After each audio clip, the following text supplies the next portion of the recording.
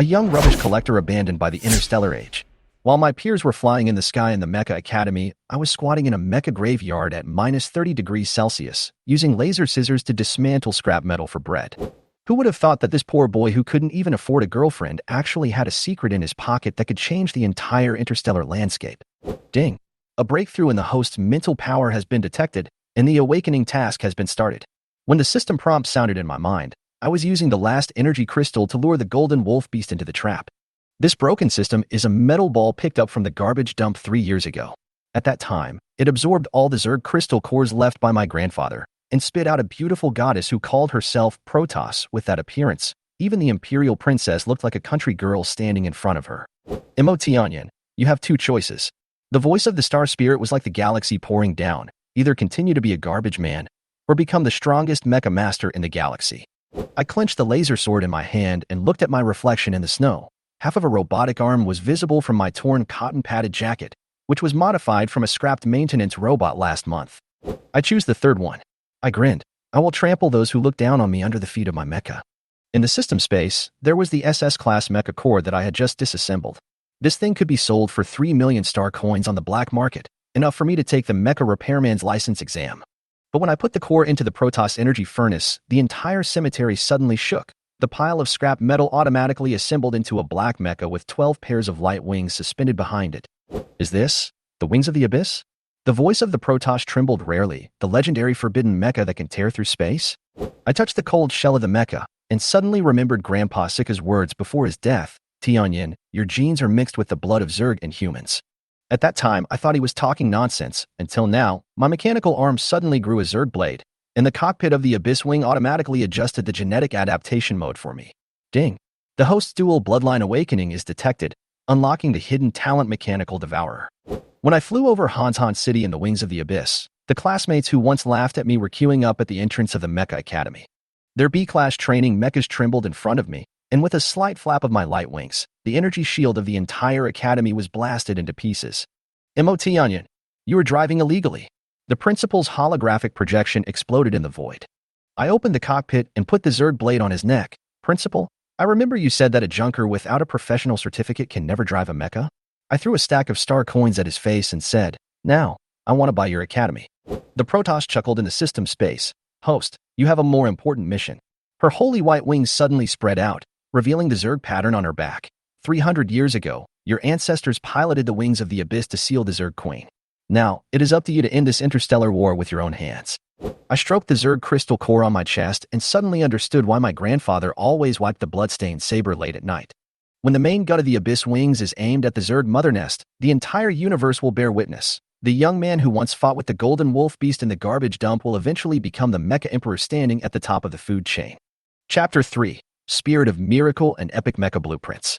At this moment, I saw her eyes, those deep blue eyes, like the starry sky, flashing with endless light. As soon as she opened her eyes, the light in the whole room seemed to become much brighter, as if countless stars were spinning in them. Those eyes were full of mystery, so deep that I couldn't look away, as if I was sucked into a black hole and couldn't escape. Her eyes were fully open, and she regained consciousness.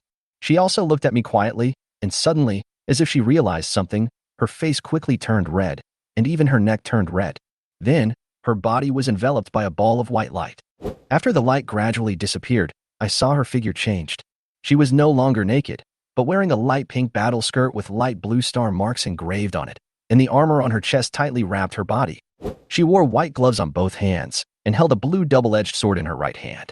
The blade was gleaming with light, and the tip of the sword was cold and dazzling. She wore white stockings and pink high-tech combat boots on her feet. The boots were equipped with wind wings on both sides, which was very cool.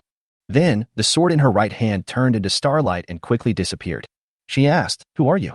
Her voice was as clear as spring water, like the sound of nature, which made people feel peaceful. I reacted subconsciously, pointed at the metal ball and said, "You asked me who I am? I was also wondering who you are. You came out of that metal ball, and you swallowed the Zerg crystal core that Grandpa Sika left for me as a souvenir." She followed my direction and looked at the metal ball. She was stunned for a few seconds, then murmured to herself, "I know." Then, she smiled softly. "That metal ball is called the Miracle Core, and I am its spiritual clone. You can call me the Miracle Spirit." She went on to explain, "Since you have activated the Miracle Core, you are the temporary owner of the Miracle Core." "Temporary owner?" I asked with a frown. Yes, the Spirit of Miracle nodded. Your task is to collect enough Zerg crystal cores in exchange for points, which can be used to exchange for some advanced technology. Advanced technology? I immediately became interested when I heard it. Spirit of Miracles, can you let me see these advanced technologies? The Spirit of Miracles waved her jade hand lightly, and a virtual screen appeared in the air.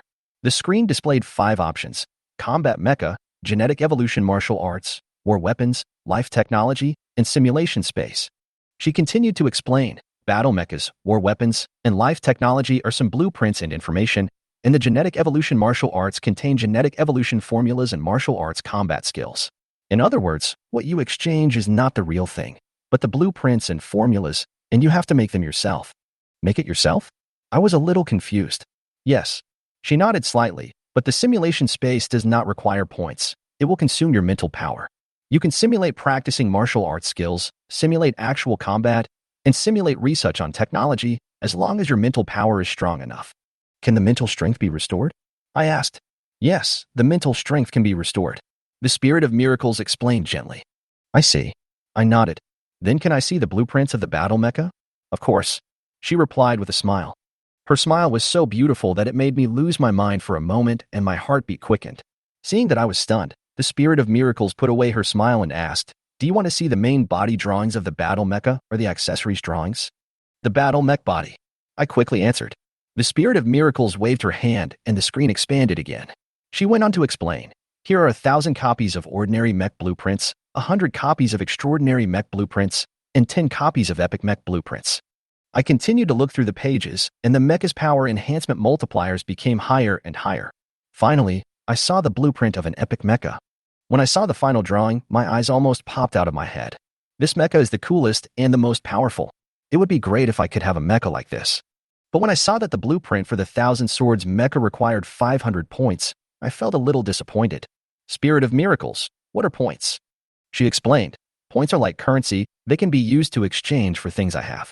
For example, the blueprint of the 1,000 Swords mecha you saw requires 500 points, and you only have 1 point now. I asked in surprise. I just picked up this metal ball. How can I have 1 point? Your Zerg Crystal Core is a normal Zerg Crystal Core, which has activated the Miracle Core. The value of a normal Zerg Crystal Core is 1 point. The Spirit of Miracle explained patiently. Normal Zerg Crystal Core? I tried to understand. Then can the energy crystal be exchanged for points? The Spirit of Miracles glanced at the energy crystal in my hand and shook his head. No, the energy level of this crystal is too low. It takes at least 10,000 of these crystals to exchange for 1 point. I felt a little disappointed, but soon regained my composure. Then how can I earn enough points to exchange for the 1,000 Swords mecha blueprint? Kill the Zerg and absorb their crystal cores. The Spirit of Miracles focused his eyes. Each Zerg crystal core is their source of energy. Although the energy level is the same, the energy contained in Zerg crystal cores of different levels is different. Elite Zerg crystal cores have more energy, and you will come into contact with more advanced ones later. I will definitely kill the Zerg, I said firmly. Grandpa Sika was killed by the Zerg, and I had long decided to take revenge and join the Imperial Army, becoming a combat mecha division, accumulating military honors, and improving my strength. The Spirit of Miracles looked at me, seemed to approve of my determination, and said softly, since you have activated the Miracle Core, I will reward you with a blueprint. You can choose one from these blueprints. Really? Then I want the 1,000 Swords mecha blueprint, I said excitedly. It has been unlocked. You can check the blueprint anytime. The Spirit of Miracles replied with a smile. Thank you, Spirit of Miracles, I said gratefully. I hesitated for a moment and suddenly asked, can I call you Sister Miracle? The Spirit of Miracle was stunned for a moment, then smiled, sure, call me whatever you want. However, she immediately reminded me seriously, but don't think you can get something for nothing just by being close to me. You get what you deserve. Don't worry, Sister Miracle, I will work hard to become a combat mecha pilot, kill the Zerg, and collect crystal cores. I promise seriously. This is my chance. I must become stronger by accumulating points. Chapter 44 Major Combat Mecha Professions? I want them all. It suddenly occurred to me that the metal ball called the Miracle Core appeared with several other things. So I asked the Miracle Spirit, did you collect these valuable items? The Spirit of Miracles nodded slightly and replied, these things are the most valuable items in that place.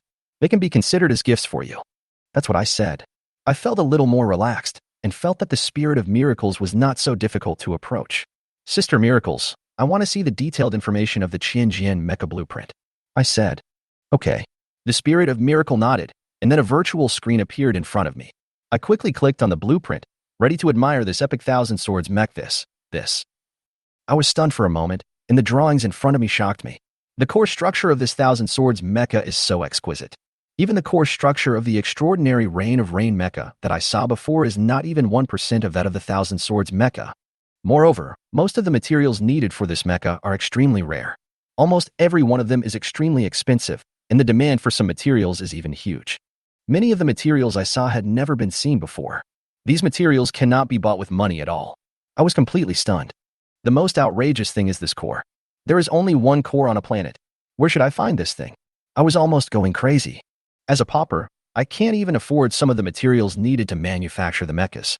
These precious materials cannot be purchased even if I have money. Even if all these materials are in front of me, I still can't make it. I thought in distress.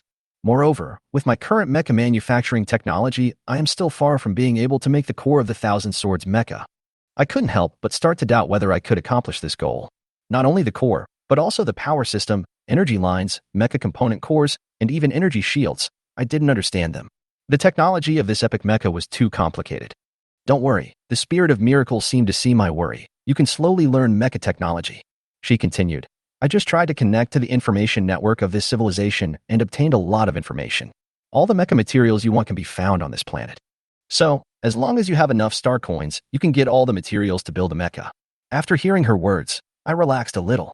Fortunately, I noticed some drawings piled on the table. These drawings were all designed by me, including a drawing of an ordinary combat mecha. This mecha is called Tianyan, and I gave it a name.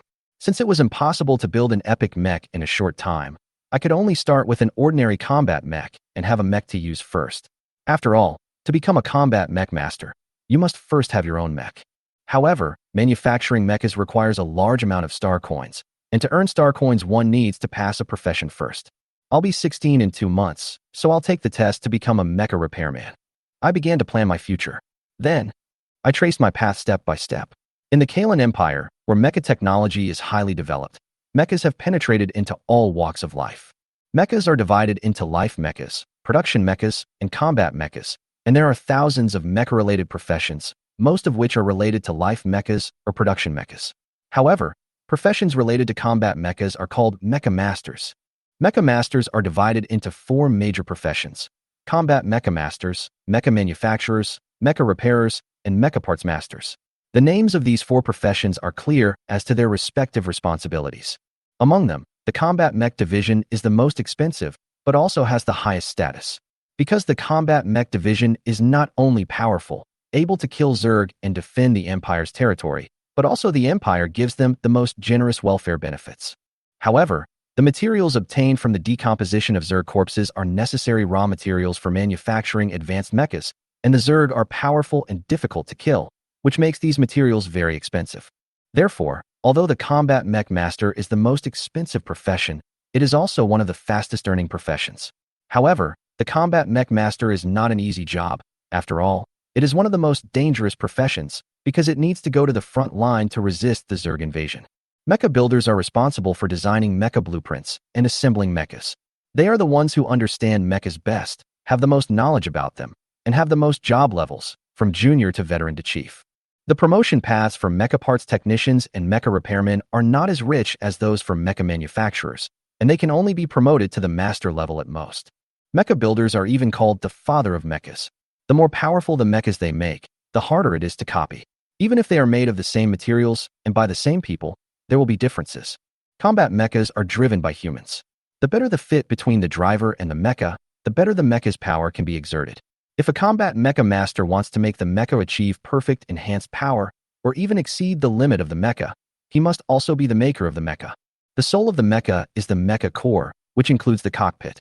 When a mecha pilot is driving, he connects with the mecha core through his mental power, so that the various systems and components of the mecha work closely together, and the mecha becomes a part of the driver. Therefore, the combat mecha master must at least reach the perception level of mental power. But the problem is that the mecha core is engraved by the mecha maker according to the blueprint using mental power. After the core is completed, the mecha maker's mental power will remain, which means that even if the combat mecha master drives the mecha, it cannot be perfectly matched. If the combat mecha master is the mecha maker himself, then the fit between him and the mecha will be perfect. The mecha repairer is the doctor of the mecha, responsible for repairing damaged mecha parts. As long as the core is not damaged, other parts can be repaired. The Mecha Parts Division is responsible for manufacturing all kinds of mecha parts, including weapons, shields, outer armor, etc. According to the needs of the mecha, the Parts Division will provide different types of accessories, including weapons for combat, shields to enhance defense, and even some functional accessories. Then, I will learn all the mecha professions. I clenched my fist and raised it above my head, because I want to be the strongest mecha master. Chapter 5 Transaction Asterisk I opened the iron door and walked out of the house with vigor and vitality. Although it is winter and snowy outside, this is a slum with a high population density. The air outside was foul, gray, and unbearable. The slums accounted for half of the population of Dongqing District, but only 20% of its area. The entire Dongqing District has a population of about 4 million, and the poor account for half of them. The densely packed slum buildings here block the sunlight, and the whole street is filled with a gloomy atmosphere. People die of hunger every day, and murders and robberies often occur. But this kind of thing rarely happens near my home. When I first came here, a bully came to my house and asked me to pay protection money. At that time, I coldly said, "Get lost." The bully showed a grim smile and threatened me. "Don't think I won't do anything to you just because you are a kid. Since you want to die, I will grant your wish. I will kill you first, and then search you slowly." He pulled out a knife, with an evil smile on his face, obviously looking forward to my struggle before death. Although he was pale and thin, his eyes were fierce, and it was obvious that he had killed many people. Several middle-aged women in ragged clothes around him lowered their heads, covered their eyes, and turned their heads away. "I'm afraid this child is hopeless. I hope he can be born into a good family in his next life and not suffer anymore," they said helplessly. At this moment, I suddenly took action. I kicked the knife out of the bully's hand with one kick, and then kicked him away with another kick. The whole process took less than 2 seconds. When those middle-aged women turned around, they saw the bully spitting blood and falling to the ground. After this incident, the bully found more than a dozen people to take revenge and surrounded me. The neighbors could only watch as these villains prepared to attack. Several women who had witnessed the scene just now shook their heads. This boy can beat one person. How can he beat a group of people? And their boss is holding an energy gun. Unexpectedly, I was not afraid at all. First, I easily dealt with those with weapons with my bare hands. Then, the leader of those people pointed energy guns at me, but I stood there unscathed because I had already opened the energy shield. I then took out my laser sword and killed their leader with one strike. Since then, all the bad guys nearby knew that there was a young man who should not be provoked, and no one dared to trouble me anymore. Even those guys who were bullying nearby had to think twice. The spirit of miracle returned to the miracle core, which could be shrunk. I strung it together with a rope and hung it around my neck. There was also a small sign on the rope with the word "Emo" engraved on it. Grandpa Zika once told me that this was what he found on me when he picked me up, so he named me Emo Tianyan. The word Tianyan means clouds in the sky. Grandpa Zika hopes that I can be as free and do whatever I want like the clouds in the sky. Today, I plan to go to the city to sell the damaged battle mech core. As soon as I walked out of the alley, a child about 11 or 12 years old ran over and called me. "Brother Tianyan, where are you going? I just saw you coming home. Why are you going out again? Didn't you find any valuable mecha parts?" he asked. "No, Bill, I have something to do in the city." I looked at this dark and thin little boy, feeling a little reluctant. "Going into the city? Brother Tianyan, I want to go too. I've never been into the city in my life," Bill said excitedly. "No, I have something to do and can't take you with me. Although I usually take Bill with me, today is different. I have to make a deal. I'll bring you something delicious and fun when I come back, okay?" I said to him. "Well, okay, you have to come back soon," Bill said disappointedly. I walked towards the city. It wasn't far, about 10 kilometers, and I arrived quickly. Once I entered the city, the air was fresh, the roads were wide, tall buildings stood in rows, and there was a lot of traffic. Hovercrafts sped by on the road, and occasionally I could see a few mechas flying by. The trading market is endless, with all kinds of goods. There is everything here. The only thing missing is money. Customers are here. "Brother, what good things did you bring this time?" As soon as I entered the store, the owner greeted me with a smile. I opened the space toolbox and took out the huge item. Battle Mech Core. "Oh, is this damaged?" the shopkeeper asked, obviously interested. "Yes." I nodded. 80,000 star coins. The shopkeeper offered. "I'm leaving." I was about to take back the core, but when I saw the price offered by the shopkeeper, I felt dissatisfied. "Oh wait, 85,000. No, 90,000, 90,000 star coins, okay?" The shopkeeper hurriedly caught up with me, trying to save the deal. "If you do business like this, we'll all go our separate ways." I shook my head and prepared to leave. 95,000 star coins. Last offer. Sell it if you want. The shopkeeper spread out his hands. clearly getting impatient. Although the core is damaged, most of the materials are worth 100,000 star coins. Don't think I don't understand. I sneered. After hearing this, the shop owner frowned and showed a smile that was uglier than crying. Okay, brother, you are really smart, huh? Then 100,000 star coins. He finally gave in. No thanks, since the owner is so insincere, I won't do the deal. I turned around and was about to leave. 110,000 star coins, brother, don't be anxious. I was wrong just now. How can I do that? The owner was really anxious this time. 110,000 star coins, yeah, okay. I nodded in satisfaction. I took out a star coin card and handed it to him. The shopkeeper took the card expressionlessly and operated it for a while. 110,000 star coins have been transferred to your card. The shopkeeper returned the card to me and said, "Welcome to come again next time." After I confirmed the amount in the card, I nodded. Yes. I answered. Star coins are the currency in the Oran Empire. 1,000 star coins are enough for an average family to live on for a month. If you live in a slum village, 1,000 star coins are enough for a family of several people to live on for half a year. When I came to trade before, it was usually a small transaction of a few hundred star coins, but today's transaction of 110,000 star coins still made me a little dissatisfied. After all, the store owner's price cut just now made me feel unhappy. The shop owner was unwilling to see me leave, so he quickly turned on the communicator. That guy just traded a large sum of money. Check where he lives. Okay. A voice came from the communicator. The shop owner smiled grimly as he watched me disappear at the end of the street. Welcome back? You'll never have another chance to come. Chapter 6: Materials, Books, and Girls. I was walking on the road when I suddenly stopped. The voice of the spirit of miracles rang in my mind. Tianyan, I sense the materials you might need. Go there and see if you can buy them. I was a little confused and asked, how do you know my name, Sister Miracle? Isn't there a little kid calling you Brother Tianyun? The spirit of miracle explained. Oh, but my full name is Mo Tianyan. I said. Well, stop talking nonsense. You have star coins now. Why don't you go buy some materials you need? Her voice suddenly became cold. Oh, where are these materials? I asked quickly. The third stall on the right. The spirit of miracle guided me. I followed her instructions and walked over. In front of me was a stall with a large piece of iron. Here is chrome iron, which is a necessary material for making ordinary mecha cores. The voice of the spirit of miracles sounded again. It's the big iron block in front, weighing 300 kilograms. According to the market price, it can cost up to 11,000 star coins. She gave the price and information in detail. I walked up to the stall owner and asked, how much is this iron? Seeing that I was still a teenager, the stall owner tried to raise the price to test me, 14,000 star coins. 7,000 star coins. I opened the price directly. The stall owner was a little surprised. Brother, your price is too low, at least 12,000 star coins. He shook his head. 8,500, will you sell it? If not, I will leave. I stared at him. The stall owner's eyes were a little vague. He knew in his heart that the purchase price of this piece of blue chromium iron was 7,500 star coins. Although most mecha manufacturers have their own fixed supply channels, he is in urgent need of funds and really doesn't want to let this customer go. Your piece of blue chrome iron looks like it weighs about 300 kilograms. 11,000 star coins is the market price. You can't lose money. I didn't say anything else. I continued in a calm tone. I tell you, the quality is average, at most 9,000 star coins. Buy it for 8,500. The stall owner looked at me, hesitated for a while, and finally compromised. Young man, you have a good eye.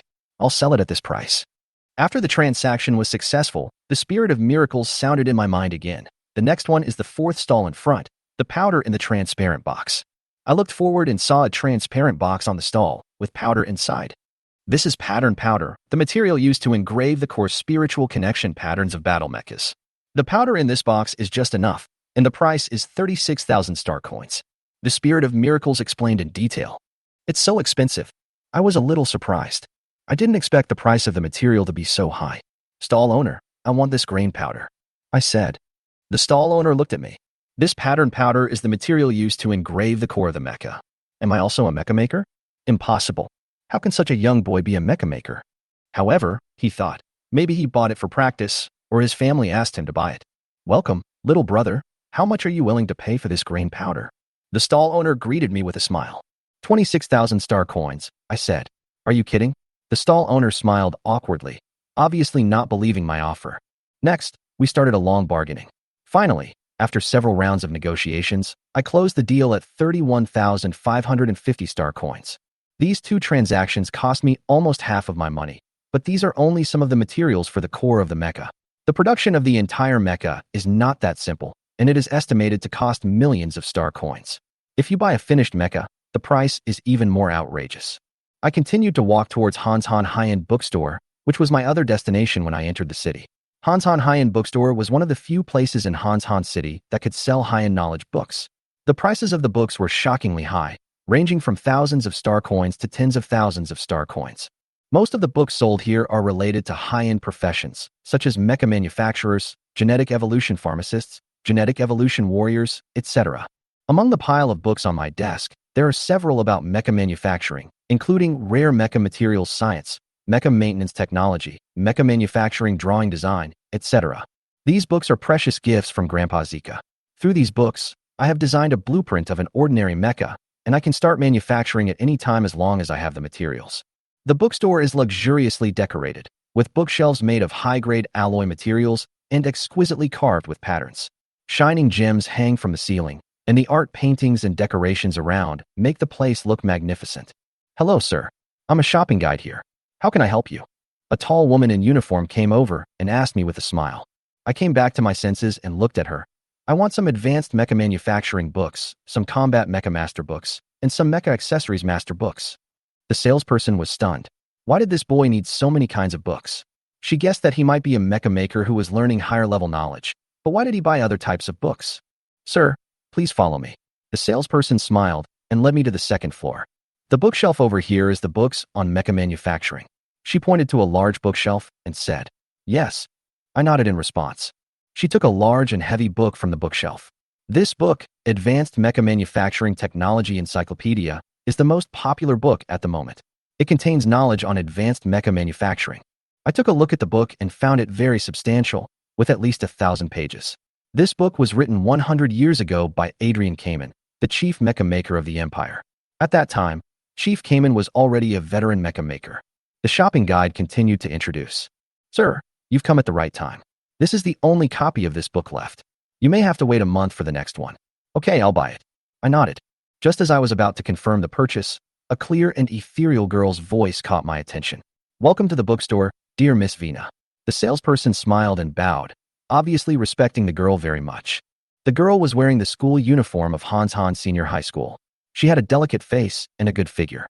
Her long legs were covered with black stockings, and there was a golden pattern embroidered around her waist. She looked elegant and noble. Her long black hair fell down like a waterfall, and she exuded an aura that could not be ignored. I couldn't help but glance at her, thinking to myself that this girl must be the most beautiful girl in the school. Vina turned around, looked at me, and frowned slightly. Who are you? She looked at me and seemed to think I looked familiar, but couldn't immediately remember where she had seen me. She suddenly smiled and asked, Hello, can you give me this book? I smiled calmly and said, Sorry, I need this book urgently. Vina looked at me in disbelief. Can you use the mecha manufacturing knowledge in this book? If I can't use it, why should I buy it? I answered calmly. She seemed a little angry and asked back, You are so amazing. Why didn't I see you at the Genius Mecha Maker conference last year? I just don't want to participate. I responded nonchalantly. Oh, you don't want to participate? Then why aren't you the champion of the conference? Vina looked at me unconvinced. Chapter 7: The Pride of a Genius. Vina took out a piece of paper from her space bracelet. On the paper were drawn complex mecha models and structural patterns. It was obviously a mecha blueprint. This is the blueprint of the mecha I designed. My father said that there are some errors in this blueprint, and it even has a fatal flaw. There was a hint of confidence in Vina's voice, but there was a hint of uneasiness in her eyes. If you can find out these problems, I will. She paused for a moment. I will buy this book and give it to you. I will also pay for the book you are going to buy today. I was silent for a moment after hearing this. Give me the blueprint. I held out my hand. Vina was a little surprised, but she still handed me the blueprint. I took the blueprint and studied it carefully. Vina looked at me and smiled. You are so fascinated by it. Are you shocked by my carefully designed blueprint? I ignored her and continued to point at the blueprint. Your father obviously doesn't want to hit you, so he said it so easily. In my opinion, your blueprint is full of loopholes. I pointed out as I read it. This core design is the most failed. The mecha parts that your spiritual connection line should connect to are not connected, and a lot of mecha parts that shouldn't be connected are connected. This will cause your mecha to react slowly, which is a fatal weakness in combat. Vina's expression suddenly froze. She obviously didn't expect me to point out the problem so directly. The power system is still using old-fashioned equipment from 100 years ago. I continued, and Vina's face became more and more incredulous. The energy patterns are too monotonous. How much energy can these patterns transmit? I really doubt whether your mecha can achieve triple force enhancement. I pointed out the problems on the drawing while continuing to analyze calmly, and here, and here. The designs in these places are totally illogical. Vina's expression became worse and worse. Is this the champion of the so-called Genius Mecha Maker Conference? He is not even as good as the one I designed 5 years ago. I handed the blueprint back to Vina calmly. This design has many flaws, especially in terms of combat efficiency. It is far from what you expected. Vina stood there blankly, motionless. Am I really that bad? Her voice was a little choked, and her eyes were full of self-doubt.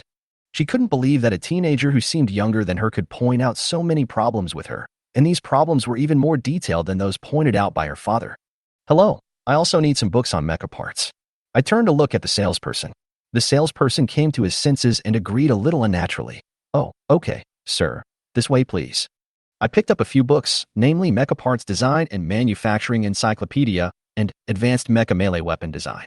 Together with Advanced Mecha Manufacturing Technology Encyclopedia, I picked up 3 books in total. Let's check out. I said to the salesperson. Okay, sir. This way, please. The salesperson took me to the counter.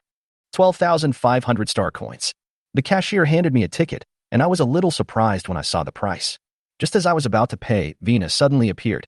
I admit that my mecha manufacturing technology is not as good as yours. I mean what I say.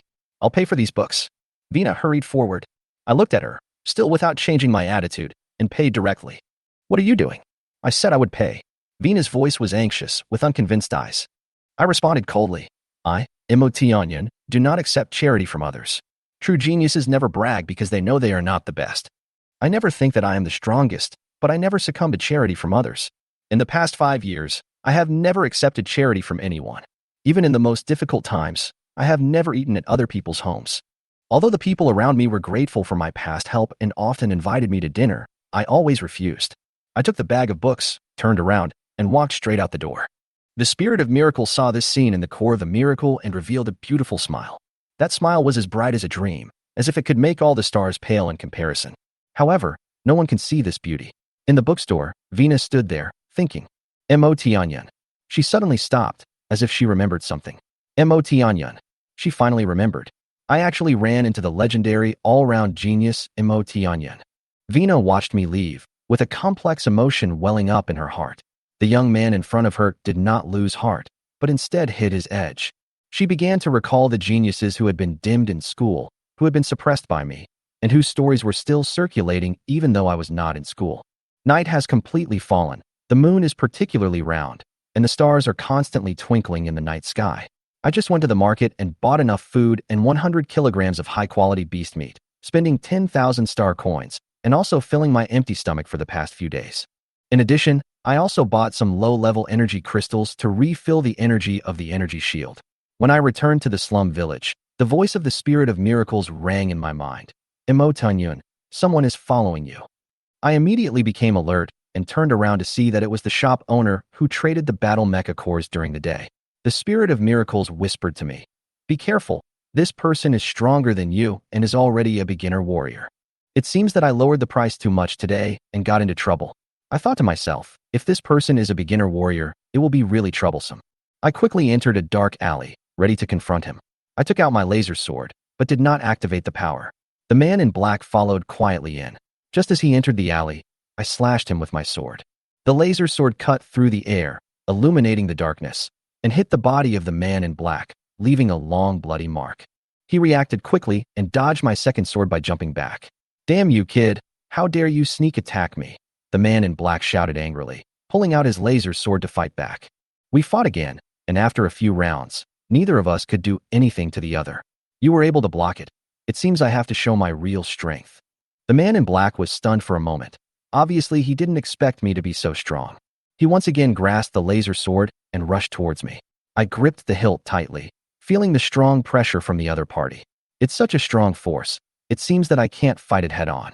Chapter 8. Xingyu's Sword Skills Breaking Through the Imagery Realm. The opponent's advantage is obviously strength, while my advantage is my high sword skills, and my mental strength has reached the perception level. Therefore, it is obviously not a wise move to fight hard, so I decided to overcome hardness with softness. The man in black suddenly launched a fierce attack, and his laser sword pounced on me with powerful momentum. My heart tightened, and my swordsmanship changed accordingly. The laser sword in my hand became light and fast, sometimes twinkling like stars, sometimes as gentle as moonlight. Every time I swung the sword, it had an unpredictable trajectory, making the opponent's attacks miss again and again. The man in black became more and more anxious. He waved his sword but could not hit me. Every precise block and thrust I made him more confused. His sword moves became more and more violent, but I became calmer. My mental power allowed me to react much faster than an ordinary person, and I could easily sense his every move. It seemed that he was overwhelmed, but I was able to handle his attacks with ease. He obviously realized that he couldn't defeat me at all, so he quickly stepped back and took out a bottle of potion from his arms. "Is this your last bargaining chip?" I sneered. He quickly opened the bottle of medicine and poured it directly into his mouth. Instantly, his body swelled violently, his muscles swelled, and his entire body became even larger. "Banned drugs." I frowned slightly and stared at him vigilantly. He swallowed the potion without hesitation and instantly became even bigger. His strength soared, and the great power he already possessed was enhanced again. I immediately became nervous because this banned drug can greatly enhance physical ability in a short period of time, but it also has huge side effects. Excessive use can cause genetic collapse and direct death. However, the opponent seemed to have no way to retreat. Seeing his increased strength, he did not hesitate at all, and once again grasped the laser sword and slashed at me fiercely. The sword came with such force that it seemed to have the power to tear the air apart. I tried my best to resist it, but was instantly knocked away. His strength increased greatly, and the power of this sword was countless times stronger than before. My body was instantly knocked away and flew backwards in the air. At that moment, the bright moon and the stars in the night sky came into view. The moonlight and the starlight complemented each other, and I couldn't help but be attracted by this beautiful scene. Gradually, my thoughts became intertwined with the scenes from my past sword practice. Countless sword moves and practice scenes seemed to overlap in my mind again, and everything came together in an instant. At that moment in the air, I suddenly felt that the laser sword in my hand had changed. I seemed to have found some kind of power, and my mood had changed. I flipped backwards in the air and stood firmly on the ground with my feet firmly planted. The man in black looked at me, surprised that I could stand firm under his full force attack. "You kid, you really don't know how to live or die." The man in black shouted angrily, "I want you to die." He raised the laser sword again and chopped it down with all his might. This time, he held the laser sword tightly with both hands and launched the attack with all his might. I still didn't choose to fight head-on, but kept dodging. Every time I dodged, my swordsmanship became more sophisticated, my sword moves became more flexible, and my speed became faster and faster. Every time I draw my sword, the interweaving of swords is like the shining of stars and the moon in the night sky. The air around me seems to be vibrated by my swordsmanship, creating subtle ripples. At this moment, I finally felt that I had broken through a bottleneck and entered the image realm. Every move of the Star-Moon sword technique seemed to be integrated with the brilliance of the moon and stars, turning into beautiful and deadly sword lights. "The stars and the moon shine together," I shouted, and the laser sword cut through the air like lightning, piercing the body of the man in black. The man in black let out a painful scream. "Kill me. You can't get away. Brother Tian will help me get revenge. You can't get away." His voice gradually became weaker, and finally he slowly fell down. I breathed a sigh of relief as I watched the man in black fall to the ground. I thought to myself, luckily, my swordsmanship has reached the realm of imagery, otherwise this battle would have been difficult to resolve. But then I thought that the trouble might not be over yet. Next, I should leave here, I decided secretly. Otherwise the enemy will find me soon. If there are more people or stronger opponents, I'm afraid it will be difficult to deal with them. I quickly glanced around and found that the nearby residents had already heard the sounds of us fighting and were leaning out of the windows to watch. Although these people were used to the violence in the slums, today's scene clearly shocked them. The sound of the laser swords colliding was as piercing as the roar of lightning, and no one expected that the final winner would be a teenager. Some people began to speculate. Could it be the boy who was rumored a few years ago? They whispered. In the slums, killings did not seem to be uncommon, and as long as they were not killed in the urban areas, the Imperial Army would not intervene. Because this planet, Uluru, was very close to the front line, and the Imperial Army was stationed there all year round. I no longer paid attention to these residents, but began to search the body of the man in black. Sure enough, it was the shop owner again. I pulled off my mask and took a look at his body. and found that he seemed to have a lot of good things on him. Space bracelet, take the good stuff. While searching, I also collected his star coin card, which had 114,514 star coins on it. No wonder he was so eager to kill me. It turns out that I took away half of his belongings today. I thought to myself. Then, I saw the laser sword and said, I'll take this sword as well. Although it's of no use now, I can sell it for a good price in the future. After packing up these things, I quickly left the scene. Soon, I returned to my home and passed by Bill's house, and he ran out excitedly. Brother Tianyan, why are you back so late? Bill ran towards me. I'm out doing something. I smiled. Well, this is a gift for you. I took out the snacks I had prepared and handed them to him. Thank you, Brother Tianyan, you are so nice. Bill said excitedly. When I grow up, I will be as good as Brother Tianyan. I will also make a lot of money so that Mom, Dad, and Brother Tianyan can live a good life. Well, then you have to study hard to improve your skills. I touched Bill's head and responded with a smile. In the dead of night, I took out my communicator and dialed a number. Hello, Charlie. What's the matter with you? The communicator showed a holographic image of a burly bald man. Brother Tian, Carlisle has been killed. Who killed him? Was he killed in the city? The bald man asked loudly. No, this is what happened. He spoke incoherently, trembling and uneasy. The bald man couldn't believe it. Impossible. I know Carlisle's strength. How could he be killed by a teenager? I smiled lightly and thought to myself, they haven't seen the strongest me yet. Chapter 9 Miracle Core Space. I packed up all my things. I looked around the tin house where I had lived for nearly 5 years. I pulled the door lock, locked it, and finally decided to leave. When I got to Bill's house, I saw Bill sitting at his desk through the window, reading a book seriously. I could clearly see that the book in Bill's hand was the one I gave him. When Bill first came to the slum, he was only 6 years old. At that time, he had no mother, and his father had to work as a laborer in the city every day to earn money to support the family. He had no time to take care of him. Therefore, Bill learned to be independent and take care of himself from an early age. He longed to grow up quickly and help his father share the burden of life. When he was a child, he often saw his father working hard to carry heavy objects under the scorching sun, and even saw his father fall down, with the huge cargo crushing him, and no one came to help. Bill could only hold on to the iron fence with his thin little hands, his eyes full of helplessness and despair. One day, he saw a man in ragged clothes approach his father and help him move the heavy objects. Bill was grateful and thought that this man came to help his father, but who would have thought that he would see a scene he would never forget? The man started to beat Bill's father. Bill was helpless and could only cry. At that time, he wanted to be stronger and be like that man to help his father. It wasn't until I arrived at the slum that Bill saw me beating up a bully. From then on, he regarded me as his role model and followed me every day. Gradually, I accepted this little follower. Bill has always been serious and motivated, which made me identify with him. Bill, I shouted. Brother Tianyan. Bill put down the book in his hand and ran over. Bill, I'm leaving here. I said to him. Bill was stunned, totally unprepared. Why did Brother Tianyan leave right after he arrived? I took out a star coin card from my pocket and handed it to Bill. Here are 5,000 star coins. The star coin card contains a special space where you can deposit and withdraw star coins at any time. For me, this money is for Bill, the only person I care about. Bill pushed the star coin card away. It's too much. I can't take it. Brother Tianyan, please take it back. I know your life is not easy either. I can't accept it. Keep it. I'm rich. I smiled and put the star coin card into Bill's hand. No, I don't want it. Bill refused firmly, his voice a little higher. Brother Tianyan, you always tell me that a real man has to rely on his own efforts, right? You also never accept help from others. Bill's eyes were filled with tears. You are right. I cannot accept the money you give me. Bill started crying, not only because he was grateful to me, but also because he didn't want me to leave. My eyes were also a little wet. What nonsense? Just take it if I tell you to. I no longer hesitated, and my tone became firm. A man must be strong and brave, but also know how to adapt. I want you to use this money to go to school. Studying is the only way to change your destiny. Bill clenched the star coin card tightly, his eyes flashing with determination. I will, Brother Tianyan. I will definitely become a man who can stand tall and proud. Okay, remember your promise. Be the best version of yourself, and don't let me down. I patted Bill's shoulder hard, turned and left.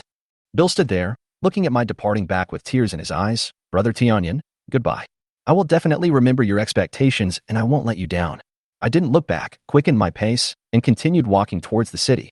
Soon after, the news came that my name had spread to every planet in the empire. Brother Tian, that guy has entered the city. What? Entering the city? That won't do. It's a big problem. A burly bald man said anxiously. What should we do? Another voice asked anxiously. Keep watching him. I don't believe you will stay in the slums forever. The bald man's tone was full of threats. I entered the city and found a hotel to stay in. The spirit of miracles appeared beside me. You want to learn mecha knowledge and martial arts skills? You can do it in the simulation space. The effect is amazing. The spirit of miracle suggested. Simulation space? I asked, how to use it. You only need to use your mental power to connect to the miracle core to enter the simulation space. She explained, you can also view mecha blueprints, formulas, etc., but you must use your mental power to connect to the miracle core in a safe state. Otherwise, your body will not be able to bear it. Once your spiritual power reaches the level of spiritual C, you can use it freely. She added. I closed my eyes, concentrated, and slowly connected with the miracle core. When I opened my eyes, I found myself in a strange space, full of complex patterns, layer upon layer, flowing slowly, exuding an ancient and mysterious atmosphere. There are 6 doors standing here, 5 of which have combat mechas, genetically evolved martial arts, war weapons, life technology, and simulation space in front of them, while the other door is even bigger, as if it leads to some unknown area. The 5 doors in front represent different fields. The voice of the spirit of miracles sounded in my ears, and that huge door, I can't enter now, and I don't know what's inside. Maybe one day you can open it. I stared at the huge door, my heart full of curiosity and expectation. Chapter 10: The Power of the Mecha. Sister Miracle, you can't get in either? I asked in disbelief. Yeah, the spirit of miracle simply responded. Then I'll enter the simulation space. I walked to the door on the far right and gently pushed it open. Behind the door was a dark vortex, like an endless abyss. Go in. The spirit of miracle smiled and motioned me to enter. I walked into the vortex with the spirit of miracles and instantly felt a strange force drawing me in. Then, everything around me became clear. This is the simulated space. The spirit of miracles spoke in a melodious voice, as if introducing me to a mysterious world. Everything in the universe can be simulated here. As long as your mental strength is strong enough, you can even simulate a universe. I was a little surprised. But isn't this just a theory? After all, how strong must the mental power be to make it possible? That's the theory. No one can have such a strong mental power. The spirit of miracles explained, but you can try to simulate something else here. She waved her hand, and a mecha hundreds of meters high suddenly appeared in front of her. Thousand Swords Mecha. I almost blurted out, and the mecha in front of me made my heart beat faster. It was the mecha I had always dreamed of. I couldn't wait to touch it, but when my hand reached out to the mecha, it actually went through it and touched nothing. Your mental power is not strong enough to simulate the epic mecha, so you can't touch it. The spirit of miracles explained with a chuckle. But don't worry, you will see the mecha fighting scene next. She slowly flew into the cockpit of the mecha and whispered, Thousand Swords Mecha, start. Following her command, the energy patterns of the mecha began to light up and gradually connected with the core. The huge mecha slowly rose into the air, carrying unparalleled power and majesty. The spirit of miracle was flying in the virtual space in the mecha. Suddenly, a huge bug 10 times larger than the Thousand Swords Mecha appeared in front of him. This bug was even bigger than the Thousand Swords mech, with a thick shell and a pair of huge wings on its back. It had 8 legs, each of which was bigger than the Thousand Swords mech's legs, and was extremely sharp, flashing with cold light. Its head is covered with huge, densely packed dark red eyes, which is chilling. If I had trypophobia, I would be too scared to look at it now. The huge insect exuded a strong breath, and green electric light flowed between the 2 horns on its head. This might be its long-range attack weapon. This is the Zerg. I finally saw the Zerg. Although it looked different from what I expected, I was shocked by its huge size and the pressure it exuded. The spirit of miracles drove the Thousand Swords Mecha without any retreat, but instead rushed forward at an accelerated speed. The surrounding air seemed to be oppressed by her mecha and instantly became tense. The alloy giant sword appeared from the void around the Thousand Swords Mecha, and then gathered above the mecha into a huge alloy giant sword. Divine Realm Thousand Sword Slash. The spirit of miracles shouted and swung the alloy giant sword. As she moved, brilliant shadows of galaxies instantly appeared all around her. These shadows gradually formed a dazzling star field, enveloping the giant insect. A ray of sword light shot out from the giant alloy sword, illuminating the entire space. The huge insect instantly turned into countless debris, and the sword light fell in the air and finally dissipated. This is the scene of mecha battle. The spirit of miracle flew back to me in the Thousand Swords mecha and said to me with a smile, The simulation space can not only help you practice combat skills, but can also be used for mecha manufacturing. Although it is virtual, it is exactly the same as the real thing. I immediately understood the value of simulation space. To me, manufacturing mecha is a process that costs money and requires a lot of rare materials. If I fail, not only will it waste materials, but it will also hinder my plan. But in the simulation space, I can practice infinitely until I find the most perfect manufacturing method. The biggest advantage of the simulation space is that you can practice countless times until the mecha manufacturing reaches perfection. The spirit of miracles continued. In this way, the mecha you manufacture in reality can reach the highest force enhancement multiple and become a perfect mecha. This not only saves materials for practice, but also avoids the waste of some rare materials. If you want to build a mecha, practice is indispensable, especially for high-level mechas. The spirit of miracles explained to me patiently. I realized how valuable the simulation space was to me. It was priceless in terms of saving money and increasing the success rate of mecha manufacturing. More. The voice of the spirit of miracles sounded again. I have set up 10 trial levels for you. After you pass the 3rd level, you will unlock the advanced mecha behind the epic mecha, as well as other blueprints and recipes of the same level. All of these can be exchanged for points, she added. What's in the trial level? I asked, my heart beating faster. Didn't you see it just now? The spirit of miracles smiled lightly, with a hint of teasing in her eyes. I couldn't help but be stunned for a moment. The beauty of the spirit of miracles distracted me a little. Sister Miracle, you are so beautiful. I couldn't help but blurt out. Oh, am I really beautiful? She raised her eyebrows slightly, her voice soft and full of teasing. Yes, Sister Miracle is the most beautiful. I couldn't help but answer, gradually losing my mind. Then you have to get more Zerg crystal cores for me. Miracle Spirit said with a smile, with a hint of joking in his words. Well, I will try my best. I nodded quickly. Then why don't you learn the knowledge of mecha manufacturing? Miracle Spirit suddenly frowned, signaling me not to hesitate any longer. Next, I studied the professional knowledge of a mecha master in the simulation space while learning how to drive an ordinary mecha to kill ordinary Zerg. After a month, my professional knowledge of a mecha master had reached the intermediate level, and I could use the warrior combat skill star Moonsword art by driving a mecha. Ordinary Zergs are no longer my opponents. The blueprint of this mecha is already perfect. I looked at the blueprint in my hand and muttered to myself, if it can be perfectly manufactured, the maximum force enhancement multiplier of this mecha will reach 10 times. This is the first mecha I designed, and I decided to name it Tianyan Mecha. I will be 16 in a month, and now is the time to prepare well. I took a deep breath and prepared to face the upcoming challenges. Tomorrow, I will go buy materials for making ordinary combat mechas, as well as biological medicines for making genetic evolution potions. I have exchanged 1 point for a recipe for an elementary genetic evolution potion. It's time to prepare for new opportunities and embark on a higher journey. Chapter 11 Gene Evolution Potion Formula. Compared with ordinary potions on the market, the formula for the primary gene evolution potion I exchanged is much more powerful and has no side effects. The common primary gene evolution potion on the market can increase strength by 300 kilograms and is sold at 100,000 star coins per bottle. However, these potions have great limitations. They cannot be taken indefinitely, and the more times they are taken, the weaker the effect. The primary gene evolution potion I obtained can not only enhance strength to 1 ton, but also has no side effects. The potion can be taken until the strength reaches 100 tons, which is the limit of the late beginner warriors. Beyond this limit, it is necessary to take the intermediate gene evolution potion, but to take this potion, the mental strength must reach the perception level to withstand the power of gene evolution. The mental power of an ordinary beginner warrior is far from reaching the perception level. I was able to break through to this level because I realized my warrior's heart.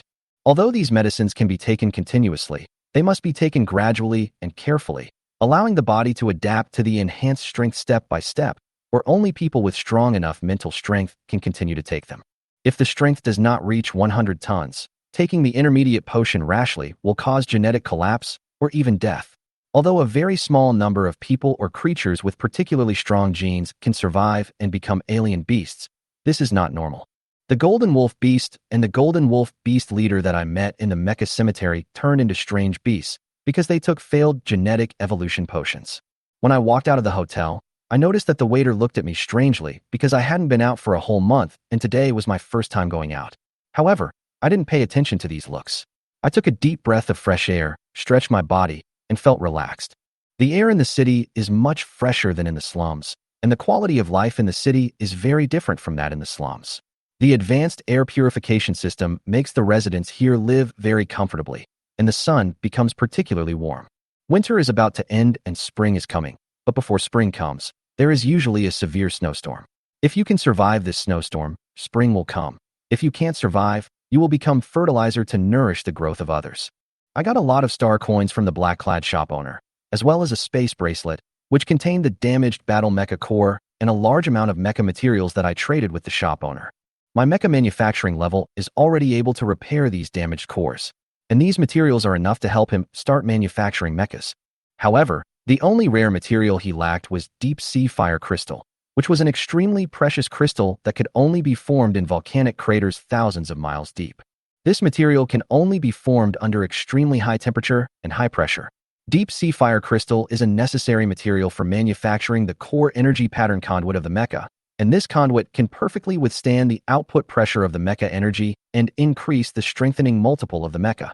I quickly searched all the shops in the mecha material market, but still couldn't find the deep sea fire crystal. Most merchants have never even heard of this material. A few merchants know about it, but they cannot purchase it due to its rarity and lack of channels. Some merchants cannot sell it because of its high price and do not purchase it. Just when I was at a loss, the voice of the Spirit of Miracles rang out. I have found the location of the deep sea fire crystal. Really? Where is it? One asked excitedly. Yes, it's at. The Spirit of Miracle gave the specific location, and I went there immediately. Soon after, he came to a hidden shop. There was no decoration in front of the door, the floor was very clean, and it seemed that few people visited it. The appearance of this shop was unremarkable, without even basic decoration, and it looked like an ordinary room. I knocked on the door and a hoarse voice came from inside. Come in. He pushed the door open and saw a white-haired old man. The old man looked at me and said, Since you are here, you should know the rules here. I was stunned for a moment and asked, What rules? The old man frowned and looked at him unhappily. You come here, don't you know the rules? Well, senior, don't be angry. I'm here to find the deep sea fire crystal. I hurriedly explained. The old man still looked a little impatient after hearing this. You know I have rare materials here, but you don't know the rules? Since you are here, you should know what to do. Are you a mecha maker? The old man suddenly asked. I guess so. I answered somewhat ambiguously. What do you mean? Are you a mecha maker or not? The old man was a little impatient. Yes, I am a mecha maker. I realized that my answer was not clear enough, so I quickly changed my words. The old man glanced at him and said, Since you are so young and dare to come here, I will give you a chance. The old man hesitated for a moment and then said, If you can design a mecha blueprint with a maximum force enhancement multiple of 5 times here today, I will give you the rare materials you need. As soon as I said this, I frowned immediately. He understood that it was very difficult to design a blueprint that met the requirements within 1 day, especially when the force enhancement multiple was required to reach 5 times, which was extremely difficult. You only have 1 day, and the power enhancement multiplier of the mecha you design must reach 5 times. The old man added, This is almost an impossible task for you. My heart beat faster, and I realized that I was facing a huge challenge. Chapter 12 Young People's Dream of Mecha. I couldn't believe my ears. A blueprint for a normal combat mecha with 5 times the maximum force enhancement? I couldn't believe what the old man said. Are you talking about the blueprint of that ordinary combat mecha? I couldn't help but confirm it again. After hearing this, the old man laughed and said, Why? Do you think it's too difficult? Give up. In the past few decades, less than 20 people have passed my test. There was a hint of joking in his words. It's not difficult, it's too easy. I responded to him with a smile. A month ago, I started to systematically learn mecha manufacturing technology. At that time, I began to study the book, Advanced Mecha Manufacturing Technology. Through continuous design and manufacturing, repeated practice in the simulation space, the experience accumulated has far exceeded the career accumulation of ordinary mecha masters. Now, I can design extraordinary mecha blueprints, let alone the so-called ordinary combat mecha blueprints. Easy? Stop bragging, kid.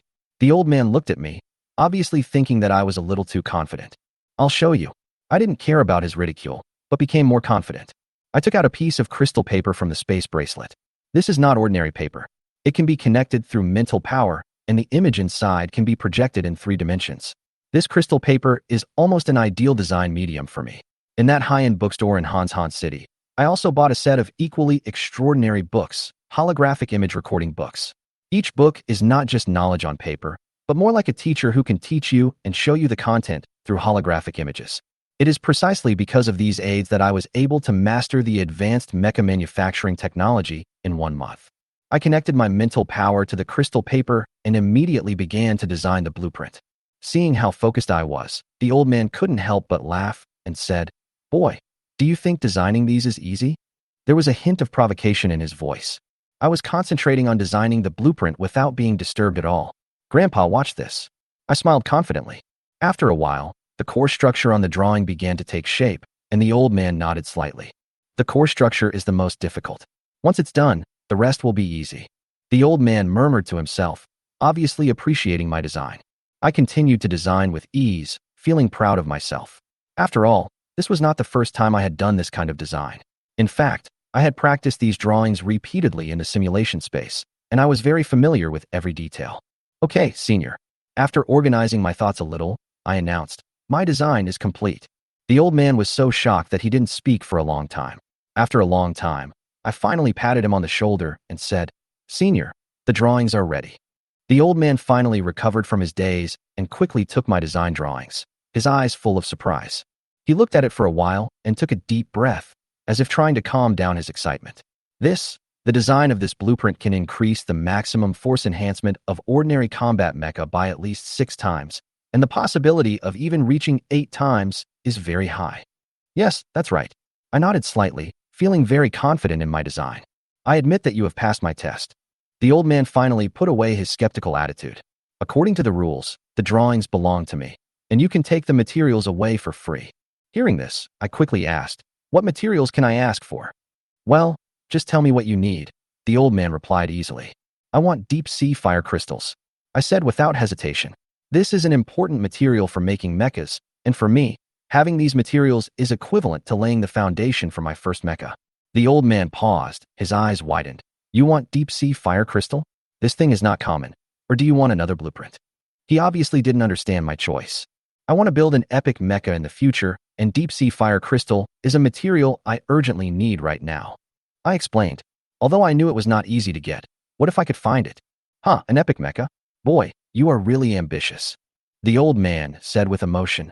However, the deep sea fire crystal is indeed a special material for the Imperial Legion. It is indeed not easy for you to find it. I could see that he admired my ambitions. However, I was not discouraged by this, but became more determined to achieve my goal. Then I want another space orb. It suddenly occurred to me that the space orb is a high-tech item that can store mechas, which will be of great help to my future plans. The old man glanced at me and nodded slightly. I can provide you with a space orb. This material is not expensive to me. He took out a space orb from his side and handed it to me. Thank you, senior. I took it gratefully. The old man waved his hand and said, no need to thank me too much. Since you have passed my test, I cannot treat you unfairly according to the rules. Go well. You have talent and you will achieve great things in the future. I clenched the orb in my hand, feeling an inexplicable excitement in my heart. After bidding farewell to the old man, I walked out of his room with the 2 materials. What a talented young man. I hope he can realize his dream of owning a mecha. The old man whispered to himself, as if sending me his blessing. Chapter 13. You cannot enter without an Imperial ID card. Epic mecha. I kept thinking about the old man's words. I couldn't help but get excited. After all, being able to build an epic mecha is almost an unattainable dream for any mecha maker. Thinking of this, I took out some ordinary draft paper from the space bracelet, quietly placed it in front of the old man's door, and pressed it down with the flower pot and stone next to it. These small details should be helpful to the old man. Okay, all the materials are ready, and now we can start making the Tianyan mecha. I was already eager to try it out, and I couldn't wait to control my own mecha and take part in a hearty battle. After leaving the old senior's residence, I still couldn't calm down and couldn't suppress my excitement. All this was about to begin. The plan to manufacture the mecha had already been laid out in my mind, but to start this work, I definitely couldn't just find a random place. The hotel space is obviously not enough to support the manufacture of mechas. Even if they can be completed, the final product will be so large that it will crush the structure of the hotel. In addition, the manufacturing process requires the use of many tools and mechanical equipment, especially the assembly process, which requires the use of large workbenches, and these facilities cannot be found in the hotel at all. Ordinary people can't enter the large-scale machinery manufacturing factory. It's where some life mechas and transport ships are produced. I thought to myself, it seems that I still have to go to the Combat Mecha Manufacturing Center. So, I took the aerial suspension platform and quickly crossed Dongqing District to the central area of Hanzhong City. This is the heart of Hanzhong City, the political and economic center, which is much more prosperous than Dongqing District. Although the weather in Hanzhong City is still cold, the temperature in the central area has been adjusted to be as pleasant as spring, and there is not a single snowflake in the sky. This warm climate is entirely due to the temperature control system here. There is a huge city temperature controller on the top of the Hans Han building, which can adjust the temperature around it. The entire central area is centered on the Hans Han building and surrounded by other important buildings and facilities. I walked through these busy streets and headed for the Battle Mech Manufacturing Center. This is a place with people coming and going, a completely different world. Except for the occasional intelligent service robot greeting me, other pedestrians did not pay much attention to me.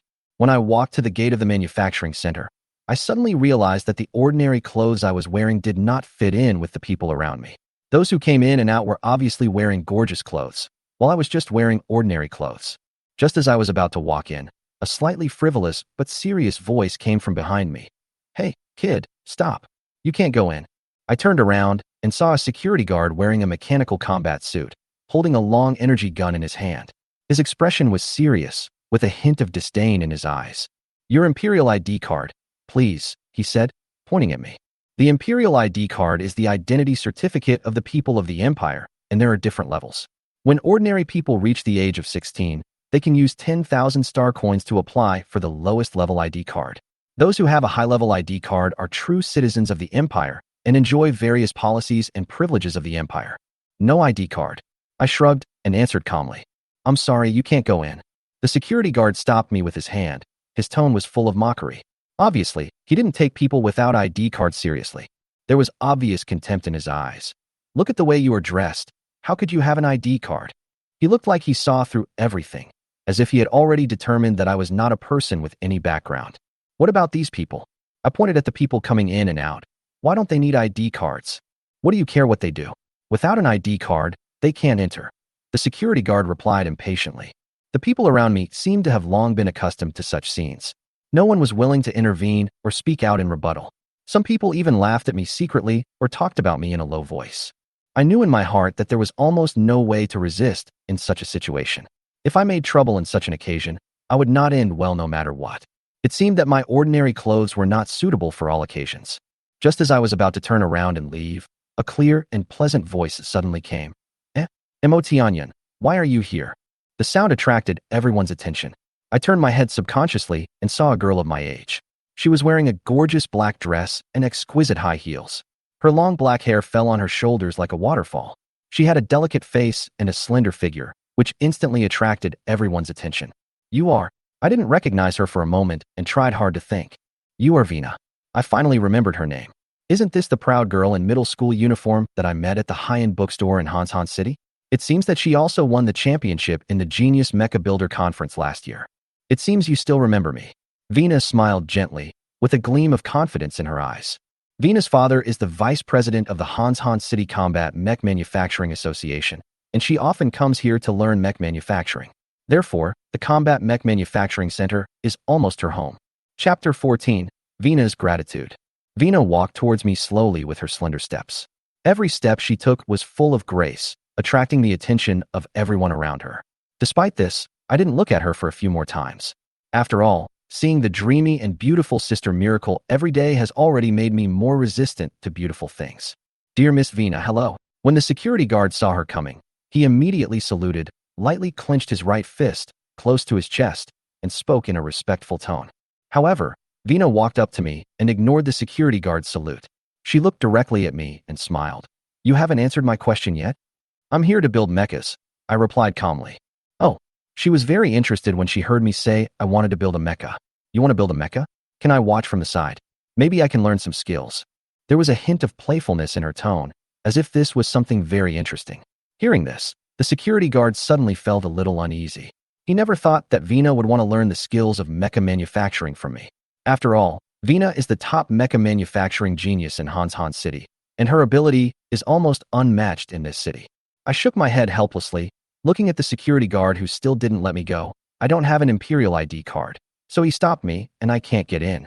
When Vina heard me say this, she immediately looked at the security guard with a cold look and said with a hint of displeasure, "I have been learning to make mechas here since I was a child. Why have I never heard of showing an ID card here?" After hearing this, the security guard's tone suddenly became hesitant. He seemed to realize that he had made a big mistake and began to feel a little at a loss. I looked at the security guard's expression and realized that he was deliberately trying to make things difficult for me, judging a person by their appearance and clothing. At this moment, He seemed to realize that his actions might have caused quite a bit of trouble. Seeing this, Vina asked coldly, "Do you know what the consequences of doing this will be?" The guard's face turned red, and he opened his mouth several times, but couldn't speak. Obviously, he was already wavering and didn't know how to respond. Seeing this, the people around began to whisper, "This guard must have really run into a tough guy. It looks like there's someone behind this guy. Miss Vina's friend? The boy has an extraordinary temperament. He is definitely not an ordinary person." Those who had pointed fingers at me and ridiculed me before had begun to change their views. It was simply because they knew the background behind Vina. Her father was the vice president of the Hanshan City Combat Mecha Manufacturing Association, and he played an important role in the mecha manufacturing industry. What does a high-level combat mecha maker represent? It means that he can create extraordinary combat mechas and has countless powerful resources and connections behind him. Naturally, no one will offend Vina and her father easily. "Ms. Vina." The security guard's voice became a little nervous. "I was blind. I would like to apologize to your friend." As he spoke, he bowed deeply to me and said, "Please forgive my rudeness just now." I looked at him, feeling no pity in my heart, but rather a little funny. I thought I would lose face here and leave in embarrassment, but I didn't expect Vina to suddenly help me. I was a little surprised because Vina seemed very angry about the incident at the Hanshan City high-end bookstore and thought I had humiliated her. I didn't expect that she would take the initiative to help me this time. Moreover, her attitude was even more resolute, without the slightest hesitation.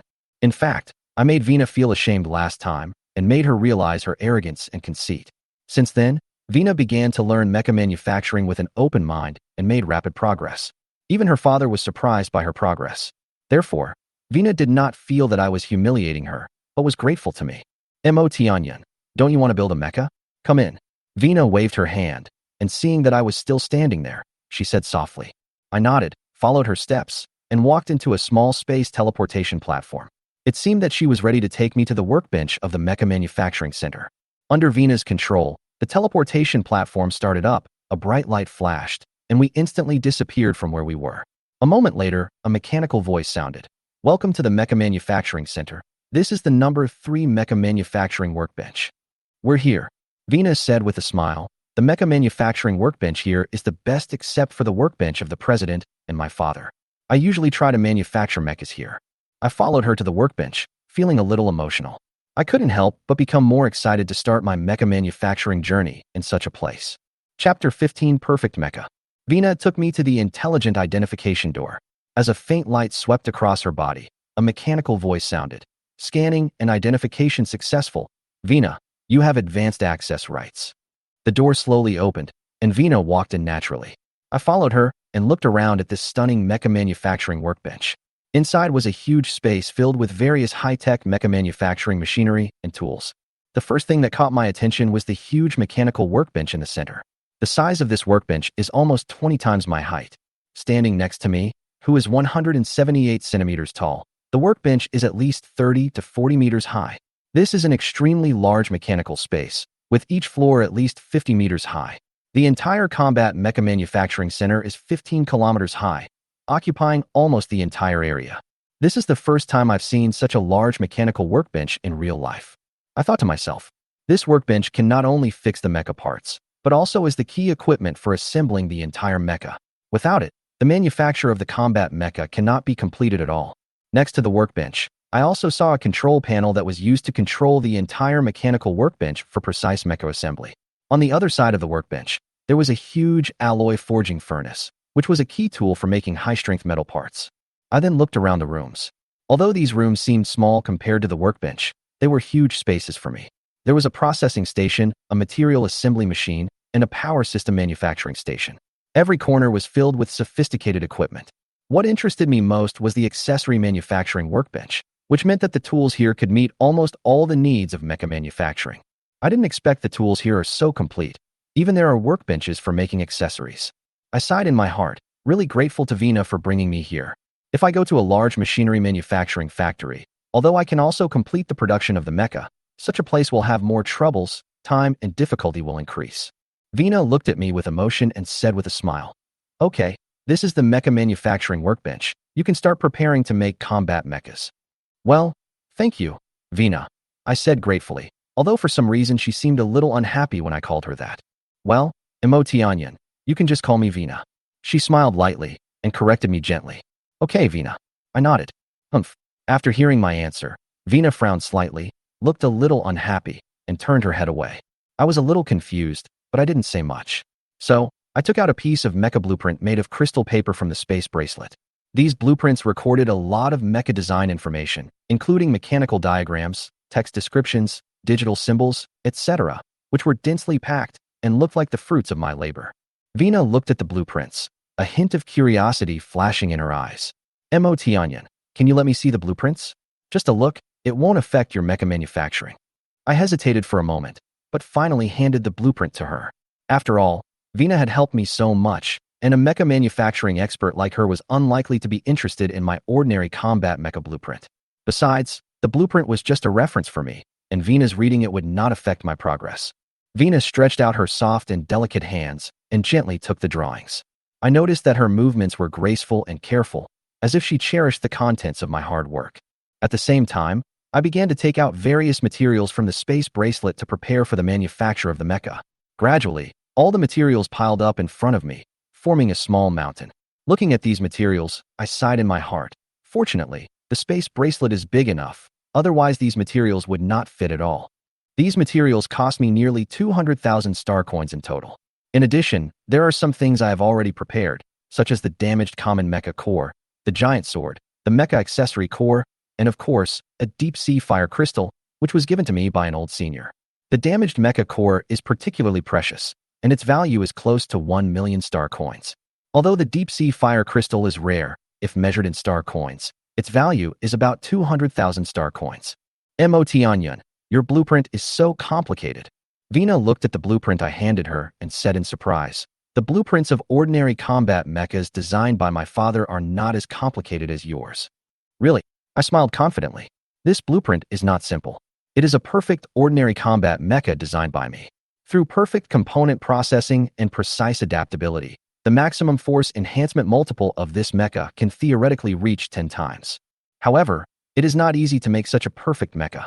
Each component must be accurate and fit perfectly, which requires not only a lot of money and time, but also a very high level of technology.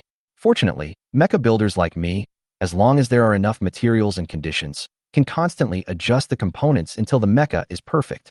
Although this mecha is theoretically an ordinary combat mecha, its performance is far beyond the scope of conventional mecha. If I can create such a perfect mecha, it will be a huge achievement. Chapter 16: Remanufacturing the Mecha Core. Yes, I can understand the ordinary mecha manufacturing drawings designed by my father. Vina said helplessly, but every detail of your drawings is so complicated and mysterious. I can't figure out the purpose of such a design, even if I rack my brains. I looked at her expression and couldn't help but smile. Vina was obviously confused, but I knew she would understand. After all, this was not an ordinary design drawing, but a perfect grade ordinary combat mecha drawing. This is a blueprint for a perfect grade ordinary combat mecha, I explained lightly. Vina was stunned, as if she was somewhat shocked by this information. She looked down at the blueprint in her hand and was silent for a while, and suddenly seemed to realize something. Perfect grade. She muttered to herself. Wait, I seem to remember where I saw this knowledge point. I can't remember. I'll just look it up. Vina immediately took out a small intelligent computer and hurriedly searched for relevant content. A few seconds later, a line of words appeared on the screen of the intelligent computer. Perfect grade. The highest force enhancement multiple of a certain level of mecha manufactured reaches the theoretical maximum force enhancement multiple of this level of mecha. She looked at the screen. A trace of shock flashed in her eyes. This is too amazing. Is this the perfect mecha that my father mentioned? Vina seemed to suddenly understand that her father had also mentioned the concept of perfect class, but had never been able to design such a mecha. Her admiration for me was obviously raised to a higher level. This is a mecha manufacturing blueprint that even my father has difficulty designing. Vina looked at me, her admiration for me evident in her words. Is this the all-round genius? It seems that I am still far behind him. I didn't say much, but continued to prepare for the next mecha manufacturing. Vina saw that I was still concentrating on preparing materials and realized that she shouldn't disturb me anymore. Ms. Vina, give me the drawings. I looked up from my preparations and looked at her. Oh. Vina finally came to her senses and handed me the blueprint, muttering to herself. This guy told me not to call me Miss Vina. I took the blueprint and began to look at the mecha core structure diagram carefully. The next step is the most critical part of the entire mecha manufacturing, Manufacturing the mecha core. The first step is to manufacture the mecha core, which is the most difficult. If it fails, there will be no subsequent manufacturing steps. I thought silently, holding the blueprint, and walked towards the precision mechanical component processing station. I projected the mecha core structure diagram on the blueprint to form a three-dimensional image suspended in the air. Then, I placed the blueprint on a fixed frame to ensure that it could be accurately projected in midair. Next, I sent the blue chromite and other rare metals into the alloy forging furnace via a conveyor belt. In the alloy forging furnace, I set up the core model, entered all the parameters, and pressed the start button after confirming that they were correct. The temperature of the furnace quickly soared to 5,000 degrees. The chrome iron began to melt into liquid, and other materials also melted under control. The mechanical arm in the furnace quickly mixed the various metals together, rotating at high speed to ensure that each metal was perfectly fused. As the liquid metal condensed, the alloy began to slowly take shape, and I watched every moment closely to ensure that there were no mistakes. The smelting process lasted for a long time until the alloy was completely cleaned of impurities and the strength reached the perfect standard. The alloy was then heated, and the mechanical arm used various forging tools to carefully forge the alloy into the framework of the mecha core. Finally, the new mecha core frame was completed. I used it to replace the damaged original frame and successfully completed the upgrade and repair of the core frame. Next came the trickiest part, tattooing the spiritual connection lines. This step was very time-consuming and challenging. To ensure that every line was perfect, I took out a transparent box from the space bracelet, which contained the line powder. I filled the line powder with the tattoo tool and began the long process of tattooing the spiritual connection lines. In this process, I need to release my mental power and use meticulous manipulation to carve each mental connection line with great precision. Only by carving with mental power can I ensure that these mental connection lines can be perfectly connected to the mecha in the future and drive the entire mecha. Time passed unnoticed, and it was dark outside, and the whole city entered the world of night. However, I was still concentrating on the final tattoo work. Vina was watching through the holographic projection camera beside me and silently learning my skills. Finally, after a long period of effort, the last mental connection line was successfully completed. All the mental lines were connected into a complete circuit. I used my mental power to penetrate it, and the entire mecha core emitted a faint blue light. I checked and confirmed that all the spiritual connection lines have been successfully connected. Done. This is the most difficult step in the entire manufacturing process. The following work can be done by machines instead of humans. Mo Tianyun, has the spiritual connection pattern been engraved? Vina couldn't help but ask. Obviously, she was also waiting for this moment. Well, it's done, and it's done very well. I answered her confidently, with a satisfied smile. It's done already? Only about 8 hours. Vina looked at me in surprise. This is the mental connection pattern of a perfect mecha. I can't even make the mental connection pattern of an ordinary excellent mecha. You are amazing. That's no big deal. As long as you are skilled enough, you will be able to go that fast. I smiled. In fact, I have practiced countless times in the simulation space, and my speed has been increasing each time. Today's 8 hours is my conservative speed in reality. Although this mecha has not been fully manufactured, it is the result of my continuous simulation and improvement. The guidance of the Spirit of Miracles is also one of the keys to my success. The next steps are no longer a problem. The manufacturing of the energy vein conduit, the processing of parts, and the assembly of the core will all be a smooth process. I secretly look forward to the completion of the perfect level ordinary combat mecha. Chapter 17. Vina's father was shocked. I stood quietly in front of the mecha core, admiring every detail of it. This sphere, about 3 meters in diameter, was covered with complex energy patterns on its surface, each of which was the dark red color of deep sea fire crystals. These patterns symbolized the unparalleled flow of energy, while the interior was covered with even more complex blue spiritual connection patterns, matching the design of the cockpit. Whenever I sit in the cockpit of the mecha, after my mental power is connected to the mecha's mental connection lines, the entire mecha is like an extension of me. The mecha's reaction will occur as soon as I think about it. However, the reaction speed and power of the mecha depend on the driver's physical fitness and mental power. The stronger my mental power, the faster my reaction speed and controllability, and the stronger my physical strength, the greater the power of the mecha. However, all of this is limited by the level of the mecha. For example, although the reaction speed of ordinary mecha and extraordinary mecha is similar, the power of the latter can be greatly enhanced. As for the gap between ordinary combat mecha and extraordinary mecha, it is even more obvious, especially for a beginner like me. This Tianyun mecha is more of a starting point for a dream. Vina came over and looked at the mecha core I had just built. Mo Tianyun, the complexity of your mecha core is already comparable to that of the extraordinary mecha. I responded with a smile. Haha, Miss Vina, you are too kind. This is far from the extraordinary mecha. Vina shook her head. No, no. Your ordinary battle mecha core is almost equivalent to some extraordinary mechas with the highest force enhancement multiples of about 10 to 20 times.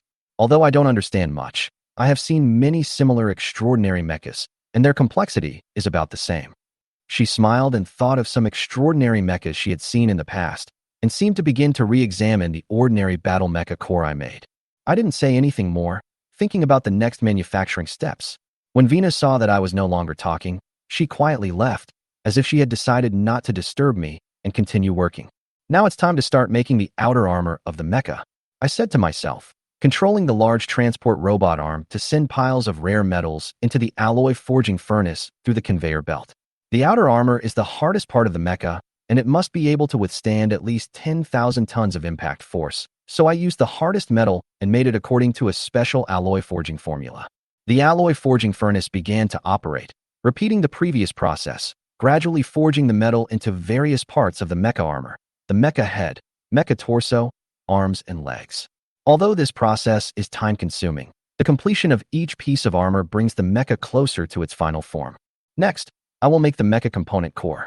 Since the mecha core has been completed, the torso part does not need to be made additionally, so I will focus on making the 5 component cores.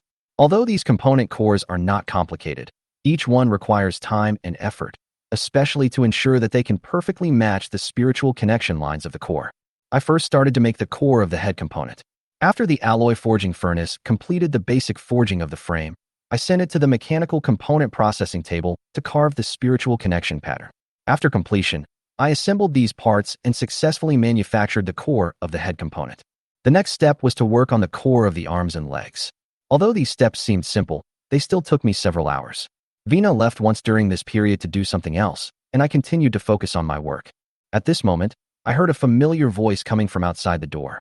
Xiaona, why have you been at the mecha manufacturing workbench all day? A tall and handsome middle-aged man walked in, his eyes full of pampering, obviously caring about Vina. That was Vina's father, the vice president of the Hanshan City Combat Armor Manufacturing Association. Seeing him, I couldn't help but realize that Vina's family background was indeed extraordinary. Seeing that she was still working at the table so late, Vina's father couldn't help but ask curiously, "Oh, you have a friend?" His tone was full of joking. "Is it a man or a woman?" Vina was a little bit at a loss for words. "Oh, what's the difference between a man and a woman? It's not important." She was a little anxious to explain. "Actually, I told my father." She started talking about me, from the first time we met to the process of me making the mecha. Vina's father listened thoughtfully, but when he heard that I had designed the perfect mecha blueprint, his face suddenly changed and became much more serious. "Perfect class mecha?" Vina's father's tone changed, with a hint of surprise in his eyes. "Are you telling the truth?" When he learned that I had completed the manufacture of the mecha core and that the cores of the 5 components were also about to be completed, Vina's father's attitude completely changed. He was gradually shocked. Doesn't this mean that this perfect level ordinary combat mecha is about to be born? Seeing her father's reaction, Vina couldn't help but joked. "Yes, father. Do you want to go and have a look? Maybe the mecha will be completed soon. I haven't seen a perfect mecha in many years."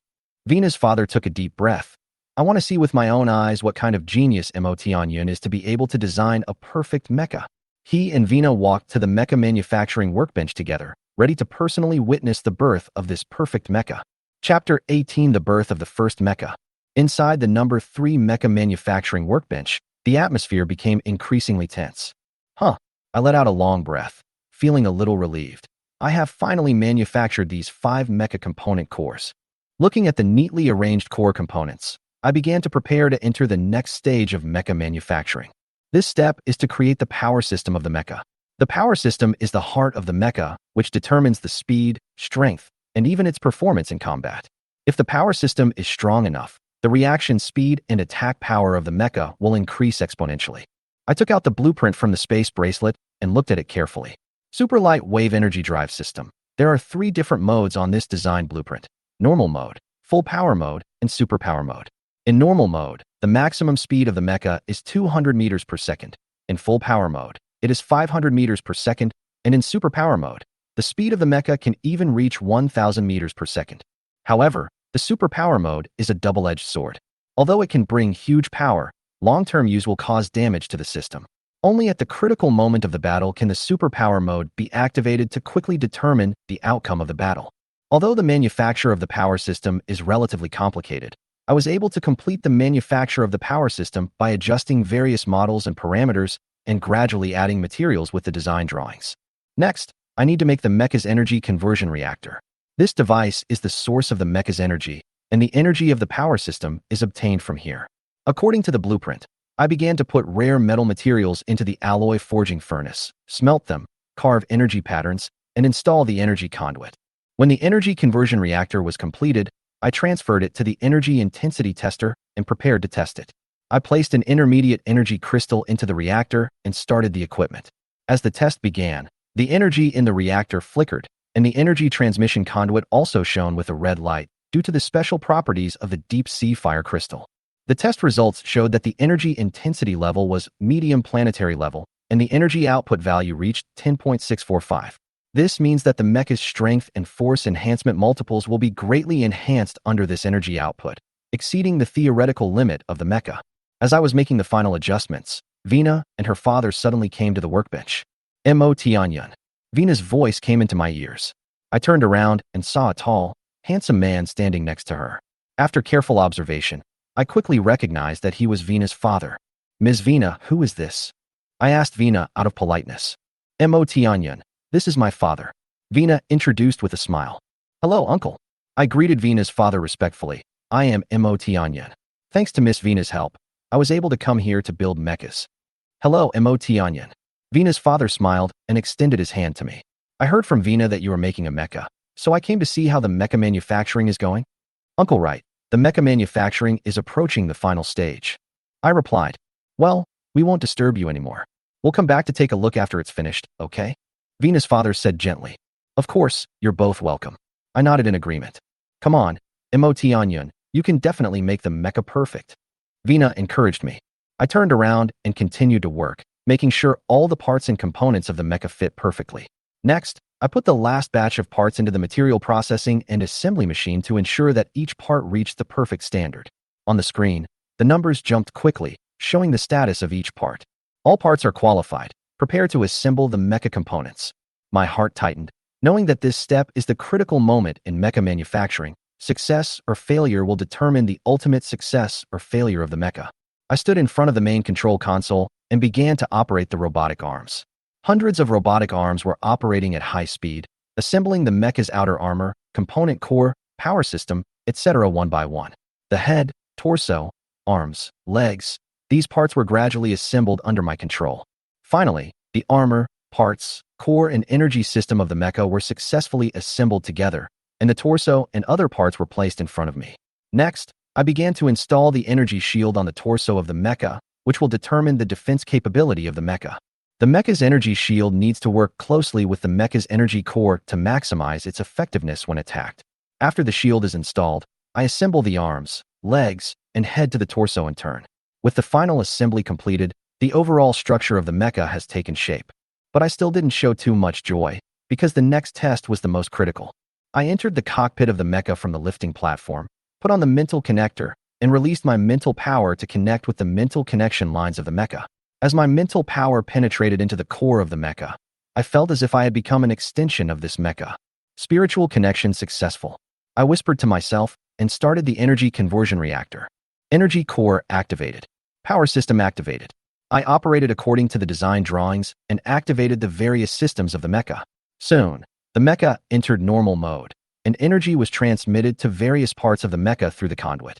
However, suddenly a warning popped up on the screen. Energy transfer failed. I quickly checked the cause and found that there was a problem with the energy transmission conduit in the head of the mecha.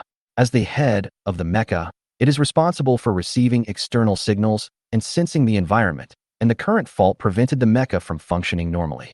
Is there a problem? Vina's father came over and asked me. Yes, I found the problem. I quickly determined the fault point. There was a tiny gap between the tubes, which caused the energy to overflow. After some adjustments, I reprocessed a deep-sea fire crystal tube and installed it back. The mecha was started again. The energy transmission went smoothly, the mental connection was successful, the power system started, and the mecha finally operated smoothly. With the final assembly and debugging completed, the appearance of the mecha is finally complete, and the painting is also completed. My mecha is completed, I shouted excitedly. Standing in front of this perfect Tianyun mecha in front of me, my heart was filled with a sense of accomplishment. Chapter 19, Possessing an Imperial Ordinary ID Card. Mo Tianyun, has your mecha been completed? Vina's voice sounded in my ears. When I turned around, she was already trotting to my side. Haha, yeah. I looked at the mecha I made myself and couldn't help laughing. The mecha in front of me reached a height of 18 meters and weighed 2,300 tons. It was a giant among ordinary mechas. Ordinary mechas are usually 10 to 15 meters high and weigh about 1,000 to 1,500 tons. Congratulations. Vina also smiled as she looked at the mecha I had completed. What are the data of this mecha? Vina's father couldn't help but ask. I quickly called up the mecha's detailed data and projected it into the air, clearly displaying it in front of us. Sky Cloud Mecha. Battle Mech Level. Normal. Height of mecha, 18 meters. Armor weight, 2,300 tons. Energy level of the energy core, medium planetary level. Energy output value, 10.654. Typical speed, 200 meters per second. Maximum speed, 1,000 meters per second. Maximum force enhancement multiplier, 10. Rating, perfect level ordinary combat mecha. Energy shield strength, medium planetary level. Weapons, none. Other accessories, none. Mecha intelligence level, low. Detector, automatically adjusted detection laser eyepiece, planetary medium. Receiver, ultrasonic detection receiver, medium planetary level. Human vocal larynx bionic device. It's really perfect, Vina's father exclaimed, shaking his head. Since I graduated, I have never seen anyone who can make a perfect mecha, even a perfect ordinary combat mecha. Although he could create extraordinary combat mechas, it was still very difficult for him to design a perfect ordinary combat mecha. However, the other basic functional accessories installed on your mecha are a bit low level, and they must be at least planetary level. He asked again, by the way, why doesn't your mecha have any weapons? Uncle, these basic functional accessories are the best I can come up with. I responded with a smile. As for weapons, I will make them now. I took out a giant sword from my space bracelet. It was 12 meters long and 1.5 meters wide. It was the giant sword I found in the mecha tomb. Compared with the material I used to make the mecha, the deep sea fire crystal, the metal used in this giant sword is more advanced. It is forged from metal naturally formed deep in the stars. It is extremely strong and very suitable for making mecha weapons. I remade a mecha accessory core, then polished and sharpened the giant sword again, and embedded the core in it, completing the manufacture of the weapon. Vina and her father looked a little shocked as they watched me finish it so quickly. Although manufacturing mecha weapons is not difficult, most mecha builders do not have enough time and energy to learn this skill. Haha, Mo Tianyun, you are really a genius in mecha manufacturing. Vina's father laughed. Yes, yes. Vina also agreed with a smile. No way, no way. I shook my head. Although I felt happy in my heart, I always remembered what Grandpa Zika said. There will always be people better than you. I dare not relax and always maintain a positive and hardworking attitude. At this moment, Vina's father suddenly said, I heard from Vina that you don't have an Imperial ID card. So, I will grant you an Imperial Ordinary ID card, so that you can have the identity of a mecha maker. I was stunned for a moment. I had never expected that Vina's father would make such a request. The Imperial General ID card means a lot to me. It can open many doors for me, especially the opportunity to join the Imperial Army. I will inform the president now. When he comes, you will probably be able to obtain the status of a junior mecha maker. Vina's father was obviously very happy to help me. He saw the potential of my mecha and thought that I could become a top-class mecha maker in the future. How could I not try to make friends with such a talent? I couldn't help but feel a little confused when I heard these words. Uncle, you really don't have to. I hesitated a little. After all, it's hard to repay such a favor. Vina watched me accept it silently, and she was happy for me in her heart. She secretly rejoiced for me. Mo Tianyun, this is an ordinary ID card of the Empire. You just need to enter your own identity information, but remember not to enter it casually. It must be consistent with your current identity information. Vina's father took out a card and handed it to me. I took the card and nodded. Okay, thank you, Uncle. At this time, the door of the number 3 mecha manufacturing workbench was opened again, and a white-haired old man walked in. I recognized him immediately. This Isn't this the senior who gave me the deep-sea fire crystal core space orb? Vina's father came forward with a respectful look on his face. Mr. President, you are here. Look, this is the mecha manufacturing genius I was talking about. I was stunned for a moment, full of doubts. I didn't expect that the senior I met was actually related to the president here. Chapter 20: The Empire's True Genius Mecha Maker. It's really you, young man. I was wondering if there is any other young man in Han City who can make a perfect, ordinary combat mecha besides you. The old president looked at me with a bit of surprise and affirmation in his tone. President, have you two known each other for a long time? When Vina's father saw this scene, he realized that the president and I had known each other for a long time.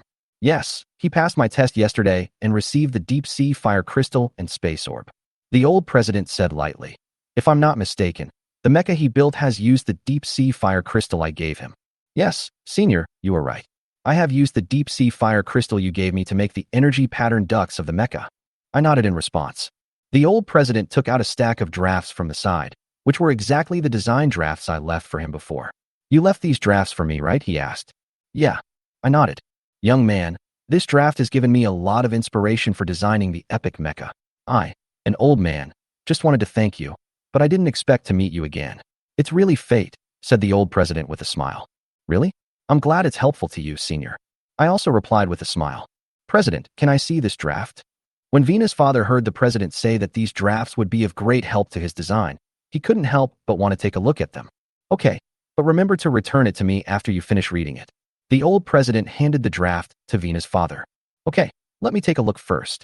Vina's father took the draft, and his eyes were immediately attracted to it. This is amazing. I didn't know that the mecha core can be designed like this. He exclaimed to himself.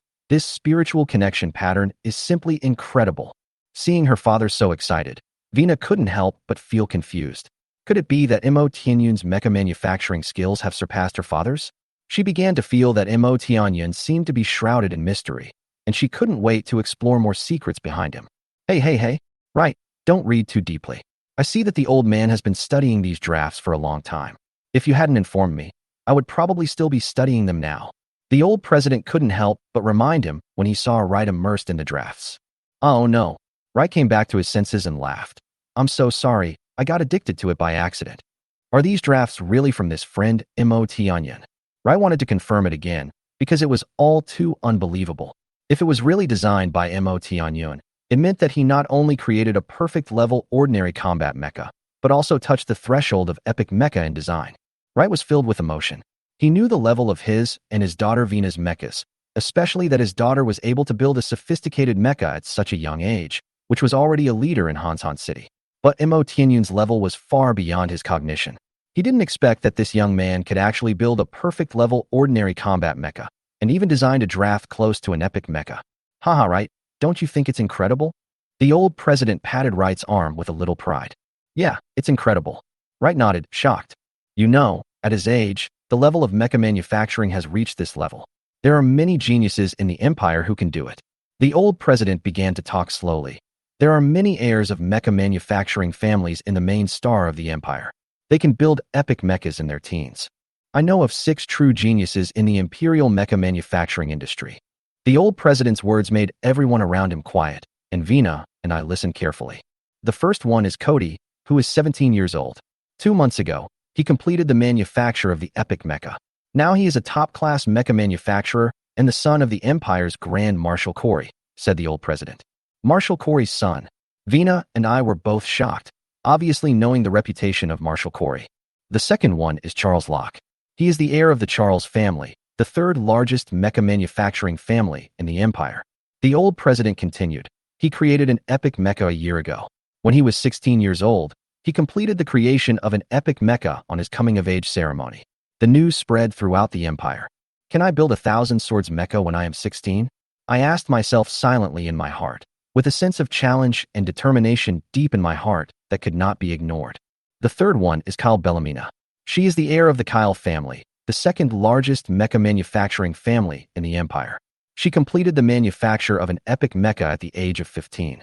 The fourth one is Princess Lisa, the 17th princess of the imperial family. At the age of 14, she created an epic mecha and became a top-class mecha maker. The fifth one is Brock Latourt, the heir of the Brock family, the first mecha manufacturing family in the empire. He completed the manufacture of an epic mecha at the age of 14.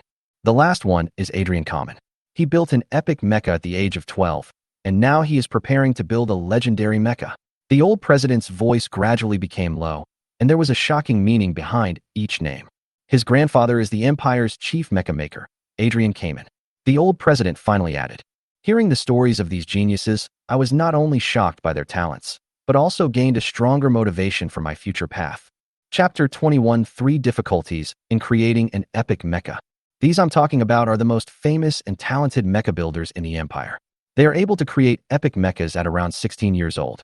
The entire Empire looks up to them. The old president said, with a hint of respect and pride in his tone. The territory of the Oran Empire spans the entire Oran Galaxy, a distance of 300,000 light-years. There are tens of millions of planets that the Empire has settled on, each with hundreds of millions of inhabitants, and some even have hundreds of billions of people. The population of the Empire's main planet and the planets around it exceeds 1 trillion. He continued, as if recalling the glory and size of the Empire. With such a huge population base, there are hundreds of millions of talented mecha builders. He paused, his eyes becoming more steady. Among these talented mecha builders, there are less than 100 who can become special-grade mecha builders at the age of 16. If these talented mecha builders want to fully develop their talents, they must go to one place, and that is the Orlan Talented Mecha Master Academy located on the main star of the Empire, the old president continued. Of course, other mecha masters can also come to the Oran Genius Mecha Master Academy for further studies. But this academy only recruits the top talents, and only recruits 1 million genius mecha builders under the age of 20 every year. He sighed, seeming a little regretful. Although 1 million are recruited every year, the number of applicants is tens of billions. Hearing this, Vina murmured to herself, "Yes, this has been my goal for a long time." As the top mecha manufacturing talent in Hanzhan City, she has always dreamed of entering the Empire's Genius Mecha Master Academy, which is the holy land that all mecha manufacturers dream of. We've strayed off topic, the old president smiled. Let's get back to the epic mecha. His tone gradually became serious. Epic mecha is a huge threshold that many people cannot cross in their entire lives. I listened quietly, thinking to myself, in order to create an epic mecha, the first hurdle is that the mental power must reach the level of spiritual C. This alone is enough to discourage countless people. The old president sighed deeply. The second difficulty is that the height of epic mechas is often tens of meters, or even hundreds of meters. The materials used are extremely rare, and each material is almost impossible to obtain easily. Ordinary people simply cannot bear such difficulty. He continued to explain. I nodded, deeply touched. The complexity and manufacturing difficulty of the epic mecha is no longer a simple technical issue, but more of a contest of resources and strength. The epic mecha manufacturing blueprint in my hand is the best example. A core of the Earth alone is a resource that ordinary people cannot have. The third challenge is to merge the energy center and the power system of the epic mecha into a whole, and engrave a spiritual mark on it to form a mecha war mark. The old president's voice became deeper. The mecha war mark is only available to epic mechas and above. Each mecha's war mark is unique, and it will greatly enhance the combat effectiveness of the mecha. Once the mecha battle seal is formed, only certain people will be able to use their mental power to merge with it. Others will not be able to control the mecha. He continued to explain. Hearing this, I couldn't help but recall what Sister Miracle had told me about the epic mecha. She had mentioned the importance of the mecha battle seal, and also provided me with some theories on how to control the mecha through mental power.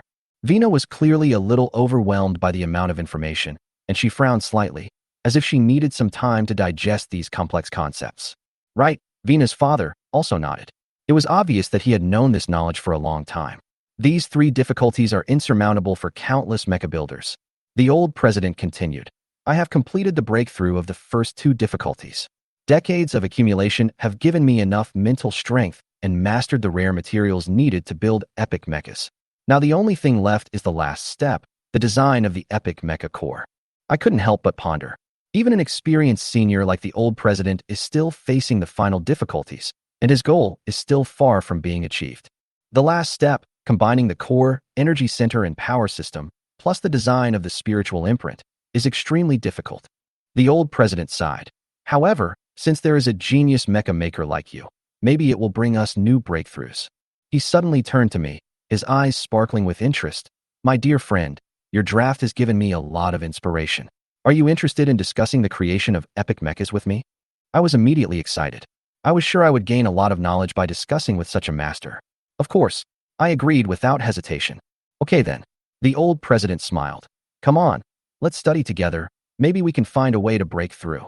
Wright also interrupted and said, Can I join the discussion? It was obvious that he also regarded me as a fellow traveler on equal footing.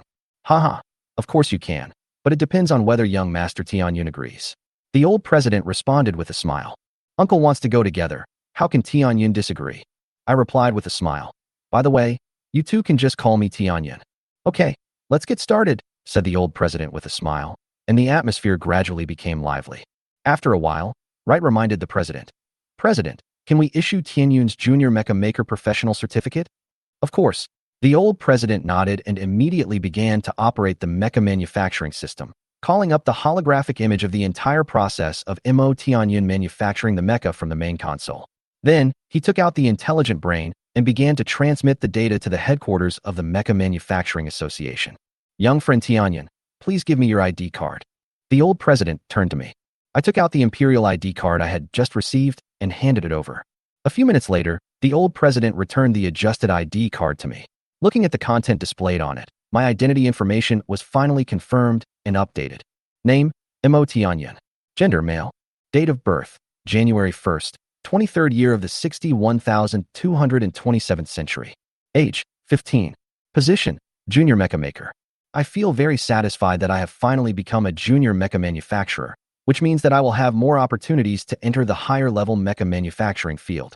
Okay, we can start now.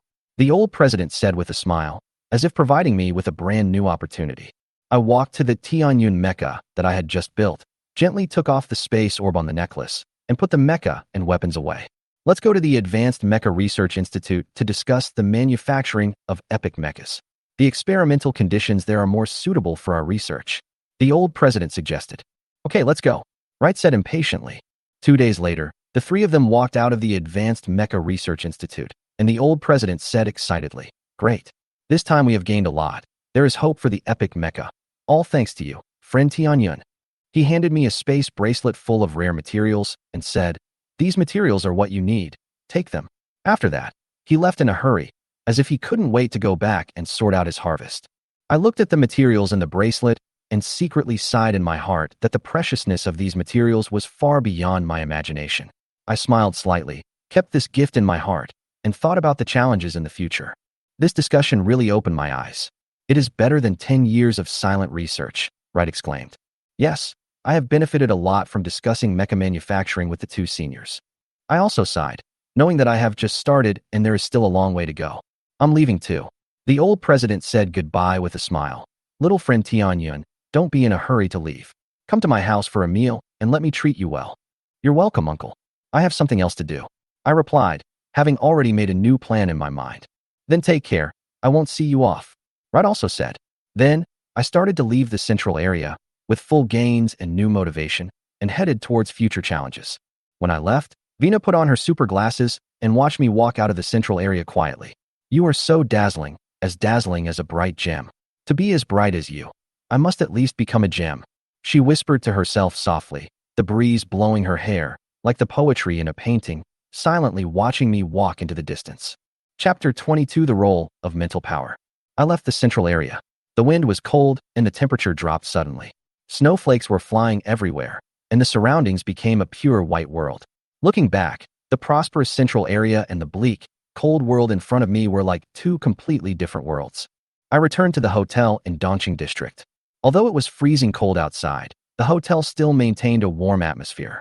When the hotel attendant saw me coming in, he showed a little surprise on his face, but still greeted me warmly. Hello, sir. Do you want to stay? I replied impatiently. Stop talking nonsense. I still want that room. Okay, sir. The waiter gave a professional smile, but was thinking in his heart, I guess I will have to stay here for a few more days. I returned to the previous room. In fact, I did not forget the real purpose of living here, to avoid the person behind the shop owner who wanted to kill me but was killed by me. Although I have a mecha now, I still think it is better to be cautious. After all, the enemy is in the dark and I am in the light, so I can't take it lightly. At this time, something was happening outside that I had not yet noticed. Brother Tian, the kid came out of the central area and is now back in the hotel. Charlie's voice came through the phone. Really? This kid has been hiding for more than a month and still dares to stay in the city. I don't have that much time to waste with him. I have to take action now. A cold voice came from the other side. If Brother Tian takes action in the city, there will be big trouble. Charlie was obviously a little worried and reminded him quickly. Carlyle is my good brother. He was the first one to follow me. I must avenge him. The voice was full of anger. Carlyle was the first subordinate of Brother Tian, and the two had gone through countless life and death tests. Once, Carlyle was captured by the enemy, and after being tortured, he did not reveal Brother Tian's whereabouts. At that time, Brother Tian thought Carlyle was dead, but he finally broke through the initial level of warrior, bought a mecha, and personally rescued Carlyle. Brother Tian therefore regarded Carlyle as a brother and spent a lot of star coins to treat him. Brother Tian continued, "Besides, what are you afraid of? Just get rid of this guy, change your ID card, and hide on another planet. Although it's troublesome, I don't have time to waste any more time. I heard that the Zerg on the front line are about to break through the defense line, and this planet is no longer safe. Anyway, we have to change planets, so we must get rid of this guy first." After hearing this, Charlie was shocked and said, "What? The Zerg are going to break through the defense line? Even the Empire can't hold on? Then we really have to leave quickly." The invasion of the Zerg has always been a major concern for the Empire, and each Zerg attack is accompanied by terrible killing and destruction. Once the Zerg breaks through the defense line, the residents of the entire planet will not be spared. Send me the address of the hotel where that kid is staying and the room number. Brother Tian said in a low voice. Yes, Brother Tian. Charlie quickly sent my address to Brother Tian. At the same time, I kept controlling the mecha in the simulation space, simulating the battle scene. The mecha held a giant sword and performed the Star Moon Sword technique. Each swing of the sword was extremely fast. Facing the Zergs that were generated again and again, I killed them, practiced repeatedly, and became more and more proficient. I can now deal with the siege of 10 ordinary Zergs, and even barely resist an elite Zerg. In this simulated space, my strength improved very rapidly, especially my mental strength. Compared to the state when I just broke through the perception level, my mental strength is now much stronger. Through simulation training, I improved my skills in operating the mecha and also continuously strengthened my mental strength. In the simulation environment, I was able to simulate items and hone my mental strength through these virtual battles, and the effect was much more significant. Improving mental strength is very difficult for ordinary people, but for me, the simulated space environment has greatly accelerated this process. Not only did I improve my combat skills, I also gradually mastered more applications of mental power. Through continuous training, my mental strength has become more mature, which is crucial to my future improvement. The importance of mental power is self-evident. It is crucial to mecha manufacturing, genetic evolution, drug production, mecha driving, etc. For the communication of cosmic civilizations, strong mental power can even make us understand each other's meaning without learning each other's language, just through mental induction. As I was concentrating on improving my skills, the spirit of Miracles suddenly appeared in my mind. "Sister Miracle, is there anything wrong?" I looked at her, and she was still as beautiful as ever. The spirit of Miracles nodded slightly and said, "Mo Tianyun, someone is knocking on the door outside and calling you." I exited the simulation and walked to the door. "Guest, your food has arrived." A man's voice came from outside. "Food? I just ate today. How come there is food delivered?" I asked with some confusion. "Mo Tianyun, be careful. The other party has murderous intentions towards you." The voice of the spirit of Miracle became solemn. I was shocked and my heart skipped a beat. I realized that it might be that person, the person behind the shop owner, who finally found me. How dare they do this in the city? "Guest, your food." The voice from outside came again, with an urging that could not be refused. "This kid hasn't come out for so long. He must have guessed it." Brother Tian, Long Out Yin on the other end of the phone sneered. My heart sank and I immediately made a decision. I must give it my all in this duel no matter what. Chapter 23. Too weak. Can't even withstand one strike from me. I took out the laser sword and energy shield from my space bracelet, and I was ready. Who is it? Here they come. I whispered to myself, activated the energy shield, and held the laser sword tightly. I walked to the door and gently pressed the button, and the alloy door slowly opened. In an instant, I activated the laser sword, and the long beam quickly formed a blade, spinning rapidly. As soon as the door opened, I saw that the person who came was a tall and burly bald man, holding an energy gun in his right hand. He rushed towards me without hesitation. I looked at his ferocious face. His eyes were as cold as a hungry wolf staring at its prey. I moved my heart and stabbed him with my sword without hesitation. Since he came first, I would strike first. When he saw me stabbing him with a sword, he quickly took out his energy gun, but he was still a step too late. The laser sword pierced his chest fiercely, but fortunately, the injury was not too serious. I didn't stop and immediately used the Star Moon sword technique, swinging the laser sword quickly, attacking him continuously. Long Outyin kept retreating, his chest was in unbearable pain, but he continued to fire with his gun, trying to force me back. One shot hit my shield, and the other was cleverly dodged by me. However, while I was dodging, he suddenly jumped out of the corridor window. Outside the window, snowflakes were flying, and people on the street were attracted by the sudden movement and dodged, but looked back curiously. I quickly went downstairs and found that he was already waiting for me on the street. I looked straight at him and he sneered, "Mo Tianyun, you are so decisive. No wonder my good brother died in your hands. You will die in my hands too." I replied calmly, my tone calm, but full of determination. He laughed loudly towards the sky. "Huh? There are many people who want me dead. Who do you think you are? I, Long Outyin, have never been afraid of anyone on this Uluru planet. You dare to kill my brother. Today you will have to see how powerful I am." As he spoke, he took out a bead from the space orb. I narrowed my eyes, knowing that the other party was about to take out the mecha, and I couldn't be slow. "Mecha," I whispered to myself. He teleported the mecha out of the space orb, and in an instant, a 12-meter-high mecha rose above the street. The crowd exclaimed, "Mecha? It's a combat mecha." A child pointed at an adult and shouted, "Haha, kid, today you have a chance to see with your own eyes this battle mecha worth 3 million star coins. Even a lowly person like you from the slums can never touch it in your lifetime." Long Outyin laughed. I was not affected by his provocation. I quickly summoned a mecha from my space bracelet and entered the cockpit. The spectators around were shocked and panicked when they saw the two mechas and began to run away. Are they really going to fight? It's not safe here. Take a quick picture and upload it to the Uluru cyberspace. Maybe I'll become famous. Some people were still watching the fun. Prepare to die. Long Outyin laughed arrogantly. I noticed that Long Outyin's mech was relatively small, only 12 meters, while my mech was 18 meters high, and the difference was obvious. Then, my mech started to move. A mecha sword appeared out of thin air on the right arm of my mecha, and the blade flashed in the light. I activated the superpower mode, and the entire mecha instantly burst out with powerful energy, and the power system was running at full capacity. The stars and the moon shined together. I swung the mecha sword vigorously. The lightsaber slashed through the air, instantly cutting out a dazzling light. Long Outyin's mecha was split by my sword and exploded directly, with fragments flying everywhere. The fragile objects around were instantly smashed into powder, and the air was filled with the smell of gunpowder and metal. "You talk too much. You're too weak. You can't even withstand one of my swords." I whispered, retracted my mecha sword, and slowly descended to the ground. That sword strike just now was so refreshing, even more exciting than the battle in the simulated space. Soon after, 10 15-meter-tall Imperial military mechas arrived at the scene.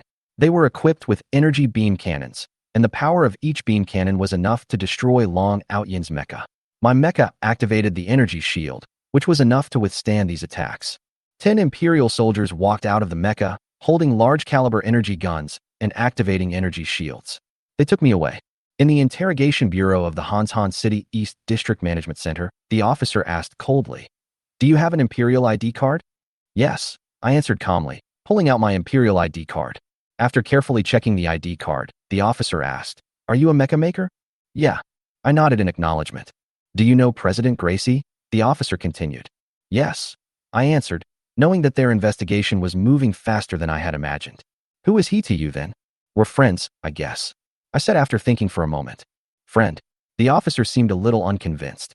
"I'm not kidding," I responded calmly. "I have the president's contact information here. Don't lie to me," the officer said seriously. "You can ask him," I replied without paying any attention. "Okay, I'll go ask now. If you lie to me, I'll make you pay for it." Soon, the officer got in touch with the president. Soon, the president's voice came from the other end of the phone. "President Gracie. Hello, I am Mori from the East City Management Center. Do you know Mo Tianyun?" "Young friend Tianyun. Is he with you? How is he now?" The president's voice was anxious. "He killed someone? I'll come over now." The president's tone changed and he became anxious. After the call, the officer looked at me and said, "Okay, I have a general idea of what happened. You can leave when the president arrives." "Okay, thank you." I nodded. After a while, the old president finally came. "Young friend Tianyun, are you okay?" The president asked anxiously. "Haha, You see, I'm fine, Senior. I responded with a smile. But thanks to you, otherwise I might really be in trouble. The president breathed a sigh of relief and smiled. Haha, I'm glad you're okay. I was really worried about you. Chapter 24. The blueprint of the dream will always come true. My dear Tianyun, you are a member of our Mecha Manufacturing Association. How could you be in such a big trouble? Said the old president domineeringly. Let's not talk about this anymore. I'm here for another matter that needs your help. The old president's eyes were full of expectations. Senior, please just tell me. I will do my best to cooperate with you if I can. I agreed immediately. It's like this, my friend. You have a unique vision for mecha design. I want you to help me take a look at the core blueprint of this mecha.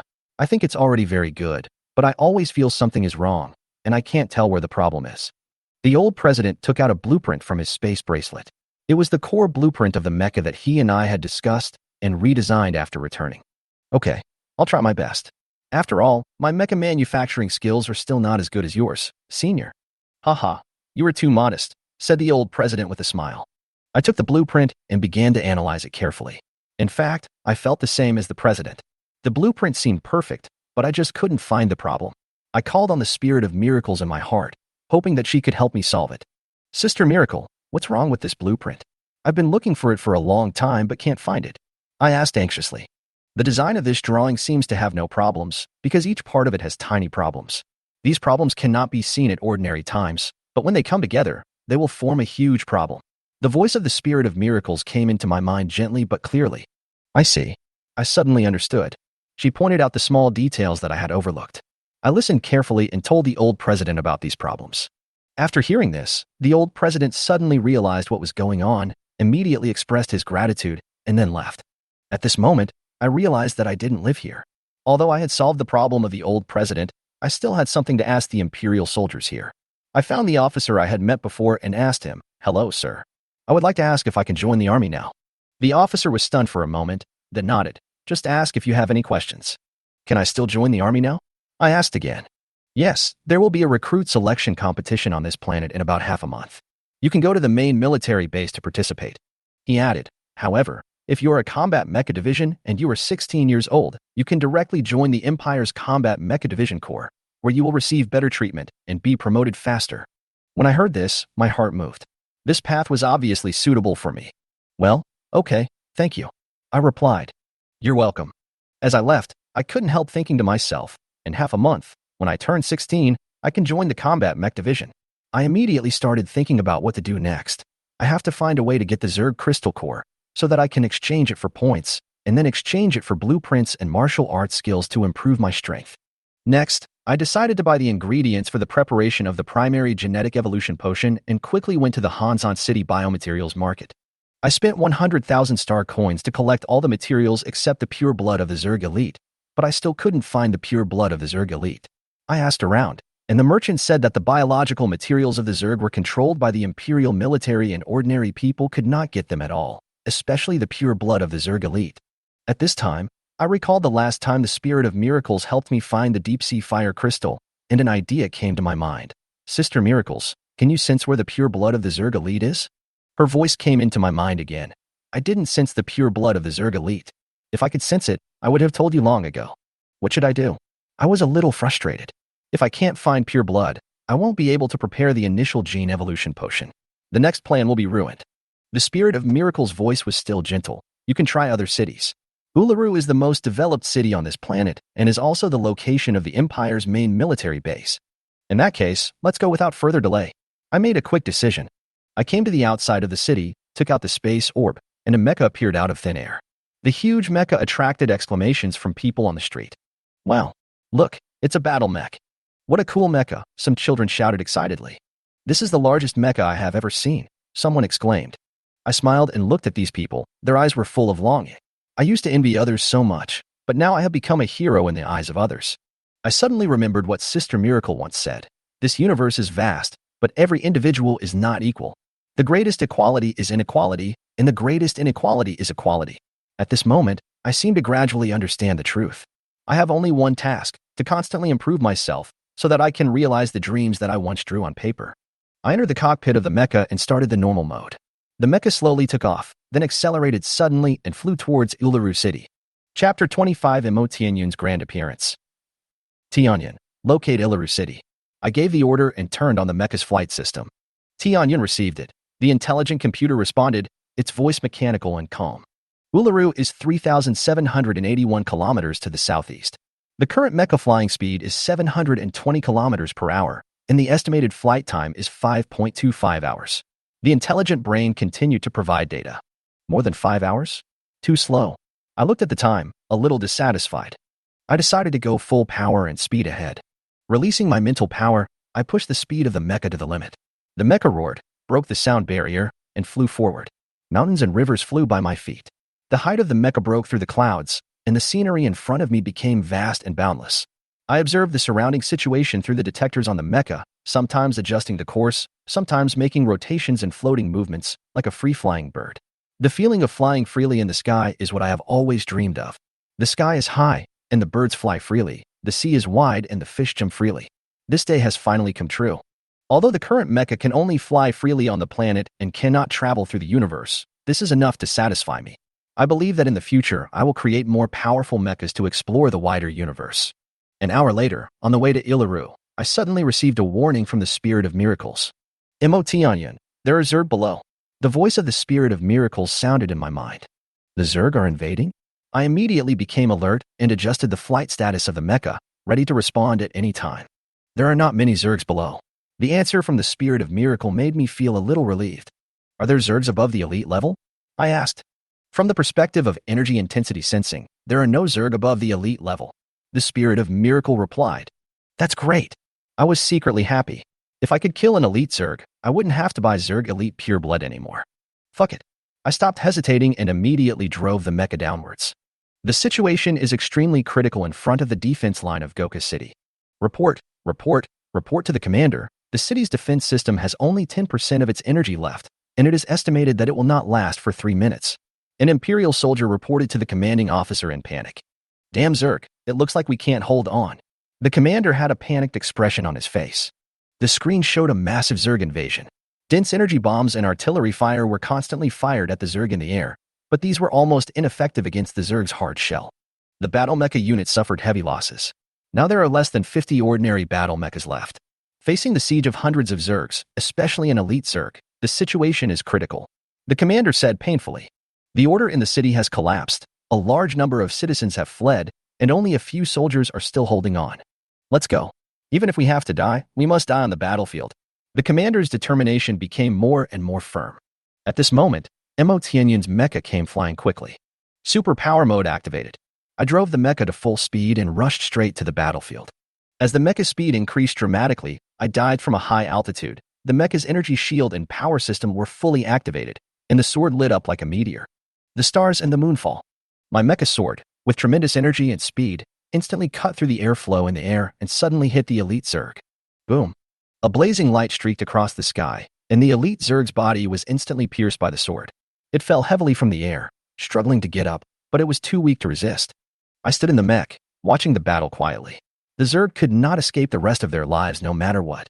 The battlefield was silent, with only the wind and sand in the sky and my quiet figure. You talk too much. You're so weak that you can't even block my sword. I said lightly, then put away my sword and stepped back onto the ground. Good job, Mo Tianyan. At this time, the Imperial Army's reinforcement mecha arrived at the scene, and 10 combat mechas quickly surrounded the battlefield. These Imperial mecha reinforcements quickly took control of the situation, and with their arrival, the remaining Zerg forces no longer posed a threat. These materials are what you need. Just take them. Thank you for helping us a lot. The commander said to me gratefully. It's okay. Only by working together can we protect our home. I replied with a smile. Just like my dream, I finally made a shining debut at the critical moment and became part of the battle. This is just the beginning, and the road ahead is long and arduous. Chapter 26, Sir, aren't you an extraordinary combat mecha master? At this moment, both the Imperial Army and the Zerg were staring at the center of the dust. This sudden incident took them a while to react. Then, the wind slowly died down, and the dust in the sky returned to calm. A majestic mecha holding a large sword that gleams in the bright sunlight stands on the ground under the walls of Goka City. The extraordinary combat mecha master is here. Goka City is saved. When the temporary commanding officer saw Mo Tianyan's mecha, he immediately thought that it was an extraordinary class combat mecha division that had rushed to Goka City to support them. Well, that's not right.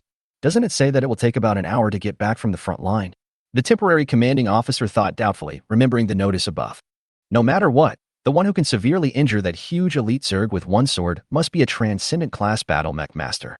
With him, we are saved. The temporary commanding officer shook his head and stopped thinking about it, because the Zerg in front of him had not been completely defeated and the battle was still going on, so he couldn't be careless and distracted. Everyone, hold on, the extraordinary combat mecha master has arrived. Let's destroy the Zerg together. After the temporary command officer reacted, he quickly passed the news to the members of each mecha unit to cheer them up. Emotionyun looked at the tattered walls outside the mecha, the broken wreckage of the mecha, the bodies of the dead Zerg, and the bumpy ground. He understood that the Zerg had invaded the city.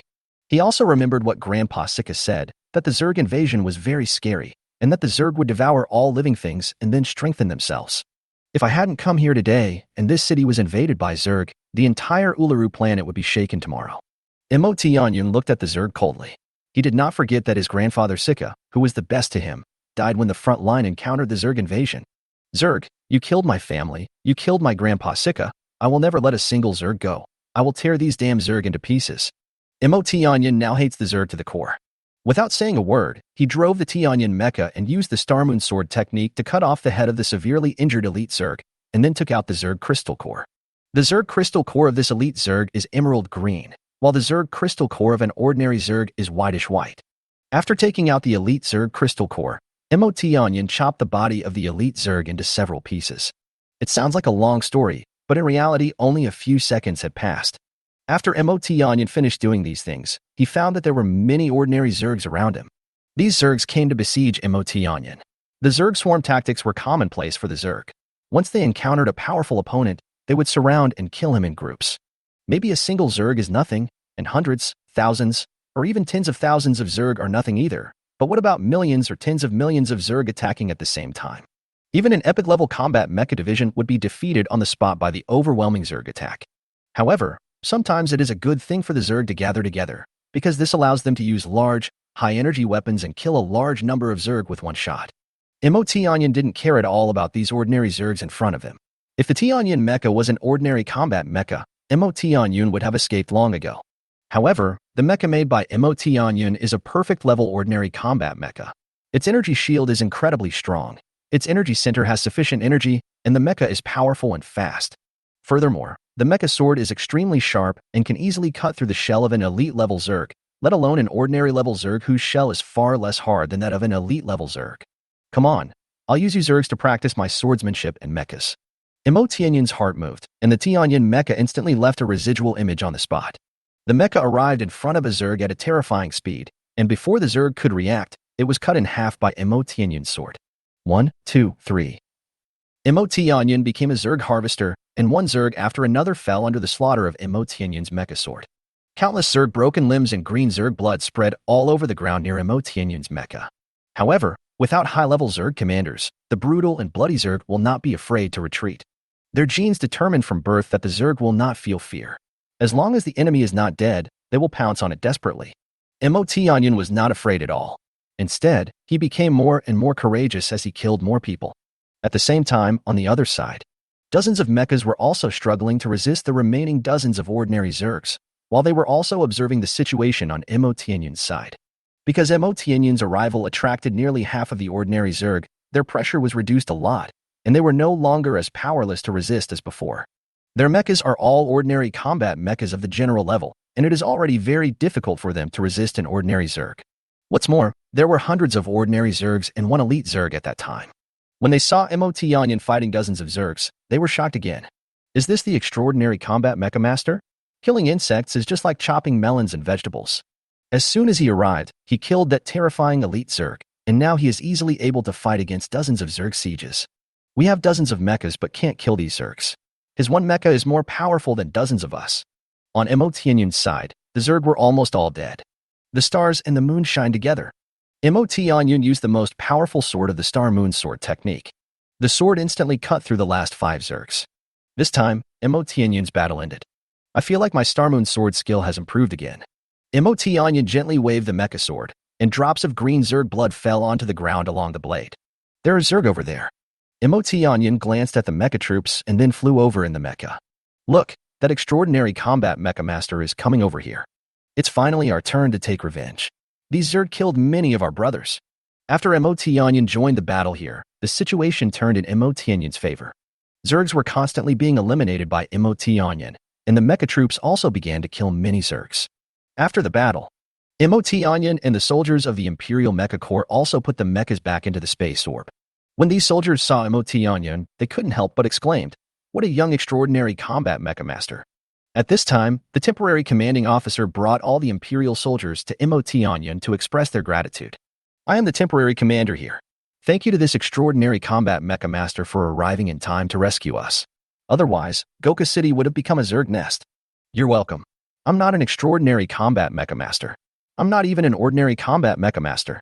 Emotionyan smiled and shook his head after hearing this. These Imperial soldiers were dumbfounded when they heard Emotionyan's words.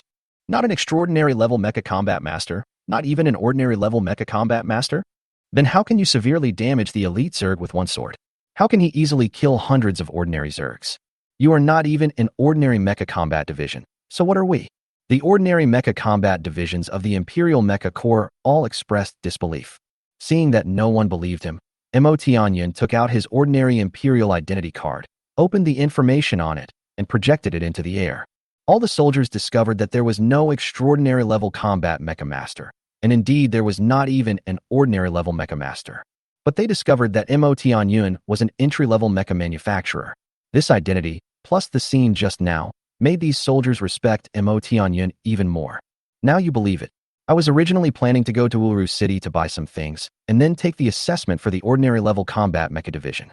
I didn't expect to see the Zerg invading the city when I passed by, so I came to rescue you. Emotionyan told how he came here. But all the soldiers thought it was outrageous. What does it mean? What does it mean to save someone by the way? Anyway, we have to thank you. The temporary commanding officer thanked him again. Emotionyan had no choice but to nod, then looked at the Zerg bodies in the distance, especially the elite Zerg bodies, and said, "I will take these Zerg bodies away."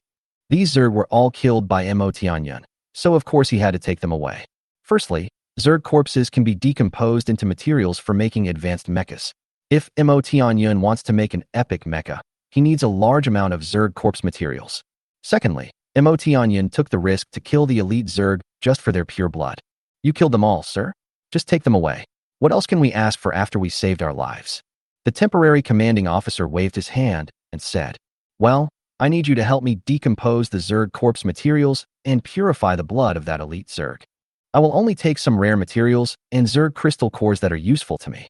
As for the other miscellaneous Zerg biological materials, I will leave them to you." There was not much storage space left in Emotionyan's space bracelet, so he could only take away some rare materials. However, although ordinary materials were valuable, they were still easy to obtain. "No problem, my lord." The temporary commanding officer nodded and said, "Sir, you can come to our command center and rest for a while." "Okay, I won't be polite then." Emotionyan then went inside and sat down. Then some of these soldiers began to clean up the battlefield, rebuild the city walls, maintain order, and other tasks. Another part of the team transports the Zerg corpses to the city for processing and decomposition. Half an hour later, the temporary commanding officer came to Emotionyan again with a space bracelet in his hand. "Sir, this is the material of the Zerg corpse. It contains all the materials obtained from the decomposition of the elite Zerg and 110 ordinary Zerg crystal cores, as well as all the pure blood purified from the elite Zerg corpse." Emotionyan took the space bracelet and took a look. "Well, thank you." "No, you're welcome." The temporary commanding officer waved his hand and said, Chapter 27, Myriad Starlight Sword. 110 ordinary Zerg crystal cores. It seems that there are a total of 111 Zergs, including the ordinary Zerg and the elite Zerg, that invaded Goka City this time. It seems that so many Zerg cores can be exchanged for a lot of points. Emotionyan thought silently in his heart. The core space of miracles.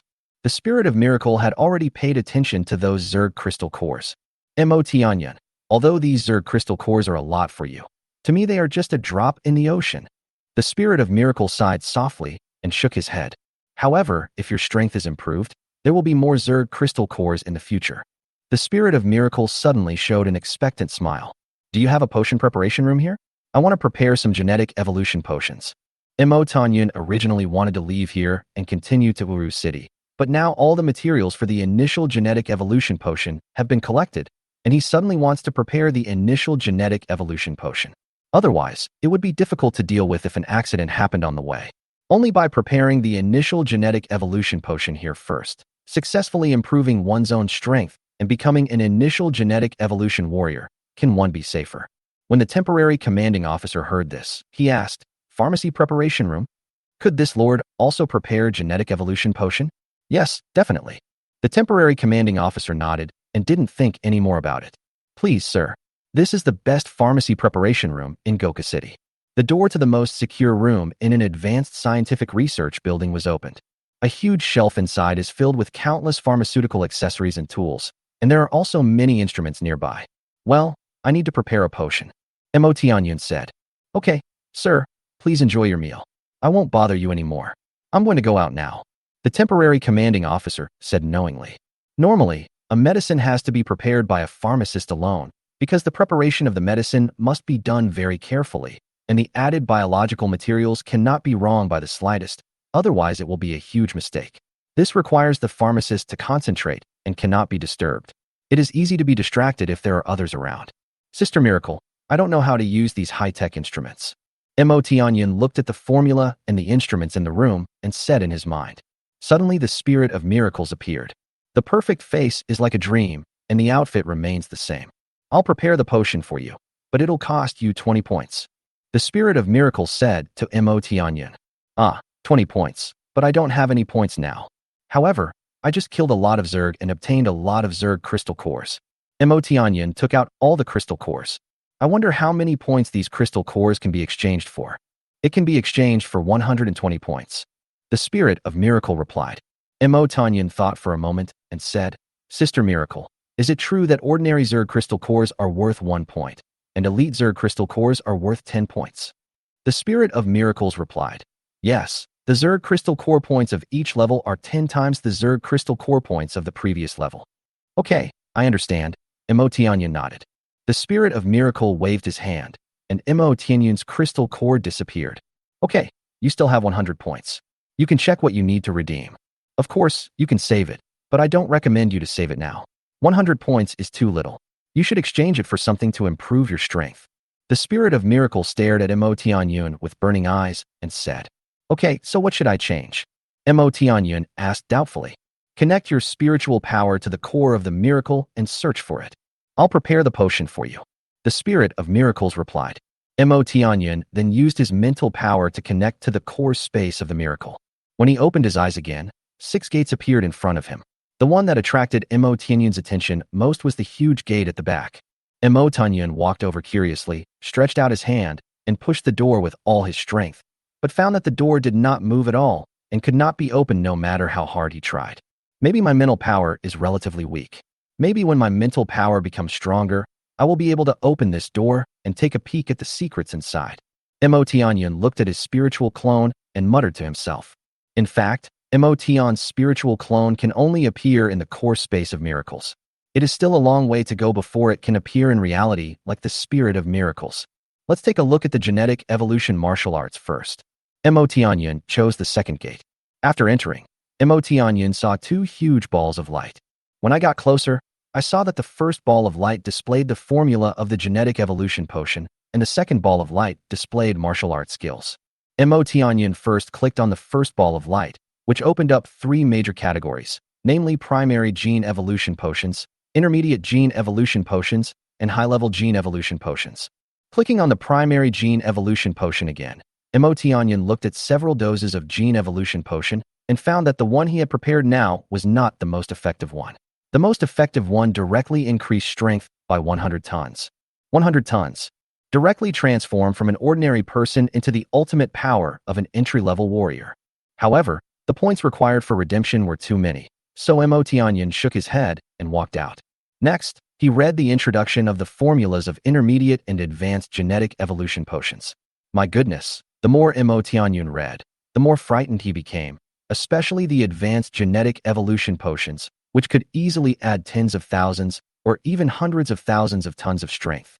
If Mo Tianyun had these potions, he wouldn't need a mecha today and could tear the elite Zerg apart with his bare hands. If you want to redeem it, you will need at least tens of thousands of points. Mo Tianyun then clicked on the ball of light of the warrior's combat skills to check. There are only two major categories above. One is mortal martial arts, and the other is Starry Sky martial arts. Whether it is the martial arts skills at the mortal martial arts level or the Starry Sky martial arts level, they are as numerous as stars. In the end, Mo Tianyun saw a set of martial arts skills in the Starry Sky martial arts that made him very excited, and the points required were exactly 100 points. Compared with other similar martial arts skills, it was much cheaper. This set of martial arts skills is called the 10,000 Starlight Sword. However, Mo Tianyun was not so anxious to make a choice. Instead, go and look inside the other gates. There are many powerful weapons inside the War Weapons Gate, such as Star Destroyers, Stellar Annihilation Cannons, Neutron Bombs, Space Solidification Waves, etc. Inside the Gate of Life Technology, there are countless advanced civilization technologies such as space jumping devices, space folding technology, star compression devices, galaxy-level spacecraft, super-large planetary war fortresses, etc. In the end, Mo Tianyun chose the 10,000 Stars sword because he did not have enough points for the other ones he wanted. The Spirit of Miracle sensed that Mo Tianyun had chosen the 10,000 Stars sword, and a meaningful smile appeared on his face. Chapter 28 Surprise. 302 bottles of Primary Gene Evolution Potion. Martial arts skills at the Starry Sky martial arts level require at least 1,000 points. Originally, Mo Tianyun's 100 points were far from enough to exchange for the 10,000 Starlight Sword, a set of martial arts skills. However, when the Spirit of Miracles saw that the Star Moon Sword technique used by Mo Tianyun was very similar to the martial arts technique of the 10,000 Starlight Sword, it reduced the points of the 10,000 Starlight Sword to 100. At that time, Mo Tianyun was ecstatic after experiencing the combat skills of the 10,000 Starlight Sword. This 10,000 Starlight Sword is simply a super advanced version of the Star and Moon Sword technique. The Star Moon Sword technique can slash out 2 sword beams at a time, but the 10,000 Starlight Sword is outrageous. When practiced to perfection, it can slash out thousands of Starlight Sword beams in one move. Who can withstand this? However, in order to master the 10,000 Starlight Sword, one's mental strength must at least reach the Spirit Sea level. When the Spirit of Miracle released this set of martial arts skills, he had already anticipated that Mo Tianyun would want to exchange for it. This set of martial arts skills is the most advanced among all the martial arts skills at the level of Starry Sky martial arts. Therefore, the Spirit of Miracles reduced the points required to redeem the 10,000 Star Sword to 100 points. With such a small number of points, you can exchange for the 10,000 Starlight Sword, which is actually equivalent to giving it away for free. Although I don't know why I want to help you, and it's not important, I only know that my mission is to absorb enough high-level energy. Only when you become stronger can you help me collect Zerg crystal cores. The Spirit of Miracle lowered his head and said with some disappointment. Mo Tianyun's mental power withdrew from the core space of the Miracle and found that the Spirit of Miracle had already prepared the Primary Genetic Evolution Potion. Mo Tianyun, the Primary Gene Evolution Potion has been prepared. The pure blood of the Zerg elites has been used up. A total of 302 bottles of Primary Gene Evolution Potion have been prepared. The Spirit of Miracles pointed to the 302 bottles of Primary Gene Evolution Potions neatly arranged nearby and said, 302 bottles is so much. I thought I would be satisfied if I had more than 100 bottles to increase my strength to the limit of a beginner warrior, but I didn't expect there would be more than 300 bottles. Mo Tianyun was very surprised when he heard it. You took all the pure blood of that elite Zerg, so it's not surprising that you were able to produce so many bottles of Primary Gene Evolution Potions. The Spirit of Miracles explained. Then he said, you'd better take it quickly. Your strength will increase greatly. Then, with the maximum force enhancement multiplier of the mecha, your strength in driving the mecha will far exceed your current strength in driving the mecha. Okay, let's leave here immediately and find another place to consider taking potions to increase our strength. Mo Tianyun said impatiently. Afterwards, Mo Tianyun left.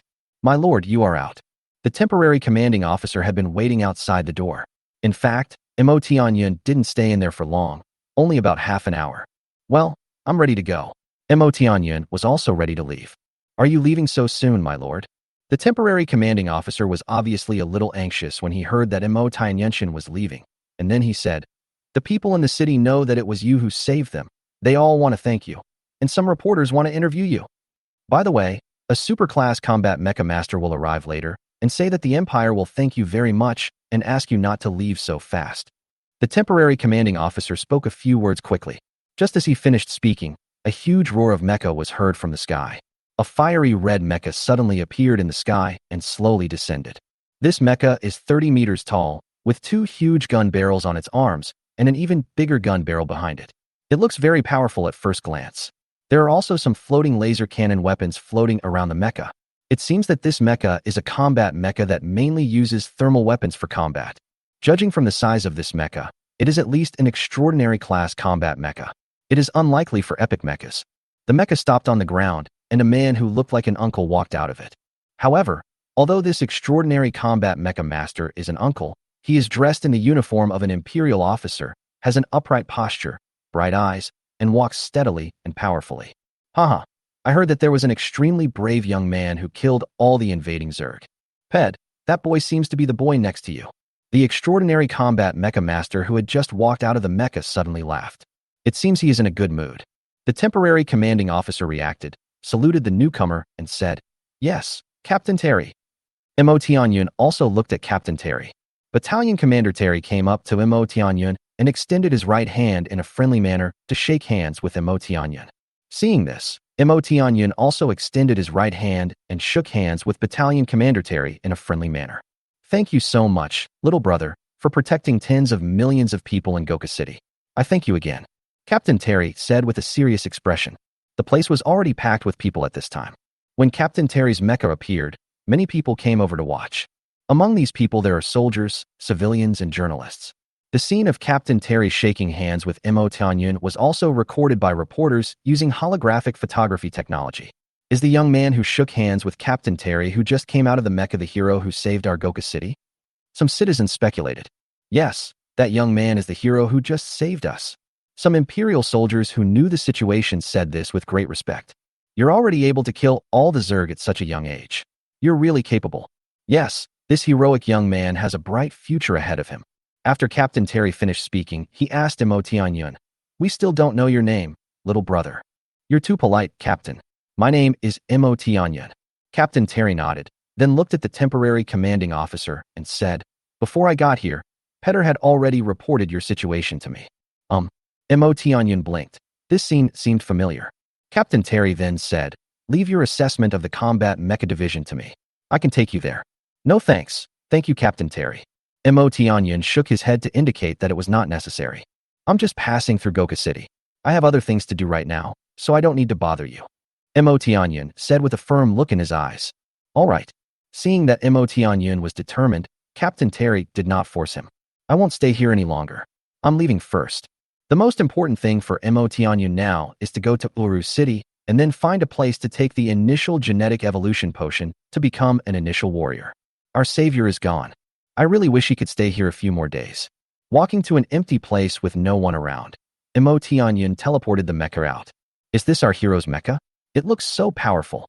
Yes, so majestic and domineering. When I grow up, I must become a combat mecha pilot, kill Zerg like my heroic brother, and protect everyone. Yeah, I want to be a combat mecha pilot too." Some children shouted in adoration. Boom.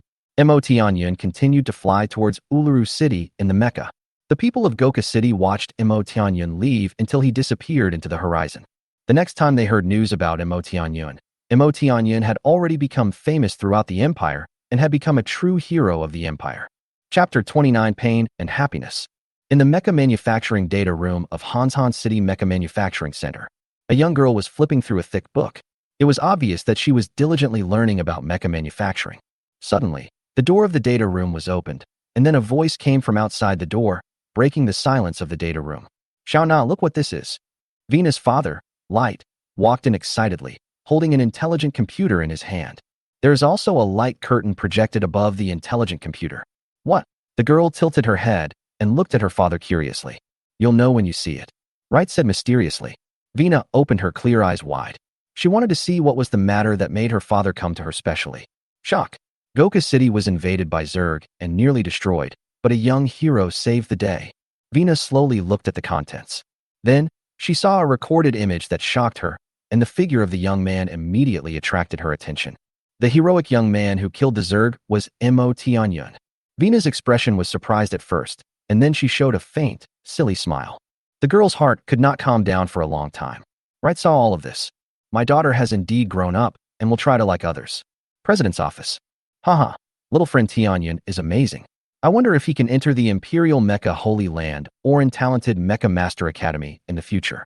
I am really looking forward to it, haha. The old president looked down at the blueprint of the epic mecha he designed. I am almost done with the design of this blueprint. I want to be the first person on Uluru to create an epic mecha. A streak of light streaked across the sky. It was Mo Tianyun's Tianyun mecha. We're here. That huge city in front of us must be Uluru. The Uluru city seen from the air is more than 10 times larger than Han City in terms of area alone. This city is worthy of being the largest city on Uluru. Its population is definitely no less than 100 million. Mo Tianyun put away his mecha and walked towards the tall city gate. The city wall defense system of Uluru is extremely powerful, and even the extraordinary combat mecha division cannot move it at all. Therefore, it is impossible for Mo Tianyun to fly in using a mecha. The city wall is hundreds of meters high, and so is the entrance gate. There are huge laser cannons on the city walls, and combat aircraft are flying back and forth in the sky. Mo Tianyun took out his Imperial ID card and swiped it lightly next to the machine at the entrance to the city gate, so that he could enter Uluru City. In a luxurious high-end hotel. Is this the primary gene evolution potion? It looks like ordinary water. Mo Tianyun took out a bottle of primary gene evolution potion from the space bracelet and held it in his hand, observing it curiously. This genetic evolution potion is slightly different from ordinary water. Ordinary water is transparent and colorless, but the primary genetic evolution potion has a little bit of light blue, and it will glow in the dark. Your mental strength is enough to take 10 bottles at a time, 5 times in a row, which can increase your strength by about 50 tons. A ray of light flashed, and the spirit of miracle appeared beside Mo Tianyun. I don't even have a ton of strength now, but I can increase my strength so much at once. After I finish drinking it, I will be a mid-stage, early-stage, genetically evolved warrior. Mo Tianyun took a breath and said in surprise. He originally thought that he would need to take bottle after bottle slowly until he reached the 100-ton limit strength of an initial genetically evolved warrior, but he didn't expect that he could increase his strength by 50 tons at once. With 50 tons of power, and with the highest force enhancement multiple of the Tianyun mecha, the pure power of the mecha is 500 tons when Mo Tianyun is driving it. You know, in Goka City, Mo Tianyun had to rely on the force of gravity acceleration to severely damage the elite Zerg with one blow. If Mo Tianyun had 50 tons of strength at that time, he could kill the elite Zerg with one sword while driving the Tianyun mecha. Your spiritual power is about to reach the level of spiritual C. You will naturally be able to withstand more power enhancement from genetic evolution potions. The spirit of miracles nodded slightly and said, if you finish drinking these gene evolution potions, maybe you can feed back your mental power during the gene evolution process and take your mental power to a higher level. After you finish drinking the primary gene evolution potion, you will also need to drink enough energy replenishment potion, otherwise your physical strength will not increase. Well, I've calculated it. For every 10 bottles of primary gene evolution potion you drink, you need to drink 1 bottle of low-level energy replenishment potion. The spirit of miracle reminded Mo Tianyun. I have prepared some energy replenishment potions in my space bracelet. After all, 1 bottle of this stuff can allow a junior warrior to maintain sufficient physical strength for 3 days. Mo Tianyun also waited and looked at the primary gene evolution potion in his hand, then took out 49 bottles of primary gene evolution potions and 5 bottles of low-level energy replenishment potions from the space bracelet. Okay, let's do it. Mo Tianyun opened 10 bottles of primary gene evolution potions and drank them at the same time, and then drank a bottle of low-level energy replenishment potion. Mo Tianyun's body trembled slightly, and he felt that everything in the surrounding space was extremely clear, and then his whole body began to heat up. My body is like a seed, and these primary gene evolution potions are the rain and dew that nourishes me. My body begins to sprout slowly and gradually grows into a sapling. Mo Tianyun sensed the changes in his body. Slowly, my body became hotter and hotter, and then it began to ache, as if countless ants were biting me. If genetic evolution was mild at the beginning, then now it has reached the most critical moment. The efficacy of the drug is gradually taking effect, promoting the genetic evolution of the body faster and more violently. Mo Tianyun, stay calm. Although genetic evolution is painful, it is also the best time to hone your mental strength. The spirit of miracle watched Mo Tianyun from the side and reminded him. Others don't have a powerful tool for tempering their mental power like the simulated space. Most of them can only temper their mental power during genetic evolution, So you have to seize the opportunity. Ah, I will. I will seize the chance. Mo Tianyun said as he forced himself to endure the pain. At this time, Mo Tianyun's old cells continued to die, and his genes evolved new cells that continued to divide. The new evolved cells metabolize hundreds of times faster than the old cells, and the body's strength is much greater than before. At this time, Mo Tianyun used his mental power to feel the pain in his body and constantly stimulated his mental power to achieve the effect of tempering his mental power. 1 hour later, the changes in Mo Tianyun stopped. I feel so powerful now. I was so weak before. Mo Tianyun wanted to pick up a cup, but he didn't expect that his body was too strong and he couldn't control the strength, so he crushed the whole cup into pieces. It's too early to get excited. This is just the beginning. Your strength can be increased 4 times. It won't be too late to be happy then. But before that, you have to endure this kind of pain 4 more times. The spirit of miracle reminded Mo Tianyun with a smile on his face. Chapter 30 Genetic evolution can also make people handsome. Haha, as long as my strength can be improved, this little pain is nothing. Mo Tianyun said with high morale. Besides, no one else wants this kind of happy pain. But why do you feel a little stiff? Mo Tianyun pulled up his clothes and saw that there was a layer of black, solid, shell-like substance on his body that was firmly attached to the surface of his skin. What is this? Mo Tianyun gently picked off a piece, revealing his smooth and fair skin. Mo Tianyun used to live in a slum village and often went to the Mecha cemetery to look for mecha garbage. Although his skin was not very dark, it was definitely not fair at all. Mo Tianyun wanted to take a closer look at the thing coming out of his body, but unexpectedly he smelled a foul odor. These are the impurities hidden in your body, which are filled with dirt produced by the body and harmful substances absorbed from the outside. The spirit of miracle explained when he saw the black substances on Mo Tianyun's body. So that's how it is. No wonder I feel so much more relaxed now. I didn't expect there is still so much dirt in my body. Then, Mo Tianyun took off his clothes. Then he shook his body vigorously, and all the impurities were blown away. The white and crystal clear skin is like a freshly peeled egg. Each muscle is neither too big nor too small, and looks very tough and powerful. The combination of each muscle presents a perfect streamlined figure. Coupled with his resolute and handsome face, sword-like eyebrows, starry eyes, and short black hair, Mo Tianyun now has an extraordinary temperament at first glance and is definitely a handsome guy. Even the spirit of miracles blushed and looked away. 1 day later, Mo Tianyun has completed the last dose of the primary genetic evolution potion. Is this the power of a mid-stage or early-stage genetically evolved warrior? Now I can punch with a force of 50 tons, and my physical fitness is much stronger than before. My body strength is comparable to steel. Mo Tianyun silently felt the changes in his body. But even if your body is as strong as steel, you still can't withstand attacks from low-level weapons like energy guns and laser swords.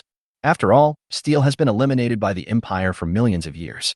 Mo Tianyun suddenly thought of the Zerg. To be precise, he probably remembered the battle with the Zerg outside the city of Goka, when the energy cannons on the walls of Goka were unable to cause any damage to the Zerg. I don't know how the Zerg were born. Even the most common Zerg shell can withstand the attack of energy cannons. It's really scary. Mo Tianyun thought about it and shook his head again. Never mind, now we should deal with the remaining primary gene evolution potion. I took 50 bottles of primary gene evolution potion and then kept another 50 bottles. So there are 202 bottles left. I plan to sell them all, and then really start buying the epic rare materials used to manufacture the epic Mecha Thousand Swords mecha. Although the senior gave me some rare materials, they are just a drop in the bucket. If I want to collect all the materials, I still have a long way to go. I looked up the most important Earth core, and it seems that Uluru City doesn't have it. Even if it does, it would cost at least 200 million star coins based on the previous price. The estimated value of a bottle of the primary gene evolution potion I want to sell is about 500,000 star coins. Even if I sell them all, it will only be 100 million star coins. Obviously, the star coins are not enough, and it is even far from enough. Uluru Pharmacy Market. Mo Tianyun rented a stall from the Market Management Center to sell primary genetic evolution potions. These primary gene evolution drugs must undergo rigorous inspection on the spot, and only after identification can they be sold in the drug market. Market Management Center, Pharmaceutical Inspection Office. Please bring out the medicines you want to sell for identification. An inspector wearing special clothing said. Mo Tianyun took out 202 bottles of primary gene evolution potion and handed them to the inspector. The inspectors then placed all the primary genetic evolution potions on an instrument.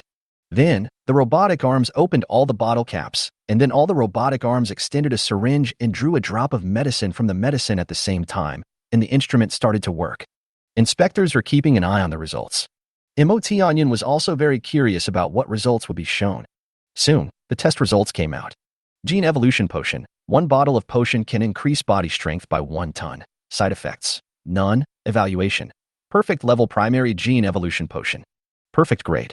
Onion was a little surprised when he saw the appraisal result, because the Empire stipulates that each level of items has 4 levels: general, excellent, top quality, and perfect, with the general level being the lowest and the perfect level being the highest.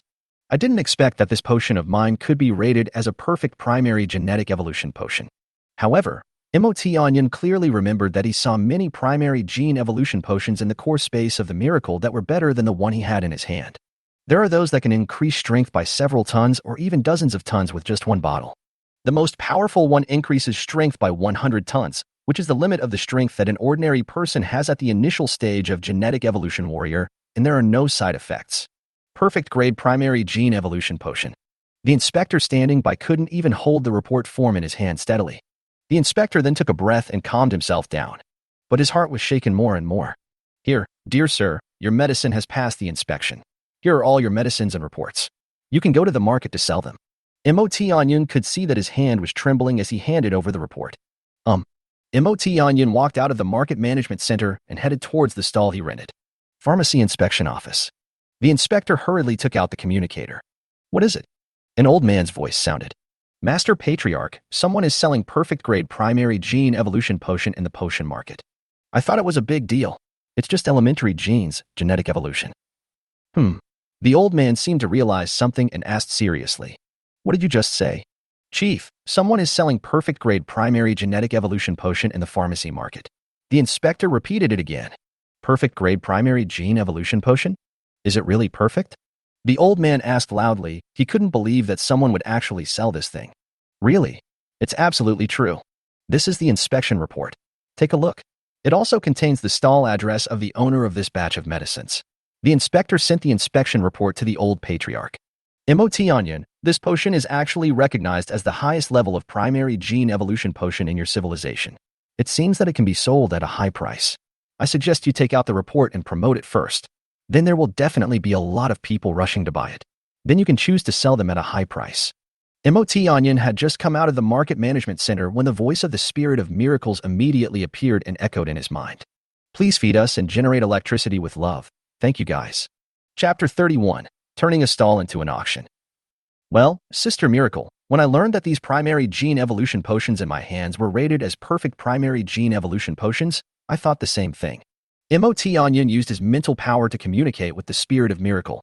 I'm very curious why I saw many better primary gene evolution potions in the core space of the Miracle, but this primary gene evolution potion in my hand was rated as a perfect primary gene evolution potion by the Empire? Onion actually guessed that the core of the Miracle should come from a cosmic civilization more advanced than the Alon Empire, but he still decided to ask the Spirit of Miracle. Onion, this universe is vast and boundless. The Along Empire civilization where you were born, although it occupies a galaxy of hundreds of thousands of light years, is as small as a grain of sand in the entire universe. There are countless civilizations more powerful than the Along Empire.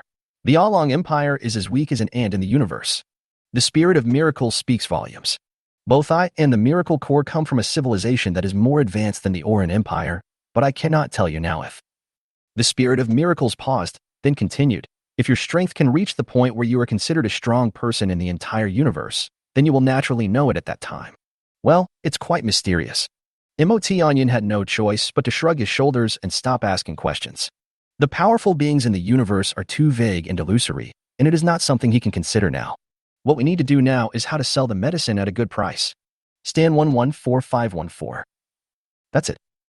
Onion took out bottle 202 of medicine, then used the temporary management authority of the stall given by the Market Management Center to open the product protection energy shield and put the medicine in. With this energy shield, now only Onion can take the potion out from inside, thus protecting the safety of the goods, especially fragile and high-value goods such as potions. Now it's time to advertise. Onion used his intelligent brain to project the medicine inspection report and placed it in front of the stall. Then click on the booth advertisement player and enter the advertisement content. Do you want to become stronger and more vigorous? If so, come to booth 114514. Here we have the perfect primary gene evolution potion. 1 bottle can increase your strength by 1 ton, and there are no side effects. Just input the inspection report and you're done. MOT Onion was ready to start advertising, but he still had to pay 10,000 star coins to play the entire 10-second advertisement. Okay. As MOT Onion paid the star coins, the content of the huge light screen in the center of the pharmacy market turned into MOT Onion's advertisement. 10 seconds passed quickly, but many people still noticed it. I am dying of laughter. This advertisement is too low class. The design is not professional at all. They even spent money on advertising. I want to see what kind of medicine he sells. There was a person who looked at it seriously, and his eyes gradually widened. Are you dazzled? The man rubbed his eyes with his hands again, then looked carefully. Perfect grade primary gene evolution potion. Oh my God. The man stared at the inspection report, repeatedly confirming whether he had read it wrong. Could it be that the report was false? Impossible, because this is a market. If someone dares to cheat, he will definitely not be able to leave the market. And it's a gene evolution potion with no side effects. Normally, if there's an excellent grade potion, it will be snapped up. Now there's a perfect grade potion. I wonder how crazy the market will be in a while. Really? Waves of exclamations rang out in the pharmaceutical market, and countless people took out their communicators. What? Perfect grade primary gene evolution potion. There's actually such a thing on Uluru. Okay. I'll be there right away. Perfect grade primary genetic evolution potion, which can increase strength by 1 ton, with no side effects. Ha ha ha ha. I have hope of breaking through to the late primary genetic evolution warrior. More and more people got the news and rushed to the pharmaceutical market without stopping. More and more people flocked to MOT Onion's stall number 114514, and gradually formed a sea of people. The Market Management Center also received the information and sent security personnel early to maintain market order. MOT Onion opened the energy shield early and covered himself with it. Otherwise, the people outside would have caught MOT Onion and questioned him nonstop. Everyone, welcome here. I am the stall owner here. MOT Onion took out the loudspeaker and shouted loudly. The whole place gradually quieted down. There are a total of 202 bottles of perfect grade primary gene evolution potions here. Each bottle can increase physical strength by 1 ton and has no side effects. It can be taken until the limit of a late-stage primary gene evolution warrior. MOT Onion began to introduce his own medicine. The biggest reason why my potion can be rated as a perfect primary gene evolution potion is that it has no side effects. Some top-grade primary gene evolution potions can increase strength by up to 1 ton, but the side effects are huge and they cannot be taken all the time. Even if you can take them all the time, the potion's effect will become lower and lower until it is completely useless. So I won't say much about how precious this potion is. The lowest bid is 800,000 star coins per bottle. You can buy multiple bottles at a time. The highest bidder wins. After MOT Onion said the price, most people present shook their heads. Maybe this price is considered high for many people. In fact, MOT Onion did not ask for an exorbitant price. In the Empire, an ordinary primary gene evolution potion costs 100,000 star coins, an excellent one costs 200,000 star coins, a top grade one costs 400,000 star coins, and a perfect one costs 800,000 star coins. So the price MOT Onion offered was fair. As for why the minimum price is 800,000, it is because the perfect grade primary genetic evolution potion is extremely rare on Uluru and has not appeared in recent years. I'll pay 161.6 million, and I want all 202 bottles of primary gene evolution potion. As soon as these words were spoken, everyone in the audience looked at the person who made the bid.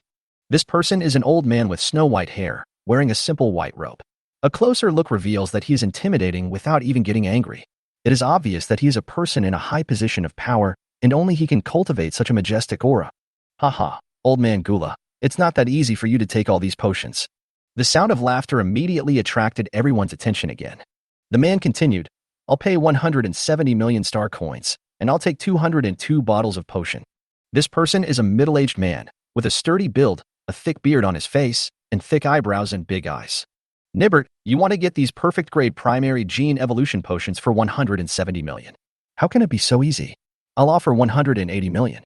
The old man immediately counterattacked. Chapter 32. How about exchanging items? 190 million star coins. 200 million star coins. 210 million star coins. 220 million star coins. The two men continued to confront each other. MOT Onion was also a little surprised, and at the same time, he began to feel happy. Very good. I didn't expect these two people to compete so fiercely. It seems that I can earn a lot of star coins. Now those materials will be settled. You too, there's no need to fight so fiercely. Be careful of being taken advantage of by someone else. A woman's slightly cold voice sounded at this time, instantly attracting the attention of everyone present. Emotionyin followed everyone's gaze. What a beautiful, frozen, iceberg woman. With just one glance, Emotionyin could tell that this woman had an icy aura. How did you know? If you don't believe me, just look. The woman had neat, short light blue hair and a pair of cold eyes that kept strangers away. Anyone who looked at her for a few seconds would be frozen. Looking down, there was a finely tailored blue dress dotted with tiny blue gems. At the bottom is a pair of white and slender thighs, and a pair of dark blue high heels on the feet. I have to say that this woman likes the color blue very much, but her temperament is quite complementary to the color blue.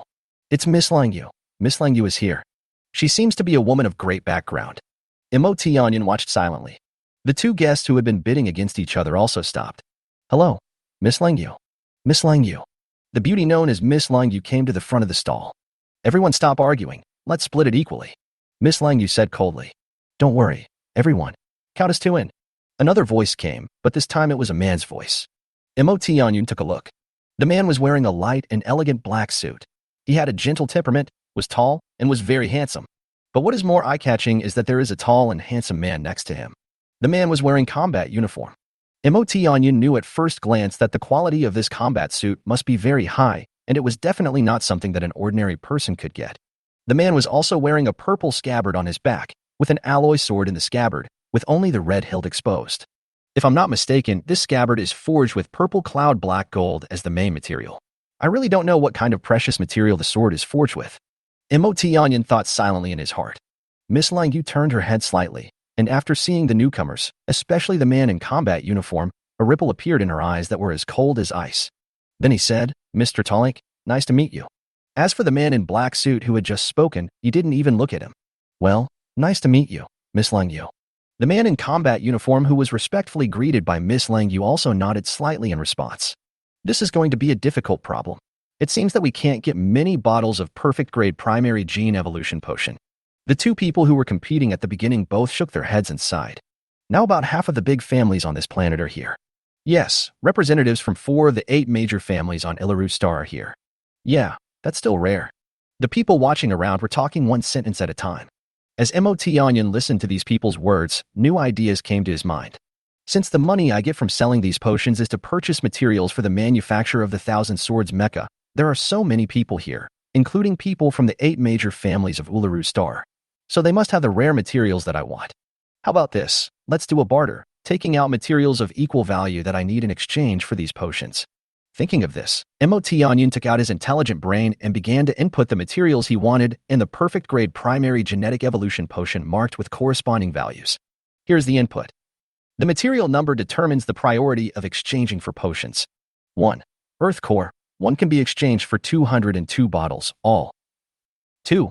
Stellar Red Flame Crystal. 1 standard size of 1 cubic meter can be exchanged for 20 bottles, limited to 3. 3. Obsidian Gold. 10 tons can be exchanged for 1 bottle, limited to 300 tons. 4.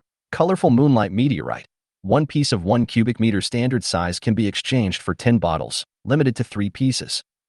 5. Leaguewankin Vibration Yttrium. 100 kilograms can be exchanged for 1 bottle, limited to 1 ton. 6. Calming Fire Crystal. 1 block per cubic meter can be exchanged for 1 bottle, limited to 10 blocks. 7. Lobluang Haunching Iron. 30 tons can be exchanged for 1 bottle, limited to 300 tons. 8. Tianyuan Matte Gold. 1 ton can be exchanged for 1 bottle, limited to 10 tons. 9. Space Quicksand. 1 ton can be exchanged for 10 bottles, limited to 2 tons. The above content may seem like a lot, but Emotionyin can quickly input it using his mental power to connect to the intelligent brain. Ahem, everyone, let's exchange goods for goods. Emotionyin spoke loudly through a loudspeaker. This sentence immediately attracted everyone's attention. Barter? What kind of exchange is that? Everyone wondered this. Haha. Everyone please look. Emotionyin used the intelligent brain to project a light screen, and everyone could clearly see what Emotionyin had just input. The serial numbers of these items determine the priority of exchange. The ones that are ranked higher will be considered for exchange first. However, there is a limited number of items that can be exchanged. If the number of items present exceeds the limit, the items with the best quality will be given priority until the limit is reached. I sell these potions just to earn star coins and then buy materials. Now I plan to exchange the materials directly so that everyone has the opportunity to exchange. Everyone can rest assured to exchange. The price is absolutely fair, and some materials are even quite discounted. Emotionian explained patiently. The exchange will begin in an hour. If you haven't prepared your items, you can go prepare them now. However, everyone should do what they can, because the items I exchange are limited. I will choose high-quality items to exchange first, so I will not exchange items that exceed the limit. Emotionian continued. In an hour? Hurry up. Go prepare now, and maybe you'll have a chance to get a few bottles of perfect beginner gene evolution potion. After hearing this, some people hurried away to prepare these items. Ha ha ha ha. I happen to have some of these materials. Maybe I really have a chance to become a mid-stage genetically evolved warrior. I've been stuck at the early stage genetically evolved warrior for many years. Some people were so happy when they saw that they had these things that they couldn't stop smiling. What is that Earth Core? One can actually exchange for all the perfect grade primary gene evolution potions. Some people were surprised to see that the Earth's core was so valuable. Someone nearby who knew something answered him. The Earth's core is the core of a planet. There is only one Earth's core on a planet. It is extremely hard and heavy. It is usually used to make epic mechas and above. After the man understood, he said, could this stall owner be making mechas?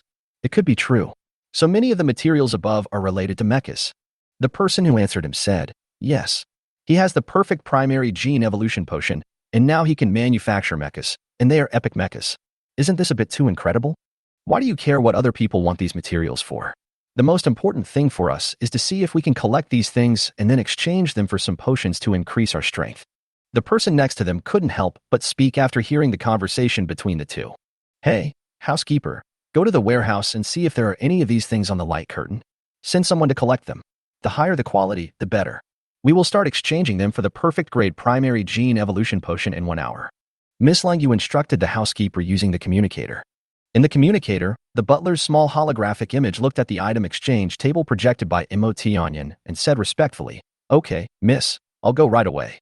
The old man and the tall middle-aged man who competed at the beginning, the man in the black suit who arrived last, and the man in combat uniform who was traveling with the man in the black suit and was called Young Master Talent by Miss Langyu, were all preparing their own things. Materials market. The information about the materials Emotionian needed had already spread throughout the market, so the prices of these materials began to skyrocket. The biggest advantage of Emotionian's barter method is that it saves him from looking for materials in the market and then buying them one by one. Chapter 33. The exchange is over. Only the core of the earth is missing. An hour passed quickly. There was a huge crowd of people around Emotionian's stall again, and this time there were many more people than an hour ago. Emotionian looked at the time and waited for an hour. He then said, 1 hour is up. Let's start the barter now.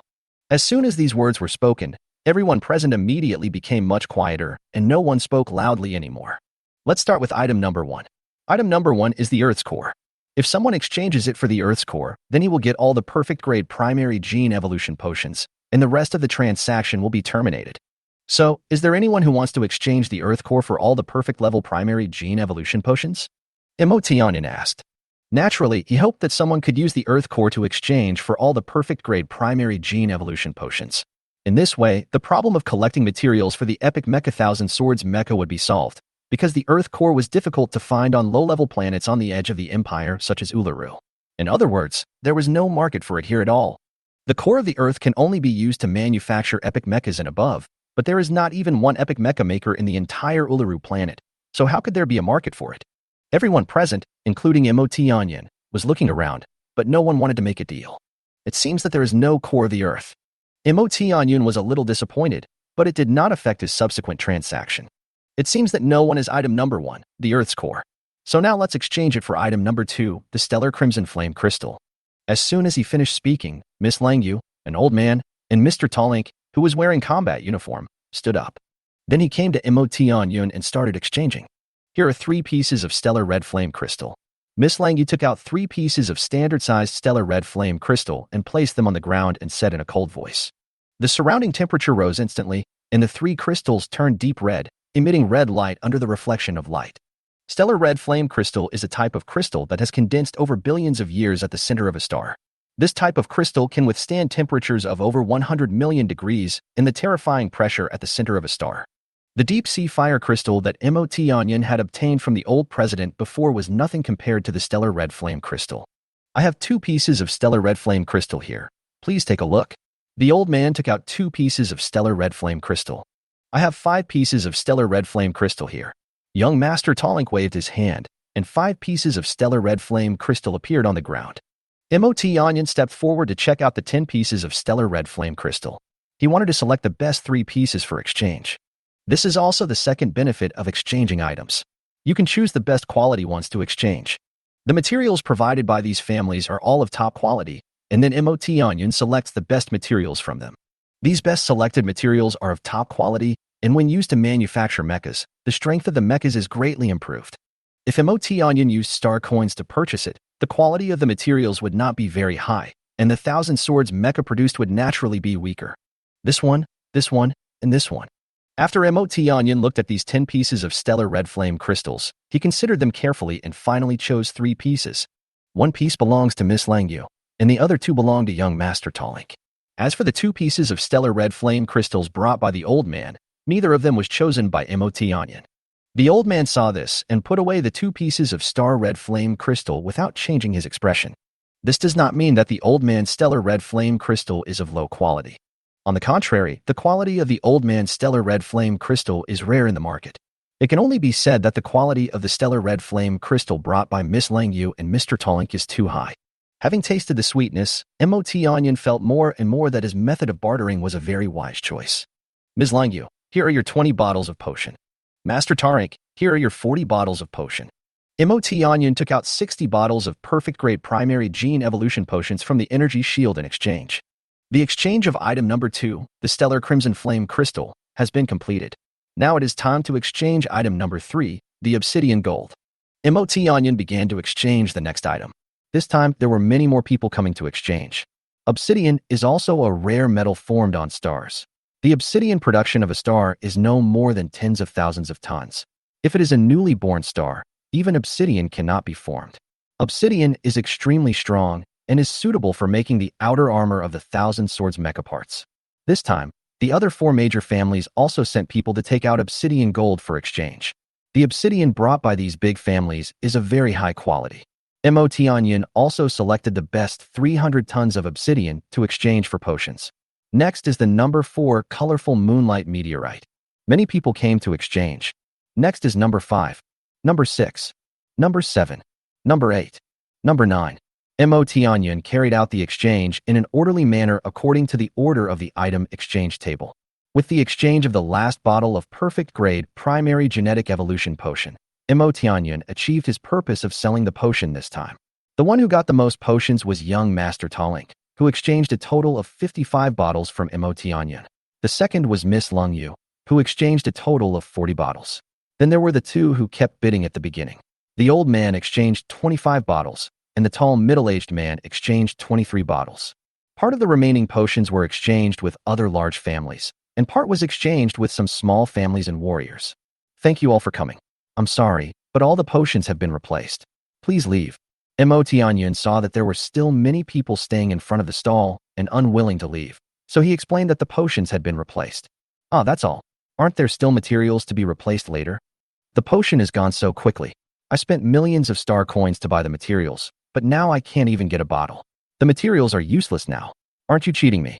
Yeah, I spent half my fortune on some useless materials just to exchange for a bottle of potion. Fuck you, give me your money back. These people started to lose their defense because they bought materials but did not get potions in exchange, and they refused to leave. It seems these people won't give up easily. MOT Onion thought silently. If this matter cannot be resolved, it seems that I can't leave. MOT Onion thought about it again. Everyone, please be quiet for a moment. I told you that everyone should do what they can. The potions are limited, and the items I can exchange for potions are also limited. As soon as MOT Onion opened his mouth, the rest of the people became excited. We want to buy the things you needed for the potion, and now you want to send us away just because they are limited in quantity? Yes, we spent money to buy these things. If you don't exchange them for potions, then these things will be useless. Moreover, we bought them at a high price. Even if we sell them again, we can't make back our investment. Everyone, I'm not done yet. I still have some potions. As soon as MOT Onion said this, the whole place gradually quieted down. This is the potion I prepared for myself. Now, I'm taking it out to exchange for the last material on the exchange table.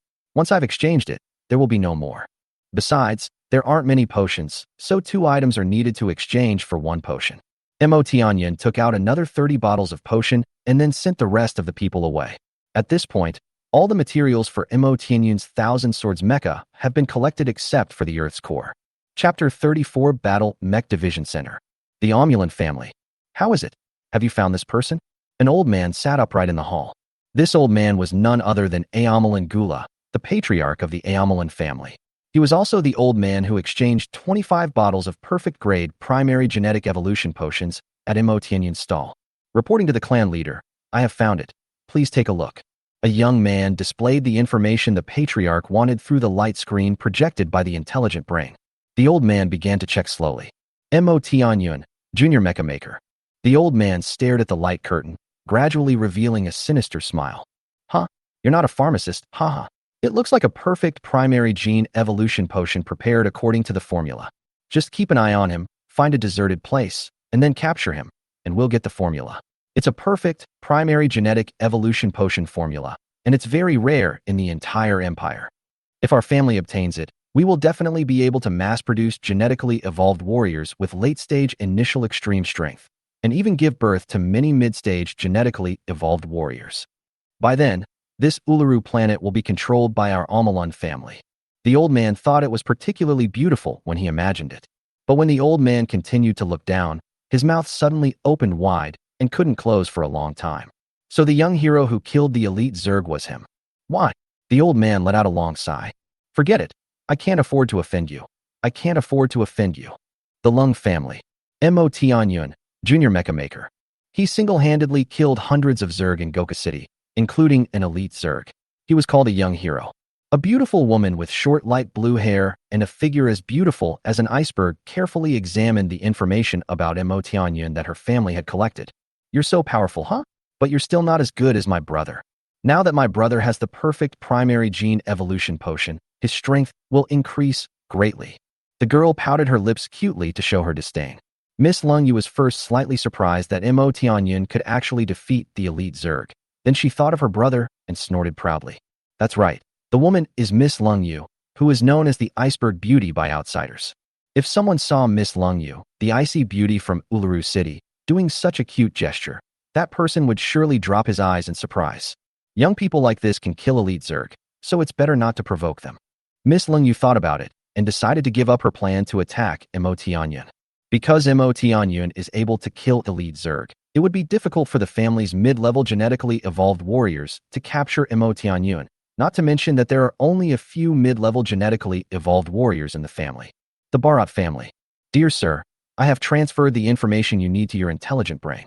A servant bowed his head and said respectfully, Yes, I understand. The man in combat uniform nodded calmly. This man was none other than Prince Talink. Next to him was a young man in a black suit. Mo Tianyun, a junior mecha maker, killed hundreds of Zergs and an elite Zerg in Goka City 2 days ago, saving Goka City. He is known as a young hero. Master Talink took a look and then said to the man in the black suit next to him, Gervin, I never thought that the man who took out the perfect grade primary gene evolution potion was younger than you, but was able to kill elite Zerg. Oh, that young stall owner is so amazing. In addition to being a junior mecha maker, he is also a mecha combat master. Brother, let me see.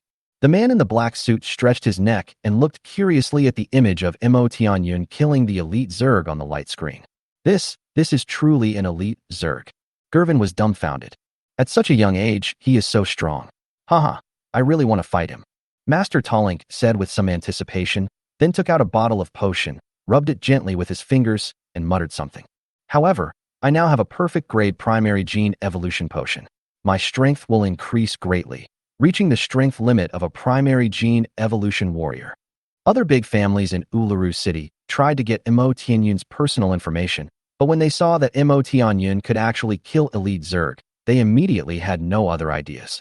Gradually, everyone in Uluru who had some connections knew that the young man who took out the perfect grade primary genetic evolution potion was not someone to be trifled with. But they still hadn't given up the idea of getting Mo Tianyun's perfect grade primary gene evolution potion. Since you can't force your way around it, you can just take the honest path. Sister Miracle, I have almost collected all the materials for the Thousand Swords Mecha, except for the Earth Core. Mo Tianyun left the pharmacy market and prepared to go to the Combat Mecha Division Center to take the Mecha Combat Division assessment. Well, But you still need to improve your mental power to this spiritual C level so that you can complete the manufacture of the Thousand Swords Mecha Core. Otherwise, it will be useless even if you get the Earth Core now. I feel like my mental strength is much stronger than when I just broke through perception, but I don't know why I can't break through yet. Mo Tianyan said with a sad face. Don't worry, it will be soon. Once you drink the primary gene evolution potion a few more times, you will be able to break through. The spirit of miracles comforted Mo Tianyan. Well, that's good. Mo Tianyan nodded. Soon, Mo Tianyan arrived at the Combat Mecha Division Assessment Center. This Combat Mecha Division Center is really magnificent. It is worthy of being the only Combat Mecha Division Center on the planet. This huge building refreshed Mo Tianyan's understanding of buildings. The largest building Mo Tianyan had ever seen was the Hanshan building in the central area of Hanshan City. However, the Combat Mecha Division Center is more than 10 times larger than the Hanshan building. It is indeed the largest building on Uluru. Imperial ID card, please. When Mo Tianyan went in, a beautiful bionic intelligent machine stopped him. Mo Tianyan had no choice but to take out his Imperial ID card. Identification successful. Scanning of the human body is beginning. Human body recognition successful. Mo Tianyan, welcome to the Combat Mech Division Center. Is there anything I can help you with? The beautiful bionic robot smiled. Mo Tianyan looked at the beautiful robot carefully and thought silently in his heart. She is quite pretty. At this time, in the core space of the miracle, the spirit of miracle curled his lips slightly and said nothing. I want to take the ordinary Combat Mecha Division assessment. Mo Tianyan came back to his senses and said, Okay, Mr. Mo Tianyan, please come this way. The beautiful bionic robot brought Mo Tianyan to the waiting area for the ordinary Combat Mecha Division assessment. Mr. Mo Tianyan, please wait patiently here. The assessment will begin in an hour.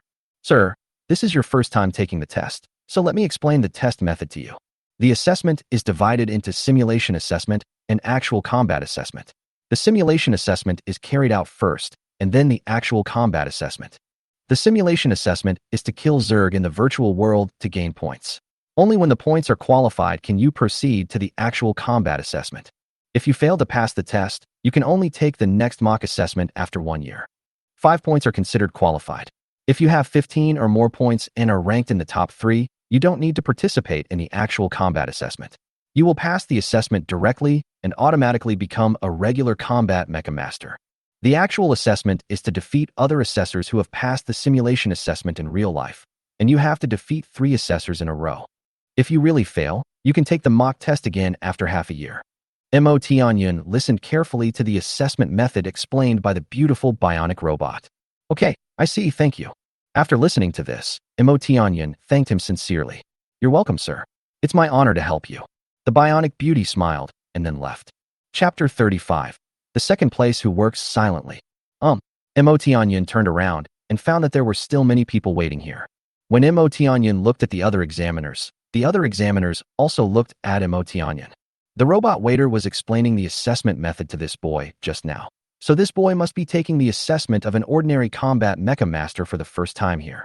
Such a young man must be curious. He bought a mecha by relying on his family's wealth and came here to play with it. Yeah, I was like that too.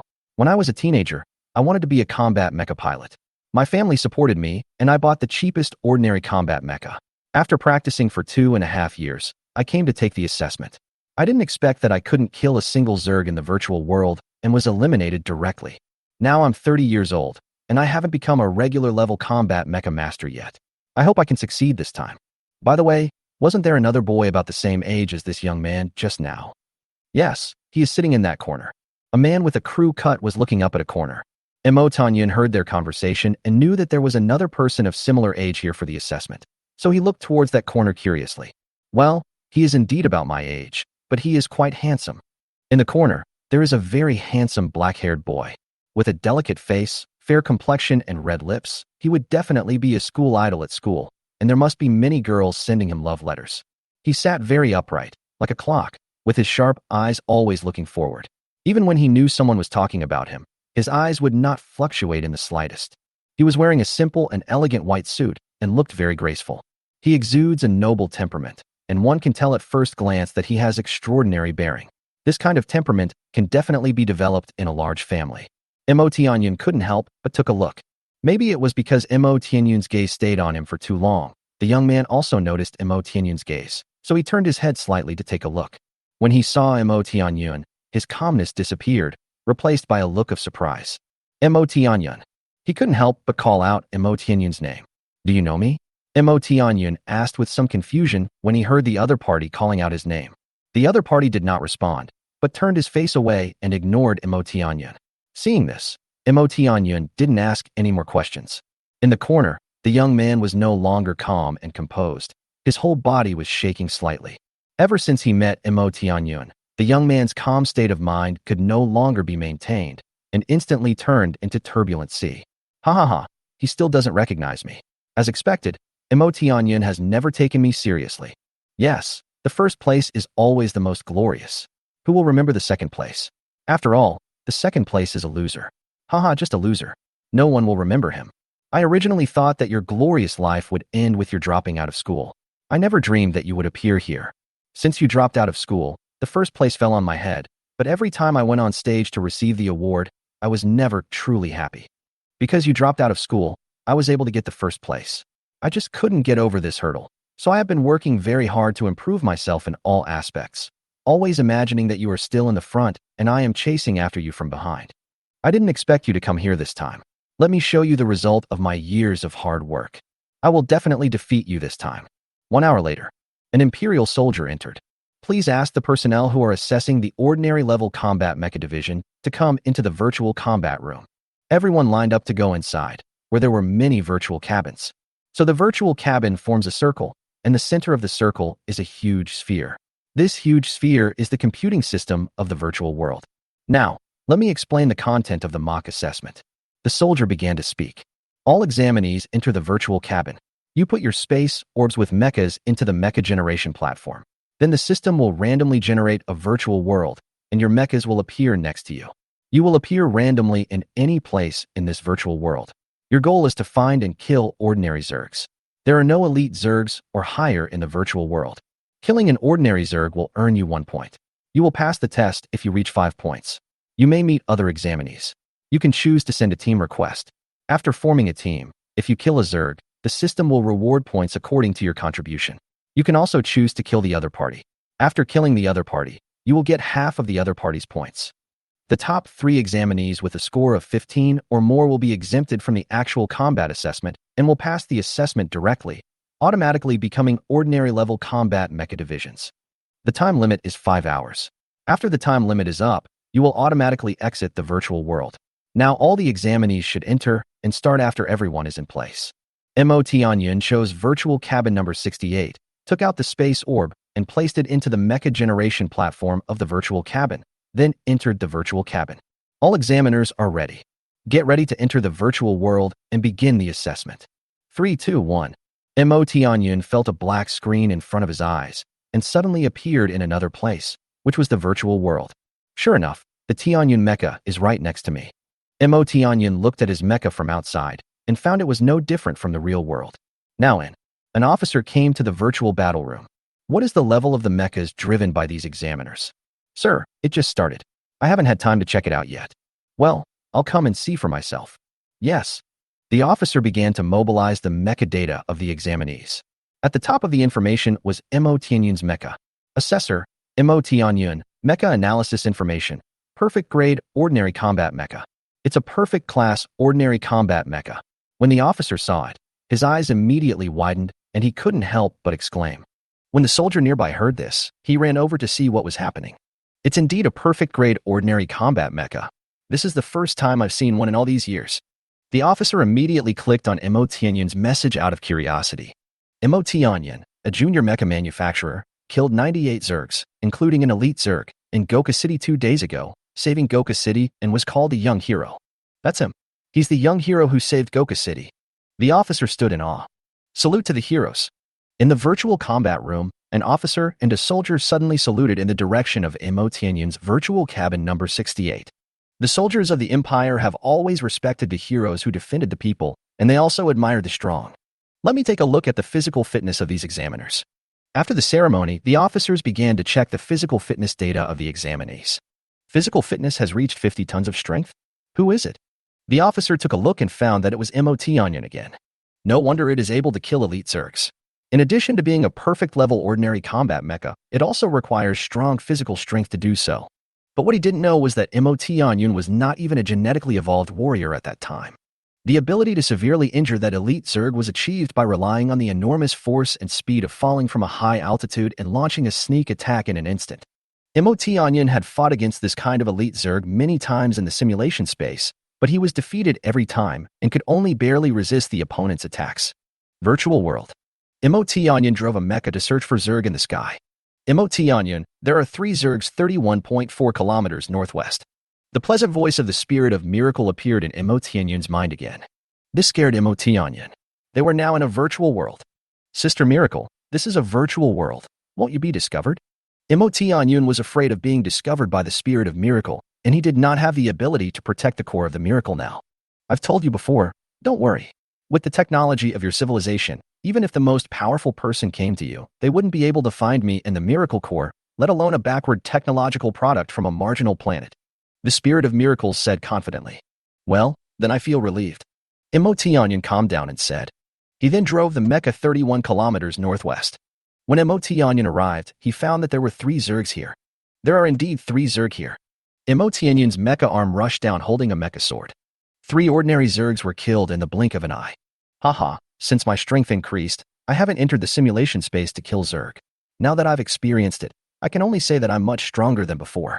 Killing these ordinary Zerg is just like chopping melons and vegetables. No, it should be like cutting tofu. It takes no effort at all. To deal with elite Zerg, I used to have to launch sneak attacks from the air, but now even elite Zerg will die under my sword. Emotianyun looked at the sword in his hand, then waved it gently. He wanted to feel the powerful strength he now had. Emotianyun, due east, there are 2 Zergs at 67 kilometers. Well, it's enough to kill these 2. You don't need to tell me your location. I'll go directly towards the Zerg. If I kill enough, people will be suspicious. Emotianyun was still worried that if he killed enough, people would find out. After all, others had to search for the Zerg before they could kill them. Now he seemed to know where the Zerg were in the virtual world. He knew where the Zerg were without searching. This was too suspicious. Okay, got it. The spirit of miracles agreed. After a while. Arrive. Emotianyun was in the air, looking at the 2 ordinary Zergs below. To be honest, the normal Zerg are too weak now. I don't even want to use my mecha sword to chop them. Emotianyun shook his head and spoke as he thought about it. If there are only 1 or 2 ordinary Zergs, it's fine. But if there are tens of thousands of ordinary Zergs, won't I be exhausted to death and still not be able to kill so many Zergs? Chapter 36. The Miracle Sister with Good Intentions. Then I have to think of a way. If I encounter this kind of situation in the future, at least I have a strategy to deal with it. Emotianyun thought carefully and ignored the 2 Zergs on the ground in the virtual world. Yes, I can install some energy weapons with a large range and high lethality. Space collapse bombs, super laser cannons, and heavy tracking nuclear bombs, these things can all be installed on mechas. But most of them are one-time use, and they are gone after firing. The super laser cannon is not one-time use, but it consumes too much energy. After firing a few times, the mecha has no energy left to fight. Emotianyun was thinking, when suddenly the spirit of miracle appeared in the cockpit of the mecha, next to Emotianyun. There is still some space in the cockpit, so it's not too crowded. Sister Miracle, what's wrong with you? Is there anything wrong? Emotianyun said as he looked at the still flawless spirit of miracle. I was still muttering in my heart, Sister Miracle is so beautiful, absolutely perfect. No matter how many times I see her, I still can't get enough of her. What? I can't come to you if nothing happens. The spirit of miracle tilted his head slightly and said in a playful and cute way. No, as long as Sister Miracle is willing, you can come to me anytime. Emotianyun quickly spread his hands and said, I have never driven a mecha in real life. I want to try it out. The spirit of miracles speaks out. Ugh, this isn't reality. Emotianyun was a little confused when he heard the request of the spirit of miracle. Stop talking nonsense. Give it to me or not. The spirit of miracles pretended to be angry. Give it to me. I'll give it to you. Emotianyun quickly stood up. The spirit of miracle took the driver's seat and took control of the mecha instantly. The mecha's intelligent brain suddenly projected a light screen, which displayed the scene outside. Emotianyun could see 2 ant-like Zergs crawling slowly below. Ordinary Zerg are at least 10 meters in size. It is impossible for them to be so small. It is because of the distance that they look small. Emotianyun, just watch carefully from now on. The temperament of the spirit of miracle changed immediately. At this moment, she was like a female war goddess, emitting an invincible aura from her whole body. It seems that as long as she is there, I will never lose. The Tianyin mecha moved, and the big sword on the right arm of the mecha separated from the mecha and began to float in front of the mecha. Go ahead. The Spirit of Miracle shouted softly, and the mecha sword instantly crossed thousands of meters and shot directly at the two Zergs. The sword flashed and flew back into the mecha's hand. The two Zergs had already been cut in half by the sword that was as fast as light. Emotionyan, did you see it clearly? The Spirit of Miracle asked. This. No, I didn't see it clearly. Emotionyan was so shocked that he couldn't speak when he saw the sword fly away by itself, kill the Zerg, and then fly back. This is the application of mental power, and the power of the fighting skills of a warrior at the level of Starry Sky martial arts. Once your mental power breaks through to the spiritual C level, you can use your mental power to control the operation of everything. You can also make yourself fly, and even cross the universe. Starry Sky martial arts is of great help in applying mental power to combat. Now you know why it is so difficult to break through the spiritual power of the spiritual C level, right? The Spirit of Miracles began to explain why. It is precisely because it is difficult to raise the spiritual power to the level of spiritual C that the spiritual power at the spiritual C level has such a great effect. First, if you want to create an epic battle mecha, you need to have your mental power reach the spirit C level. Then, if you want to use your mental power to fuse the mecha seal of an epic battle mecha, you need to have your mental power reach the spirit C level. Finally, if you want to truly learn the martial arts combat skills of the Starry Sky martial arts level, the Thousand Starlight Sword, you also need to have your mental power reach the Spirit C level. The words of the Spirit of Miracles made Emotionyan realize the importance of spiritual power at the Spirit C level. Didn't you just say that you wanted to install some weapons with large range and high lethality on the mecha to deal with the swarms of weak Zerg? If you learn the 10,000 Starlight Sword, you can easily kill tens of thousands of ordinary Zergs at once. If you practice the 10,000 Starlight Sword to perfection, you can swing out tens of thousands of sword lights with just a wave of your hand and kill all the weak Zergs. This trick is much more useful than those weapons. The words of the Spirit of Miracle left Emotionyan speechless. It turns out that the Spirit of Miracles appeared to help him solve this problem. Sister Miracle, I understand. Thank you. Emotionyan looked deeply at the beautiful Spirit of Miracle and said. He realized that Sister Miracle was driving the mecha in order to teach him how to use mental power to solve the problem of large numbers of weak Zergs. She really had good intentions. All right, stop being sentimental. As long as you can kill more Zerg and collect more Zerg cores for me, that's enough. The Spirit of Miracle narrowed his eyes and smiled. Yes, Sister Miracle. Emotionyan nodded and said. Somewhere in the virtual world. Finally found it. There are actually two Zerg here. A black mecha was flying in the air, and a young man was driving the mecha and looking down at the two Zergs below. It's not easy to deal with two Zergs at the same time. It seems that we can only use advanced pulse armor-piercing shells. This mecha can only carry a few armor-piercing shells, only 10. We must use them sparingly and not waste them. The boy was thinking about how to deal with these two Zergs. The next moment, the black mecha's right arm turned into a huge gun barrel, and its left arm tightly grasped its right arm. The huge muzzle of the mecha's right arm was aimed at the head of a Zerg below. Advanced pulse armor-piercing shells are ready. The enemy's fatal weakness has been locked.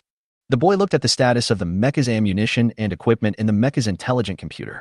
Emission. With a bang, the head of a Zerg below instantly exploded. The other Zerg next to him knew that an enemy was coming, and its 6 strong and powerful Zerg limbs bent downward into about shape. The next second, the 6 limbs of the Zerg launched itself into the sky like a slingshot, and then its wings opened instantly and flew towards the boy. This Zerg reacts so quickly. The boy just wanted to end the battle instantly with 2 consecutive shots, but he didn't expect that before the second advanced pulse armor-piercing shell was ready, the remaining Zerg had already caught up. Ranged weapons are useless. Looks like I have to switch to melee mode. The young man reacted instantly, first deploying the mecha's energy shield to protect the mecha, revealing 2 mecha arms outside. Then the gun barrel of the mecha's right arm retracted, and 2 mecha blades appeared out of thin air, each tightly grasped by the 2 mecha arms. At this time, the remaining Zerg had already flown in front of the black mecha. 2 sharp Zerg forelimbs grabbed the mecha fiercely, and the boy who controlled the 2 mecha blades of the mecha quickly began to resist. But it was not completely blocked, and was knocked back by the huge force of the Zerg, flying dozens of meters in the air. What a powerful force, but now it's my turn. The boy was slightly surprised, but it did not prevent him from completing the layout. At this time, the chest of the mecha was no longer sealed, but a round hole was revealed. Terrible energy emanated from it, and the surrounding air was distorted by the heat. Die, Zerg. Blazing light. The mecha suddenly emitted a thick red beam, shooting towards the Zerg. The Zerg reacted very quickly, using its 2 hard forelimbs to block the light. But the red light was too powerful. It instantly passed through the Zerg's forelimbs and exploded violently on the Zerg's huge body. This Zerg is too powerful. Just an ordinary Zerg forced me to use my strongest weapon. 1/3 of the mecha's remaining energy was gone in an instant. Now it can only fire 2 scorching rays at most. The boys sighed. Chapter 37 MOT Onion breaks the record. In reality, 2 hours had passed. Virtual battle room. People came out of the virtual cabin one after another. They were all assessors who were eliminated in the virtual world. None of those people reached 5 points, which meant that they had no chance of entering the actual combat assessment. And it will take at least 1 year before you can take the assessment for a junior combat mecha commander. Damn it, I was ambushed by a few people. They actually teamed up to attack me secretly. A man came out of the virtual cabin, cursing nonstop. Among them, are there 1 blue mecha, 2 black mechas, and 2 white mechas? Someone suddenly asked. The man who had been cursing nonstop heard this and said, Yeah, is that how you were eliminated as well? Yes, I was ambushed by them at that time, and the energy shield of my mecha was broken in an instant. Then I knew I couldn't beat the 5 of them, so I wanted to join them, but they rejected me in the end. Alas, although I was not ambushed by them, I was unlucky. I ran into them, but couldn't escape. A man in white clothes next to him said hatefully, gritting his teeth. I can't stand it anymore. I'll settle the score with them when they get out. Okay, count me in. And me. Several people joined the revenge team one after another. Hey, look, those 2 boys are still in there. A man looked around and suddenly said, Yeah, they haven't come out yet. Have they never fought the Zerg? The other person also looked around and found that the 2 teenagers were not there. They must be hiding inside, afraid to fight the Zerg. At this time, a rather sturdy man said self-righteously, Don't say that too early. Maybe he can kill Zerg at such a young age.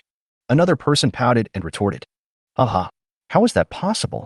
I encountered 2 Zergs. I used a long-range sneak attack to severely injure one of them. Unexpectedly, the other Zerg came to my side in an instant and smashed my mecha with 1 claw. Do you think these 2 young men can resist them? The burly man laughed out loud and said with disdain. The man wanted to say something and moved his lips slightly, but when he thought of the power of the Zerg, he didn't say anything powerful. How many people are there in the virtual world? An officer suddenly asked. Report to the commander, there are 58 people left. No, there are 57 people left. Suddenly, an examiner walked out of virtual cabin number 89. He was obviously the one who had just been eliminated. The Imperial soldier who had been checking the situation in the virtual world was reporting, but just as he was reporting, another person was eliminated. That person only had 2 points, still less than 5 points. The officer nodded after hearing this, then shook his head and said, 93 Junior Combat Mecha Division assessment candidates went in, and 36 were eliminated in 2 hours. I wonder how many will be left after 5 hours. Then he turned to the virtual world inspector, the soldier who checked the virtual world's situation, and said, Who has the highest score now? Well, if I'm not mistaken, it must be the young hero MOT Onion. Tell me how many points he has. The officer paused and continued. Report to the commander. Haha, who else could it be but him? He can even kill elite Zergs. In this low-level virtual world full of ordinary Zergs, he can still walk sideways. The virtual world inspector laughed and continued. Now the young hero MOT Onion has 24 points, breaking the score record for the Junior Combat Mecha Division assessment on this planet. By the end of these 5 hours, he will probably have more than 50 points. The officer hummed, and then said, After all, MOT Onion still needs to find the Zerg before he can kill them. If the Zerg are everywhere and he can kill them, the points he gets will probably be hundreds of times more than now. With his perfect level ordinary battle mech and his body strength reaching 50 tons, he only needs 1 move to kill an ordinary Zerg. MOT Onion should take the test to become a super-level battle mech master. Unfortunately, this planet does not have an intermediate virtual world for him to take the test. The officer sighed softly. Except for MOT Onion, how are the points of others? Sir, this is the real-time score ranking list. You can see the score changes at any time. After hearing this, the inspector immediately transmitted the information of the score ranking list of the virtual world background system to the officer's dedicated intelligent computer. Well, let me see. The officers began to check the rankings. 1. MOT Onion, current score, 27. 2. Rod Hubbard, current points, 7. 3. Paige Ross, current score, 6.7. 4. Joan Matthews, current score, 6.5. 5. Nano Rossetti, current score, 6.3. 6. Willie Patience, current score, 6.2. 7. Alan Adelaide, current points, 6. 8. Chester Yerkes, current score, 5.8. 9. Kelly Ricardo, current score, 5.4. 10. Austin Foote, current score, 5.4. 11. Jesse Atley, current score, 5.3. 12. Aster Legis, current points, 5. Only 12 people have passed the test so far. I'm afraid we won't know if there will be 30 people in about 3 hours. The officer mainly looked at the number of people who had qualified points so far. However, it is a bit surprising that Rod Hubbard, who is currently ranked second in points, is only 16 years old and is also taking the test for the first time. The officer clicked on the information of the second place in the points and found out that the second place was only 16 years old, which was a bit unexpected. So he is the young master of the Rhodes family in Hansan City. No wonder the name sounds familiar. I heard that the young master of the Rhodes family is extremely talented and hardworking. He is outstanding among the heirs of the major families on the Uluru planet. As the rumors say, he has this ability at the age of 16. He has a great chance of becoming a regular-level mecha combat master. At this age, he is no less outstanding than the heirs of the 8 major families. The officer kept exclaiming in admiration. At this moment, in the virtual world, Emotionyan leisurely flew around in the mecha, killing Zerg wherever he saw them. Anyway, he had enough points, so he didn't care whether there were Zerg or not. Everyone, another mecha is coming. A blue mecha sent information to the 4 mechas next to it. This blue mecha is equipped with planetary-level advanced reconnaissance accessories, which can detect enemies from a long distance, so it becomes the scout among the 5 people. Haha, Nas, the detection function of your accessory is really useful. I got some points again. Let's go. A black mecha replied to the message. Good. Good. Walk. The other 3 mechas also responded. Chapter 38.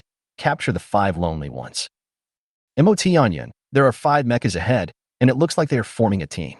The Spirit of Miracle appeared next to Emotionyan and said, "Oh, are they trying to steal my points?"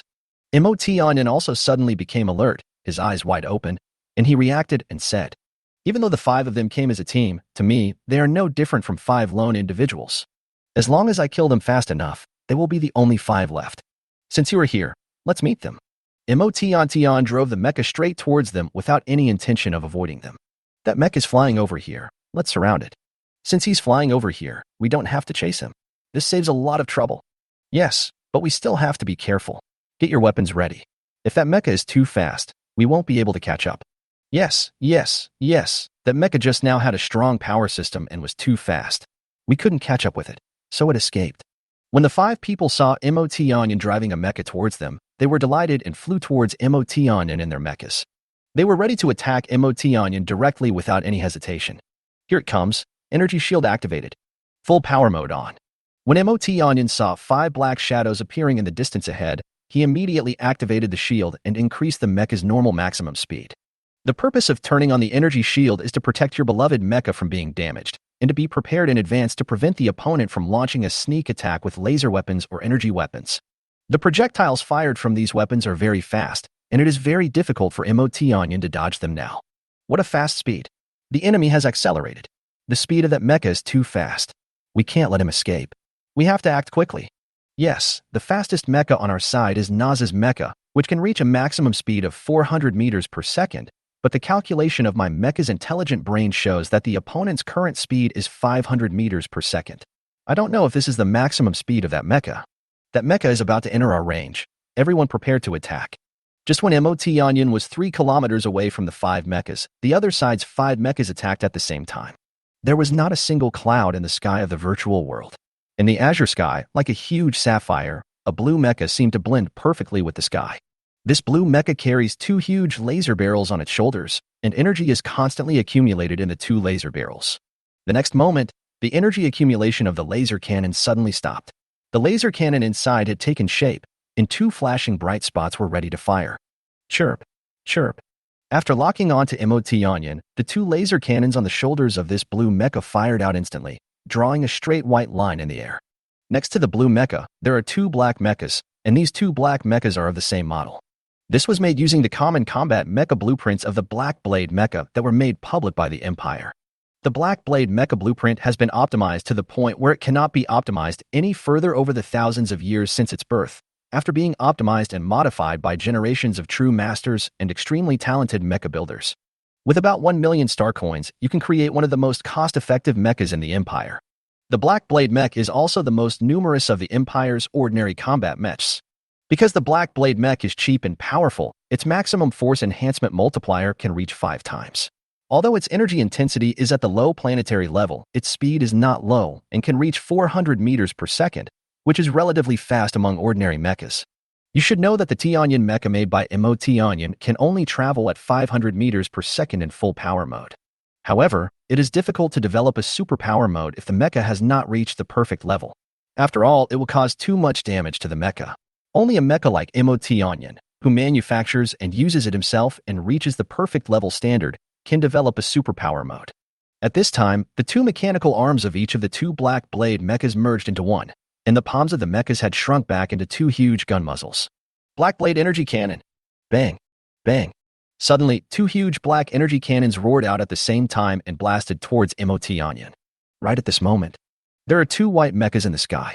These two white mechas are also made using the White Feather mecha drawings made public by the Empire.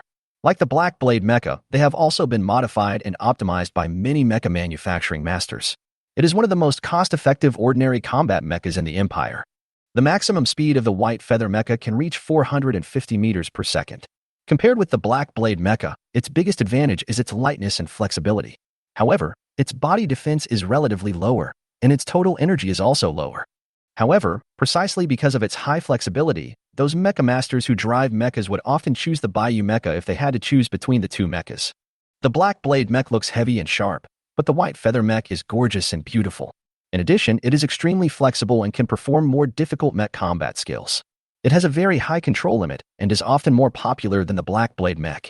Silver White Starlight Chain Cannon. White Feather Impact Cannon.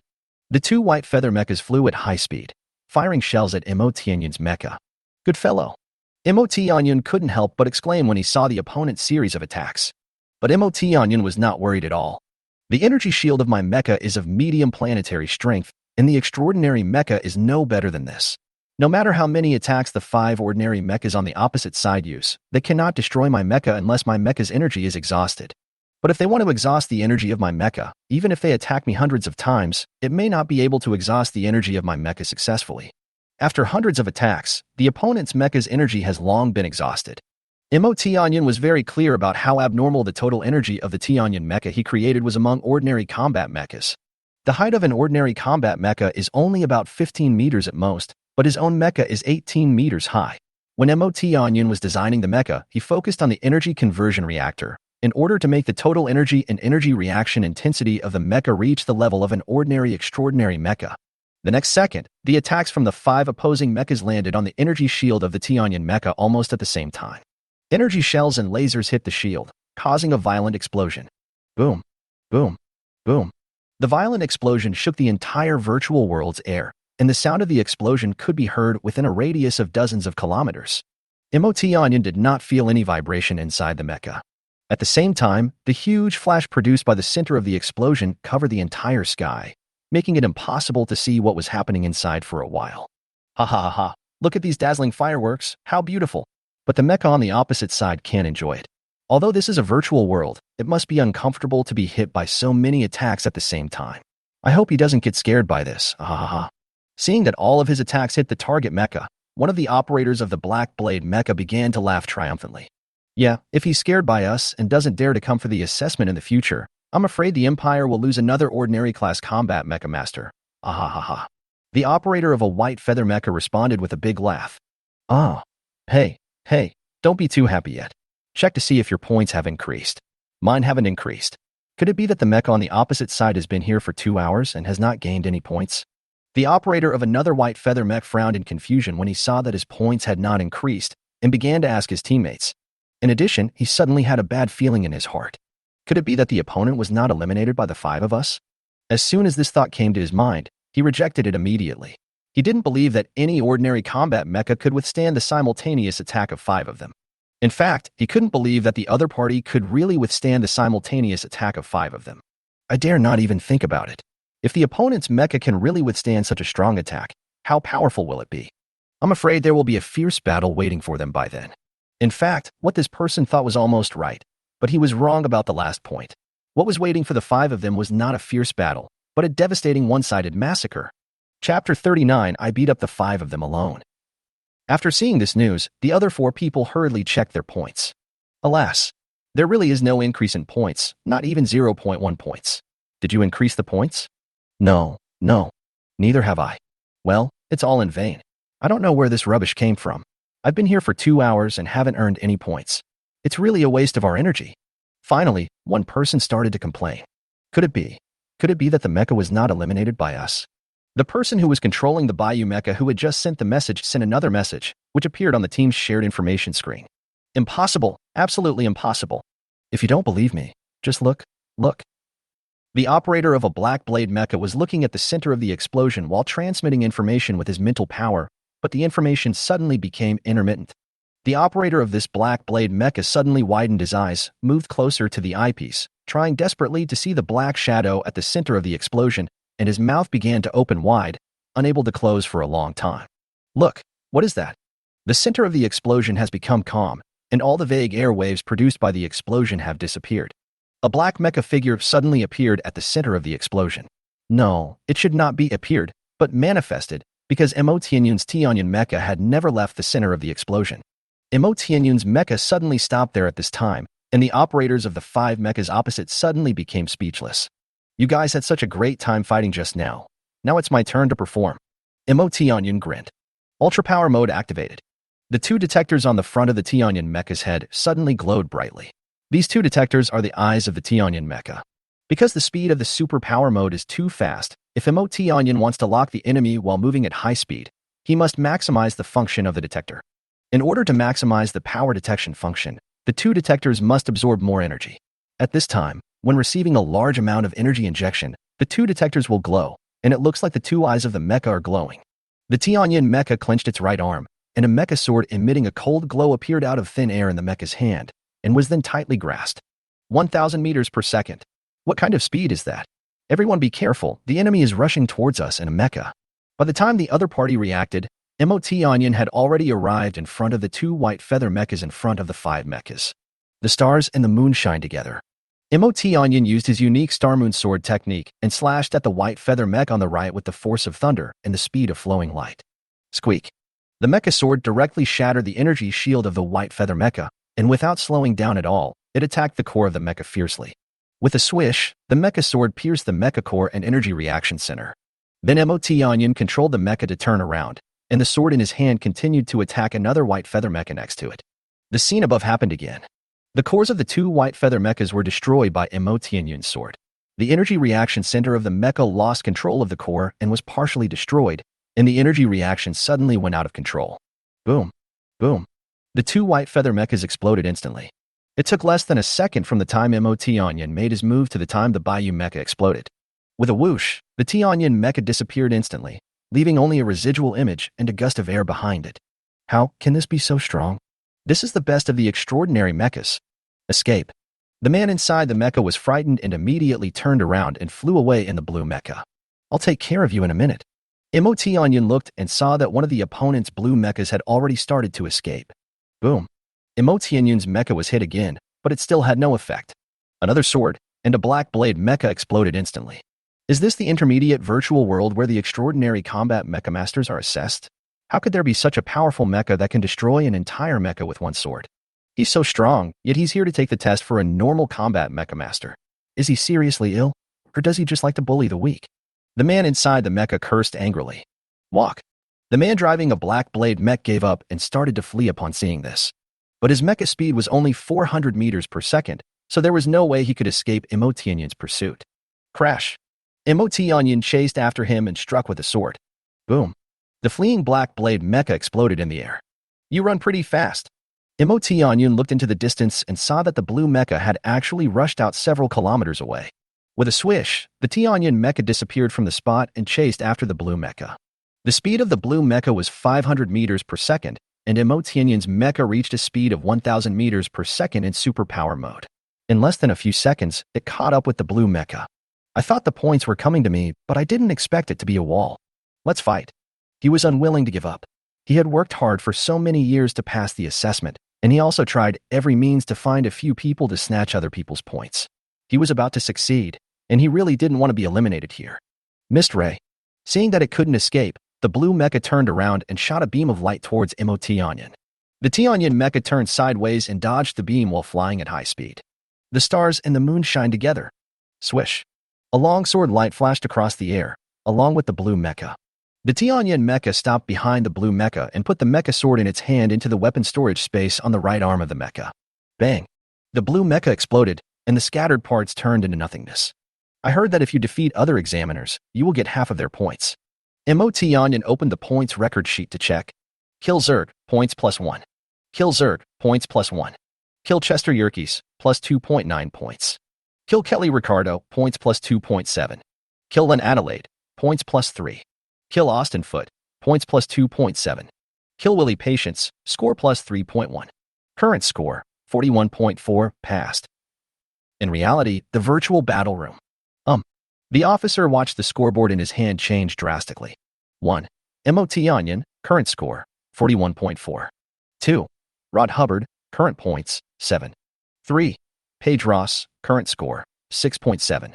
4. Joan Matthews, current score, 6.5. 5. Nano Rossetti, current score, 6.3. 6. Jesse Atley, current score, 5.3. 7. Aster Legis, current points, 5. 8. Omar Harper, current score, 4.5. 9. Vernal Harrison, current score, 4.5. 10. Alan Hobbs, current points, 4. 11. Hamilton Beecher, current points, 4. 12. Koten Rahman, current points, 4. 5 people were eliminated in the blink of an eye, and MOT Onion's points increased so much in an instant. These 5 unlucky guys must have met MOT Onion. The officer muttered to himself. Chapter 40, such a reversal.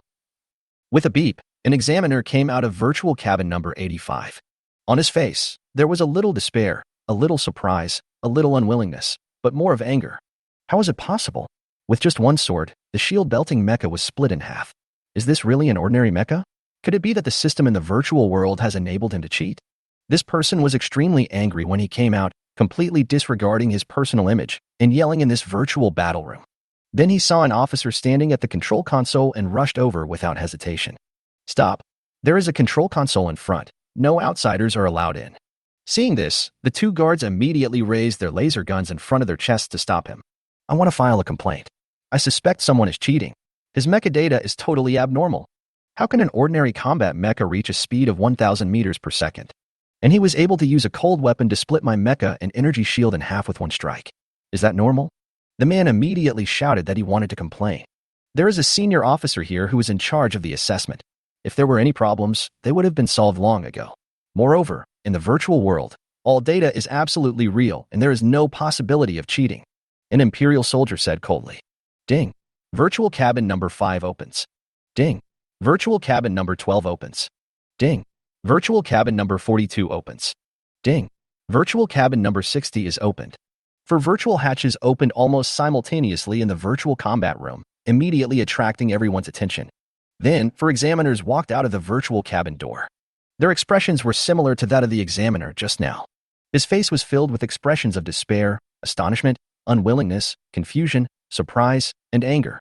The examiner who just came out of the virtual cabin first and wanted to complain about MOT Onion cheating finally found the organization. He walked towards them and said with a look of shock as he walked, "You were eliminated so quickly by that super-fast blue and white mecha holding a mecha sword?" That's right. MOT Onion's mecha is blue and white. Alas, I don't know what happened now. He came to my side in an instant, and my mecha was blown up by a sword. A man with a deathly pale face said weakly. These were the words spoken by the operator of the second Bayou mecha that was blown up by MOT Onion's sword. Yeah, it can't even block a single sword.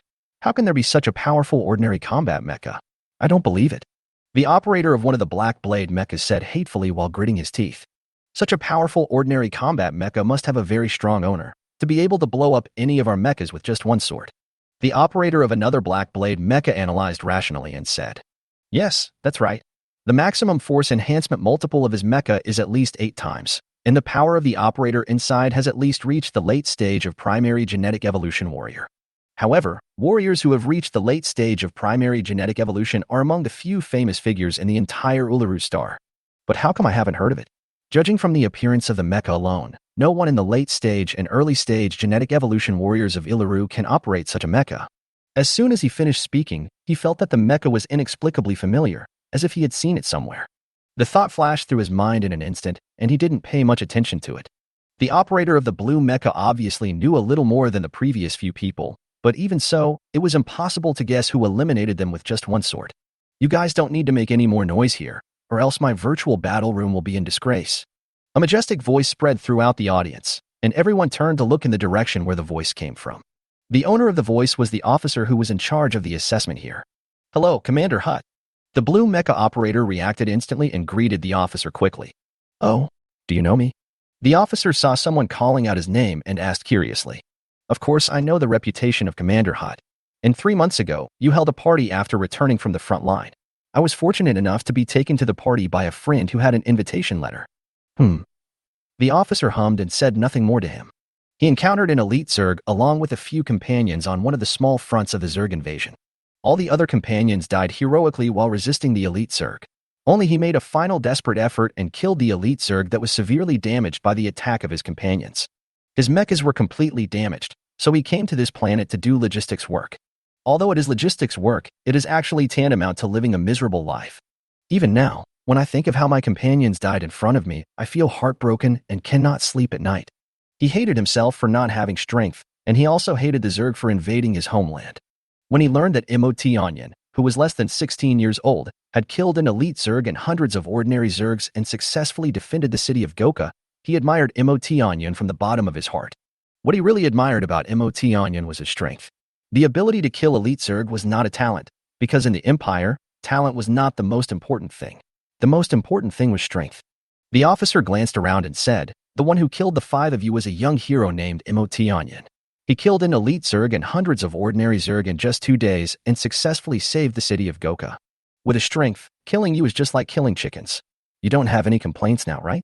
As soon as these words were spoken, the people present became excited. Bang. "Oh, I remember now.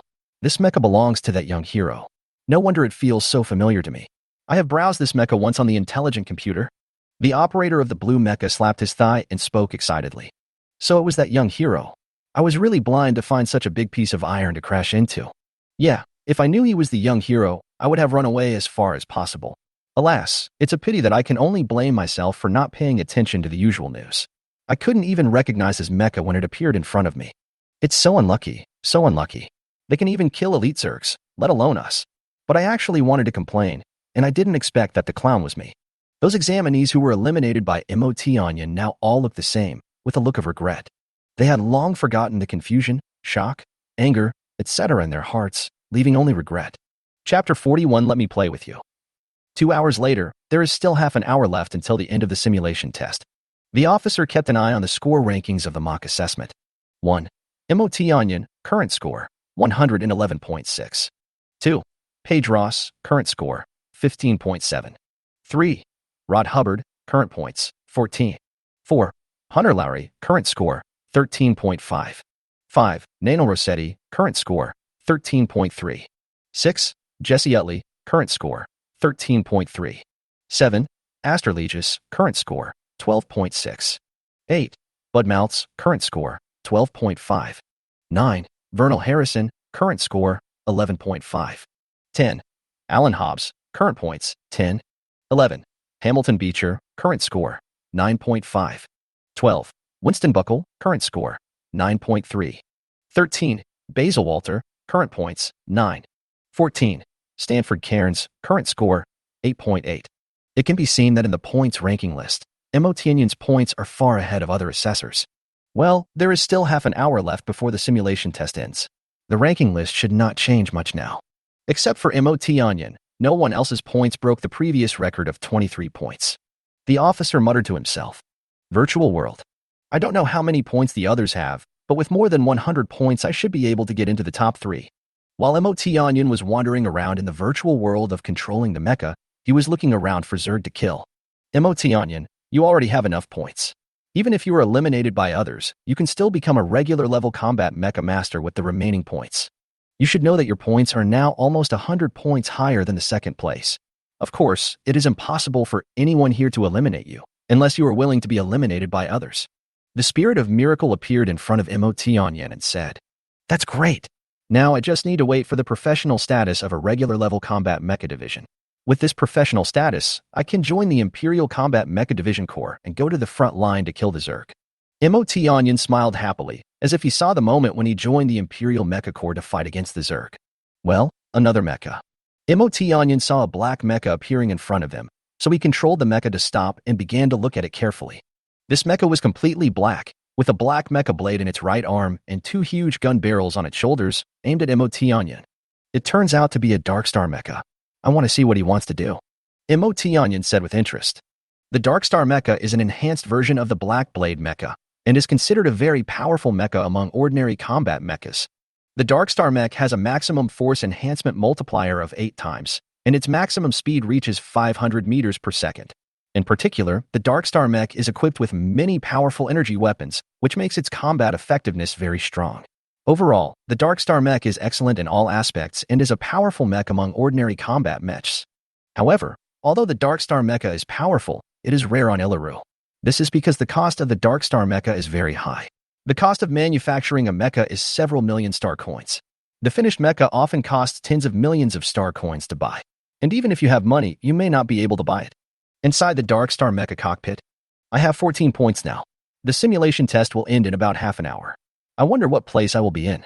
But as long as I can kill the mecha in front, my points should increase significantly. Then I can successfully pass the simulation assessment and get the professional identity certification of an ordinary combat mecha master, and I don't need to participate in the actual combat assessment. A handsome young man about the same age as MOT Onion muttered as he looked at the mecha of MOT Onion in the distance. This young man was the one who called out MOT Onion's name in the waiting area. The boy's name was Rod Hubbard. He was known as the #1 martial arts genius in Hanzon City. Of course, MOT Onion had already dropped out of school at that time. We were about to get close to him, but for some reason he stopped and actually stopped moving. When Rod Hubbard saw that MOT Onion's mecha was not moving, he suddenly became a little afraid. The opponent's mecha is actually taller than my Darkstar mecha. My Darkstar mecha is 15 meters tall, which is already very tall among ordinary combat mechas, but the opponent's mecha is actually 18 meters tall. How about trying it out first? Thinking of this, Rod Hubbard immediately set up the 2 energy cannons on the shoulders of his mecha and fired one shot at each of MOT Onion's mechas. Shield activated. When MOT Onion saw the other party set up 2 energy cannons, he immediately activated the energy shield. Chirp. Chirp. 2 energy cannons attacked the energy shield of MOT Onion's mecha, but they were easily blocked and the energy shield was not broken at all. These 2 energy cannons are actually quite powerful. Each one is equivalent to the strongest firepower of one of the mechas that previously besieged MOT Onion. How could this happen? We can't even break the shield. Upon seeing this, Rod Hubbard immediately lost his composure and became confused. I still have one last armor-piercing shell. I don't believe I can't break your shield. The black mecha's right arm turned into a huge gun barrel, and its left arm tightly grasped its right arm. The huge muzzle was pointed at MOT Onion, and then the armor-piercing bullet inside was fired towards MOT Onion at high speed. Good boy, it's an armor-piercing shell. Fortunately, the planetary-level medium-strength energy shield can still block it. When MOT Onion saw that the intelligent computer analyzed that the other party had used armor-piercing shells, he couldn't help but exclaimed. Armor-piercing shells are a type of weapon with extremely strong penetrating power. They can easily break through the shells of ordinary Zerg and can also cause minor damage to elite Zerg. Bang! The armor-piercing shell instantly hit the shield of the T-Onion mecha. Bite. A crack appeared on the shield, and then was instantly repaired by energy. Could it be that the opponent's mecha is an extraordinary level combat mecha? Rod Hubbard now suspected that the opponent's mecha was not an ordinary combat mecha. Then let's go for close combat. I don't believe that I can't break his energy shield with the sharp golden blade in my hand. Swish. 2 golden mecha blades appeared in the hands of the Darkstar mecha, and the blades emitted dazzling golden light under the sunlight of the virtual world. Both of these mecha blades are made of Yaojin, a high-strength alloy, so it is used by the Empire in various aspects of war weapons. Are you ready for close combat? Then I'll play with you. I've already accumulated enough points, and I'm not interested in Zerg anymore. MOT Onion said as he looked at the alloy weapons that appeared on the 2 arms of the other mecha. Chapter 42 Meeting you is my great fortune. The Darkstar mech locked onto MOT Onion and suddenly accelerated to fly over, heading straight for MOT Onion at a speed as fast as lightning. Looking at the opponent's Darkstar mech holding double blades, sweeping towards him like a storm, MOT Onion also took it seriously. The mecha tightly grasped a long alloy mecha sword that emitted a sharp light. The mecha began to accumulate power, and a storm was set off around it. I thought you wouldn't move. Rod Hubbard sneered when he saw a mecha sword appear on the right arm of MOT Onion's mecha. The next moment, here it comes. MOT Onion exerted his mental power to the extreme, and the Darkstar mecha appeared within the range of MOT Onion's mental power perception and was immediately captured by MOT Onion with his mental power. Wow. 2 golden mecha blades slashed towards MOT Onion at the same time. Star Moon Sword Technique. MOT Onion swept his sword across, and the two mecha blades were easily blocked. When Rod Hubbard saw his double blades being easily deflected by the opponent, he suddenly felt that the opponent's swordsmanship was somewhat familiar. Your swordsmanship is pretty good, but I always feel a little familiar, as if I have fought with this person before. This thought flashed through his mind, and when Rod Hubbard saw MOT Onion's sharp and swift sword stabbing towards him, he dared not be careless anymore. The opponent blocked his double-edged sword with one sword and was able to counterattack so quickly. The opponent's martial arts level must be non-inferior to his. The third move of Rhodes swordsmanship. Rod Hubbard used the martial arts skills passed down from generation to generation in his family, Rod's swordsmanship. Rod's swordsmanship is a martial arts skill that has been passed down in the Rod family for thousands of years, and it is a martial arts skill that Rod Hubbard has been practicing since he was a child. The other party is so powerful. Rod Hubbard held the double blades and blocked MOT Onion's mecha sword, then pulled out a mecha blade and slashed towards MOT Onion. Oh, this martial arts skill is quite powerful. It can even dissolve my Star Moon Sword technique. It seems that the opponent's martial arts combat skills have reached the level of complete mastery and are about to reach minor success. MOT Onion's Star Moon Sword technique has already broken through the realm of imagery. Recently, the genetic evolution potion has not only enhanced his physical strength, but also developed his brain and improved his mental strength, which has greatly improved his understanding of the Star Moon Sword technique. If the mental power can break through the Spirit Sea level, it is estimated that the Star Moon Sword technique will soon be able to break through to the perfect realm. Although the Star Moon Sword technique is a martial arts skill at the mortal martial arts level, it is not easy to reach the perfect state. To practice a set of martial arts skills to perfection is to make this set of martial arts skills completely belong to you alone, and every move can turn the mortal into the immortal. The power is self-evident. It is by no means comparable to the realm of imagery of those who are still learning the fixed moves of the pioneers of martial arts techniques. Countless people are unable to master a set of mortal martial arts level fighting skills to the level of imagination in their entire lives. And MOT Onion's Star Moon Sword technique is about to reach perfection. But it does seem outrageous. MOT Onion had practiced the Star Moon Sword art for several years before he could reach the imagery level. Now that he has become a genetically evolved warrior, his mental strength has increased, and he is about to perfect the Star Moon Sword art. However, the Star Moon Sword technique was able to improve so quickly because, on the one hand, his mental strength was greatly improved, and on the other hand, MOT Onion performed the Star Moon Sword technique time and time again in the simulation space, and improved the Star Moon Sword technique time and time again in battle to make it suitable for his own fighting style, so the Star Moon Sword technique could improve so quickly. MOT Onion pulled lightly, then blocked with the sword, and Rod Hubbard's attack was blocked again. Afterwards, the two of them fought back and forth, and Rod Hubbard's rod swordsmanship was gradually put into practice. So familiar, this sword technique is becoming more and more familiar, a sense of déjà vu. MOT Onion slowly realized that the opponent's martial arts skills seemed to be something he had seen before. MOT Onion. MOT Onion remembered a voice calling his name. Suddenly, MOT Onion remembered that when he was in the waiting area, there was a boy of the same age as him, and he called out his name. He was quite puzzled at the time. He also felt that the man was a little familiar, but he just couldn't remember where he was. Oh. It turns out to be Rhodes swordsmanship. MOT Onion finally remembered this warrior's fighting skill. When he was a child, MOT Onion encountered a very difficult opponent during the martial arts skills assessment in school, but he still defeated him. It is said that the martial arts skills displayed by that opponent were Rhodes swordsmanship. Later, MOT Onion recalled Rhodes swordsmanship in his mind. After a few days, he finally found a way to deal with it. After that, the opponent could no longer threaten him. And now the opponent's martial arts fighting skills are Rhodes swordsmanship, but it is much more skilled than before. The speed of attack is much faster, and the skills are much stronger, but fundamentally there is not much change. The other party did not recognize MOT Onion's swordsmanship because MOT Onion's swordsmanship was no longer static, but free and unrestrained. He must be my childhood rival. Almost 5 years have passed. I didn't expect to meet him again. It seems he hasn't fallen behind by much. But he was very serious about challenging me. Because of his constant challenges, I didn't slack off at all, for fear that I would be defeated by him if I relaxed. At that time, I was known as an all-around genius, but he was chasing me closely. Whenever I wanted to relax, I would always imagine that he was trying hard to catch up with me, so I didn't dare to relax for a moment. I'm afraid he thought the same at that time. This mutual encouragement and the spirit of not admitting defeat deeply stimulated me, and I can still remember it vividly. MOT Onion thought of the past at school, and an innocent and bright smile appeared on the corner of his mouth. Alas, if I hadn't picked up the Miracle Core and met Sister Miracle, I probably wouldn't be as good as him now. You have really worked hard over the years. I admire you very much, my old rival. MOT Onion shook his head and said with a wry smile, "Humph, now you know. Meeting me is the greatest luck in your life." The spirit of Miracle stood beside him, hugging his chest and saying with a smug smile, "Well, thank you, Sister Miracle."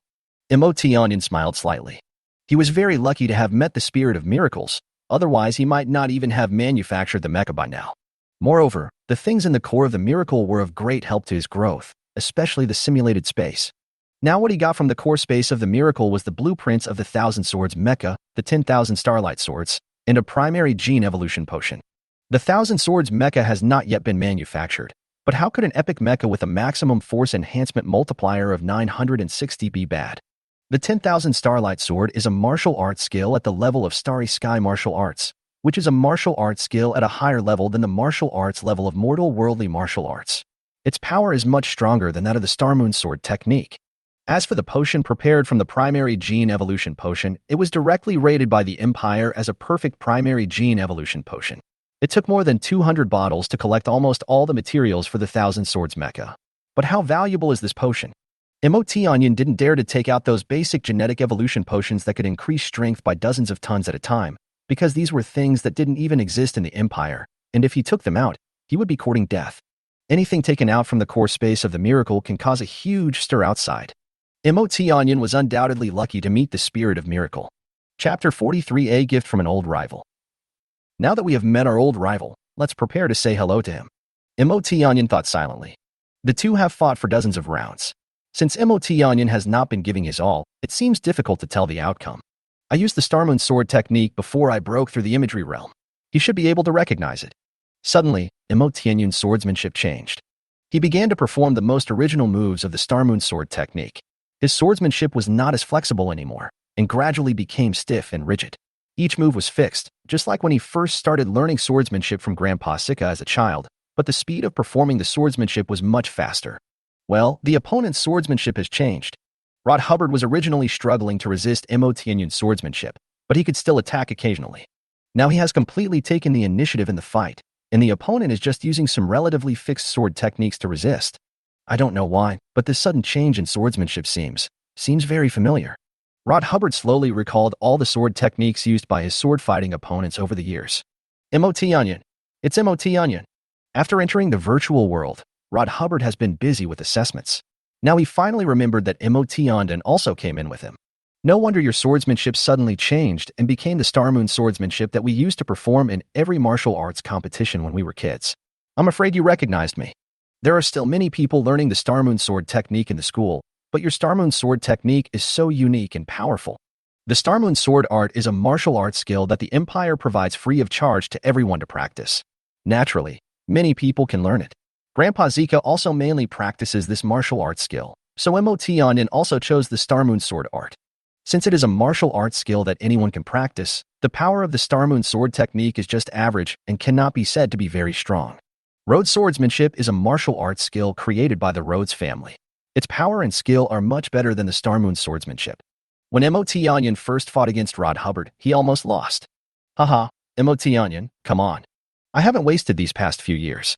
Now that I see that you are not in dire straits, I am very happy. This proves that the goal I chose was not wrong. Rod Hubbard was immediately cheered up and felt full of strength. Even his sword skills became smoother. Although I don't remember your name, I will never forget your Rhodes sword skills. Seeing that the opponent's swordsmanship was becoming faster, MOT Onion slowly used the Star Moon Sword technique of the image realm. Under the blue sky of the virtual world, a blue and white mecha and a black mecha were fighting each other, sometimes flying high into the sky and sometimes flying low over the ground. It's been a long time since I've had such a thrilling battle.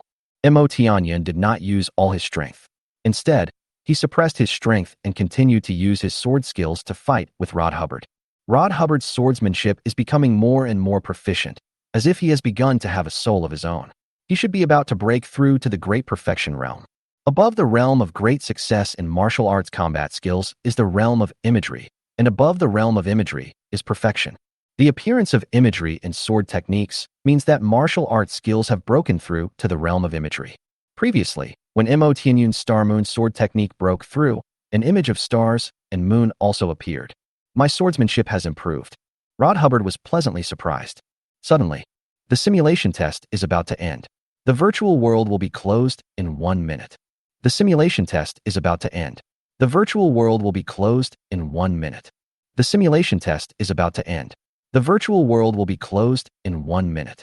A loud mechanical voice spread throughout the entire simulated world and was repeated 3 times.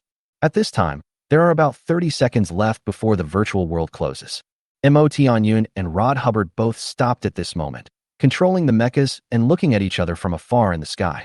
There was no time to delay, they had to fight it out. When they were young, there would always be a winner every time they fought. Even if they fought for several hours and were exhausted in the end, there would still be a winner. But in the end, Mo Tianyun would definitely win, and Rod Hubbard never won once. That's why Rod Hubbard cares so much, because he really wants to defeat Mo Tianyun once. It was these repeated setbacks that only aroused his inner desire for victory. He had worked hard for this for many years, and now that they were fighting here again, he had to decide the winner. Mo Tianyun, we used to compete in martial arts skills, but now we all want to become combat mecha masters. Although martial arts skills are part of a combat mecha master's strength, the strength of the mecha is more affected by the strength of the mecha. The stronger the mecha, the stronger the combat mecha pilot. Now let me show you the ultimate killer move of my Darkstar mecha that can only be released once in reality.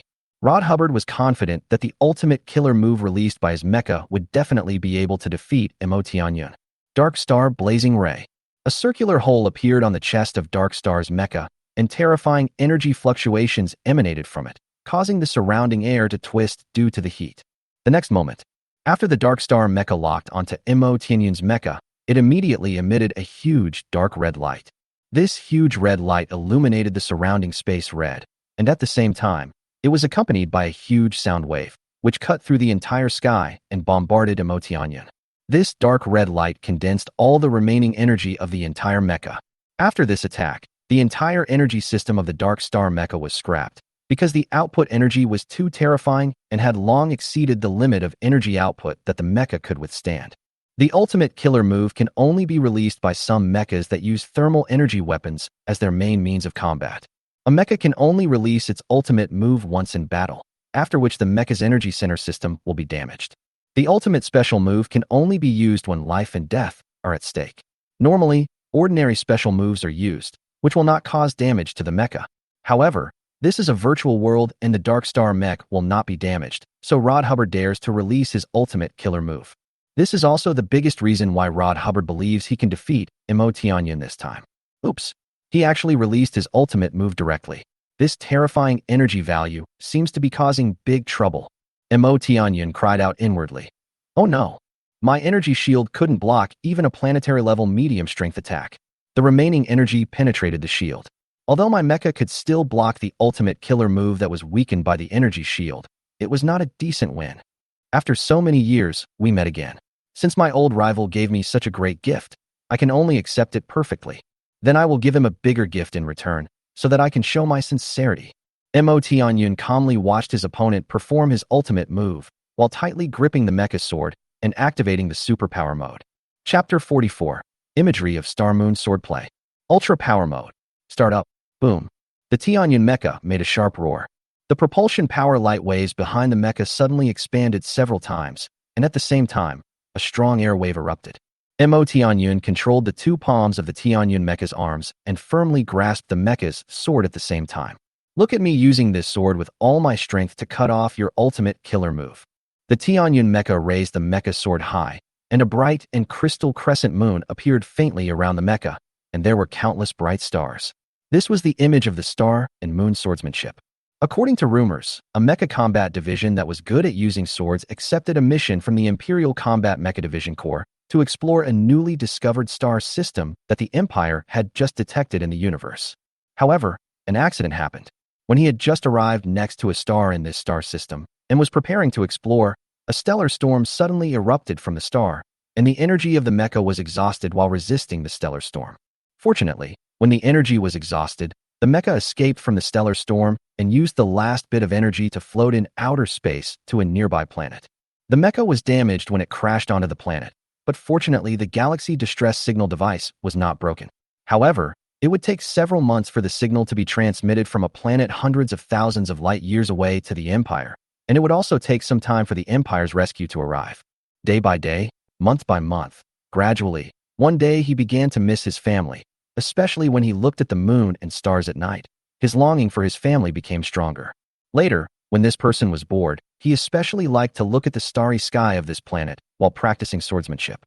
Days and months passed, and the man had been on this planet for 2.5 years. One evening, he killed a pheasant, roasted it, and ate it for dinner. The night falls and a cool breeze blows. Alone, looking up at the sky. Beyond the starry sky, my heart is there. The moon floats over the Tsongshan mountain, and the stars and the moon shine together. They danced with swords together and disappeared under the moon. The shining shadows become the sky, the stars and the moon shine together. I have been living in a foreign land for 2.5 years. At this moment today, the Star Moon Sword is completed. Main idea. Night fell quietly, and a cool breeze blew. On this planet, I am the only one who is looking up at the night sky alone. On the other side of the starry sky, there are my family whom I care about. The moon gradually rose from the desolate mountains, and the stars and the moon shone against each other. It was this time of the day again, and I practiced my swordsmanship, floating and moving in the moonlight. I mistook the light of the stars and the moon as a warm home. I wanted to grab hold of my home, but found nothing. When I came to my senses, I found that only the stars and the moon were shining at the same time. I have been wandering in a foreign land for 2.5 years. Today, I have finally mastered the Star Moon Sword technique. This is the general meaning of the above poem. When this person created the Star Moon Sword technique, his own mental power broke through to a higher level. After who knows how many days, the Empire finally sent people to take him home. Due to his breakthrough in mental power, his genes could evolve again, and he took a new step on the road to becoming a genetically evolved warrior. The Star Moon Sword technique he created was passed down from generation to generation in the Empire, along with this story. Back to the virtual world. The stars and the moon shine together. Mo Tianyun roared, controlling the mecha and slashing down with the sword fiercely. Along with the glow of the stars and the moon, it was integrated into the sword. At this time, a huge red light also hit the front of Mo Tianming's mecha, and this sword just hit the middle of the red light directly. The two were in a stalemate for less than a second, and then the huge red light was split directly in the middle by Mo Tianyun. The Tianyun mecha did not stop. The sword continued to slash towards Rod Hubbard and his Dark Star mecha with terrifying power. Wow! This sword directly split the Dark Star mech into two halves, and the Tianyun mech stopped behind the Dark Star mech. Mo Tianyun's sword still maintained its powerful force, and a sword light continued to cut through the earth and the sky. How so? Rod Hubbard looked incredulous, then turned into a ball of data and disappeared into the virtual world. Why could such a powerful ultimate move be blocked by Mo Tianyun? You should know that the power of Mo Tianyun's sword is very great. First of all, Mo Tianyun's current physical strength is 50 tons, and then there is the 10-fold force enhancement of the perfect level ordinary combat mecha. And finally, there is the Star and Moon Sword technique's ultimate move that is close to the perfect realm and the powerful driving force of the superpower mode. The combination of a total of 4 forces is simply terrifyingly powerful. Kill Rod Hubbard, points +7. Then, the time for the mock test has come. Drop. Mo Tianyun's mind gradually returned to reality. At this time, the rest of the people returned to reality. Drop. Drop. Drop. The doors of the virtual cabins were opened one after another, and the examiners slowly walked out of them. Mo Tianyun, that move you just made. Rod Hubbard walked over with a look of disbelief on his face and asked, "You are still so handsome, haha." Mo Tianyun said as he looked at Rod Hubbard's handsome face. "Asshole, stop interrupting and answer me." Rod Hubbard said with a pout. "Haha, maybe my physical strength is stronger." Mo Tianyun laughed out loud. "Then how much physical strength do you have?" "I just broke through to the primary genetic evolution warrior in the past few months, and now my physical strength is almost 2 tons. Could it be that you are already a mid-stage primary genetic evolution warrior?" Rod Hubbard asked skeptically. "I already have 50 tons of strength now." Mo Tianyun nodded and said, "How come your strength increases so quickly?" Rod Hubbard couldn't help but open his mouth in surprise. "My mental strength is relatively strong, and I drank a lot of potions." Mo Tianyun looked at this old rival and answered seriously. "Oh, okay, I get it." Rod Hubbard was still a little confused, but he didn't ask any more questions. After all, the other party had already answered so many questions, and it would be a bit impolite to ask more. On the console, the officer looked at the scoreboard in his hand. 1. Mo Tianyun, points, 118.6. 2. Paige Ross, points, 16.7. 3. Hunter Lowry, points, 13.5. 4. Nainal Rossetti, points, 13.3. 5. Jesse Utley, points, 13.3. 6. Aster Legis, points, 12.8. 7. Bud Maltz, points, 12.5. 8. Vernal Harrison, points, 12.5. 9. Alan Hobbs, points, 12. 10. Hamilton Beecher, points, 9.5. 11. Winston Buckle, points, 9.3. 12. Basil Walter, points, 9. 13. Stanford Canes, points, 8.8. 21. Rod Hubbard, points, 7. As you can see, Rod Hubbard has dropped from 14 points to 7 points, and directly from 3rd to 21st. Mo Tianyun and Peggy Ross, you two can directly become ordinary combat mecha masters. Others with more than 5 points will participate in the next actual combat assessment. The officer directly announced the entire scoreboard in public and then spoke loudly. Chapter 45, finally becoming a combat mech master. Inside the virtual battle room, everyone looked up at the ranking list. Mo Tianyun's name ranked high first, and almost everyone saw Mo Tianyun and his points at first sight. Look at Mo Tianyun's points, more than 100 points. This is amazing. Oh my god, the young hero Mo Tianyun is too strong. He is more than 100 points ahead of the second place. Many people couldn't help but exclaim when they saw Mo Tianyun's terrifying points. Mo Tianyun is here. Suddenly someone pointed at Mo Tianyun and said. As soon as these words were spoken, Mo Tianyun instantly became the focus of the entire virtual battle room. This is the young hero Mo Tianyun. He is indeed extraordinary and a child of destiny. Yes, as soon as he came in, I could tell that this young man was no ordinary person. He was truly an outstanding talent. A man in black said, "Bullshit, I still remember when he first came in. You said he came here to play because his family was rich." "Hey, what are you talking about?" The man in black clothes suddenly became angry. "Didn't you support what I said at that time? Why don't you admit it now? Stop talking, stop talking. It's embarrassing to be here." The other person spread his hands and replied, "Please come up to the stage now. I will grant you the professional status of ordinary level combat mecha masters. From now on, you two will be combat mecha masters of the Empire." The officer spoke up. When Mo Tianyun heard this, he knew that what he had been waiting for was finally in his hands. With the professional identity of a combat mecha division master, he could directly join the Empire's combat mecha division corps. After joining the Empire's combat mecha division, you can go to the front line to kill the Zerg, and then it will be much easier to collect Zerg crystal cores. With the Zerg crystal core, you can exchange it for points. If you have enough points, you can use them to exchange for various technological drawings, genetic evolution potion formulas, martial arts skills, etc. at the core of the Miracle. At the same time, it is also completing the mission of Miracle Sister. Sister Miracle must have been looking forward to this day for a long time. We can't let her down. You have a conscience. In the core space of the Miracle, the spirit of the Miracle suddenly squinted his eyes and smiled. The smile was like a dream. If it was outside, the heaven and earth would probably be eclipsed by it. It was perfect enough to make anyone intoxicated and unable to extricate themselves. Mo Tianyun and another strong man in blue clothes went on stage together. Imperial ID card. The officer held out his hand. Mo Tianyun and the strong man in blue clothes took out their Imperial identity cards together. However, the strong man in blue clothes has a black Imperial high-level identity card. This made the officers take a second look. When the officer saw Mo Tianyun's ID card, ordinary ID card, Junior Mecha Maker, the officer thought silently in his heart, could it be that the perfect ordinary combat mecha was made by the young hero himself? If so, it would be incredible. He has achieved such an achievement at the age of 15. He is a rare genius in the Empire. Soon, under the operation of the military officer, the identity of an ordinary level combat mecha master was certified, and Mo Tianyun successfully obtained the professional identity of an ordinary level combat mecha master. Mo Tianyun. Gender male. Date of birth, January 1st, 23rd year of the 61,227th century. Age, 15. Identity, junior mecha manufacturer, ordinary level combat mecha master. After Mo Tianyun got his ID card back, he couldn't help but take a closer look at it. Practical test room. This time, a total of 26 people have scored more than 5 points.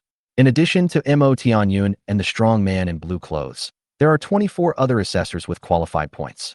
They need to undergo actual combat assessment here, and each of them needs to defeat 3 opponents in order to obtain the professional status of an ordinary level combat mecha master. This means that only 1 out of 4 people can obtain this professional identity. The opponents matched are completely random, which rules out the possibility of someone deliberately colluding to obtain professional status. Of course, if you can collude with everyone, then you are capable, and people in the Empire will turn a blind eye. Fairness is relative, and a strong background is part of strong strength. The greatest equality is inequality, and the most inequality is the greatest equality. Mo Tianyun also came to the practical assessment room. Of course, Mo Tianyun was definitely not here to take the assessment. He was here to see Rod Hubbard's assessment. After Rod Hubbard was defeated by Mo Tianyun, he still had 7 points, which was enough to pass the actual combat assessment. Rod Hubbard also noticed Mo Tianyun's gaze. I may lose to you, but I will never lose to anyone else. Rod Hubbard thought silently in his heart. In the end, Rod Hubbard defeated 3 people in a row and obtained the professional status of an ordinary-level combat mecha master. But Mo Tianyun left when Rod Hubbard finished his first practical test. Rod Hubbard wanted to go to the viewing platform to find Mo Tianyun, but he didn't even see his shadow. Hello, Mr. Rod Hubbard. A man named Mo Tianyun asked me to bring you a text. At this time, a beautiful bionic robot appeared in front of Rod Hubbard and projected a piece of text from her chest. Rod Hubbard immediately began to read it carefully. Haha, old rival. I'm sorry that after all these years, I still don't know your name. I can only call you old rival. Rod Hubbard suddenly laughed out of anger when he saw this text and said to himself, Mo Tianyun, I still remember you so much, and you don't even know my name. Never mind. Rod Hubbard then shook his head and continued reading. You have made great progress over the years. If I hadn't found my own way, I would not even be able to appear in front of you today. I hope you can continue to move forward bravely this time. The road ahead is still long. There are many geniuses in the Empire, and there are many geniuses who are much stronger than you and me. Besides, the universe is so big, we all have to go and see it. Rod Hubbard's eyes became moist as he read on. He had worked so hard for so many years, but was still defeated. His opponent was still comforting him. This was a huge joke. However, the following text was indeed quite inspiring. Rod Hubbard continued to read the last paragraph. Old rival, your pure heart really impresses me. I know you really want to defeat me. Well, I will be waiting for you at the Holy Land of Imperial Mecha Masters, or in Genius Mecha Master Academy. However, the conditions for entering there are very harsh. You should know that, so don't let me down. Mo Tianyun. After reading it, Rod Hubbard closed his eyes. After a long time, Rod Hubbard suddenly opened his eyes, and a sharp light seemed to burst out. Okay, I will definitely go to the Orin Genius Mecha Master Academy. I will meet more geniuses and I will defeat them, including you. I want to be a truly powerful person in the Empire, just like Grand Marshal Corey. Chapter 46: The Really Powerful Zerg and Advanced Civilization. Mo Tianyun walked out of the Combat Mecha Division Center and looked at the distant blue sky through the huge buildings. The blue sky in Uluru is really clear and blue under the control of the city's temperature control system. The weather outside Uluru was still winter, and countless snow elves were born in the sky, swaying in the biting cold wind. Finally, it fell to the ground, covering the earth with a thick white blanket. The lifespan of snow elves is very short. Their entire lifespan is from birth to falling into the arms of Mother Earth. Perhaps it can be said that they do not die, but just continue to exist in another way. Mo Tianyun might be feeling very relaxed now. He stretched and yawned. It's time to go back to the hotel. We still have 10 days left, so let's continue to improve ourselves in the simulation space. I know that fighting the Zerg is not easy. On the contrary, it will be very difficult. At this time, more strength will provide more protection. Although Mo Tianyun can now kill elite Zergs, he still does not relax at all. Because there are many more advanced Zergs above the elite level Zerg. The elite level Zerg is to the epic level combat mecha division like the ordinary level Zerg is to Mo Tianyun now. They are weak Zerg. Mo Tianyun once heard that there were some particularly powerful Zergs, and an epic level combat mecha division might die on the spot if they encountered them. Well, Mo Tianyun, it's great that you have this mentality. Those truly powerful and advanced Zerg are beyond your imagination right now. The voice of the Spirit of Miracles suddenly sounded in my mind. Oh, then how powerful are they? Even I can't imagine it. Mo Tianyun communicated with the Spirit of Miracle using his mental power with some doubt. The Spirit of Miracles uttered a long thought for a moment and continued. Let me describe it this way. Once those truly powerful Zerg take action, they can wipe out the Orin Empire from the universe. This is an existence that can wipe out a galaxy of hundreds of thousands of light years. Do you think it's strong? With one move, the Orin Empire will be wiped out. Mo Tianyun's brain suddenly froze. He knew how big the Oron Empire was. The Oron Empire he belonged to occupied an area of 300,000 light years across the entire Oron galaxy. Even if the destructive speed of traveling at the speed of light is maintained, it will take 300,000 years to cross the Orion Galaxy. You have to know that it took more than 6 million years for the Orion Empire civilization to occupy the entire Orion Galaxy. How could there be such a powerful Zerg? At this moment, Emotianyan couldn't imagine what kind of powerful Zerg could wipe out the Orion Empire. If those Zergs are so powerful, then why has the Orion Empire been able to resist the Zerg invasion for thousands of years without being destroyed? Emotianyan asked. Those truly powerful Zerg warriors are all engaged in a confrontation with advanced civilizations and have no time to care about relatively weak civilizations in the universe like the Orion Empire. All they sent are low-level and mid-level Zerg. Although the Orion Empire occupies a galaxy in the universe, it is considered a powerful civilization among many weak civilizations. The Spirit of Miracles spoke earnestly and suddenly changed the subject. But the Alon Empire civilization is only a galaxy-level civilization. Above it are galaxy cluster-level civilizations, supercluster-level civilizations, and even more advanced civilizations. Those civilizations are powerful civilizations in the universe. Compared with those civilizations, the Alon Empire is not even worth mentioning. And I come from one of the most advanced civilizations in the universe. My civilization Oops. I can't remember my civilization. The Spirit of Miracle suddenly frowned.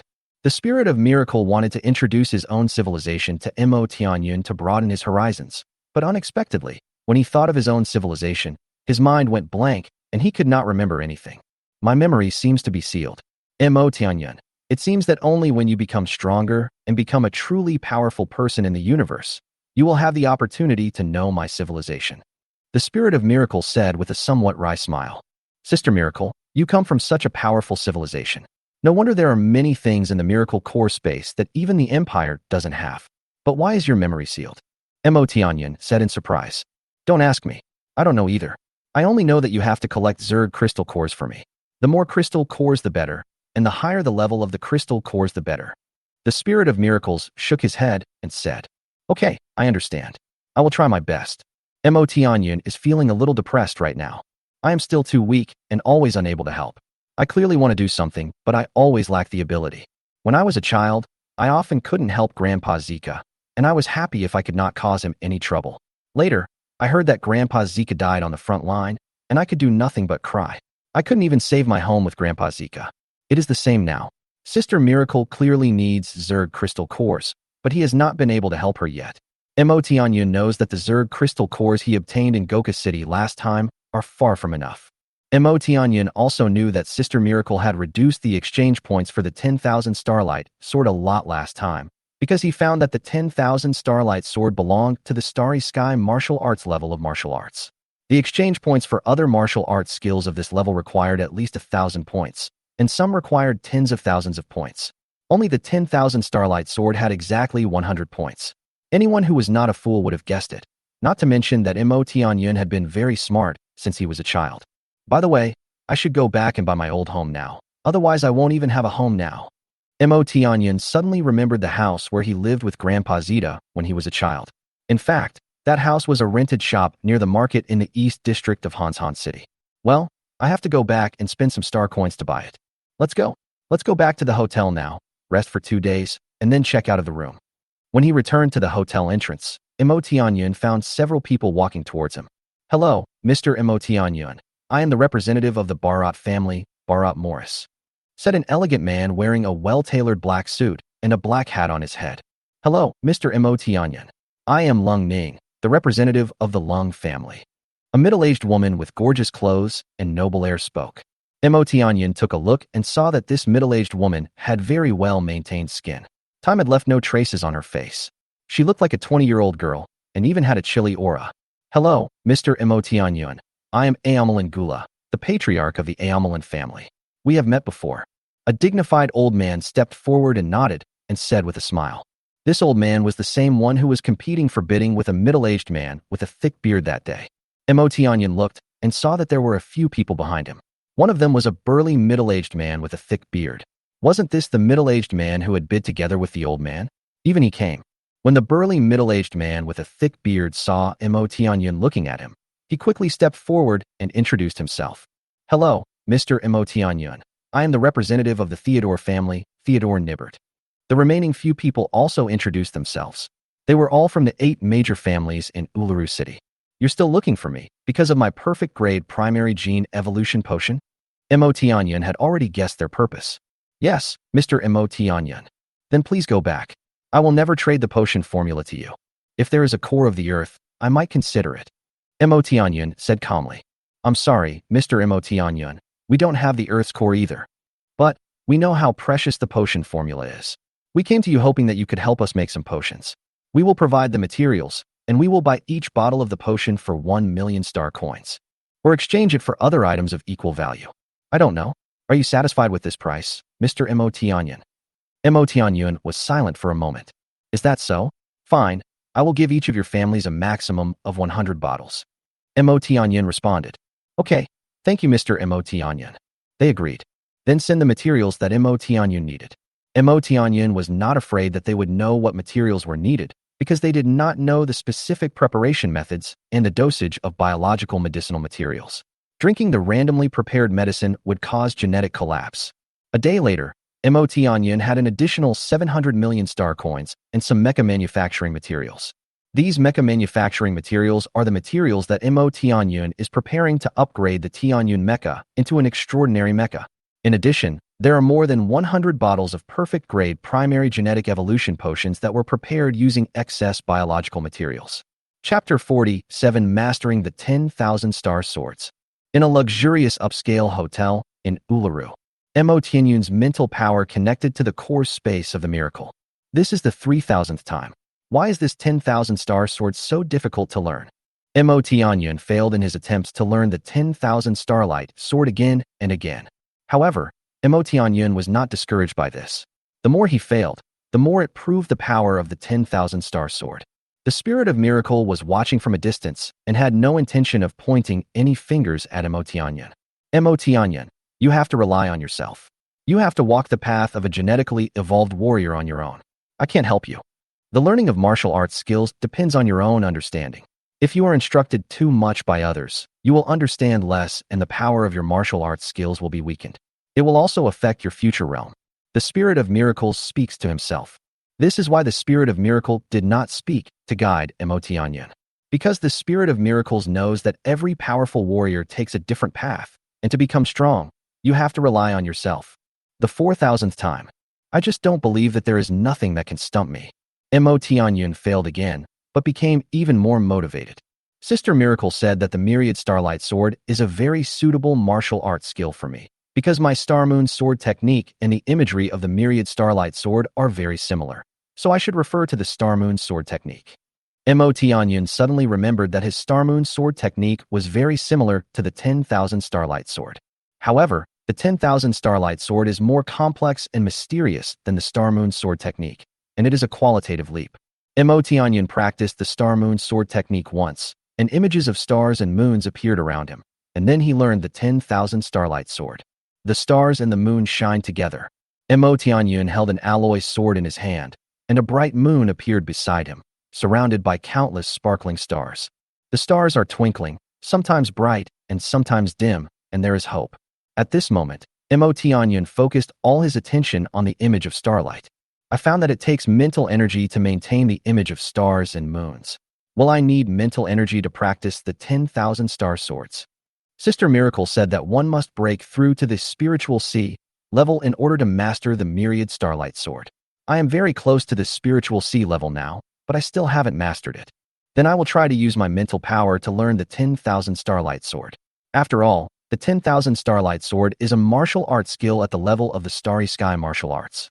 Although I don't know how strong the martial arts skills at the level of the Starry Sky martial arts are now, I can't practice it the old way. Mo Tianyan suddenly had a new idea. Concentrate your mind. Mo Tianyan closed his eyes, used his mental power to simulate the starry sky in the simulated space, and sensed it silently with his mental power. The moon in the image of stars and moon gradually dimmed, and finally disappeared completely among the stars. From then on, only the stars were twinkling in the simulated space. Suddenly, rays of starlight twinkled, and all the stars became orderly, condensing into the shape of a sword in the sky. Mo Tianyan opened his eyes at this time, and the starry sky was reflected in his eyeballs. 10,000 Starlight Sword go. The sword of starlight condensed by mental power suddenly moved, and with bits of starlight around it, it shot out with mighty power and indestructible force, leaving a brilliant starlight mark in the simulated space. What a powerful force! This starlight sword alone is comparable to the power of my current Star Moon sword technique. If there were tens of thousands of starlight swords, as Sister Miracle said, no matter how many Zergs came, it would be useless. It is indeed a martial arts skill of the Starry Sky martial arts level. It is like a spell, so gorgeous and beautiful, yet powerful. Mo Tianyun murmured. I have mastered the first starlight sword of the 10,000 starlight swords. I have been studying for 5 days and finally, I have mastered the 10,000 starlight swords. Mo Tianyun was very excited in his heart, but he sighed. However, this is just the beginning of learning. At least we need to condense 10 or more starlight swords at the same time to be considered to have mastered it. Now is the time to strike while the iron is hot. Then, Mo Tianyun began to practice the 10,000 starlight sword again. 5 days later, inside the simulation space of the core space of the miracle. 10,000 starlight sword. Mo Tianyun controlled 10 starlight swords and constantly changed various formations in the air. During these 5 days, Mo Tianyun not only condensed 10 starlight swords, but was also able to control them at will. Now the starlight swords can be retracted and sent out under his mental control. Not bad. The spirit of miracle nodded with satisfaction after seeing this. This was the effect she wanted. If she had instructed Mo Tianyun, then Mo Tianyun would definitely not be able to control the starlight swords so skillfully now. Mo Tianyun's heart moved, and these 10 beautiful and sharp starlight swords returned to his side. With these starlight swords, then I don't need to use real swords anymore, right? Mo Tianyun said as he looked at the simulated alloy sword in his hand and the starlight sword surrounding him. What are you thinking about? How could it be possible without using real weapons? The spirit of miracle appeared beside Mo Tianyun and said, Sister Miracle, this starlight sword is not inferior to real weapons. Why do we still need to use real weapons? Mo Tianyun asked with some confusion. Haha, your starlight sword is definitely very effective in killing some weak Zergs, but it will be almost ineffective against truly powerful Zergs. The spirit of miracles replied. Then in the future, if I use tens of thousands of starlight swords at the same time, will I still be able to do nothing to those Zerg? Mo Tianyun thought to himself, if 10 starlight swords were so powerful now, if there were thousands of them, their power would definitely be far greater than it is now. These starlight swords of yours will be useless if you encounter a Zerg with extremely strong defense. At that time, you will need to drive a mecha and fight in close combat using the mecha's highest force enhancement multiple, your physical strength, martial arts skills, and mental power. With the blessing of these 4 powers, that will be your peak combat power. If you don't have a powerful mecha sword, what can you use to fight those Zerg? The spirit of miracle questioned Mo Tianyun. Well, Mo Tianyun knew he was wrong. Do you still remember the sword you used all your strength on during the mock test? That sword alone was much stronger than all 10 of your starlight swords combined. I think you are getting carried away. You have mastered thousands of starlight swords, yet you still want no weapons. The weapon in your hand is the life of a warrior, do you understand? You are a swordsman. No matter what happens, you must always believe in the sword in your hand, because the sword is not only a sword, but also your life, your path as a warrior, and your warrior's heart. The spirit of miracle looked into Mo Tianyun's eyes and said, the sword is the warrior's life. The sword is the warrior's path. The sword is the warrior's heart. After hearing the words of the spirit of miracle, Mo Tianyun murmured to himself. The words of the spirit of miracle had a huge impact on Mo Tianyun, especially the last sentence. The sword is the heart of a warrior. He suddenly remembered that this sentence was exactly the same as what Grandpa Zika said. He also remembered that over the years, he had killed many enemies who hindered him with the sword in his hand. Because the sword is Mo Tianyun's path as a warrior, and the heart of a warrior is to believe in the path he is on. Now that Mo Tianyun doesn't want the sword anymore, doesn't this go against the path he has taken? Doesn't this mean he is abandoning his heart as a warrior? Mo Tianyun is now in a state of confusion. Chapter 48. 4 kinds of powerful hearts and spiritual power at the spiritual sea level. The spirit of miracle was looking at Mo Tianyun silently, but thinking in his heart. Mo Tianyun, I hope you can get over this hurdle, make another leap, and successfully shape the embryonic form of a strong heart. It turned out that when the spirit of miracle heard Mo Tianyun say this, a plan suddenly came to his mind.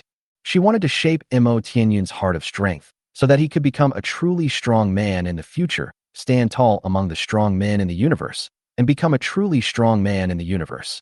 Once Mo Tianyin successfully shapes the prototype of a strong heart, it will be of great benefit to him now. His warrior's heart will be more determined, and he will be able to learn martial arts skills with ease. Maybe he can even have a breakthrough in his mental strength. If he fails, Mo Tianyin will suffer a severe blow, but the spirit of miracle is not afraid. She can make Mo Tianyin forget this memory, and then ask him again until he successfully shapes the prototype of his own strong heart. The spirit of miracles knew that if Mo Tianyin wanted to become a strong man, he must cultivate the heart of a true strong man. So, we must lay a solid foundation now so that it can one day transform into the heart of a truly strong person. Mo Tianyin slowly recalled every detail of his life since he started to become a warrior. His face was filled with joy, sadness, anger, indifference, and coldness. After a long time, Mo Tianyin closed his eyes and remained silent for a while, then suddenly opened his eyes and said something. Whether it's the sword in my hand or the sword I condense with my spiritual power, they are all the swords in my heart and my warrior's heart. I have never thought of abandoning them. They are one with me and have never been separated. As long as there is a sword in my heart, I can cut off all obstacles on the road of a warrior. Even if there is no way, I will use the sword in my heart to cut a way out. As Mo Tianyin spoke, the sword in his heart became more solid and strong, and his eyes became brighter and brighter, like two white lights in the dark night, illuminating the warrior's path forward.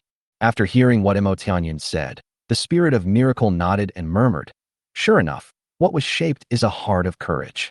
Mo Tianyin's eyes gradually became dim, and he continued to say something. Although the road of a warrior is bumpy, with great power, I can kill more Zerg, avenge Grandpa Sika, and get more Zerg crystal cores for Sister Miracle. I can also become stronger and protect the things I care about and everyone who treats me well. Mo Tianyin thought of Grandpa Sika, the flawless Sister Miracle, Bill who had followed him in the slum for nearly 5 years, the people in the slum, and even the old chairman and Vina's father, right, and Vina. When the spirit of miracle heard this, he was a little surprised and delighted at the same time. He thought silently in his heart that it turned out that Mo Tianyin had also cultivated a guardian heart and 2 strong hearts. Mo Tianyin's talent is quite high.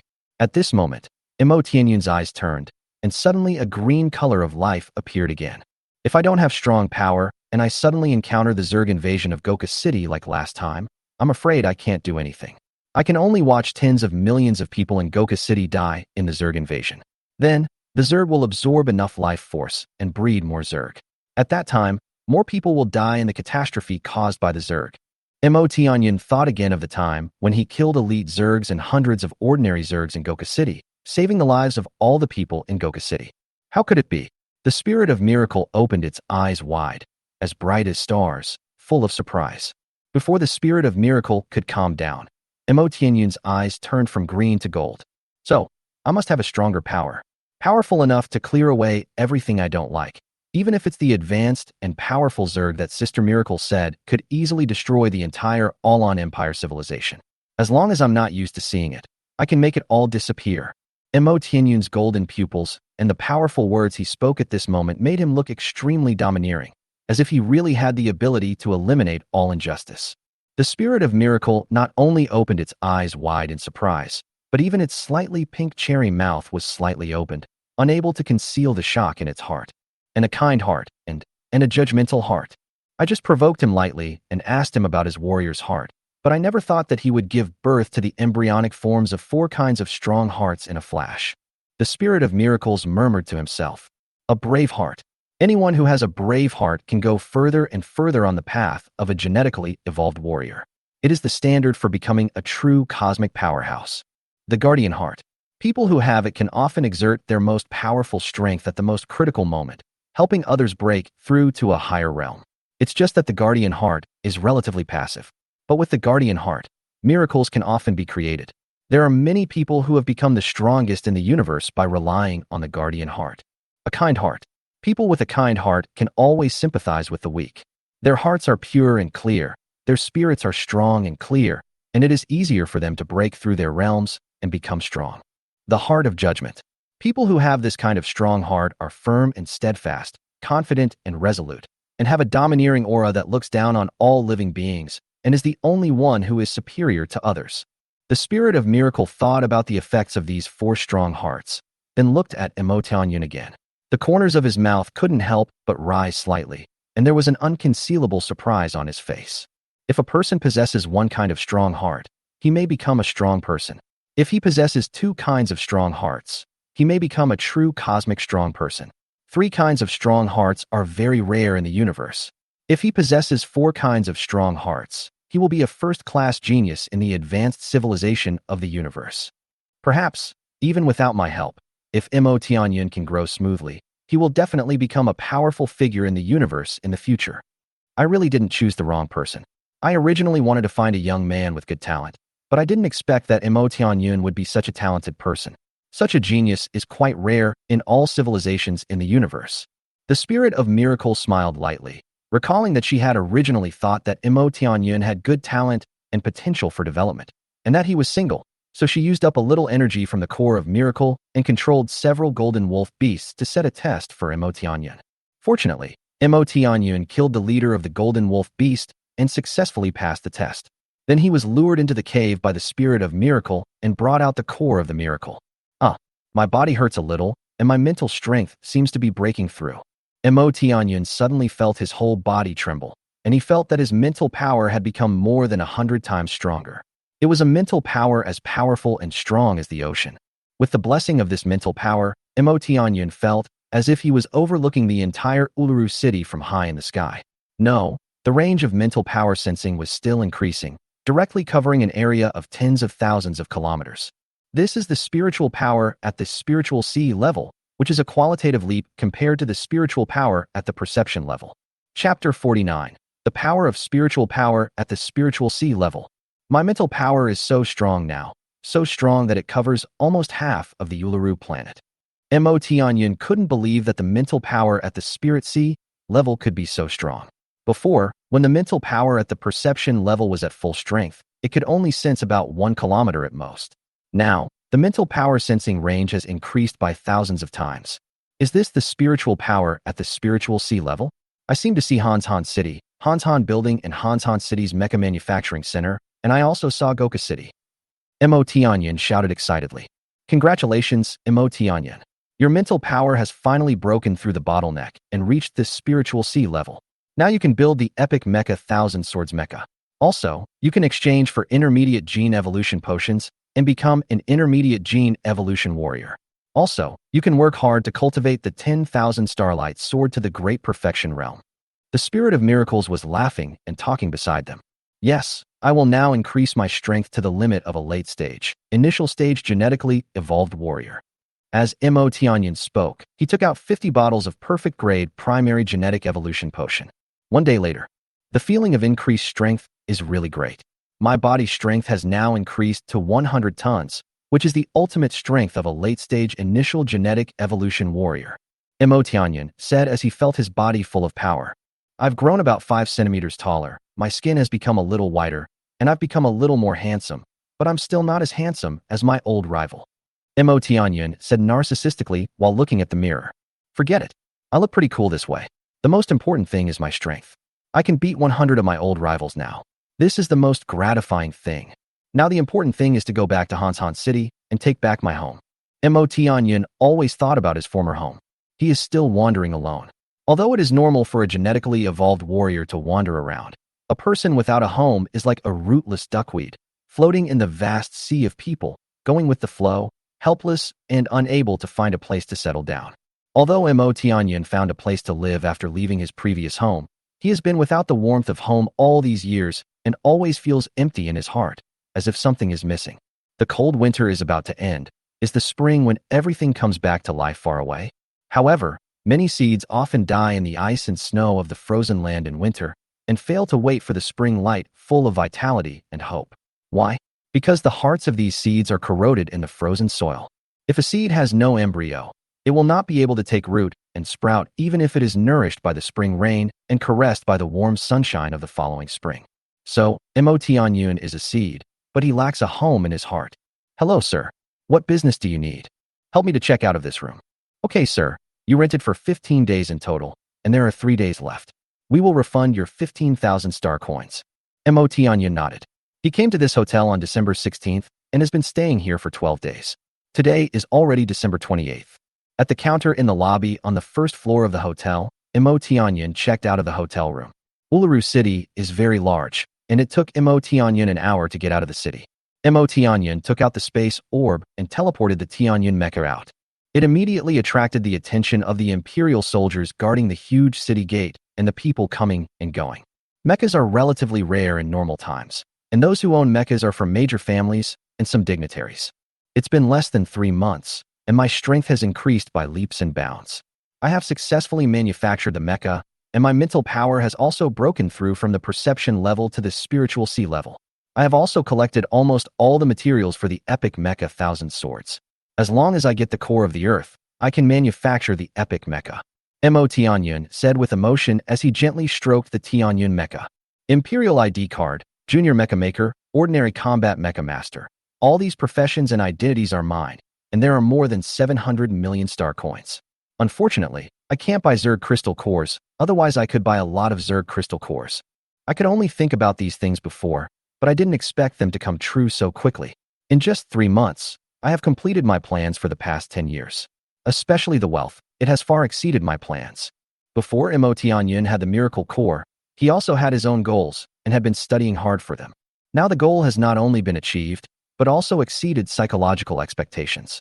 However, after the soul and inner torture from the spirit of miracles, Imo Tianyin has now successfully shaped the 4 kinds of strong hearts. He has embarked on the path of becoming a strong man, so he will next pursue his own path as a warrior, treating himself as a piece of unpolished jade, and after constant sharpening and carving, he will bloom with brilliance that amazes the world and become a true strong man in the universe. Imo Tianyin understood that he had to walk his own path as a warrior. He had people and things that needed to be protected. He had a kind heart and a domineering will from the depths of his soul. I'll be back in a few days. Imo Tianyin looked at Uluru City from inside the mecha, then drove the mecha into the sky. The air was still trembling, and people were staring at him with envy. High in the sky, Imo Tianyin, try to use the spiritual power at the spiritual sea level to propel your mecha. The mecha will be much faster. There are other benefits, try it and feel it. The spirit of miracle appeared next to Imo Tianyin and said, Really? Then I'll try it now. Imo Tianyin became interested immediately when he heard this. His mental power had just broken through, and he had not had time to explore and use it yet. Full power mode activated. The mecha accelerated suddenly and soon reached a speed of 500 meters per second. At this time, Imo Tianyin released his mental power. I feel that my mental reaction speed in controlling the mecha has increased a lot, and the sensing range is also very large. I should be able to dodge some attacks from super-fast laser cannons, energy cannons, etc. very flexibly now. Before, I had to rely on energy shields to block them. Imo Tianyin said in surprise. Well, because you control the mecha through mental power, your mental power is much stronger than before, and your reaction speed is much faster. Therefore, the real power of the mecha can only be exerted now. Many difficult mecha driving movements and techniques are only unlocked now. You still have a lot of mecha combat techniques to learn. The spirit of miracles nodded and said, Chapter 50. Let's go home and return to the original beauty. The speed of the mecha's control through mental power has been greatly increased. Coupled with the large-scale sensing ability, the mecha's original fatal weakness of lack of flexibility has disappeared. Flexibility is no longer the mecha's weakness. This is one of the powerful aspects of the spiritual power at the spirit sea level. Why does an epic mecha require spiritual sea level mental power to operate? The first reason is that each epic mecha has its own unique mecha battle seal, which requires the spiritual power of the spirit sea level to be integrated into it, so that the true power of the epic mecha can be displayed. The second reason is that the epic mecha is too powerful and complex. Without the spiritual power of the spirit sea level, it is impossible to even drive the mecha, let alone drive the epic mecha to fight. Epic mechas are usually tens or hundreds of meters tall, or even larger, with countless parts and components and extremely complex systems. With Imo Tianyin's previous mental power at the perception level, controlling the Tianyin mecha, which was an ordinary combat mecha, was a little stiff. Therefore, even if an ordinary epic mecha was placed in front of Imo Tianyin, he would not be able to drive it. Moreover, the Thousand Swords mecha was an extremely powerful mecha among the epic mechas. Then, Imo Tianyin used his mental power to propel the Tianyin mecha. The speed of the Tianyin mecha continued to increase, 600 meters per second, 700 meters per second, 800 meters per second, 1000 meters per second, and 1167 meters per second. The mecha's flying speed reached 1167 meters per second in just a few seconds. 1167 meters per second. This is the fastest speed I have ever reached when using my mental power to propel the Tianyan mecha to fly in full power mode. The speed has increased by 1.334 times, which has exceeded the flight speed in super power mode. Mo Tianyan said in surprise. Now let's try to see how much the mecha's flying speed increases in super power mode. Ultra power mode activated. The flying speed of the Tianyan mecha skyrocketed again, 1,300 meters per second, 1,500 meters per second, 1,700 meters per second, and 2022 meters per second. After a few seconds, the maximum speed of the largest Tianyan mecha remained at 2,022 meters per second. The speed increase is not as great as before, but it is still very fast. The speed has doubled. Mo Tianyan then switched back to full power mode. The ultra power mode cannot be turned on for too long, otherwise it will damage the power super lightwave energy drive system. If the power system is damaged by then, it will be more trouble than gain. 50 minutes later, Mo Tianyan drove the Tianyan mecha to the sky above Hanzhong City, and then retracted the Tianyan mecha into the space orb in the sky. Mo Tianyan used his powerful mental power to fly in the sky, attracting countless people from Hanzhong City below to stop and watch. Look, there's a person up there who can fly. He can fly in the sky without a hovercraft. Yeah, actually he wasn't driving a flying or hovering vehicle. He seemed to be very young, like a teenager. A man looked at Mo Tianyan through a pair of binoculars. Oh my god, is it possible to fly in the air by relying on mental power? Someone suddenly said. Impossible. He has reached the spiritual sea level at such a young age.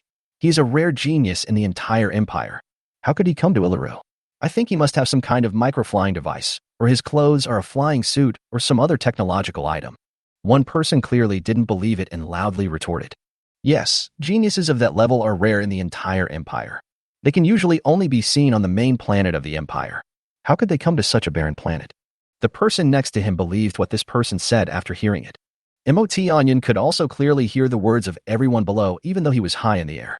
This was one of the ways to use mental power. Mo Tianyan smiled in his heart and thought secretly, yes, I have actually become a true genius in the empire. I am not even 16 years old yet. I will definitely be able to create an epic thousand swords mecha in a year. By then, I will be a peerless genius known throughout the empire. Let's go. Swish. Mo Tianyan disappeared in the sky and then reappeared in some hidden place.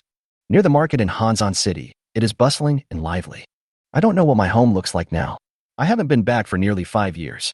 I used to go there secretly often, but I haven't been there in the past 2 years. Mo Tianyan slowly walked towards the place he had in mind. This is it. Turning the corner, Mo Tianyan looked at a large mechanical maintenance room with high ceilings. This was previously rented by Grandpa Sika and converted into a mecha repair shop. Now this is still a place for mechanical maintenance work, but all the things have been replaced. I don't know whether the mecha model embedded in the wall used as decoration in the room has been replaced. That mecha model was the first mecha model Mo Tianyan made when he was a child. Because the mecha model was embedded in the wall, Mo Tianyan was not able to take it away. If you can't fix it, don't fucking fix it. You broke my battle mech. How are you going to compensate me? Mo Tianyan could hear a man's angry voice from a distance. I'm sorry, I just... Another man with a slightly hoarse voice kept apologizing. Either fix my mecha or pay me money. These are the only two options. Choose one. If this problem is not solved, I will tear this place down. Even if those soldiers in charge come, I'm not afraid. Someone wants to tear down my house. When Mo Tianyan heard this, he quickly quickened his pace and rushed over. Don't tear it down, don't tear it down. I'll pay for it. Isn't it okay for me to pay for it? A man with a hoarse voice quickly stopped him. Yes, please don't be angry, guest. We have something to discuss. At this time, a woman's voice came. Get out of my way, you woman. Why are you interfering? Hurry up and make your husband pay for it.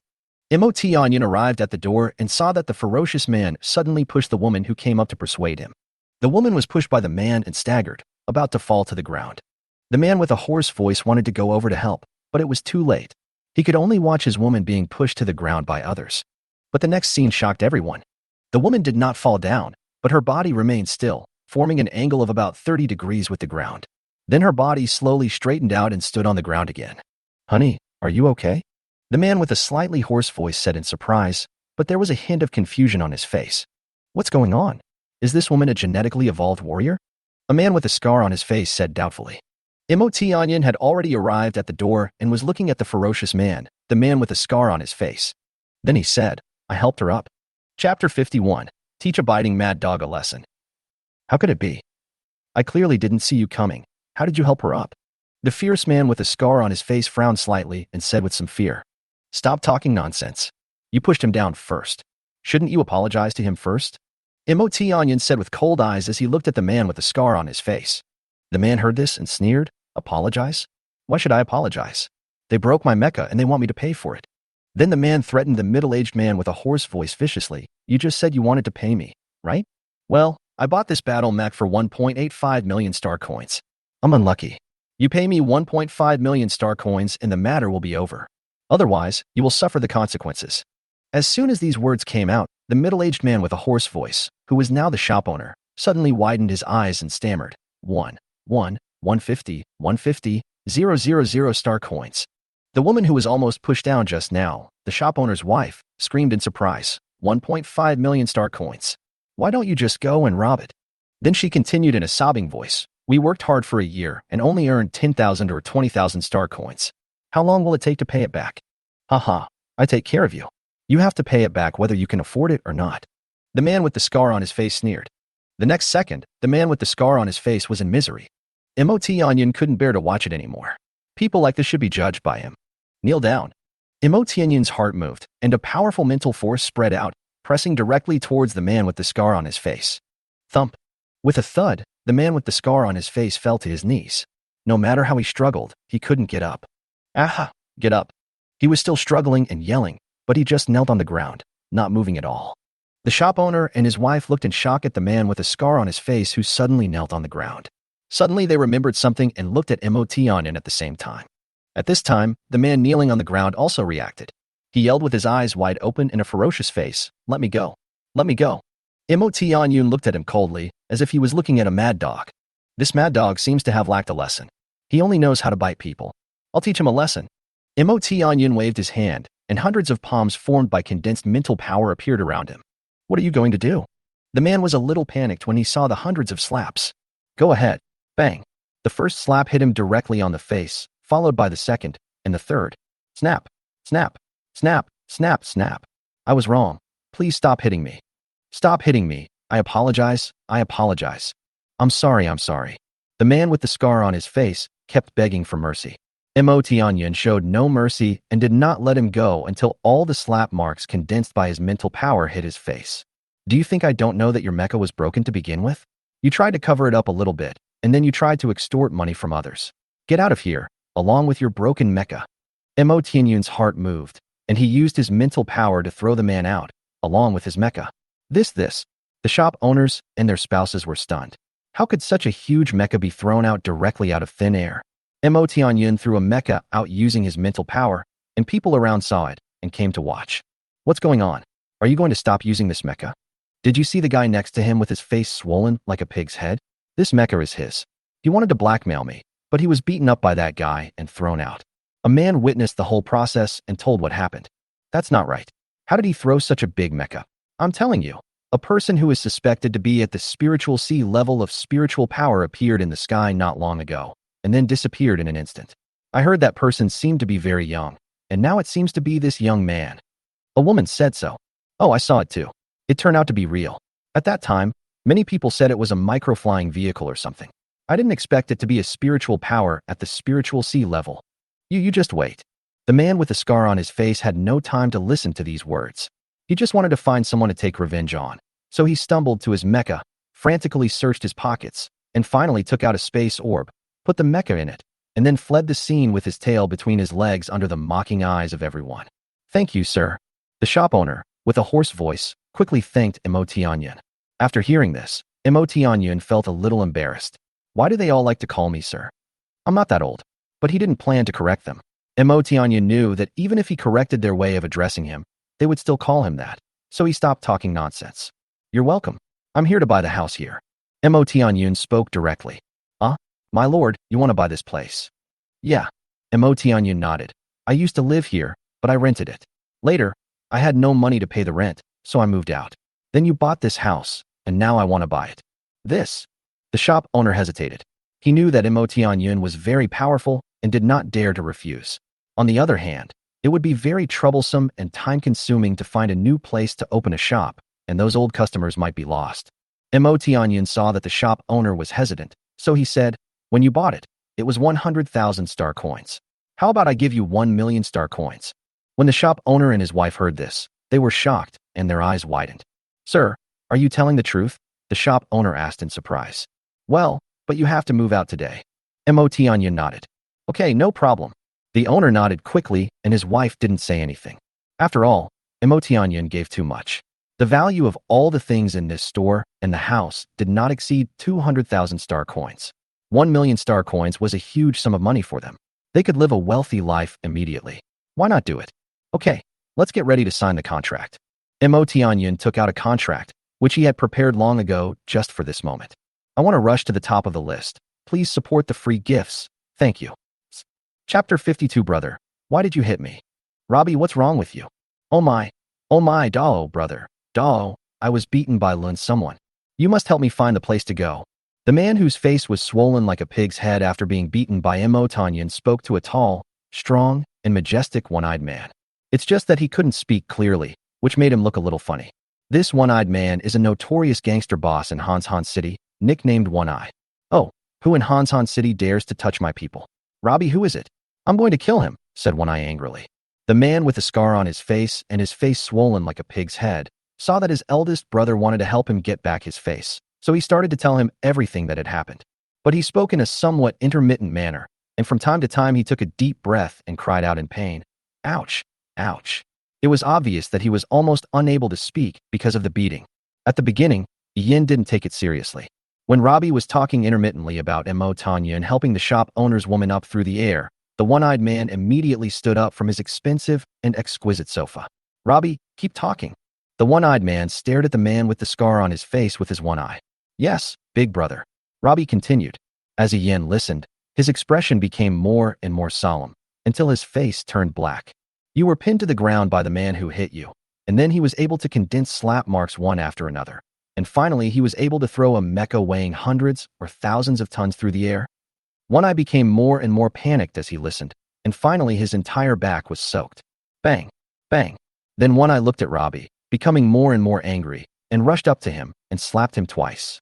Dao, how come you are so loud, Dao me? Dao, big brother. Robbie was knocked to the ground by One Eye. He really couldn't understand why his elder brother wanted to hit him. I'm going to hit you. One Eye looked at him with disappointment. You bastard, I told you to read more books. I told you to read more books, but you didn't listen. Now you're in big trouble, and you come to me. What's wrong? Why are you hitting me, big brother? Haven't you figured it out yet? With your limited knowledge, there are many people on the street who are better than you. If I hadn't taken care of you so much over the years, would you have been able to make it? Bang, bang, bang. One Eye slapped Robbie a few more times, and Robbie screamed in pain. Regama, what are you doing? Ouch. You are about to die, and you still don't know what you have done. Then I will tell you so that you will die knowingly. You have to go back and solve this matter for me later, otherwise I will be in big trouble. One Eye stretched out his right index finger and pointed at his face. The person who just attacked is a strong man whose spiritual power has at least reached this spiritual sea level. You know, there is only one person in the entire Hansan City whose spiritual power can reach the level of spiritual sea, and he is the president of the Mecha Builders Association. Think about it. Can you afford to offend him? What's more, you said he was a young man no older than 20 years old. He is a well-known genius in the entire Oran Empire. If he really wants to fight, he can destroy not only Hansan City, but even Uluru Star. Now you ask me to fight him, what can I do? If you want me to die, just say so. One Eye pointed at Robbie and shouted hysterically. Today, one of my subordinates told me that a person who could fly without the help of levitation technology appeared in the sky above Hansan City. I was wondering if this was true, but I didn't expect you to offend him. Come on, follow me now. If that gentleman doesn't forgive you, don't come back. One Eye grabbed Robbie's clothes, lifted him up, and walked out. Motianyan's original home. Oh, now this is Motianyan's home. Yeah. Motianyan nodded, then took out a card, which was the star coin card. This star coin card contains 1 million star coins. It's yours now. You need to move out as soon as possible. Motianyan handed over the star coin card. Okay. The man with a hoarse voice stared at the star coin card in Motianyan's hand, took it gently with trembling hands, and then checked it. So this is what 1 million star coins are like. The man took a deep breath and said this with trembling lips. Hubby, let me see. A woman took the pentacle card from a man's hand. Be careful, don't break it. The man reminded quickly. Motianyan watched from the side, thinking silently in his heart. The material of the star coin card is very strong and durable. It can be dropped from a height of dozens of floors. How can it be damaged? Haha, but if it were me a few months ago, I might have been more cautious than them. Mo Tianyan laughed at himself and suddenly remembered himself who was still struggling in the mecha cemetery. If I wasn't there today, the couple would be in big trouble. The person I just threw out was also a genetically evolved warrior, and he also had a mecha, so it seemed like he was from a powerful background. No matter wealth, fame, or status, all of these come from one's own strength. Strength is the foundation. Thump. At this moment, a person was thrown in, and an angry voice sounded. Go in, kneel on the ground, and admit your mistake. Mo Tianyan was still thinking about something, even thinking too deeply, and didn't notice the movement outside. After hearing the noise, he turned around and saw that it was the man with a scar on his face who he had just thrown out with his mental power, lying on the ground, and there was also a sturdy, one-eyed, muscular man outside. I'm sorry, please forgive me, sir. You are a magnanimous person. Please let me go. Robbie knelt on the ground, banging his head against the ground, begging Mo Tianyan for forgiveness. Wife, it's him, that guy is back again. The man grabbed the star coin card from his wife's hand and put it in his pocket. Oh, why are you back again? I don't want to see you anymore. Get out of here and don't defile my home. Mo Tianyan's face suddenly turned unhappy. He must be unhappy that such a person came into the house he had just bought. Sir, this is my little brother. He knows he is wrong now. He will let you beat him or scold him. He only begs you to calm down. Whatever you want, we will give it to you with both hands. One eye said humbly. Oh, really? Mo Tianyan's mental power pressed towards one eye like a tidal wave. Chapter 53 Envy of Others' Happiness. Yijian suddenly felt as if a huge invisible wall was pressing down on him, a feeling that made it hard for him to breathe. Yes, sir, we are sincere, said One Eye. Are you an ordinary level combat mecha pilot? Mo Tianyan asked. Yes. One Eye nodded continuously. Well, come find me in 3 days. Don't let me find you. Let's go. Come back in 3 days. Mo Tianyan waved his hand and moved the two people out. Why did Mo Tianyan ask Yijian to come back to him 3 days later? Mo Tianyan used his mental power to detect that this person had the strength of a mid-stage to early-stage genetically evolved warrior. Then, after asking, he found out that he was also an ordinary-level combat mecha master. Such a person would be of great use to Mo Tianyan now. Since it's delivered to my door, then, an hour later. Sir, all our things have been packed into the space bracelet. There are still some things left that are too big to take away. Look at this. The man with a hoarse voice said to Mo Tianyan. Mo Tianyan looked at everything around him. It was almost empty. There were only a few large tables for stacking things, a large shelf, an ultra-precision CNC machine tool, and some decorations left. Well, okay, I'll take care of the rest. You can go now. Mo Tianyan nodded. Well, thank you. You are our great benefactor. It is a great fortune for us to meet a noble person like you. The man with a hoarse voice said this, and then he pulled his wife together to bow deeply to Mo Tianyan. Hey, don't be like this. Don't be like this. This is just a deal. I don't even like other houses, but the fact that you can buy this one proves that you and I are destined to be together. Besides, these star coins are nothing to me. When Mo Tianyan saw that the couple actually bowed to him, he quickly used his mental power to help them up. Mom and Dad, I'm back. Suddenly, a little girl about 10 years old ran in. When Mo Tianyan took a look, he saw that the little girl was wearing the same school uniform as he had when he was a child. It was obvious that the couple's daughter was also studying in the #1 primary school in Dongqing District, Hansan City. Our daughter Kalina is back. Come quickly. This is Lord Mo Tianyan. He has helped our family a lot and given us a lot of star coins. Come over and say thank you. When the man saw his daughter coming back, he smiled and waved to signal her to come over and thank Mo Tianyan. Okay, Dad. Kalina reacted quickly and walked towards Mo Tianyan. Hey, you're welcome, little sister. You can just call me Brother Tianyan. No need to call me adult. Well, thank you, Brother Tianyan. The little girl said in a clear voice. Mo Tianyan nodded and said, You're welcome. Daughter, we are moving. Daddy will buy you a big house, okay? We will travel together and eat a lot of food we have never eaten before and see the 10 most beautiful scenery on Uluru. Aren't these what you have always dreamed of? Now Daddy can take you there. Are you happy? The man with a hoarse voice looked at his daughter lovingly and said, Really, Dad? Kalina was stunned for a moment, then wanted to confirm it in surprise. Baby, of course it's true. How could Dad lie to you? At this time, the girl's mother came over and gently touched the little girl's hair and said happily, Yeah. The little girl jumped for joy. Mo Tianyan watched silently from the side, with a look of envy in his eyes. For Mo Tianyun, home is always incomplete. He has never seen his parents since he was a child. Every time he sees such a warm scene, his eyes are full of envy. Just now, the couple envied Mo Tianyun for his youth, success, strength, and wealth. Now it was Mo Tianyun's turn to envy them for being able to reunite happily as a family, for having a complete family, and for having parents who love the little girl so much. What a person cannot get is always what he desires the most. However, many people forget the happiness they have at the moment. Only after they lose it do they realize who can protect what they have, and it is too late to regret. Where's my home? Mo Tianyun looked at the house he had just bought. This used to be the home of Mo Tianyun and Grandpa Zika.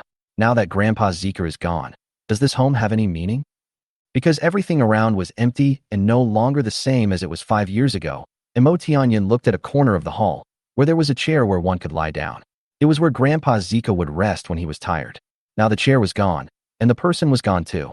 Then Mo Tianyun looked at another corner of the hall. 5 years ago, there was a desk there, which was where Mo Tianyun usually studied. Here, and here. Mo Tianyun slowly recalled all the things in this house, and where they were placed. Except for this house, everything is gone. Mo Tianyun's body couldn't help but tremble.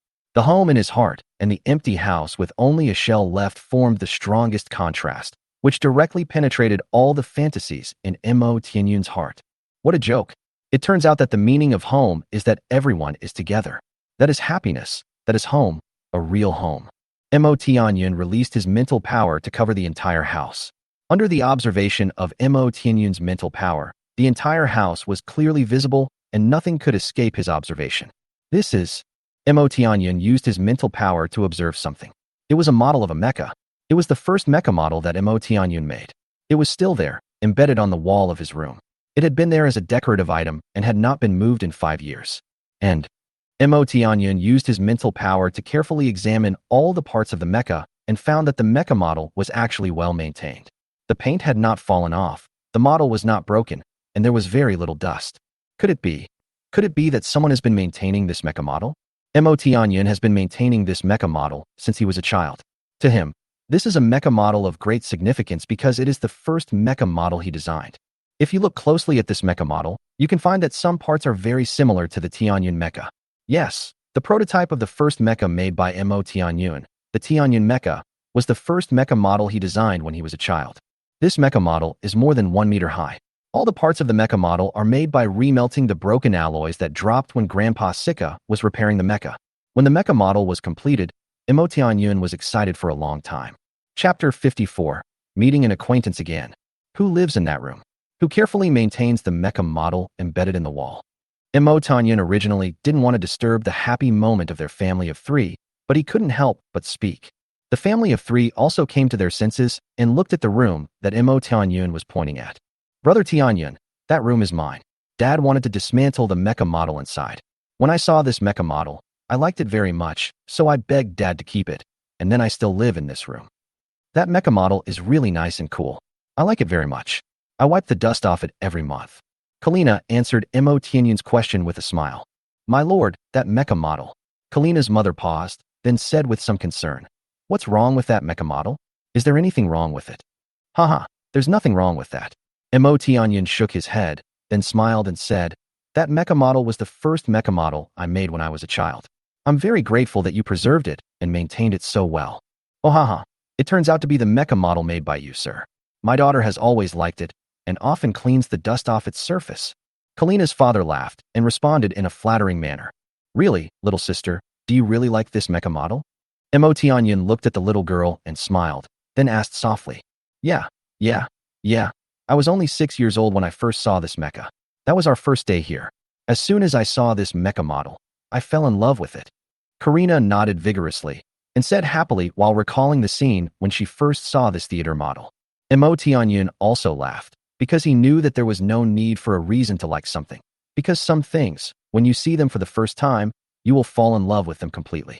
Since you like mechas so much, little sister, do you want to be a combat mecha master when you grow up? Or a mecha maker? Mo Tianyun asked with a smile. I want to be a mecha maker. Kalina said firmly. Haha, okay. When Mo Tianyun saw Kalina said so decisively that she wanted to become a mecha maker, he immediately took out a book from his space bracelet. The title of this book is Mecha Manufacturing Drawing Design. It was a birthday gift given to Emotionyun by Grandpa Sika when Emotionyun was a child. Over the years, Emotionyun took a lot of notes when learning about mecha manufacturing.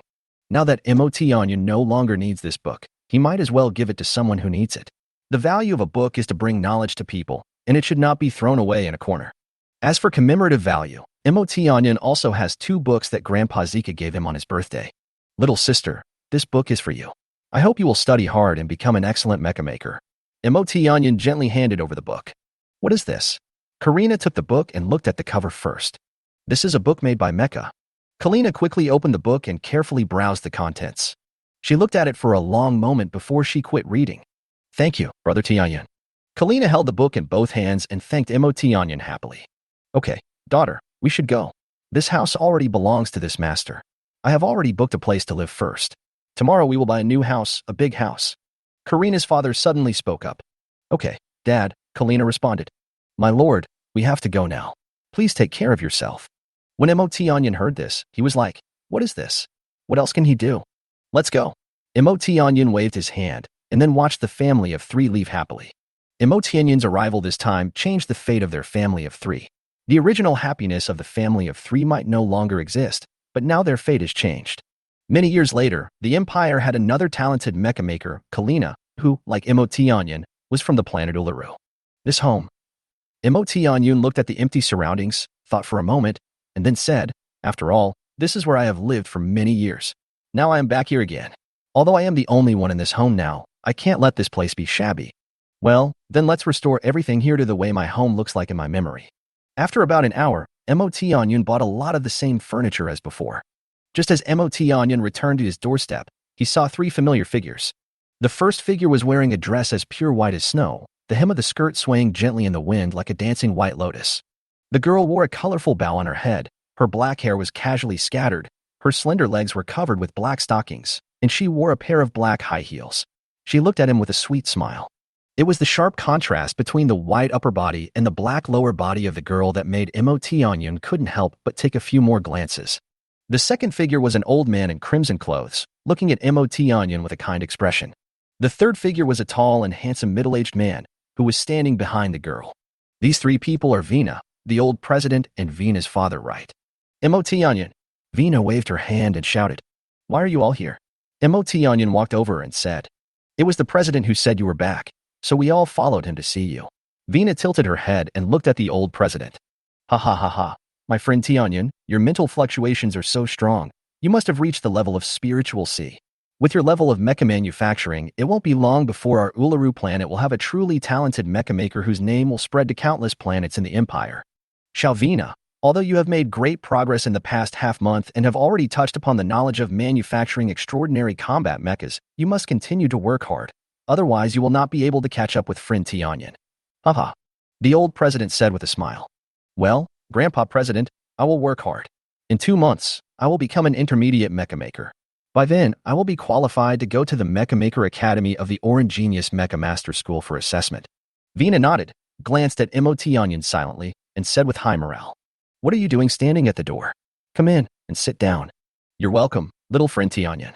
We're just here to take a look and then leave. We won't waste your time. The old president shook his head and said, okay then. Emotionyun also nodded. After all, the house was empty and not very suitable for receiving guests. They exchanged greetings for a while, and then the 3 left. Chapter 55. Kidnapping someone to be an assistant. 3 days later, early morning. Emotionyun opened the door and walked out of the house. Huh. Emotionyun stretched lazily. In the past 3 days, the house has been greatly transformed by Emotionyun's redecoration, and it has returned to its original appearance when Grandpa Zika was still alive. Although I have only lived in this house for about 3 days, I am leaving again. I have a feeling that I may not come back for a long, long time, so I might as well take a closer look now. Emotionyun looked back at his home, as if he could never look at it enough. It took him a while to look away and whispered, a soaring eagle must eventually leave its nest in order to spread its wings and soar into the sky. So when I leave today, I will wish myself to make great achievements that will shake the world in the future. Sir, we are here. The man with one eye and a scar on his face came here. Emotionyun asked them to come here 3 days later, and they came anyway. Well, the guy next to you with the scar on his face is called Robbie. He has nothing to do with his life now. I taught him a lesson back then. I'm very happy that you're here now. Imoti Anyun took a look and saw that it was the one-eyed man who brought the man with the scar on his face, and then he spoke. Then, may I ask why you asked me to come here? One Eye said with some confusion. I called you here to invite you to join the Imperial Battle Mech Division Corps with me and kill the Zerg. Imoti Anyun didn't intend to beat around the bush and stated his thoughts directly. What? Sir, you want me to join the Imperial Combat Mecha Division to kill Zerg? One Eye said in surprise. You know, the Zerg are extremely powerful and brutal. How many combat mecha divisions on the front line died in the Zerg's attack? Now that the adults have asked him to kill the Zerg, isn't this just courting death? No, sir. Please forgive me. It's too dangerous to go to the front line. I really don't want to kill Zerg. One Eye quickly shook his head and said, Haha, I knew you would refuse. But if you can take my attack, you don't have to go. If you can't, then just follow me and kill the Zerg. Imoti Anyun had long expected that the other party would not obey so easily. But Imoti Anyun had no intention of letting him go. As a big brother of the underground world of Hanzon City, his strength would not be weak. Instead of keeping him here to cause trouble, it would be better to let him go to the front line to kill the Zerg and protect the Empire and the people. I am unarmed, and there is no way I can take your blow. Sir, please don't make things difficult for me. I don't want to die yet. From now on, I will be a good person and will not harm others anymore. Please let me go. One Eye said, terrified.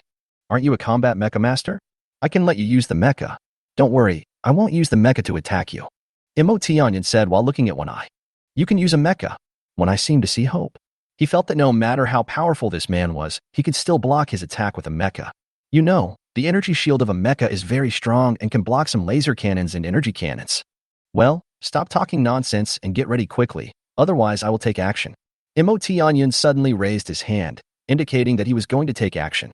Okay, I'll be ready soon. One Eye teleported a mecha out of his space orb. Imoti Anyun took a look at the one-eyed mecha. The mecha named Yizian is a storm mecha, which has a maximum force enhancement multiplier of 8 times. It is also a very powerful mecha among ordinary combat mechas. The characteristic of this mecha is its super fast speed, with a maximum speed of 600 meters per second. Mecha? It's a mecha. No way. It's only been half a month and someone is causing trouble in the city again. Get away from here quickly, it will be terrible if we get caught in the battle. Some people around suddenly saw a mecha appear and became excited. I'm ready to take action. Imoti Anyun used his mental power to transmit his words into the one-eyed storm mech. Then, Imoti Anyun raised his hand, and a starlight sword condensed by his spiritual power appeared behind him, followed by the second, the third.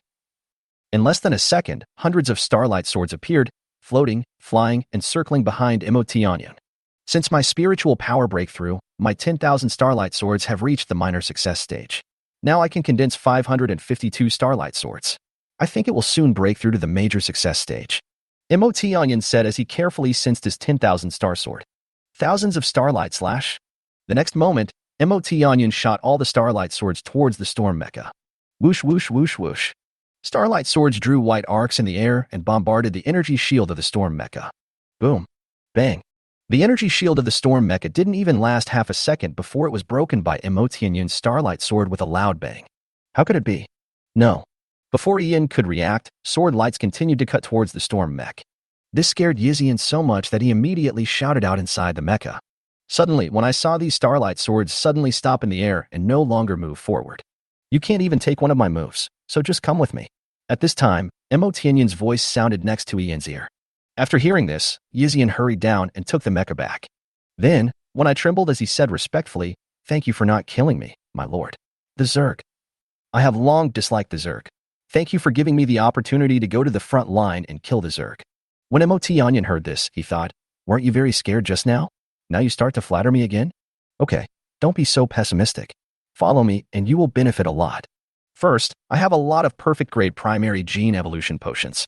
They can increase your strength a lot in an instant. This is a great opportunity for you. Many people will come to me to buy them. Perfect grade primary gene evolution potion. One Eye instantly became excited.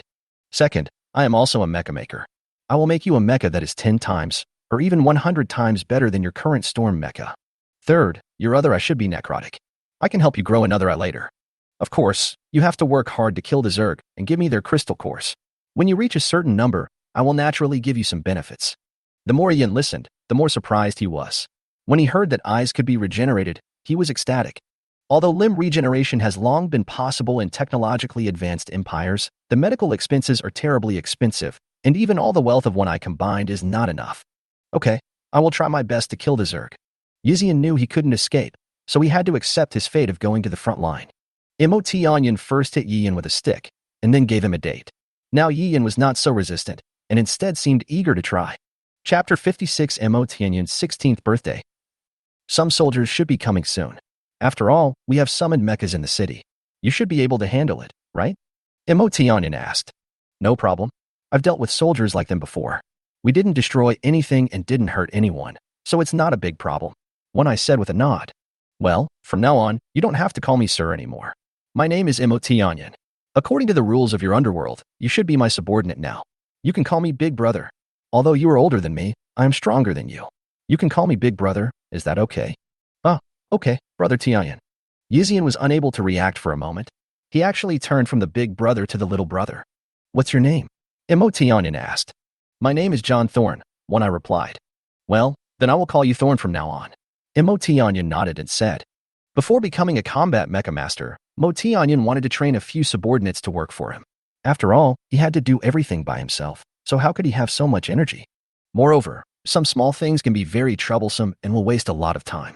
Wouldn't it be better to use this time to learn advanced mecha manufacturing knowledge, or perhaps practice the 10,000 Starlight Sword, etc.? Also, when it comes to killing Zerg on the front line, Imotianyan's strength alone is very limited. It will waste a lot of time to kill Zerg and collect crystal cores. It will be dangerous if a large number of Zerg surround him at that time. Therefore, it is necessary to have more subordinates to help collect Zerg crystal cores and eliminate the missed Zerg. Not long after. Goodbye, my home. Imotianyan took one last look and walked towards the outside of Hanzon City. The other side. Robbie. Thorn waved. Brother, do you really want to follow that adult to the front line to kill Zerg? Robbie ran over and said happily. Well, I can't run away. It's still unknown whether I can survive on the front line. It's all because of you, kid. I should have taught you a lesson long ago. Thorn raised his fist, pretending to beat Robbie. Brother, I'm sorry. If you want to hit me, hit me. Robbie knew that he had made a big mistake and had no intention of avoiding his brother's fist. Alas, it's too late. Thorn didn't fight him. Instead, he gently stroked Robbie's head and said, You've been with me for a long time. You're a genetically evolved warrior, and you also have a mecha. I'll leave the rest of our Poison Eye organization to you. You must constantly improve your strength and become an outstanding boss. Also, this house belongs to my eldest brother, so you have to take good care of it. When we come back later, if anything goes wrong with this house, I'll let you go. Don't do bad things in the future. From now on, our organization will no longer be involved in the underworld. We will all do legitimate business. You must also be a kind person. Well, don't worry, big brother. I won't let our organization fail. It will grow bigger and stronger under my leadership. After this incident, I have reflected on many things. I know I was wrong. Although I have not killed anyone, I have robbed others of a lot of property. I will return it. Robbie looked at his eldest brother and said solemnly, Okay, Robbie, I believe you for saying this. Thorn patted Robbie's shoulder vigorously, then looked at Imotianyan's disappearing back and said, I'm leaving. Robbie endured the pain in his shoulder. He understood that the hard slap was meant to be a sign of his elder brother passing the heavy burden to him. He had to bear it and not embarrass his elder brother. Brother, take care. The Poison Eye organization will always welcome you back. Robbie shouted loudly as he watched Thorn leave. Outside Hanzon City. The ice and snow have melted away, and the sky is no longer gray, but has become clear blue. Green grass is faintly growing on the ground, but the most surprising thing is the small flowers of different colors on the ground. If you look closely, you will find that although the colors of these flowers are different, the shapes of the petals are the same. These colorful little flowers that dot the ground are called winterly flowers. Winter lilies often bloom after the winter snow melts, symbolizing that the cold winter has gone and spring has arrived. Today is January 1st. Winter has indeed passed, and more importantly, today is Imotianyan's birthday. Well, it's Imotianyan's 16th birthday, and 16 is also the age of adulthood stipulated by the Empire. Now I am also an adult. Although many people call me an adult because of my strength, from today on I am a real adult and no longer a child. Imotianyan picked a winter flower, sniffed the fragrance of the flower, and said with an intoxicated look on his face. Afterwards, Imotianyan raised the flower high above his head, and his mental power spread out, bringing the Dongli flower high into the sky and letting it fly away with the wind. At the age of 16, one can join the Imperial Combat Mecha Division Corps. This has been Imotianyan's recent goal, and this day has finally come. Imotianyan hasn't celebrated his birthday for 5 years, and he won't go out of his way to celebrate it today. Imotianyan, happy birthday. The Spirit of Miracle appeared next to Imotianyan and said happily, Thank you, Sister Miracle. MOT Onion felt warm in his heart, and he was extremely happy to have someone congratulate him on his birthday. After waiting for so long, you can finally join the Army Empire Combat Mecha Division Corps. But I have to remind you that the road to fighting the Zerg has just begun. The road ahead may be very difficult. You must be mentally prepared. The spirit of Miracle looked into MOT Onion's eyes and said. She wanted to see how MOT Onion would react, but the spirit of Miracle was disappointed. There was no fluctuation in MOT Onion's eyes. No matter how difficult the road is, it can't stop me from moving forward. MOT Onion said firmly. Brother Onion, where are we going now? Thorn ran all the way here, but he didn't look blushing or heart beating at all, because he was a genetic evolver with an extremely strong physique. However, Thorn did not see the spirit of Miracle, even though the spirit of Miracle appeared outside. Let's go to Uluru City and join the Imperial Combat Mecha Division. MOT Onion responded. So when do we set off? Thorn asked. Now. MOT Onion no longer lingered here. Boom. Boom. Outside Hanzon City, two mechas soared into the sky, leaving behind only the winter flowers that were blown up and fluttering in the air by the huge airwaves. The last difficult winter in MOT Onion's life has passed, and what awaits him ahead are greater challenges and also greater opportunities. Chapter 57. Joining the Legion and Military Honors. Above the clouds, the airflow here is relatively gentle. This is the stratosphere of Uluru's atmosphere. At this time, the two mechas were flying forward at high speed. The originally calm airflow was stirred up by layers of waves and ripples under the terrifying sound waves produced by the flying mechas. The operators of these two mechas are MOT Onion and Thorn. Brother, your mental power is too terrifying. It can even speed up my mecha.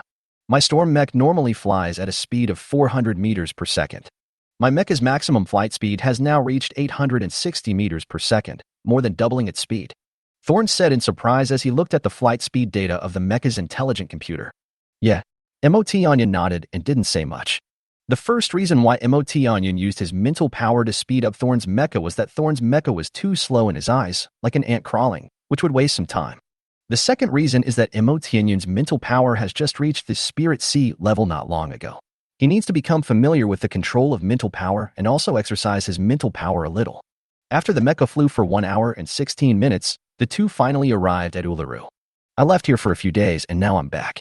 MOT Onion said as he looked at this magnificent and developed city. Then, the two of them walked towards the military base in Uluru City at the same time. The military base in Uluru City is also the most advanced military base on the Uluru planet. It is said that there is an Epic Combat Mecha Division stationed here. This may be the only Epic Combat Mecha Division on the planet. This is a strategic military location ahead. Please stop here and explain your reasons. An Imperial soldier who was standing guard at a checkpoint in front of the military base stopped MOT Onion and the other man and said, "We are here to join the Imperial Combat Mecha Division." MOT Onion said solemnly. The soldier immediately stood up in awe and said, "Please show us your Imperial ID cards. Once I have checked and confirmed your identities as Combat Mecha Divisions, I will let you pass and give you each a temporary pass. You can then go directly to the Combat Mecha Division Corps Hall." Upon hearing this, MOT Onion and Thorn each took out an ID card and handed it to the soldier. After getting the ID card, the soldier came to the outpost and started operating a machine. MOT Onion, Ordinary Level Combat Mecha Master. The temporary pass card for the Battle Mech Division Hall has been printed successfully. Thorn, a Regular Level Combat Mecha Master. The temporary pass card for the Battle Mech Division Hall has been printed successfully. After the identity was confirmed, the temporary pass was printed immediately, and the soldier quickly came to MOT Onion and the others. "You too, here are your Imperial ID cards, and your temporary pass to the Battle Mech Division Hall." The soldier returned his Imperial ID card, along with 2 temporary passes. The soldier also said, "When you join the Imperial Battle Mech Division, you will no longer need this temporary pass.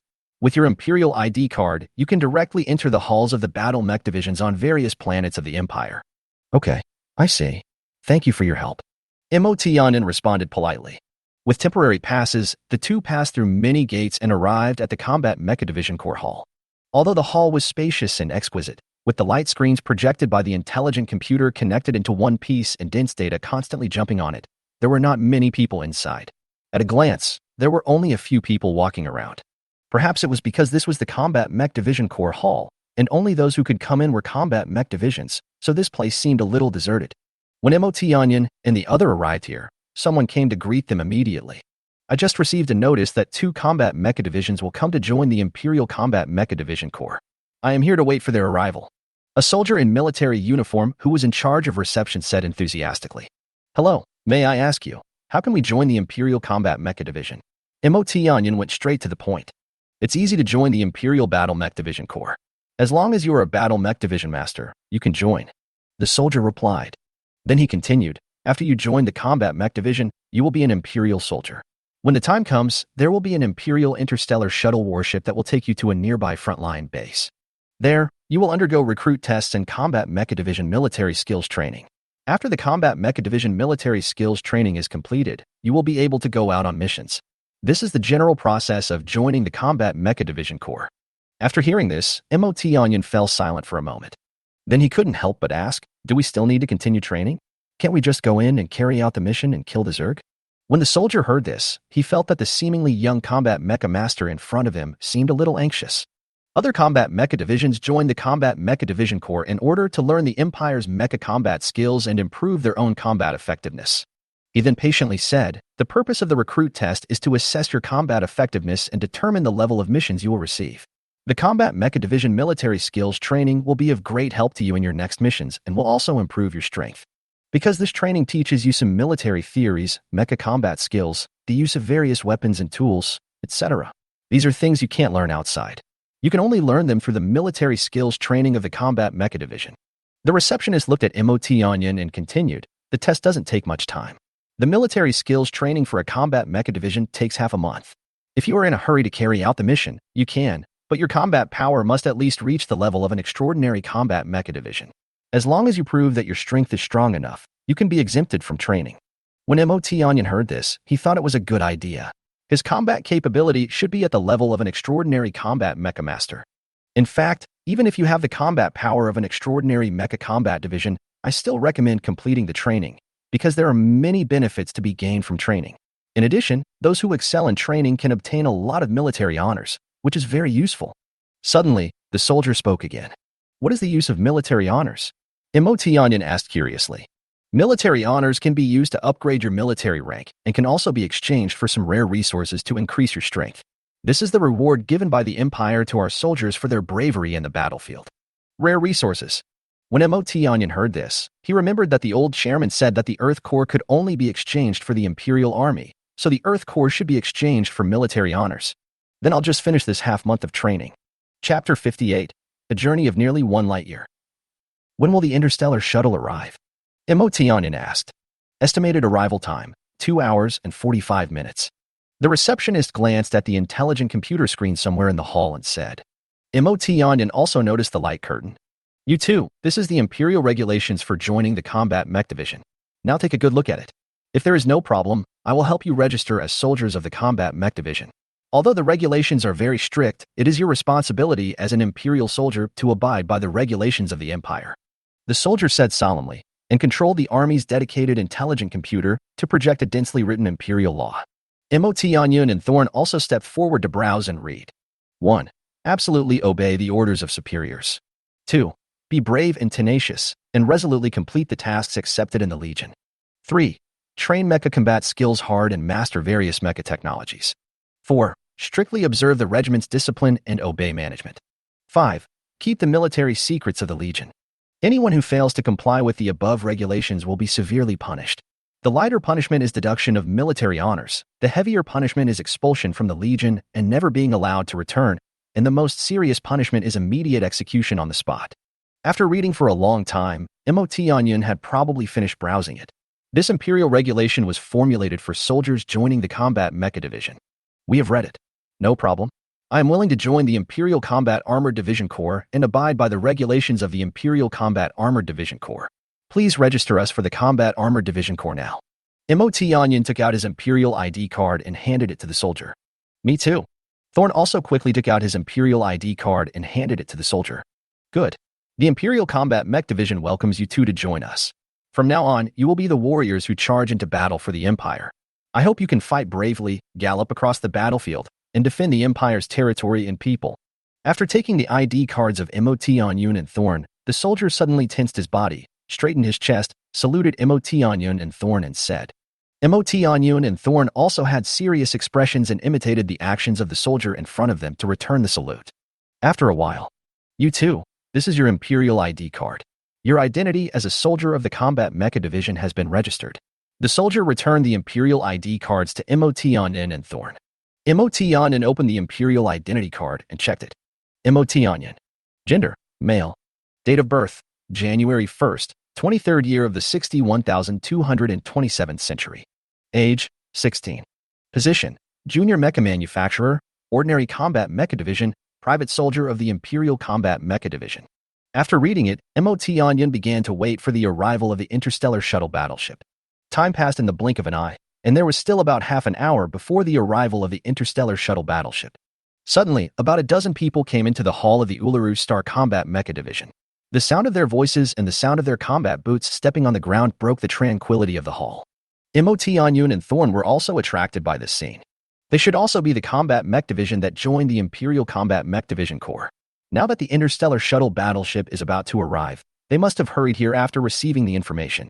Imotianyan guessed it. I didn't expect that among those who came in, there were a few people I had met once or twice. Imotianyan looked at the two familiar faces and said softly, "One is Miss Lang Yu. She looks a bit like the man next to her. She must be her relative."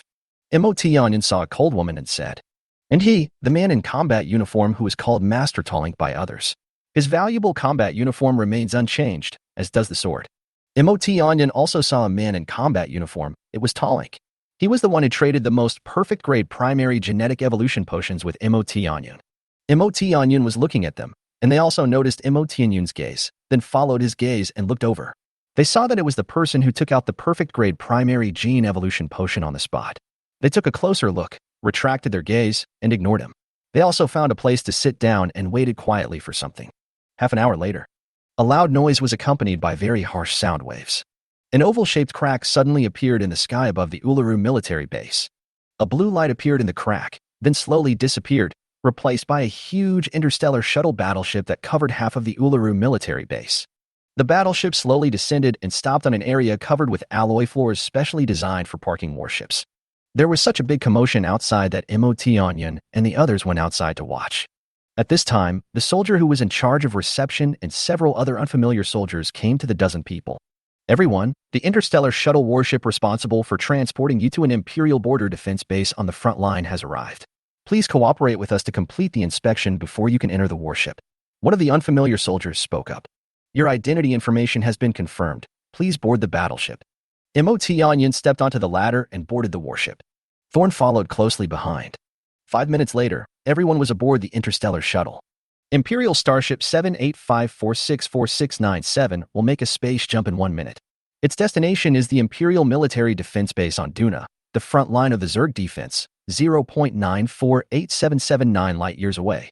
It is expected to arrive in 8 hours, 45 minutes and 43 seconds. Please be prepared. Imotianyan was already ready in his seat, waiting to set off. 5, 4, 3, 2, 1. Interstellar space jump begins. Above the Uluru military base, a huge interstellar shuttle battleship instantly turned into a dazzling and hot light, and then disappeared in the air. I'm really curious about what the scenery of outer space outside the battleship is like.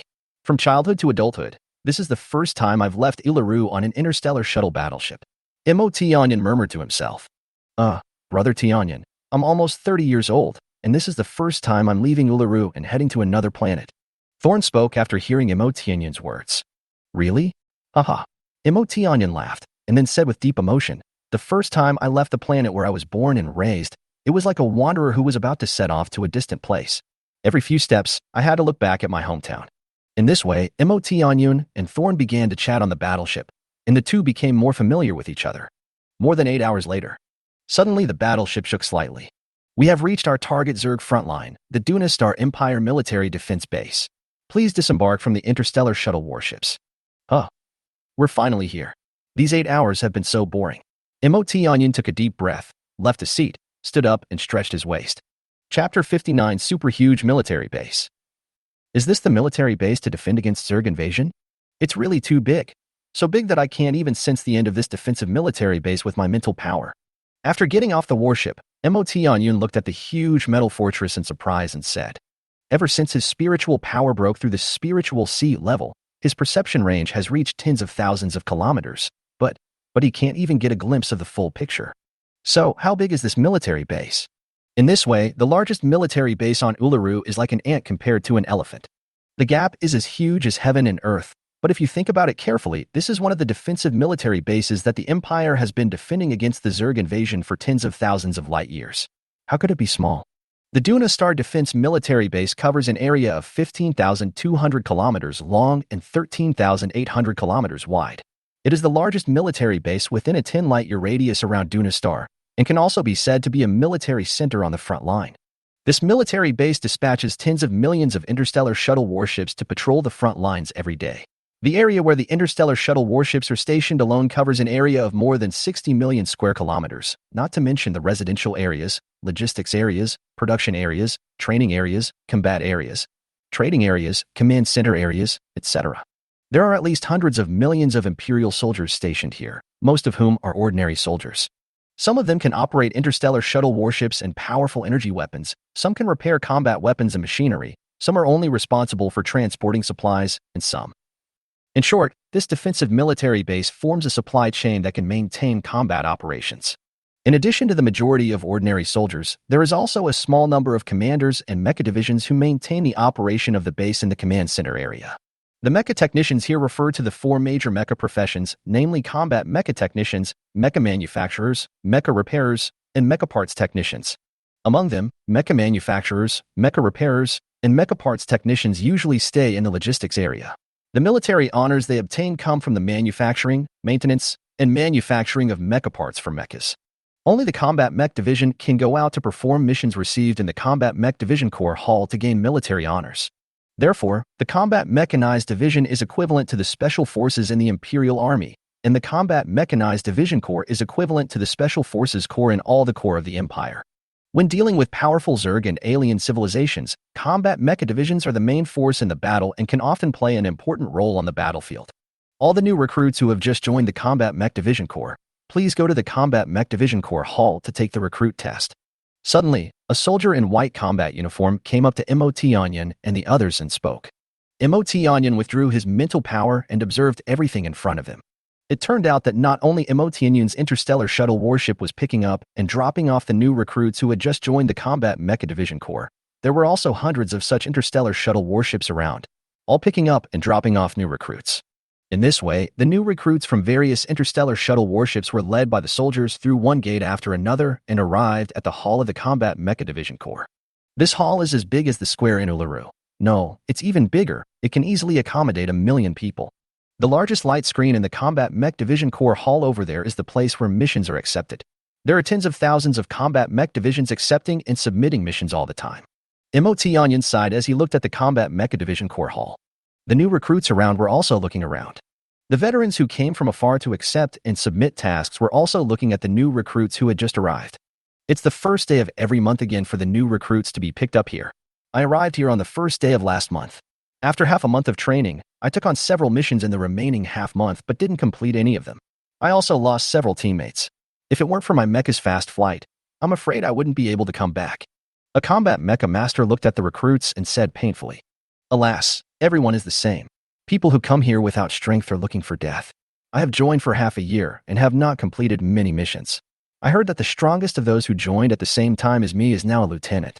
Those who are weaker than me have long been cannon fodder." Another combat mecha master sighed and said after hearing this, "Every mech who joins the mech corps must take a mission every month. Otherwise, they will be forced to be sent to the front line to fight the Zerg. This is a life or death situation. If you dare to be a deserter, you will die. So far, I have never heard of anyone who has escaped. Take a simple mission and kill 1 or 2 ordinary Zergs. Even if you fail, it's okay. If you survive a year, you can apply for retirement." Another combat mecha master joined the conversation. Led by MOT Onion, the new recruits entered a new recruit testing area. "New recruits, please take a seat and wait quietly." Soon after the recruits took their seats, a tall and imposing man in a green officer's uniform walked up to the podium in front. Like everyone else, MOT Onion was staring at the officer on the stage. The officer's bronze face was full of fortitude and strength, and his pair of piercing eyes were unusually bright. His gaze was like 2 sharp knives that seemed to pierce the hearts of all the recruits, making most of them dare not look directly at his face. Furthermore, there is no doubt that this officer is a powerful and ruthless soldier who has experienced hundreds of battles. He has a solemn and cold, calm and restrained aura, which could not have been cultivated without long years of war and military life. With his short hair and serious and cold square face, he looked very majestic, and not many people dared to stare at him. MOT Onion was not affected at all, and he still looked at the officer silently as if nothing had happened. Huh. The officer glanced at the whole room and found that only MOT Onion was unusually calm, so he looked at MOT Onion. I have used my mental power, but I didn't expect that there are still people who are not affected. The officer stood on the stage and silently watched MOT Onion, thinking in his heart, it seems that I have to be more ruthless. Otherwise, if I can't even scare a new recruit, how can I put my face down if those bastards find out? The officer's mind moved, and he immediately mobilized stronger mental power, pressing it towards MOT Onion alone. The other recruits immediately felt a lot more relaxed. At this time, MOT Onion also gathered his mental strength to meet the powerful mental force coming from the officer. Chapter 60. MOT Onion and the Lieutenant Colonel compete in mental strength. Buzz. The air trembled slightly, and the originally bright light in the entire recruit testing area suddenly dimmed and shook slightly. Two extremely powerful and visible spiritual forces were struggling against each other, and it seemed that they were evenly matched for a while. What happened? What happened? The new recruits and veterans looked at the shocking scene in confusion. Many people came to their senses and looked at the officer on the stage and noticed that his eyes were focused on MOT Onion. Could it be that this new recruit is competing with the lieutenant colonel in terms of mental strength? A well-informed veteran has already guessed it. Impossible? The lieutenant colonel is an epic-level combat mecha master. His mental power has long reached the level of spiritual C. How could a new soldier have such a strong mental power? An old soldier nearby said in disbelief. Yes, this new recruit should have stronger mental strength. The lieutenant colonel is testing him with his mental strength. At this time, another veteran echoed the words of the veteran in front. I knew it. It must be like this. Lieutenant Colonel broke through the spiritual C level more than 10 years ago. A few years later, he used his military merits to exchange for an epic battle mech from the Empire and became an epic battle mech division. It was more than 10 years ago. At that time, Lieutenant Colonel was less than 30 years old. Such talent is considered a genius in the entire Empire. The old soldier just now started to speak proudly when he saw that someone agreed with his opinion. How can a rookie have the spiritual power of the spiritual C level? He looks like he is not even 20 years old. If he really has the spiritual power of the spiritual C level, he would have been famous throughout the Empire and accepted as a disciple by those real big shots. Why would he come here to be a soldier? Therefore, at most he has a stronger spiritual power. The man said confidently again. Don't talk nonsense with your eyes closed. You are a combat mecha master after all, and your mental power is at least at the perception level. Sense the center of the fluctuation carefully. The knowledgeable veteran sneered and pointed at the two mental forces. Just look at my sense and you'll know, the man said disapprovingly. The next moment, he was in misery. The old soldier suddenly shouted in pain. I finally recovered. It was so scary. The old soldier recalled the two vast spiritual powers he had just sensed and continued. I felt like an ant, caught between two vast spiritual powers. The aftermath alone shattered my spiritual power. You don't listen to me, and you still like to be smart. This time you will suffer a little. Remember, don't be smart at any time. You will hurt yourself here, and you will hurt others on the battlefield. The experienced veteran said this by example. Okay, I got it. Thank you. The old soldier was no longer smiling, but expressed his gratitude seriously. Oops. Ouch. The new recruits in the audience also did the same stupid thing as the old soldier and used their own mental power to sense the two mental forces like huge millstones. As a result, their mental strength was crushed on the spot, causing them to scream in pain. Brother, it's a good thing you reminded me, otherwise I would. A girl with neat short light blue hair was sitting not far from MOT Onion and said to a white-haired man next to her with a slightly frown. This girl was none other than Miss Lang Yu, who came from Uluru Star just like MOT Onion, and the young man next to her was none other than her brother. This white-haired boy is also very handsome. Like the girl with short light blue hair, he exudes a cold aura from head to toe. On his handsome face were a pair of eyes that were as cold and desolate as ice that had been frozen for thousands of years. After hearing what his sister said, his eyes couldn't help but become much softer, as if ice and snow had melted. Two powerful spirit C-level spiritual masters are fighting each other. If someone with only perception-level spiritual power rashly uses his spiritual power to investigate, he will only be asking for trouble, said the white-haired young man coldly. Is he really a strong man with spirit C level of spiritual power? He is just 16 years old. In the family, only his grandfather's spiritual power has reached the spirit C level. Even his father said that he is almost there. He really deserves to be called a young hero, Miss Lang Yu said with emotion.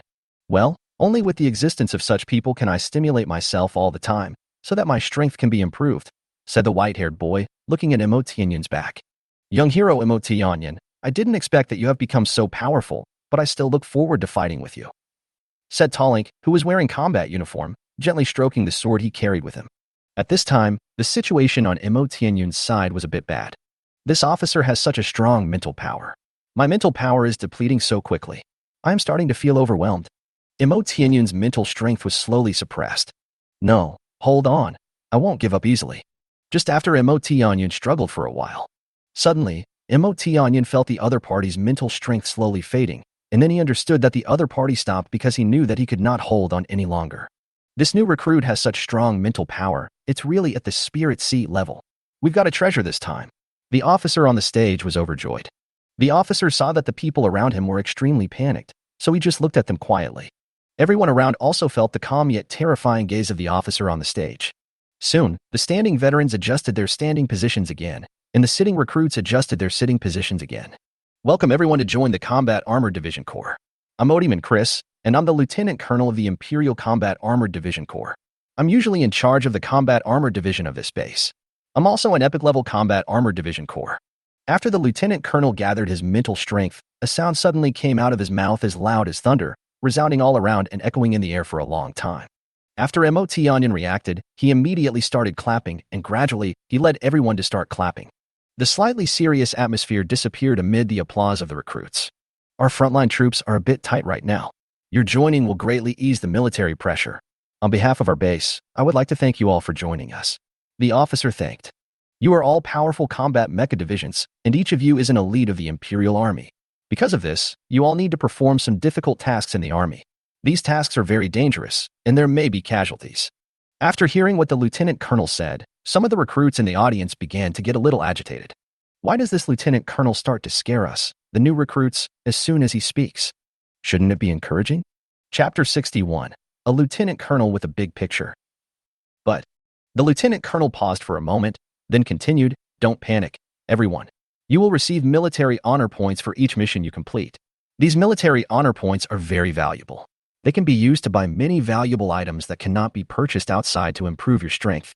For example, there are high-level primary gene evolution potions, intermediate gene evolution potions, and even advanced gene evolution potions, as well as extraordinary level combat mechas and even epic level combat mechas. These precious items and mechas will greatly increase your strength. Also, anything the Empire has, as long as you have enough military merit points, can be obtained for you. This is the reward the Empire gives to us soldiers who protect the Empire's territory. I believe you all know that everyone here is here for the military honors, in order to exchange for what you need and improve your own strength. The Lieutenant Colonel expressed the thoughts of almost all the recruits. They come here to improve their own strength. Otherwise, they can't live a good life as combat mecha divisions, so why come here to fight to the death with the Zerg and alien civilizations? Although the Zerg have been attacking the border of the Aulon Empire, the Aulon Empire is not yet in real danger of survival. Because such a huge civilization as the Orlon Empire can stand tall in the sea of cosmic civilization, war has never disappeared. Okay, I won't say any more useless words, but I still want to remind you that since you have chosen to join the Combat Mecha Division Corps, you must be a glorious soldier defending the Empire. Having said this, the Lieutenant Colonel's eyes suddenly became fierce, and his words became very heavy. Well then, I want to remind you that war is never a joke. It is extremely cruel. If you are not careful, you may even lose your life. I hope everyone can remain vigilant at all times, whether here, on the battlefield, or while carrying out missions. The Lieutenant Colonel's voice became even louder. The enemy is very cunning. If they were not strong enough, the Empire would have concentrated its military forces to eliminate them. Otherwise, our compatriots would not have sacrificed their lives heroically every moment on the battlefield ahead.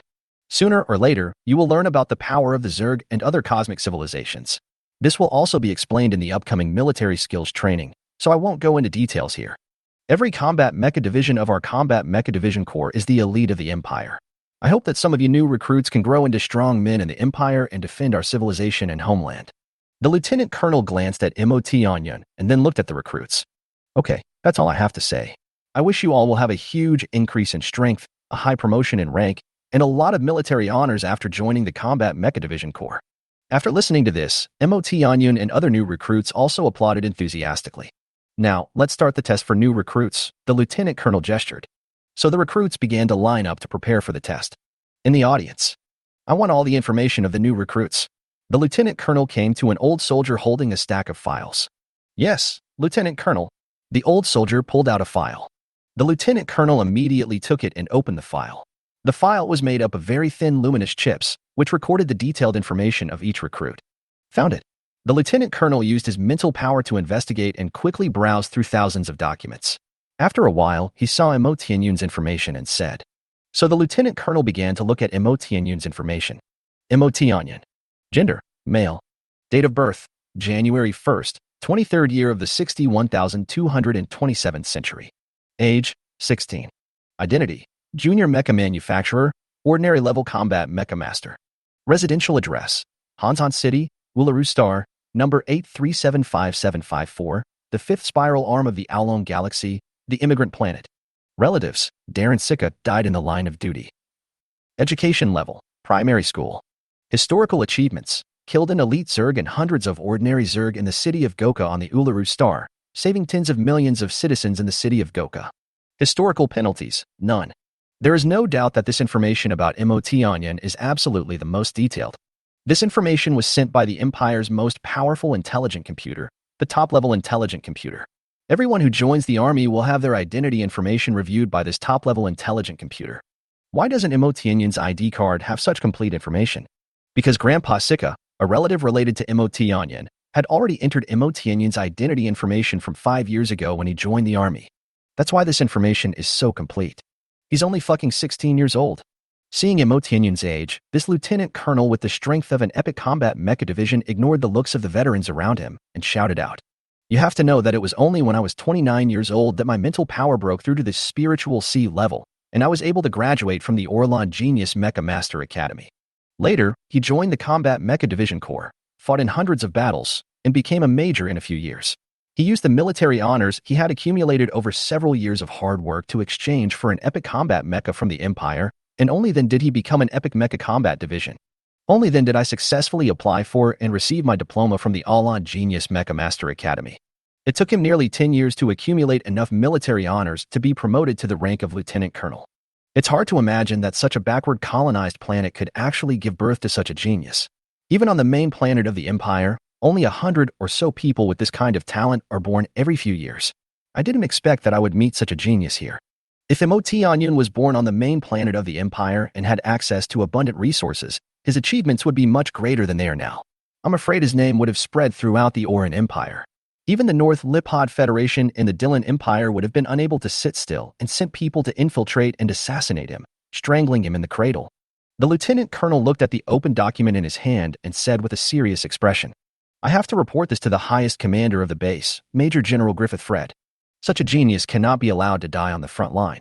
It is okay to give him some experience. I have to protect him. If Imo Tianyun can grow up smoothly, he will add another brave general to the Empire. By then, with this favor and merit, I might even be able to be promoted to a higher position. The lieutenant colonel narrowed his eyes and smiled, as if he saw a bright future. Many years later, someone asked the lieutenant colonel, how did you get such a high position with your ability? The lieutenant colonel, who is now a lieutenant general, crossed his legs and said, because I'm a little lucky, and I have a good eye for investment, so I hugged a thigh that has just developed, so, ah ha ha ha ha ha. Chapter 62, New Recruits Testing and Progress. This is the recruit testing area. The next group of recruits, Bharat Talink, Wendell Bryan, Moss Bray, Chibman Page, Joseph Lizzie, Fitch Windsor. In front of thousands of new recruits, another group of 30 new recruits went up to take the test. The test items include strength, mental strength, mecha level, and maximum force enhancement multiples. Strength testing is to mobilize the body's strength and use a martial arts combat technique to strike with a strength tester. The mental power test is that the recruits directly release their mental power, and the mental testing equipment will directly measure the mental power intensity data. To test the mecha level and maximum force enhancement multiple, accurate data can be obtained by simply placing the space orb equipped with the mecha on the mecha testing table. Wow. The surrounding recruits were in an uproar. When Imo Tianyun heard the noise around him, he turned around to look. Following the crowd's gaze, Imo Tianyun saw the test data of the new recruits one by one. Bharat Talink. Age, 21. Normal body strength, 100 tons. Maximum force under martial arts skills, 196 tons. Mental strength, 10, perception level limit. Mecha level, extraordinary combat mecha. Mecha's maximum force enhancement multiple, 54 times. I didn't expect that this Master Talink is quite strong. His normal physical strength has reached the limit strength of a late-stage primary genetic evolution warrior, 100 tons. He should have taken the perfect primary genetic evolution potions that I traded to him. Emotionyan also took a quick look and thought silently in his heart. Although those data were not something that Emotionyan cared about, they were shocking enough to other recruits. They dared to say that among all the thousands of recruits present, this recruit's test data was among the best, and not many of the thousands of recruits present could compare with him. First of all, his normal body strength data has reached the limit of 100 tons for the late initial stage genetic evolution warrior. This is not something that everyone can do. It requires a large amount of high-quality genetic evolution potions to accumulate. If he wants to possess the normal physical strength of a late-stage initial genetic evolution warrior, then his mental strength must have reached the limit of the perception level. The mental strength is 10. Otherwise, his mind will not be able to withstand such a strong physical force and will inevitably collapse. Also, Borot Tallink is only 21 years old. He is very young, but he already possesses an extraordinary level combat mecha with the highest force enhancement multiplier of 54 times, becoming an extraordinary level combat mecha division. The financial and material resources behind him must not be underestimated. Now another group of new recruits are going up for the test, and these new recruits are still discussing this man named Borot Tallink. For the next few groups of recruits, none of their test data was as shocking as the previous one. The next group of recruits, Adrian Carley, Algernon Noah, Cold Rain, Cold Wind, Jared Dorothea, Les Monroe, Emmanuel Huggins. Among this group of new recruits, there was one person Emotionyan knew, and that was Miss Lang Yu. The cold aura around her and her cool blue makeup left an impression on Emotionyan. Her test data in various projects were also quite high, higher than 90% of the thousands of recruits present. Cold Rain. Age, 18. Normal body strength, 51.9 tons. Maximum force under martial arts skills, 88.4 tons. Mental strength, 6, medium level of perception. Mecha level, extraordinary combat mecha. Mecha's maximum force enhancement multiple, 43 times. However, what really caught Emotionyan's attention was the white-haired man next to Miss Lang Yu, who also exuded a cold aura. His test data in various projects are extremely high, catching up with Master Tallink. Cold Wind. Age, 20. Normal body strength, 100 tons. Maximum force under martial arts skills, 188.5 tons. Mental strength, 10, perception level limit. Mecha level, extraordinary combat mecha. Mecha's maximum force enhancement multiple, 52 times. Wow, another genius. This data also amazed most of the new recruits present, and even some veterans who had joined the combat mecha division for a long time were amazed. I have to think of a way to convince these stronger recruits and bring them over to form a team. This will not only make killing Zerg much more efficient, but it will also be less dangerous. Emotionyan muttered to himself. But besides the perfect primary gene evolution potion, what other means do I have to win him over? Star coins? We have plenty. Perfect grade primary gene evolution potion? I've sold them hundreds of bottles of it, but they don't really need it. Emotionyan touched his head, frowned slightly, and thought for a while. It seems that I have to show my strength more later to let them know that I am a strong and reliable partner. Also, we are all combat mecha masters. What is the most attractive thing for a combat mecha master? Of course, it's mechas. I can repair mechas and make mecha parts. The most important thing is that my mental power has broken through to the spiritual C level. I can learn to make epic combat mechas. This is the most attractive thing. When Emotionyan thought about this, he knew that he was in a safe position. The conditions he could provide were already excellent, so why should he worry that they would not join? For a combat mecha pilot, his mecha may be damaged as long as he fights. The fact that Emotionyan can repair mechas is enough to attract him. Not to mention that Emotionyan can make mecha accessories. The weapons, shields, and other powerful accessories of the combat mecha all need to be made by a mecha accessories craftsman. Mecha parts makers have to tailor parts to the situation of the mecha, which takes a long time, so their asking price is very high, and there is still a shortage of people because there are too few mecha parts makers. As for the epic mecha, this attraction is so attractive that it is impossible for a combat mecha master to refuse it. Many people cannot manufacture it even if they collect enough materials. Because top-class mecha builders are rare, it takes them at least 10 days or half a month to build an epic combat mecha. This consumes too much mental energy for these top-class mecha builders, and they need to rest for a long time before they can recover. Moreover, the failure rate of the mecha core used to manufacture epic mechas is very high, and the most precious materials will be scrapped if you are not careful. Therefore, if a special-grade mecha manufacturer can produce an epic combat mecha in a year, then this special-grade mecha manufacturer can be considered highly productive. Chapter 63, Enlightenment, the embryonic form of the heart of a strong man begins to transform. The next group of recruits, John Thorne, Pine Lucia, Lynn Dan, Tracy Mansfield, Lev Abraham. After hearing his name, Thorne, who was next to MOT Onion, also went forward to take the recruit test. MOT Onion was also watching very seriously. He wanted to see how capable the subordinates he had recruited in Hanzon City were. He hoped that they were not too bad. John Thorne. Age, 29. Normal body strength, 46.3 tons. Maximum force under martial arts skills, 72.1 tons. Mental strength, 5, medium level of perception. Mecha level, ordinary combat mecha. Mecha's maximum force enhancement multiple, 7 times. MOT Onion nodded. This data was not too bad. In fact, on Uluru Star, having this test data at the age of 29 meant that he had good talent. MOT Onion was quite satisfied with it. However, there was a new recruit in Thorne's group whose test data was higher than Talink's. The whole audience was shocked again. But then again, how could there not be some truly powerful people among the thousands of new recruits present who were all combat mecha divisions from hundreds of surrounding planets? When MOT Onion saw it, he was also slightly surprised. Lev Abraham. Age, 19. Normal body strength, 100 tons.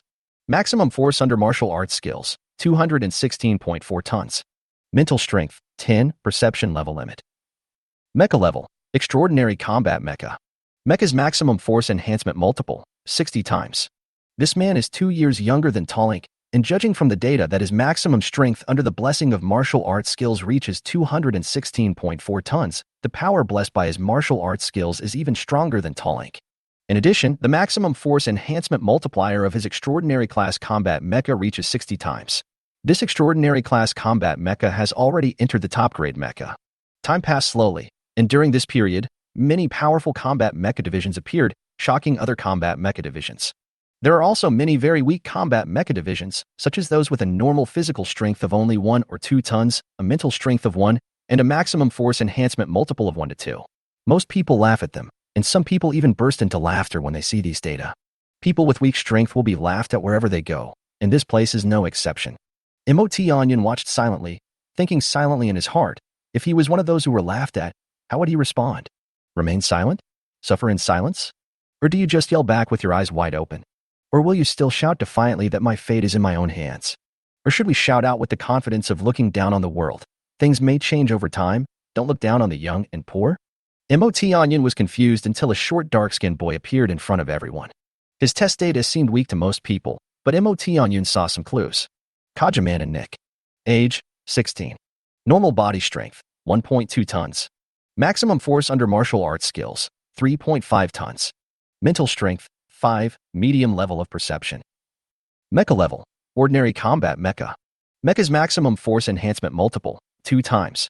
There is no doubt that this data is indeed weak, and he was laughed at by everyone because of this. When MOT Onion saw his recruit test data, he did not laugh at it like others, but analyzed it rationally. A small number of people looked at the dark-skinned boy strangely, and like MOT Onion, they did not underestimate him. Although this dark-skinned boy's normal physical strength is very weak, his maximum strength reaches 3.5 tons with the help of his martial arts skills. This is an increase of nearly 3 times, which shows that his martial arts skills are of a very high level or he is at a very high level. You know, the power increase of MOT Onion's Star Moon Sword technique when using the imagery realm is just 3 times, which means that the martial arts skills used by this dark-skinned boy have reached the imagery realm. If MOT Onion used the 10,000 Starlight Sword to enhance his physical strength, the minimum increase in strength would be 5 times, so it is impossible for that dark-skinned boy to have martial arts skills at the level of Starry Sky martial arts. Unless he is hiding his strength, but this is unlikely because his physical and mental strength are too low. The martial arts skills at the Starry Sky martial arts level require very high physical fitness and mental strength. Most of the recruits around looked at the young man with disdain. But this dark-skinned boy did not care about the gazes and ridicule of the crowd, as if everything outside had nothing to do with him. There was a slight smile on the corner of his mouth, and he seemed to be muttering something. MOT Onion used his powerful mental power to directly explore and sense, and he heard a faint voice coming from the dark-skinned boy's mouth. I have been exercising for a month, and my normal body strength has increased by another 0.2 tons. Grandma Plan is right. As long as you persevere, you will definitely make progress. Nick, you have to keep working hard. After hearing this, MOT Onion suddenly remembered the belief in his heart, the belief of never giving up. Yes, why should I worry too much? Other people's ridicule and surprise have nothing to do with me. As long as the path in my heart and the heart of martial arts remain unchanged, one day, I will definitely become a truly strong man, standing tall among the strong men in the universe, guarding those who are calling in my heart, judging the evil in my heart, and protecting the kind and weak. The core space of miracles. This. The spirit of miracle sensed Mo Tianyun's changes, and his flawless cherry red lips opened slightly. Has the heart of a strong man begun the first step of transformation so soon? Then the remaining steps are not far away. I look forward to the day when you become a truly strong man. The spirit of miracles said with a smile. After a while, Mo Tianyun slowly opened his eyes, looked at the test data of the dark-skinned boy and said, "This boy has such a carefree and lofty state of mind. He will definitely achieve something in the future. I recognize this teammate." The dark-skinned boy left the testing area as if no one was around, calmly accepting the sneers and ridicules from those around him. Mo Tianyun slowly walked up to the dark-skinned boy. "Hello, my name is Mo Tianyun. I want to form a team, and I would like to invite you to join the team I am forming and become the first member." Mo Tianyun spoke. Oh, my name is Khadgar Man and Nickel. Did I hear it right? How could a strong man like you invite me?" Nick didn't react for a while. The data he just tested was not good, but extremely bad. How could someone actually choose him to be a teammate? And it was the man who was said to be the most capable fighter among all the new recruits present who came to find him. Although he cannot underestimate himself, Nick is also aware of his own limitations as he is still weak. Chapter 64 Mo Tianyun's new recruit test data. The recruits around also noticed that this person was the master who might have the Spirit C level of mental power who had just competed with the lieutenant colonel in mental power. Why did he come to this junk? Did he want to bully him? These recruits thought maliciously. "I came here specifically to find you. Come on, join us. You will never suffer any loss, and there will be many benefits." Mo Tianyun stared at Nick and said. Nick didn't rush to refuse, but said, "Can I think about it first?" Mo Tianyun, "Don't think too much. Look at what this is." Mo Tianyun took out a bottle of potion, a bottle of perfect-grade primary genetic evolution potion. Then he said, "This is a bottle of perfect-grade primary gene evolution potion. One bottle can increase your strength by 1 ton without any side effects. With your mental strength, you can take at least 50 bottles, which means 50 tons of strength. This is much faster than your hard training. Something like this must be precious, right? I don't have enough money to exchange it for it." Although Nick was very eager, he still resisted this huge temptation. "My conditions are very simple. Once you join the team, you can exchange 100 ordinary Zerg crystal cores for a bottle of perfect-grade primary gene evolution potion." Mo Tianyun stated his purpose, and he believed that Nick would become stronger and would definitely be a great help to him. Mo Tianyun gently shook the potion in his hand, raised his chin, and gestured to the potion. "Do you want to try the pleasure of spending money and taking drugs? The feeling of flying is very happy. 100 Zerg crystal cores in exchange for a bottle of perfect-grade primary genetic evolution potion?" Nick was a little tempted. "Yeah, that's right. There are other benefits to joining my team." After Mo Tianyun talked about mecha maintenance, mecha parts manufacturing, and even drew a picture of an epic mecha, Nick finally agreed. The recruits around were dumbfounded. They were actually listening quietly. Why didn't such a good thing come to them? "Sir, I also want to join your team. Here are my recruit test data. Can you consider me?" A rather wretched-looking man squeezed through the crowd and said. When Mo Tianyun saw that this man was the one who laughed at Nick the loudest, he immediately pushed him out with his mental power. If it were possible to not hurt anyone here, he would definitely beat him up right away and teach him a lesson. The next group of recruits, Maxwell Blau, Gunnar Douglas, Roderick Clement, Eric Frederick, Blaze Riley, Mo Tianyun. Finally, it was time for Mo Tianyun to conduct the test. Look, it's the turn of the master with the spiritual power of the Spirit C level who competed with the lieutenant colonel to conduct the new recruit test. Oh, that's him. That's right. I foolishly used my mental power to touch it, and my mental power was immediately crushed. My whole body was in pain for a long time before I recovered, said one person, shivering. Mo Tianyun slowly walked to the testing area and first conducted a strength test. Drop. The normal strength of the body is 100 tons. Please start using the martial arts fighting strength tester. The martial arts skills I learned all require the use of swords, but I don't have a good sword that I can carry with me. I must get a good sword, Mo Tianyun said as he looked at the strength tester in front of him. So Mo Tianyun used his mental power to condense a starlight sword. When the sword came out, thousands of new recruits and dozens of veterans present were shocked, and there was an uproar. A sword condensed from spiritual power. Oh my God, it's confirmed. The Spirit C level of spiritual power is gone. Boom. A violent crashing sound resounded throughout the venue, and the sound was deafening. 685.4 tons. 684.5 tons. Damn, this sword is more than 3 times stronger than his most powerful kick of 226.4 tons. Alas, why is it such a huge hurdle to become an epic combat mecha master? It's because mental strength is a hurdle that stumps countless people. Not only do people who drive mechas need mental strength at the spiritual sea level, but mecha builders who build mechas also need a strong mental strength at the spiritual sea level. Some people sighed. Yes, and there is more to it than that. To become a mid-level genetically evolved warrior, one still needs spiritual power at the spiritual sea level. The most important thing is that even if there are medicines that increase spiritual power, one cannot withstand it without spiritual power at the spiritual sea level. One can only rely on one's own talent, fate, and understanding. Some people also sighed after hearing this. Oh, don't you see how many people in this huge all-on empire can reach the spiritual sea level before the age of 25? They are all first-rate geniuses. Some people laughed. Please release your spiritual power. When MOT Onion heard this, he immediately released his mental power, which was like a volcanic eruption, impacting the mental testing equipment. The mental strength is 22,246. The spiritual sea level is low. In the core space of Miracle. Sure enough, this time the heart of a strong man transformed for the first time, and his mental power immediately doubled. MOT Onion, whose original mental strength was just over 10,000, now has a mental strength of 22,246. The spirit of Miracles nodded and talked to himself. The recruit testing area outside. What is going on? Didn't my mental power just now firmly suppress MOT Onion's mental power? How could his mental strength test reach 22,246? You should know that the result of my mental strength test not long ago was 2153, just over 20,000. How could he be higher than me? The lieutenant colonel had a look of disbelief on his face. Then he forced himself to change his mind and said, it must be that MOT Onion didn't use his full strength just now. He must have some concerns. He must have been considering my face as a superior and was afraid that I would target him. That must be the case. The lieutenant colonel said this and smiled. Please place the space orb containing the mecha on the inspection table. MOT Onion did exactly as he was told. Ordinary combat mecha, the highest force enhancement multiplier is 10. The mecha is evaluated again.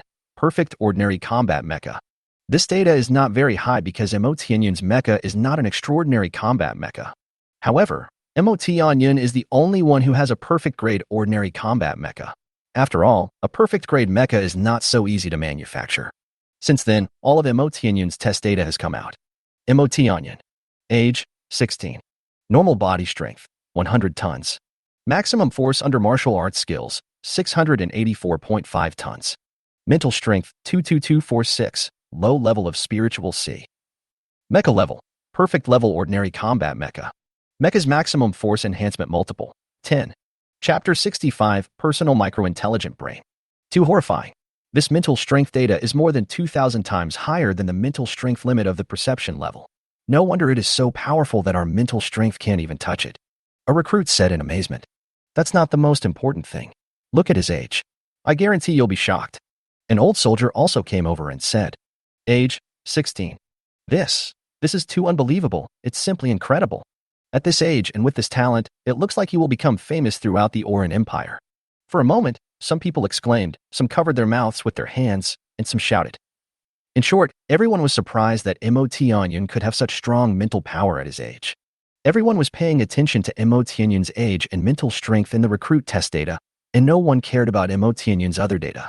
What is the use of the data from the recruit test? The first function is to provide analysis and review to the commanders of the Combat Mecha Division Corps. They will select the best people among them for key training, which means that there will be an allocation of resources. The second function is for the recruits themselves to see, allowing them to analyze their own test data, see where they are weak, and then make up for the shortcomings, so as to improve their strength. Therefore, the role and significance of recruit testing are very great, but many people do not pay attention to it. Instead, they keep staring at other people's data. Do other people's highs and lows have any impact on your own data? It won't have any impact. There are too many people who care too much about others and forget themselves. Those who can understand these principles are the best among these recruits. MOT Onion also knew that there was still a lot of room for improvement in his data. So MOT Onion was neither happy nor sad and did not care about what was happening outside. He only focused on looking at his own data. First, the normal physical strength. With my current mental strength, I can take the intermediate gene evolution potion until my normal physical strength is increased to more than 2,000 tons. This is nearly a 20-fold increase in strength. So next, I have to exchange more points and try to exchange the formula of the intermediate gene evolution potion from the core space of the Miracle. MOT Onion looked at his body's normal strength and thought silently in his heart. Also, the maximum power of my martial arts skills is far more than 684.5 tons. I can now condense hundreds of Starlight Swords. At that time, all the Starlight keys will focus on attacking one point, and it is estimated that there will be hundreds of thousands of tons of power. This is my strongest point now. If I can break through the realm of 10,000 Starlight Swords to the great perfection, I will have more than 1,000 Starlight Swords, and my strength will be further improved. MOT Onion thought secretly in his heart. The last thing is the mecha. I have to quickly upgrade the T-Onion mecha into a super mecha. By then, it will have at least dozens of times the maximum force enhancement multiples. By then, I will be able to swing a sword with a force of 100,000 tons when I drive the mecha. Finally, I will create an epic mecha, the Thousand Swords mecha. With the highest force enhancement multiplier of 960 times, that is millions of tons of force. With such great power, what Zerg can be my opponent? Wouldn't I get a lot of crystal core points, military honors, etc.? Haha. As MOT Onion thought about it, he began to feel secretly happy in his heart. MOT Onion, you are too naive. If the Zerg were so easy to deal with, they should have been wiped out by the more advanced creatures in the universe long ago. How could they come to a small place like the Oran Empire? In the core space of miracles, the spirit of miracles shook her head and smiled, but did not pass the words to MOT Onion. She did not want to undermine his confidence now. Now that you're here, it won't be long before you experience the cruelty of war. Your personal experience will be more unforgettable than anything I could tell you in person. The spirit of miracles said with a solemn expression and indifferently. Later, the test for new recruits was still going on, but no one could cause a stir anymore, because both the new recruits and the old soldiers had become numbed by MOT Onion's data. With the last group of recruits completing the test, the recruit test comes to an end. At this time, Lieutenant Colonel Chris began to speak through the voice transmitter. The recruit test is now over. All recruits will receive a personal microintelligence computer for the Imperial Army. This personal microintelligence computer cannot be transferred to others for use, otherwise it will be automatically scrapped. Please pay attention to this. Lieutenant Colonel Chris stretched out his left hand, on which was a flat square black crystal about a few square centimeters in size. Every soldier in the Empire has a personal microintelligence computer that records your military identity information, including which legion you are from, which base you are from, where in the base you are temporarily living, your military rank, your military honors, and all other information. You can check it in it. Also, the number of enemies you kill during battle, their levels and strengths, will all be recorded in it. It will automatically record your military honor points. If you need to purchase items, you can also use this exclusive micro-intelligent computer to purchase them with military honor points. Then you can go to the base to pick up the items you purchased. In short, the functions of your personal micro-intelligence brain are powerful and practical. Strength and military rank are not enough. All the problems you encounter can be solved by your personal micro-intelligence brain. After Lieutenant Colonel Chris finished speaking, the veterans began to give the new recruits their own personal micro-intelligent computers one by one. After seeing that all the recruits had received their own exclusive micro-intelligent computers, Lieutenant Colonel Chris began to speak again. New recruits, once you get your personal micro-intelligent computer, you will start binding your personal identity information. You only need to place your Imperial ID card near the personal micro-intelligent computer, and it will automatically recognize, authenticate, and bind. Your personal micro-intelligent computer can only be authenticated and bound once, and you cannot change it after that, unless it is damaged, in which case you can only bind it to a new one. Lieutenant Colonel Chris reminded the recruits at the podium. Following Colonel Chris's instructions, MOT Onion took out his Imperial ID card to authenticate and bind his personal micro-intelligent brain. The new recruits around him also began to bind their personal micro-intelligent brains according to Colonel Chris's instructions. Drop. A faint red light emanated from the personal micro-intelligence computer, shining onto MOT Onion's Imperial identity card and began to scan.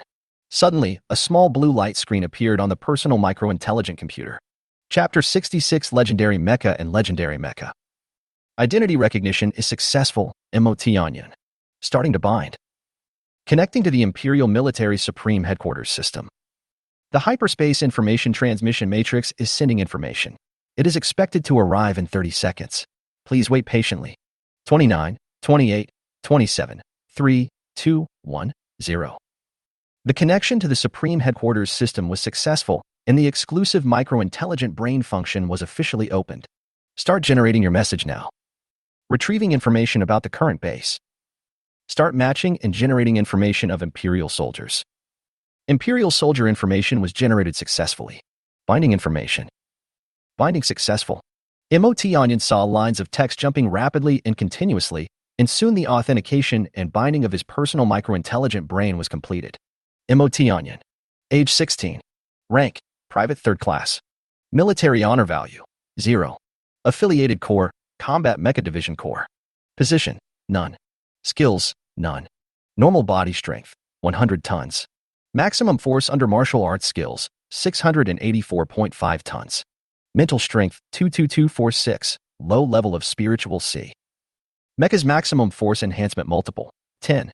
Mecha level, perfect level ordinary combat mecha. Test data source, Duna Star Defense Military Base Recruit Test. The current address of Duna Star Defense Military Base is Building 4513, 54th Residential Area, Combat Mecha Division Corps. This is my basic information. I currently have a place to live in this defense military base. Onion clicked on the information of where he lived, and suddenly lines of text introduction popped up. When he finished reading it, he understood. It turned out that by clicking on the map of this defensive military base, he could find where he lived. He also learned that the new recruits who joined the Combat Mecha Division were treated much better than ordinary soldiers.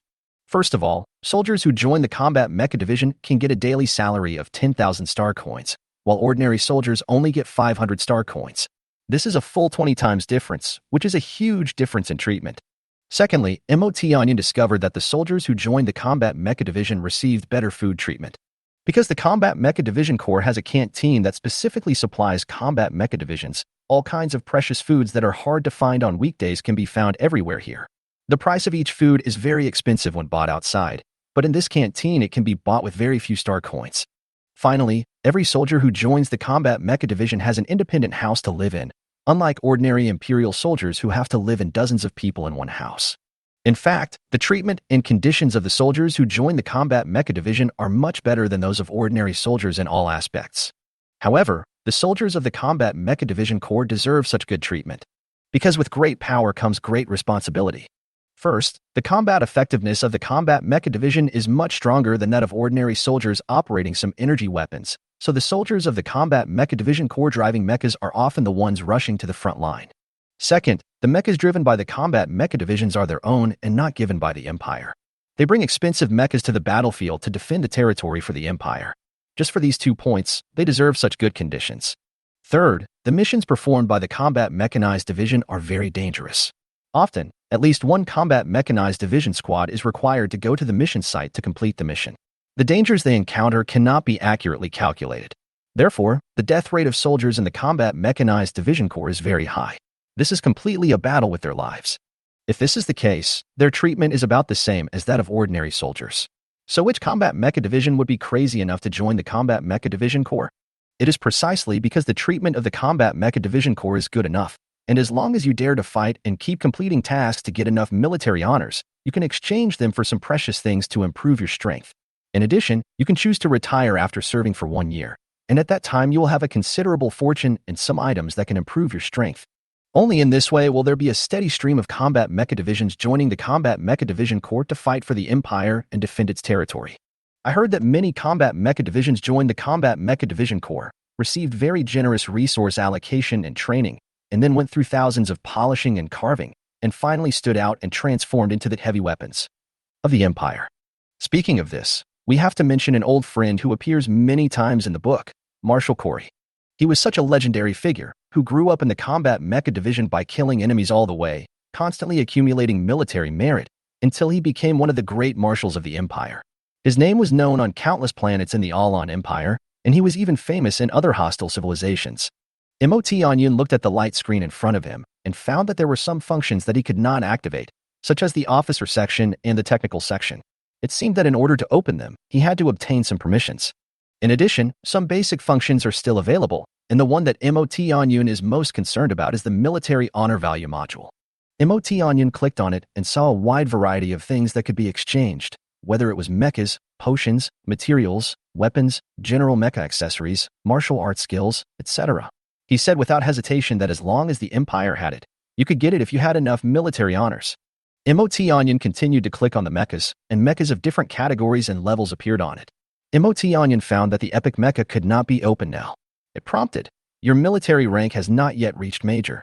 What excited Onion the most was that he saw that after the epic mecha there were 2 more mecha level classifications, Legendary Mecha and Legendary Mecha. MOT Onion first lightly tapped the legendary mecha, which prompted, "Your military rank has not yet reached Major General. Does one need a Major General level rank to unlock a legendary mecha?" MOT Onion murmured. "The next legendary mecha looks very powerful. Let me see what rank is required to unlock it." Then MOT Onion clicked on the legendary mecha category again, and a prompt appeared on it as expected. It only said, "Your military rank has not yet reached the level of Marshal." Marshal? MOT Onion's eyes suddenly flashed with two rays of light. How great it would be if he could become an Imperial Marshal one day. By then, you will hold the power of life and death, step on all four corners of the Empire, and your name will resound throughout the entire Orlan Empire. You will drive a legendary mecha to conquer all directions and defeat all enemies of the Zerg and alien civilizations. Then you can travel freely in the universe, see billions of stars, take in countless celestial bodies, and appreciate the infinite mysteries of the universe. Isn't it leisurely, happy, and beautiful? Chapter 67: New Residents at the Military Base. This guy just loves to daydream. In the core space of the Miracle, the spirit of Miracle shook his head speechlessly and said, "You want to destroy the Zerg with just a legendary mecha in the status of the Oran Empire Marshal. You are really too young and have never experienced any big storms." The spirit of Miracle looked up at the top of the Miracle core space and saw ancient and mysterious flowing patterns constantly flowing.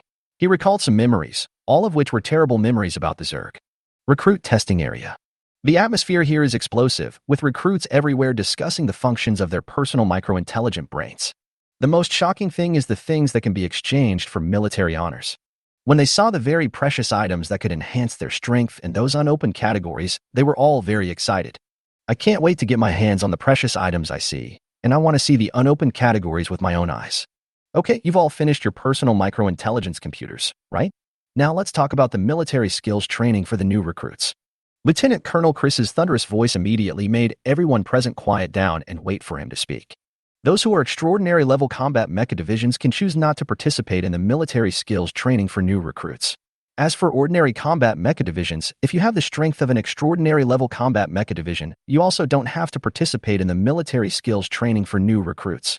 If you haven't achieved any of these, you should just keep training. At least you can improve your strength a little bit, which will give you more protection when you complete your missions in the future. Lieutenant Colonel Chris's words were clearly conveyed to everyone's ears.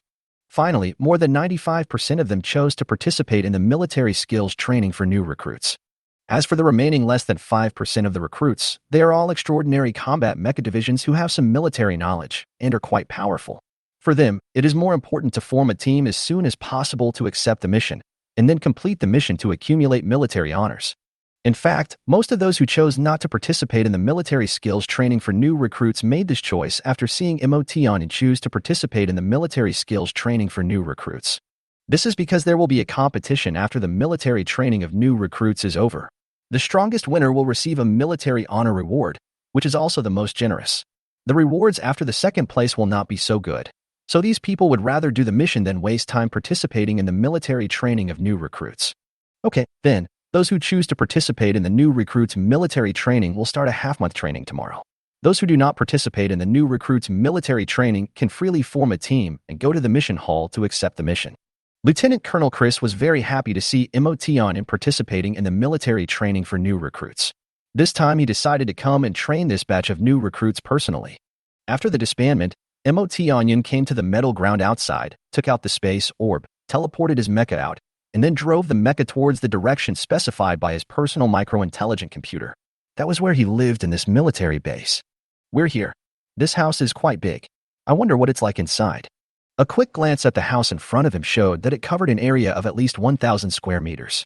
Although it was nothing compared to the skyscrapers in the command center area that MOT Onion had just passed by, which covered an area of hundreds of square kilometers and were hundreds of kilometers high. It was more than 10 times larger than the old house that MOT Onion bought in Hanzon City. MOT Onion flew in a mecha for nearly half an hour before arriving at the residence arranged for him at the base. Tick.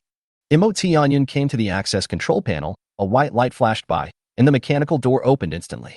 "Welcome, the new owner here, MOT Onion from the Imperial Combat Mecha Division Corps." A mechanical sound suddenly sounded, and all the lights inside were turned on, making the entire house as bright as day. There are really a lot of furniture here, and each one is high-tech and powerful. I have only seen them in books since I was a child, but now I can use them, and the Empire allows me to use them for free. MOT Onion said with emotion. "Hello, my new master, MOT Onion. I am the robot butler here. From now on, I will take care of your daily life. Suddenly, a white robot walked over. Except for the slightly glowing eyes on its face, it looked no different from a normal person. Well, then please tell me about the general situation of this family. Emotianya nodded and said, Well, okay, master, then I will briefly explain this home. This house has 5 floors and a basement. The first floor is a lobby for receiving guests. There are many high-end wines and beverages in the storage cabinets. You can apply for refills when you run out. Then a special delivery robot will deliver them to you. The second floor is a place for rest and relaxation. Its main function is entertainment. There are game cabins that can connect to the virtual world, dance rooms, and other entertainment rooms. Emotianya nodded. These things can relax the body and mind. Sometimes it is a good choice to take a rest before working. The third floor is a place for learning. There are a lot of mass-produced holographic books in the Empire. There are 1,543,745 books in it. These books cover all aspects of the Empire's knowledge. Although they are not advanced knowledge, reading a wide range of books is still very helpful for increasing your knowledge. Really? Then I'll take a good look at it when I have time. I haven't used my mental power to learn new knowledge yet. I heard that the mental power at the spiritual sea level can learn knowledge from thousands or even tens of thousands of books at a time, and it's all memorized, as if it was copied into the mind. When Emotianya heard this, he immediately became interested. Learning knowledge is his forte, and reading is also a happy thing. The author himself does not really believe that reading knowledge books is really a happy thing, but the author knows that reading novels is really happy smiley face. The robot butler continued, There are many combat robots on the 4th floor. Their strength is very weak, but their chips record many exquisite martial arts skills. Master, you can control your strength and fight them with pure martial arts moves. This way, your martial arts skills may improve. When Emotianya heard this, he didn't care too much. As long as he practiced, it might help a little, but how could it compare to the simulated opponents in the simulation space that were exactly the same as the real ones? But if you have time, go and have a look. You might gain something. Emotianya thought in his heart. Chapter 68 Lieutenant Colonel Chris's Mecha Control Instructions. Master, you have guessed the last floor, right? That is where you usually rest. There is an advanced temperature controller there. It will automatically adjust according to the indoor temperature and your body temperature to ensure that you reach the most comfortable temperature when you rest. Also, the walls in this room can be transformed into different shapes, colors, styles, and even various landscapes at will. It's so realistic that you can feel as if you're actually there. As the robot spoke, the walls suddenly changed into forests, seas, wastelands, deserts, blue sky, starry sky, and so on. The robot butler continued. Although it's pretty good, I'm not used to it. I always feel that your background is too fake. You should change back to your original appearance.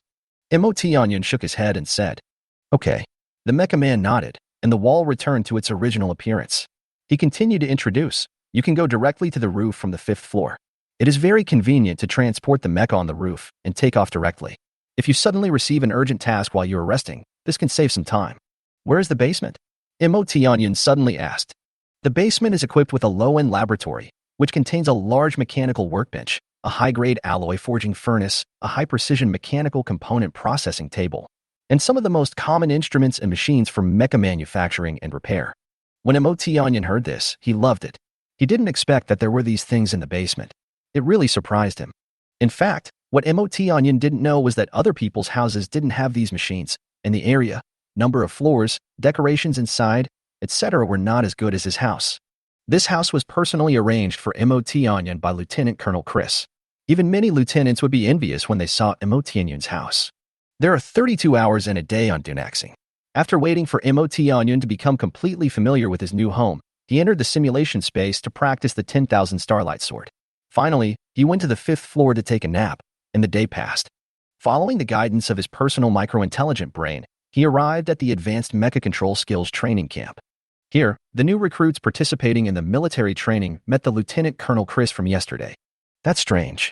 Isn't Lieutenant Colonel Chris very busy? Why is he here? The lieutenant who came over to instruct on the mecha operating skills training said doubtfully. But they soon found out the reason. Hello, new recruits. I will be the one to guide you in the mecha control skills training for the next half month. Lieutenant Colonel Chris looked at the new recruits, especially Emotianya, and said. The recruits and the officers who were in charge of the training were also in an uproar. Luckily, I chose to participate in the military training for new recruits, otherwise I would have lost a lot. This is the instruction of an epic combat mecha master. How can some lieutenant officers compare to it? The recruits said they felt very lucky. Some recruits also sent messages to recruits they knew and who had not participated in the recruit military training. After hearing the news, they slapped their thighs in pain and expressed their deep regret. Lieutenant Colonel Chris is here to train the new recruits? Did I hear correctly? The officers who were directing the training were so surprised that they were speechless. Would Lieutenant Colonel Chris, who was busy with all kinds of affairs, have the leisure time to instruct new recruits? If you hadn't seen it with your own eyes, no one would believe it if you told them about this defensive military base. Could it be? Many people looked at MOT Onion, and they guessed some of the reasons. Sure enough, in the subsequent training, everyone with a discerning eye could see that Lieutenant Colonel Chris came here just to guide MOT Onion. But they were also very happy because it was a great gain to be able to follow MOT Onion and learn from the experience of an epic combat mecha master. After all, since MOT Onion ate meat, they could still drink some soup. The mecha operating skills training is carried out for 8 hours a day, and then it is replaced by a 4-hour military knowledge class, and finally a 4-hour military equipment operation class. In this way, MOT Onion received guidance from Lieutenant Colonel Chris during the day and continued to practice in the simulation space at night. His mecha control skills improved rapidly, and even Lieutenant Colonel Chris praised him highly. In less than half a month, Lieutenant Colonel Chris left because he felt he had nothing left to teach. All that was left was actual combat and comprehension, which could not be taught. Finally, the half-month military training for new recruits is about to end. Today is the last day, which is the competition day for the new recruits who have participated in the military training. After each game, MOT Onion either defeated his opponent easily or his opponent admitted defeat. There is no way. MOT Onion's mecha control skills are much more sophisticated and sharp than they were half a month ago. He is like a completely different person. When facing some other ordinary recruits, MOT Onion won without even using 10% of his strength. When encountering some powerful extraordinary combat mecha masters, MOT Onion was able to defeat them without using his mental power, relying on his T-Onion mecha, which was still an ordinary combat mecha, and the mecha control skills taught carefully by Lieutenant Colonel Chris. Finally, when the competition reached the semifinals, MOT Onion met Tallink. This was undoubtedly a very strong opponent, and also the first difficult opponent that MOT Onion had encountered.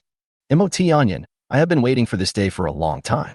These days, I know there is a big gap between you and me, but I still want to compete with you in person to see how big the gap between us is. Tallink controlled a nearly 30-meter-tall extraordinary combat mecha and issued a challenge through the mecha's voice transmitter. Haha, okay. Then let's have a big fight. MOT Onion also said with full fighting spirit. What's the point of this? It's obvious that we're doomed to fail. MOT Onion's mental strength is so strong. How could any of us be able to defeat him? A recruit shook his head and sneered. What place did you take in this competition? Suddenly a recruit asked. I'm ranked 1,245th. What's the problem? The recruit confidently stated his ranking. 1245 was in the top 30% among all the recruits, which was not low. Oh, 1,245th? It's really a hot one. Do you know where I rank? I'm 73rd. How dare you criticize the top 4 here? Let me tell you, the stronger you are, the more you will never admit defeat. Because the truly strong will not be afraid of challenges, but will face them head on. The stronger the opponent, the more they will want to fight with him. There is no such thing as victory or defeat being predetermined. Only losers would say such things. The strong know that if you give up, your chances of winning are always 0. If you don't give up, there is at least a glimmer of hope. It is this glimmer of hope that has helped so many people see the light of hope and despair, thus successfully breaking through the desperate situation and transforming into truly strong people. After the man finished speaking, he walked away with a look of disdain on his face, leaving the recruit ranked 1,245th with a confused look on his face, standing in the wind with his face disheveled. On a competition field covering hundreds of kilometers, 2 mechas, one large and one small, were fighting with sparks flying. No, it's still a bit of a stretch. The T-Onion mecha is just an ordinary combat mecha, while the opponent's mecha is an extraordinary combat mecha. It is far inferior to the opponent in terms of speed and strength. MOT Onion knew that if he didn't rely on the Spirit C level of mental power, he would be hit by the opponent sooner or later. The T-Onion mecha could not withstand many attacks from the extraordinary combat mecha. Chapter 69 Mecha Control Level. It seems that I still have to use my mental power?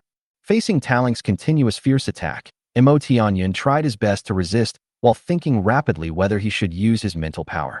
MOT Onion was obviously distracted at this time, and the opponent's attack became more intense. Humph, you think you can defeat me with just an ordinary battle mecha, MOT Onion? No matter how skilled you are, you can't stand my force. Tallink thought to himself and immediately used the killer move he had prepared long ago. 7 Swords of Tsangyu. Tallink controlled his mecha and slashed out 7 swords in a row in a very short period of time. Bang! Bang! Swish! What? Mo Tianyun didn't react for a moment and was caught off guard by Tallink's 7 consecutive swords, which were like waves and more powerful than each other. Mo Tianyun used the 10,000 Starlight swords in an instant and superimposed their power on the Tianyun mecha's sword, but he was still unable to completely block the 7 swords. He only blocked 5 of the swords, and the remaining 2 swords directly hit the energy shield of the Tianyun mecha. The energy shield broke instantly. This was the first time the energy shield of the Tianyun mecha was broken after it was manufactured. The 7th sword directly cut a hole in the Tianyun mecha.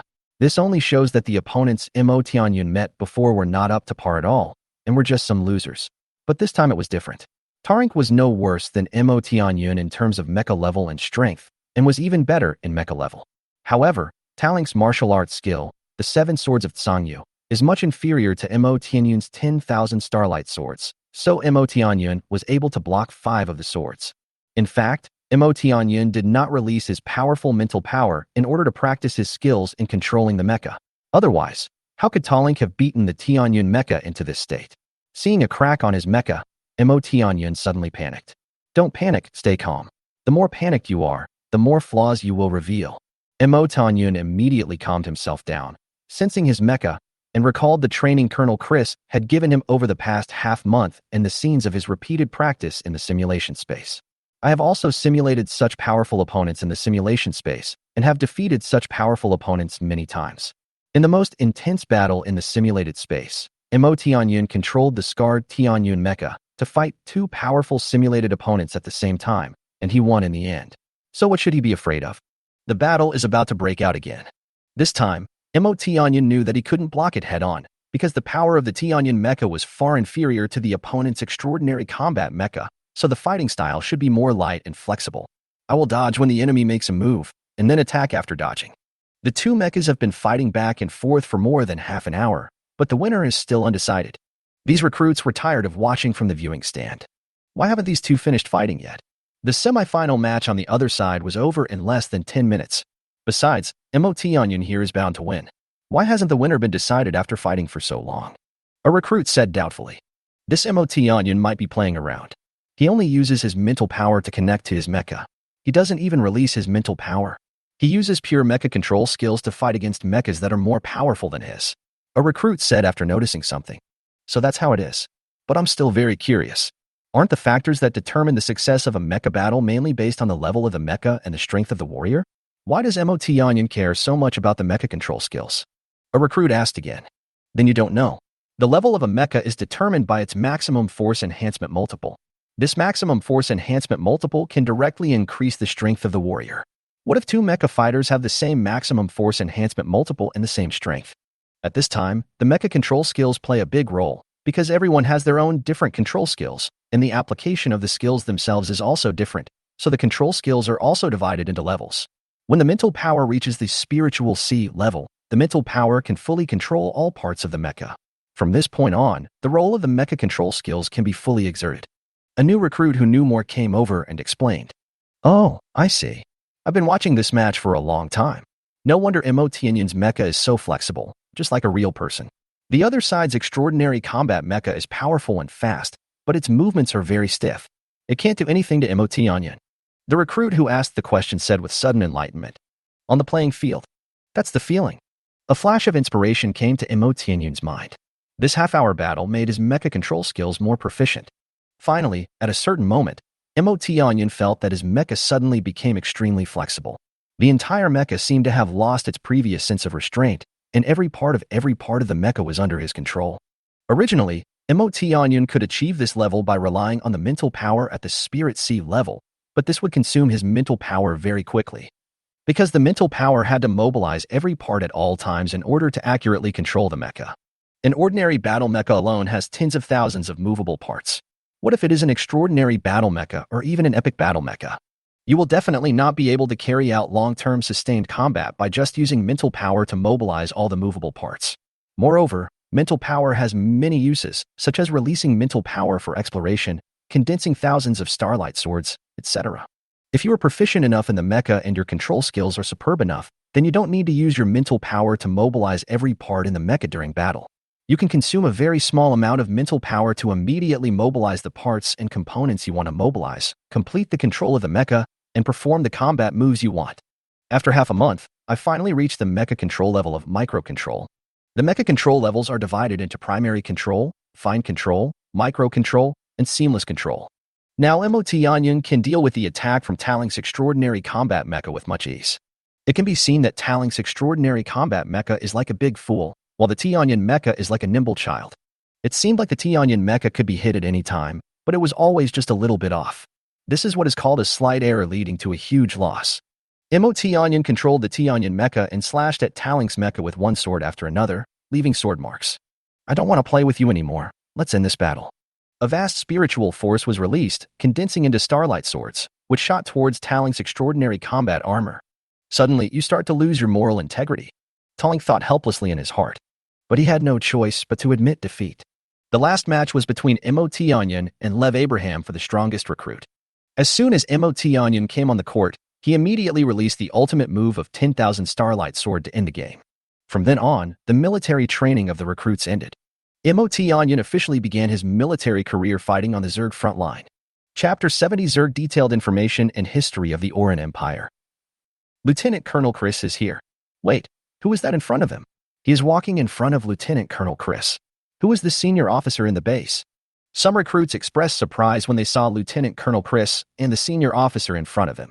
A lieutenant colonel is already a very senior officer in this base. I heard that there are several colonels and a major general above.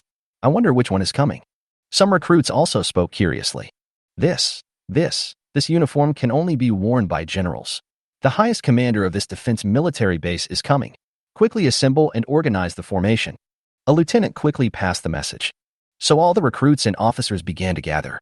After a while, all the new recruits participating in the military training and the officers in charge of the training respectfully lined up in neat formations. This is Arduna Star Zerg Frontline Defense Military Base's top commander, Major General Griffith Fred. He will personally present the awards to the top 10 recruits in this new recruit competition. Lieutenant Colonel Chris spoke loudly.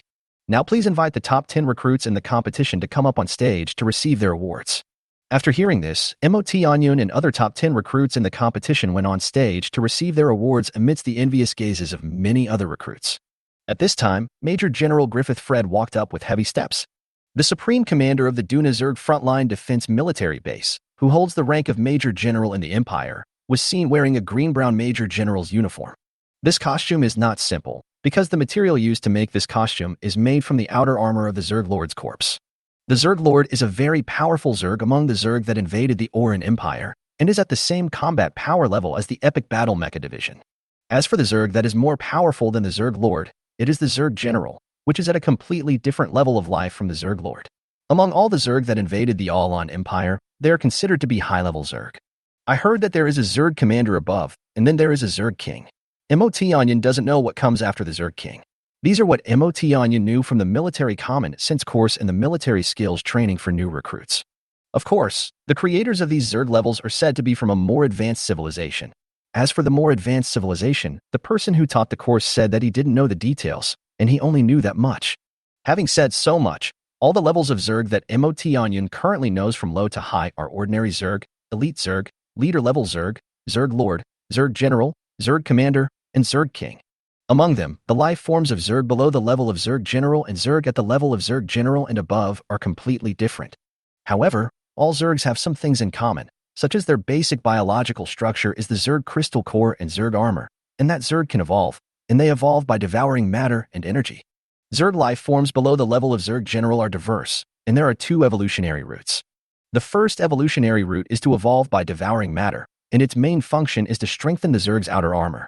The Zerg on this evolutionary route are mainly strong in close combat. The second evolutionary route is energy-devouring evolution, whose main function is to absorb energy to upgrade the Zerg Crystal Core. The Zerg on this evolutionary route have strong long-range combat capabilities and can release energy rays with super-fast speed and super-destructive power. The combat power of Zerg Generals and above is even more amazingly powerful. The weaker ones among the combat mecha divisions of the same combat power level are simply no match for them and can only flee. If they are caught up, they will surely die. Then why are the Zerg combat effectiveness of Zerg Generals and above so strong?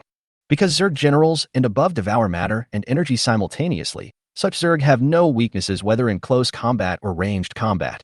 You think that's it? That's it. That's it.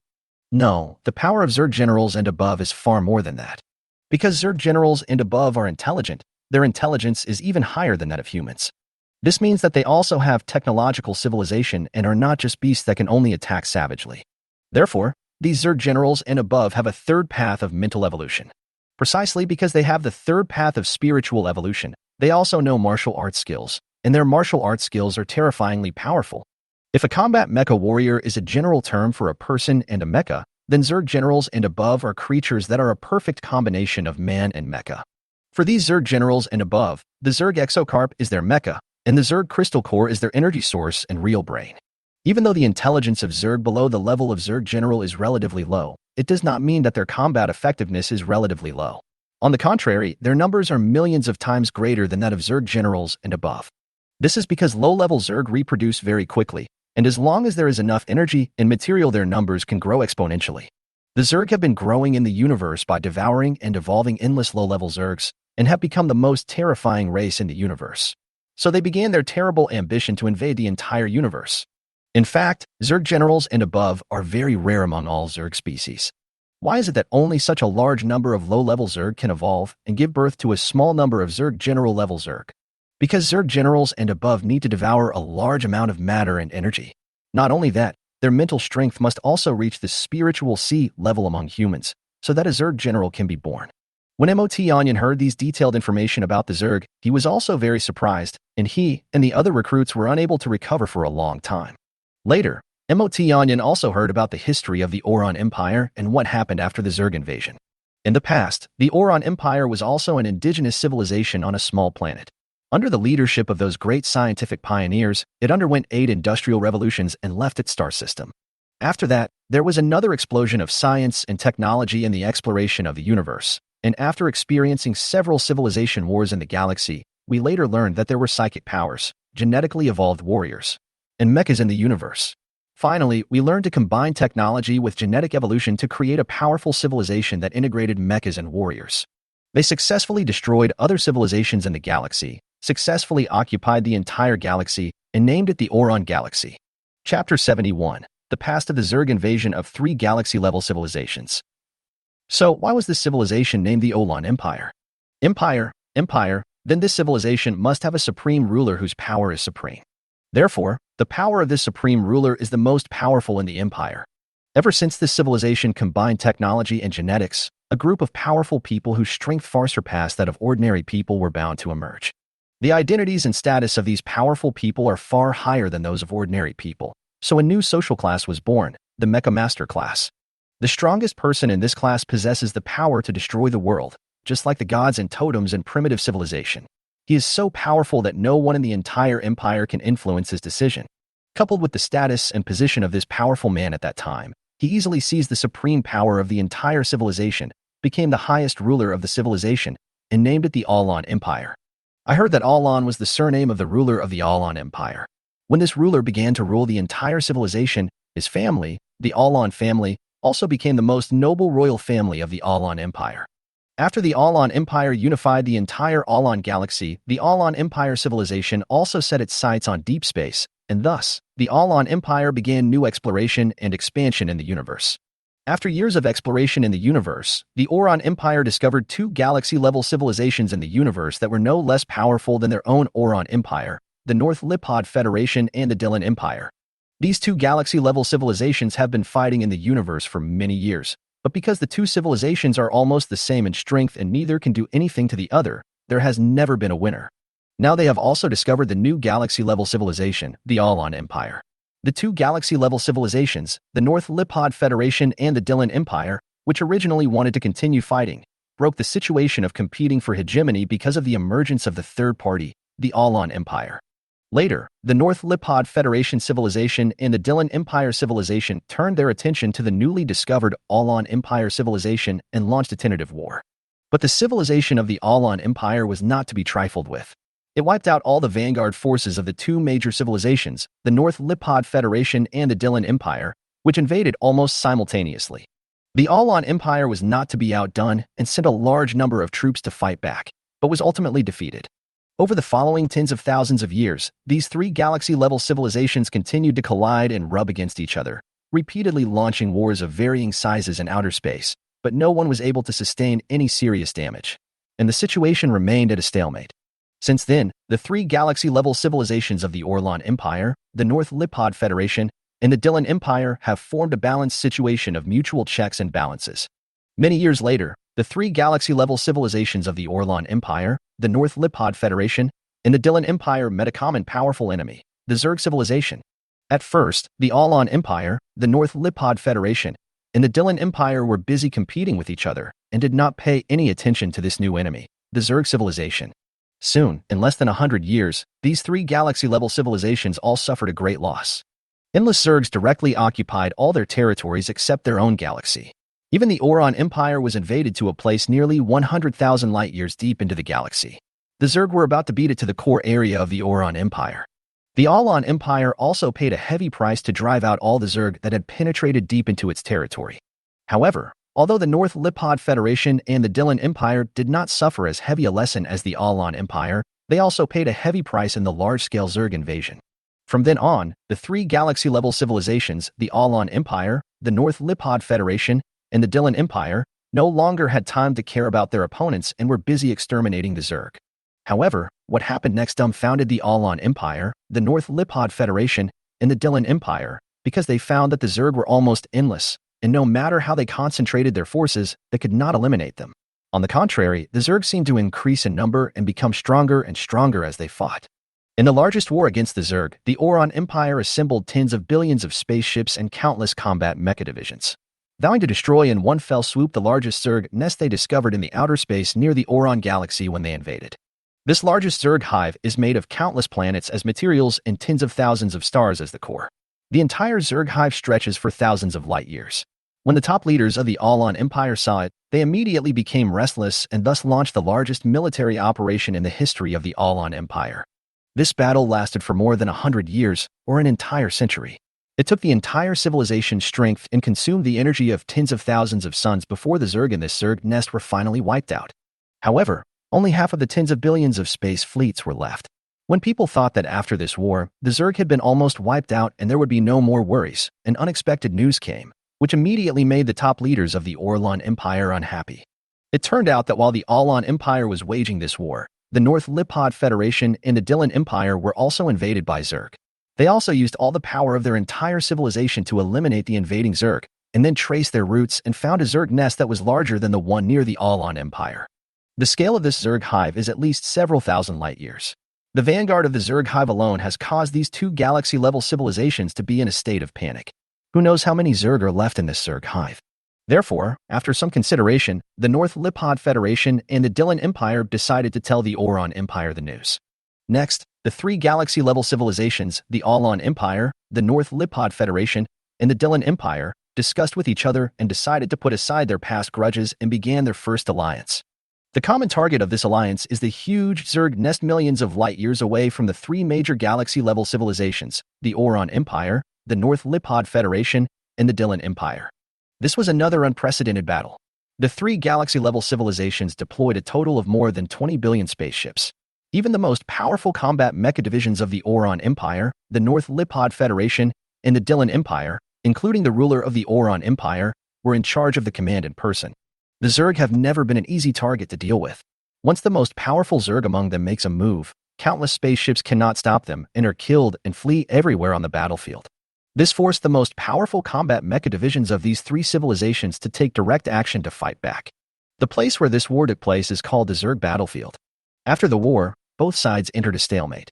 The three major galactic civilizations are still at a disadvantage and have retreated to the defensive side, while the Zerg are still the offensive side. Chapter 72 Military rank was promoted twice. MOT Onion looked at the green-brown general uniform of Major General Griffith Fred in front of him, and many thoughts flashed through his mind. Then he came to his senses and found that the Major General was already in front of him. Major General Griffith Fred looked at MOT Onion, and MOT Onion also looked at him, and at this time the two of them were looking at each other. Although the atmosphere was slightly awkward, MOT Onion stood upright, without any intention of avoiding gaze. Instead, he stared straight at the Major General in front of him. The cold aura he exuded was even stronger than that of Lieutenant Colonel Chris next to him, and with his deep eyes, he looked extremely majestic. The next second, Major General Griffith Fred looked at Mo Tianyin and spoke. Okay, very good, new soldier. Take out your personal microintelligence computer and turn it on. Yes. Mo Tianyin raised his hand and turned on his personal microintelligent brain.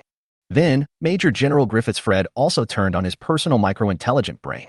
Major General Griffith Fred's personal microintelligent computer emitted a blue light towards Mo Tianyin's personal microintelligent computer. Drop.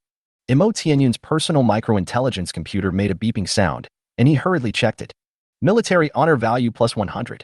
First place in the new recruit competition. Award issuing officer, Major General Griffith Fred. Drop. Drop. Before Mo Tianyin had time to be happy, 2 more messages came from his personal microintelligent brain. Your military honor value has accumulated to more than 10 points. Congratulations on your promotion to a higher rank, and now you are a private second class. Your military honor value has accumulated to 100 points. Congratulations, your military rank has been promoted to a higher level. You are now a private first class. Private first class. Mo Tianyin took a look and found that after he obtained 100 military honor points, his military rank was directly promoted by 2 levels, from third class private to first class private.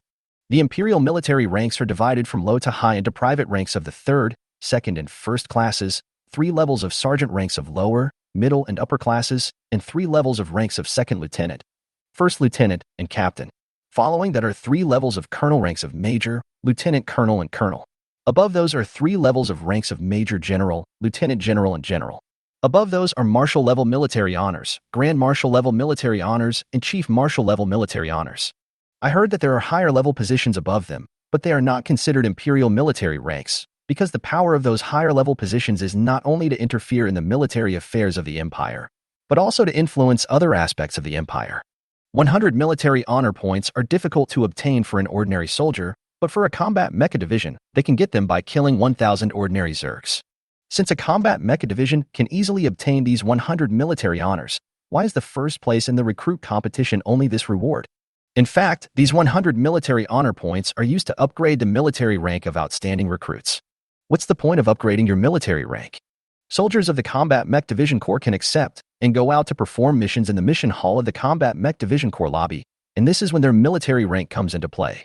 Those with higher military ranks can naturally accept more advanced tasks, and after completing them, the military honors will be rewarded with more generous rewards. Of course, the more advanced the task, the more dangerous it is. For those recruits who rank at the top in the recruit competition, their strength is enough to accept high-level tasks, but the military has its own rules. If you want to accept high-level tasks, you must meet the rank requirements. Otherwise, no matter how strong you are, you have to start with these simple tasks. Therefore, Mo Tianyin's half-month was not wasted.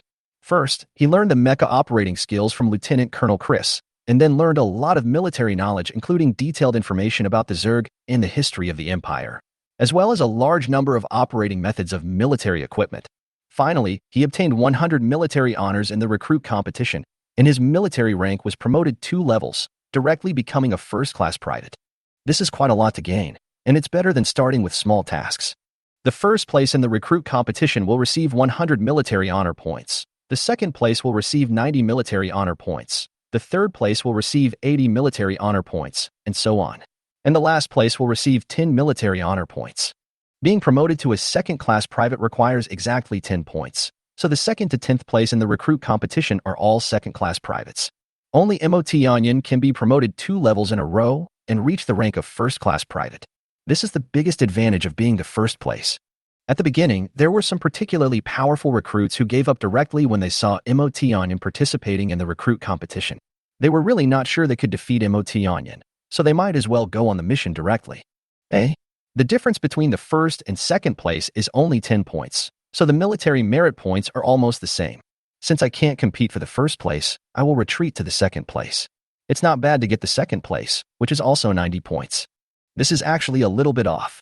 When the first place can already accept some higher-level tasks, I am only 10 points short of military merit and can only accept some relatively low-level tasks. Why do I still participate in military skills training? Can't I just start with the low-level tasks?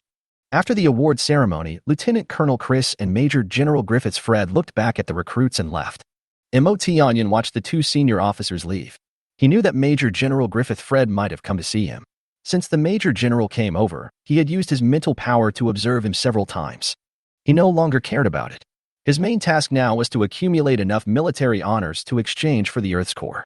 Opening his personal micro-intelligent brain, Mo-Tianyun looked at the information about the core of the Earth. The core. Rank required for redemption, Lieutenant, rank not reached. The required military merit value for redemption is 3,000. The current military merit value is 100, which is insufficient. To earn 3,000 military honor points, you need to kill 30,000 common Zergs, 300 elite Zergs, or 3 leader-level Zergs. I want to reach the rank of lieutenant, so I have to kill 10 leader-level Zergs. With my current strength, it shouldn't be difficult to do. Mo-Tianyun murmured. Military honors can be obtained by killing any insect race.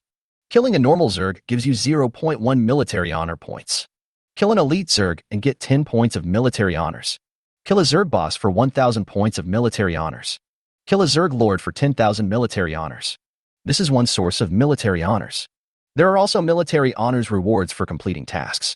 The military honors rewards will vary depending on the level and difficulty of the task, and the military honors rewards for each task are very rich. Even if it is a relatively simple mission, you will have to face at least hundreds or thousands of Zergs, so usually a team of combat mecha divisions will take on the mission, and these generous rewards will be distributed to every teammate. Chapter 73 Join My Team. So, what is the specific distribution method? Choose to form a team from your personal micro-intelligent brain, become the captain, and then invite other combat mecha divisions to join the team. After the combat mecha divisions form a team, the captain will accept the task. Afterwards, the personal micro-intelligent brain of the combat mecha pilot in this team will be allocated according to the contribution of each person during the mission. This is also a very fair distribution method. Military honor points can be transferred to others, which means that military honor points can be traded. Well, if that's the case, then if a person is very rich, wouldn't he be able to become an officer of a very high rank by exchanging a large amount of wealth for military honors? In fact, this is not the case. Privates cannot transfer military honors. Also, promotion to military ranks above private is no longer based solely on military honors. In addition to the accumulated military honors reaching the standard, an additional standard for killing Zerg was added. For example, if Mo-Tianyun wants to be promoted from a private to a corporal, then he must not only accumulate 200 points of military honors, but also kill an elite Zerg. Only when both of these criteria are met can one be promoted to corporal. The subsequent promotions are the same, and both have these two standards. The difference is the accumulated number of military honors and the number and level of Zerg. Ms. Langyu, and the gentleman with white hair next to you, please wait a moment. Mo-Tianyun had just received his reward when he saw the white-haired man and Miss Langyu, who were also in the top 10, walking away and preparing to leave, so he shouted anxiously. Miss Langyu, and the white-haired man turned around and stared at him in confusion after hearing Mo-Tianyun's call. Mo-Tianyun saw the two of them stop and walk towards another person. And Mr. Tarik, can I invite the three of you to come over with me to discuss something? Mo-Tianyun spoke to Tarik, Miss Langyu, and the white-haired man at the same time. Okay, where? Tarik nodded. He wanted to see what Mo-Tianyun, the first-place winner of the recruit competition, had to say. Miss Langyu glanced at the man with white hair.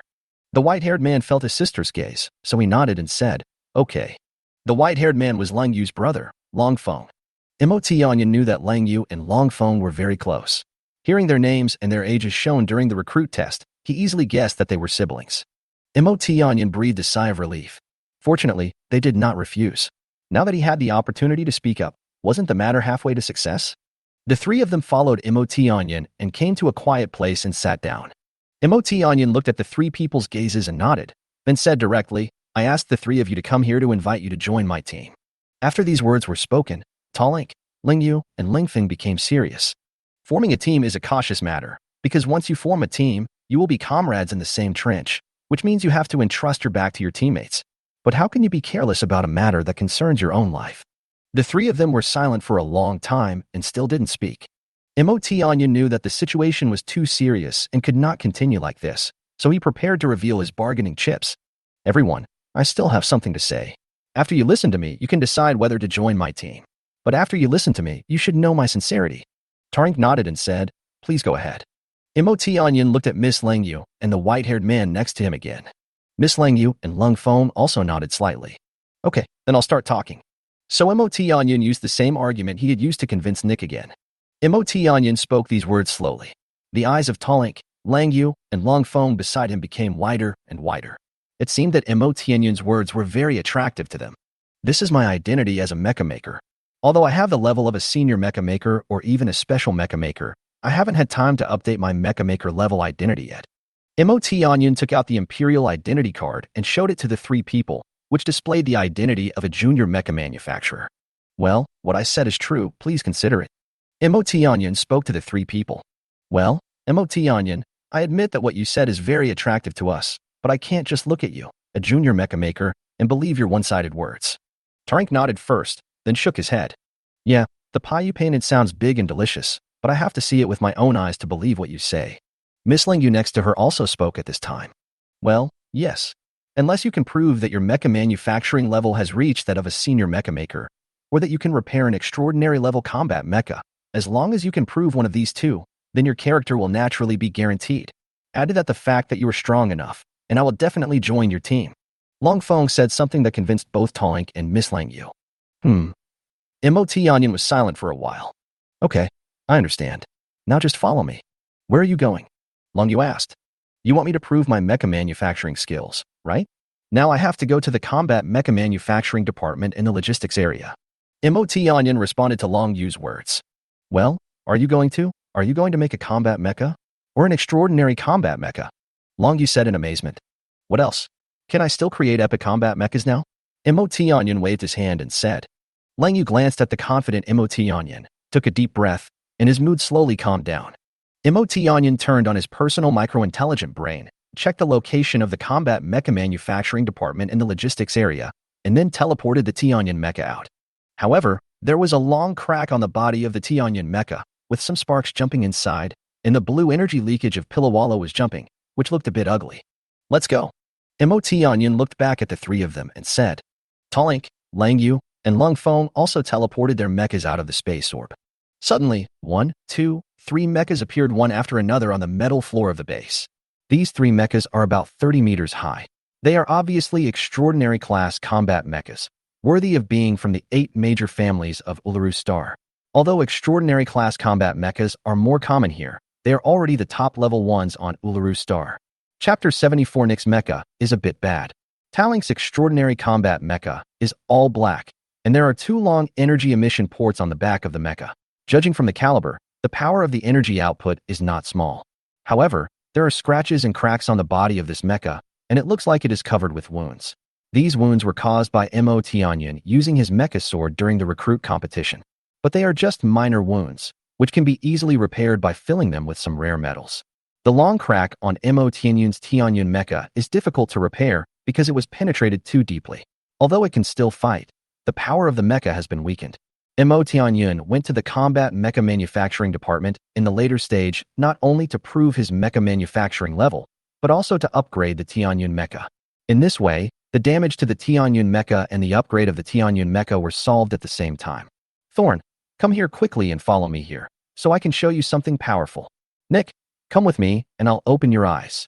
Mo Tianyun found Thorn and Nick from the teammate page of his personal micro-intelligent brain and sent a message to each of them. Thorn and Nick have joined the team formed by Mo Tianyun. Anyone who joins the team can now check the location of each member of the team at any time and send messages to everyone. This is also a function only available when joining a team. These 2 functions can quickly check the location and situation of teammates and deliver messages in a timely manner. In combat, these 2 functions are very important, and all actions and coordination within the team are inseparable from these 2 functions. In addition, joining a team also provides functions such as shared perspective, conversation lobby, task query, etc. Got it. I'll be there right away. Thorn responded immediately. Okay, I'll be right there. Nick replied as well. Please wait a moment, everyone. There are 2 more members in my team. I have notified them, and they will be here soon. Please wait a moment. Mo Tianyun said to the 3 people. After a while, 2 more appeared one after the other. Mo Tianyun had already seen Thorn's mecha, including the Storm mecha. Mo Tianyun has never seen Nyx mecha. This is the first time he has seen it. However, when seeing Nyx mecha, Mo Tianyun secretly shook his head, because this mecha is really a bit horrible. Even Thorn, Talank, Lang Yu, and Long Feng were very professional and tried their best to hold back their laughter. Mo Tianyun had seen Nyx recruit test data before and knew that Nyx mecha was very ordinary. However, what MOT Onion never expected was that Nick's mecha was not only ordinary, but the entire mecha was probably less than 10 meters high. It was tattered from top to bottom, and then I don't know what kind of metal was melted and patched up on the mecha. It was like the mecha was wearing a patched piece of clothing. It was simply a beggar version of a mecha. MOT Onion was also drunk, but he was the one who found the teammate, and he was a mecha manufacturer, so no matter what, he had to arrange a new mecha for him today. Then use the materials in the space bracelet and some materials that may be left over from upgrading the T-Onion mecha today to rebuild a mecha for him. There are still a lot of materials in the space bracelet. Some of them were bought by MOT Onion himself, some were given by the old president, and most of the rest were exchanged from the 8 major families on Uluru Star last time. It may come in handy today. Nick, your mecha. It's really hard to describe. MOT Onion spoke. Captain, I have used this mecha for 3 years. I often use it to hunt exotic beasts, and then sell the valuable parts of the beast to pharmacists in exchange for some star coins. Nick said somewhat embarrassedly. So, even though this mecha is a bit shabby, it can still be used in combat. If you think I will hinder the team, then I'll quit the team. Nick glanced at the mechas of MOT Onion and Thorn next to him, especially when he saw the majestic extraordinary combat mechas of Tallink, Lang Yu, and Long Feng, which were several times taller and larger than his own mechas. Then he looked at MOT Onion seriously and said, "What nonsense are you talking about?" MOT Onion's face was cold, and he looked at Nick with a firm gaze as he walked over and spoke. "How could we dislike you just because your mecha isn't very good? You are the teammate I chose. Please don't underestimate yourself. You got a mecha 3 years ago, but I only got mine recently. It's just that the mecha is a little broken. You're shouting that you want to quit the team just because of such a small thing. Why do you think I invited you to join my team? Are you playing house?" After hearing what MOT Onion said, Nick regretted it and knew he had said the wrong thing. "Captain, that's not what I meant," Nick said, shaking his head quickly. "Remember what I told you when I invited you to join my team?" MOT Onion asked. Nick thought for a moment, then said, "Joining your team will give you a perfect primary gene evolution potion, and you will be a mecha maker. You can even build epic battle mechas in the future. You can also repair mechas and manufacture mecha parts." MOT Onion nodded. "Yes, I am a mecha maker. Now that I see your mecha has been broken into this state, how could I allow my team members to continue to drive such a mecha? Wait for me later. I will make you a brand new ordinary combat mecha, which can at least reach the highest force enhancement multiple of 8 times the ordinary combat mecha. An ordinary combat mecha with a maximum force enhancement multiple of 8 times. Nick said with some surprise after hearing it. "Well, as for this mecha that has been with you for 3 years, you may have experienced many battles and have developed feelings for it, but now it is time to retire it. A new mecha will be made for you, and you must run in your new mecha well by then." MOT Onion nodded and said, "But this is not free for you. I have checked and found that the highest force enhancement multiple of 8 times for ordinary combat mecha is 800 points of military honors. Now you're owing me, and I don't want your military honors. You just need to pay me 800 ordinary Zerg crystal cores in the future." Nick nodded readily. He didn't want to take the captain's mecha for nothing. When Tallink, Lang Yu, and Long Feng next to them saw this scene, they already wanted to join MOT Onion's team. Chapter 75, The Next Level of Spiritual Sees Spiritual Power. Boom. Boom. 6 mechas of different sizes took off from the huge Duna Star Defense military base, causing the metal ground to tremble slightly.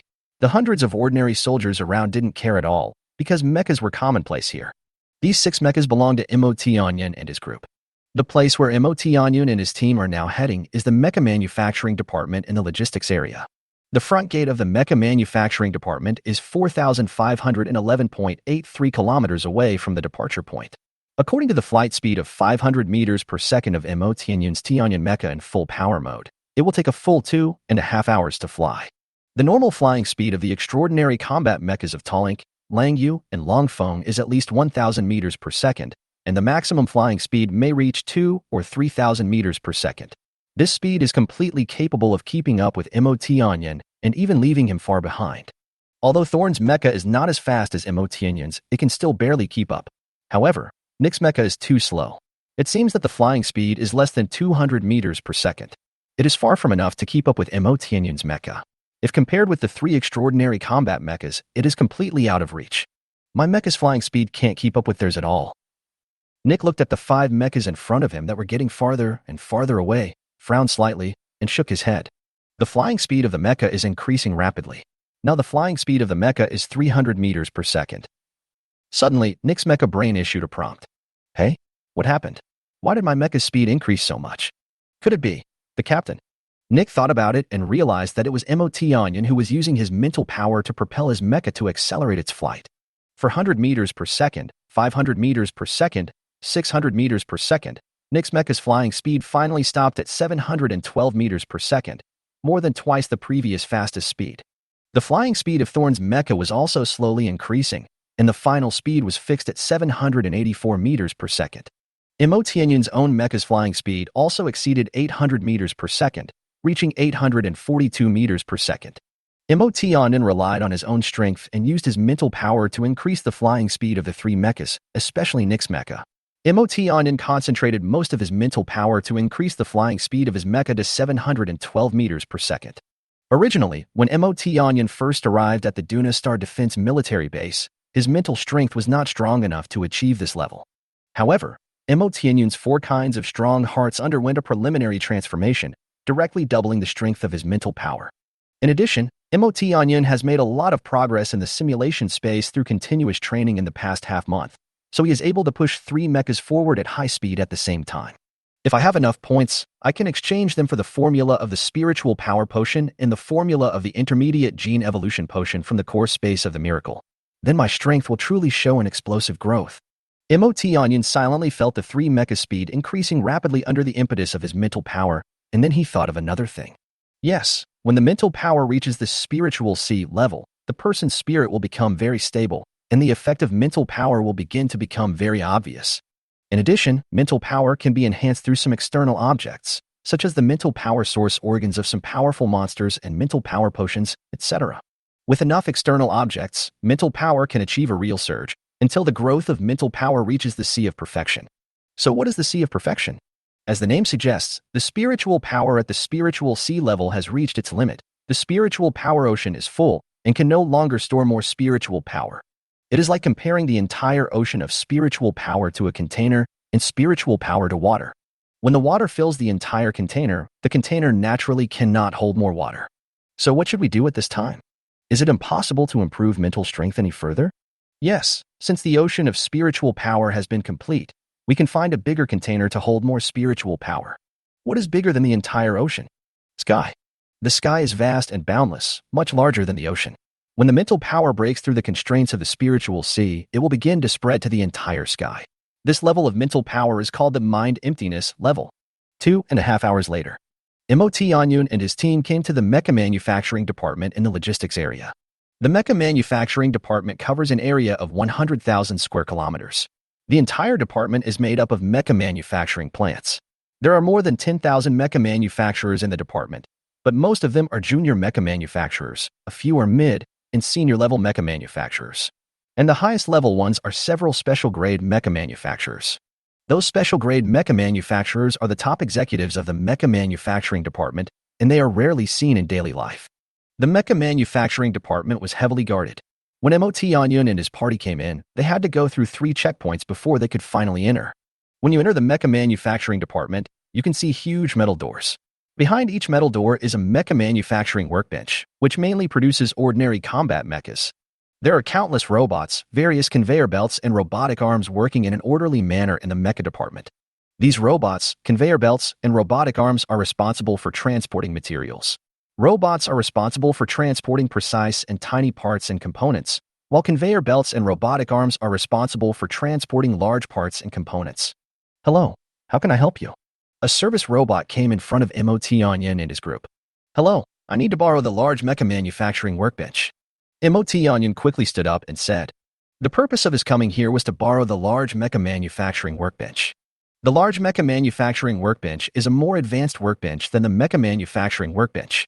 It is a workbench used to manufacture extraordinary level combat mechas. Sorry, the large mecha manufacturing workbench cannot be open to the public, but the small mecha manufacturing workbench can be open to the public. The robot's eyes glowed red and it shook its head in response. I am a mecha maker. According to the rules of the military base, I can join the mecha manufacturing department. After joining the mecha manufacturing department, can I use the large mecha manufacturing workbench?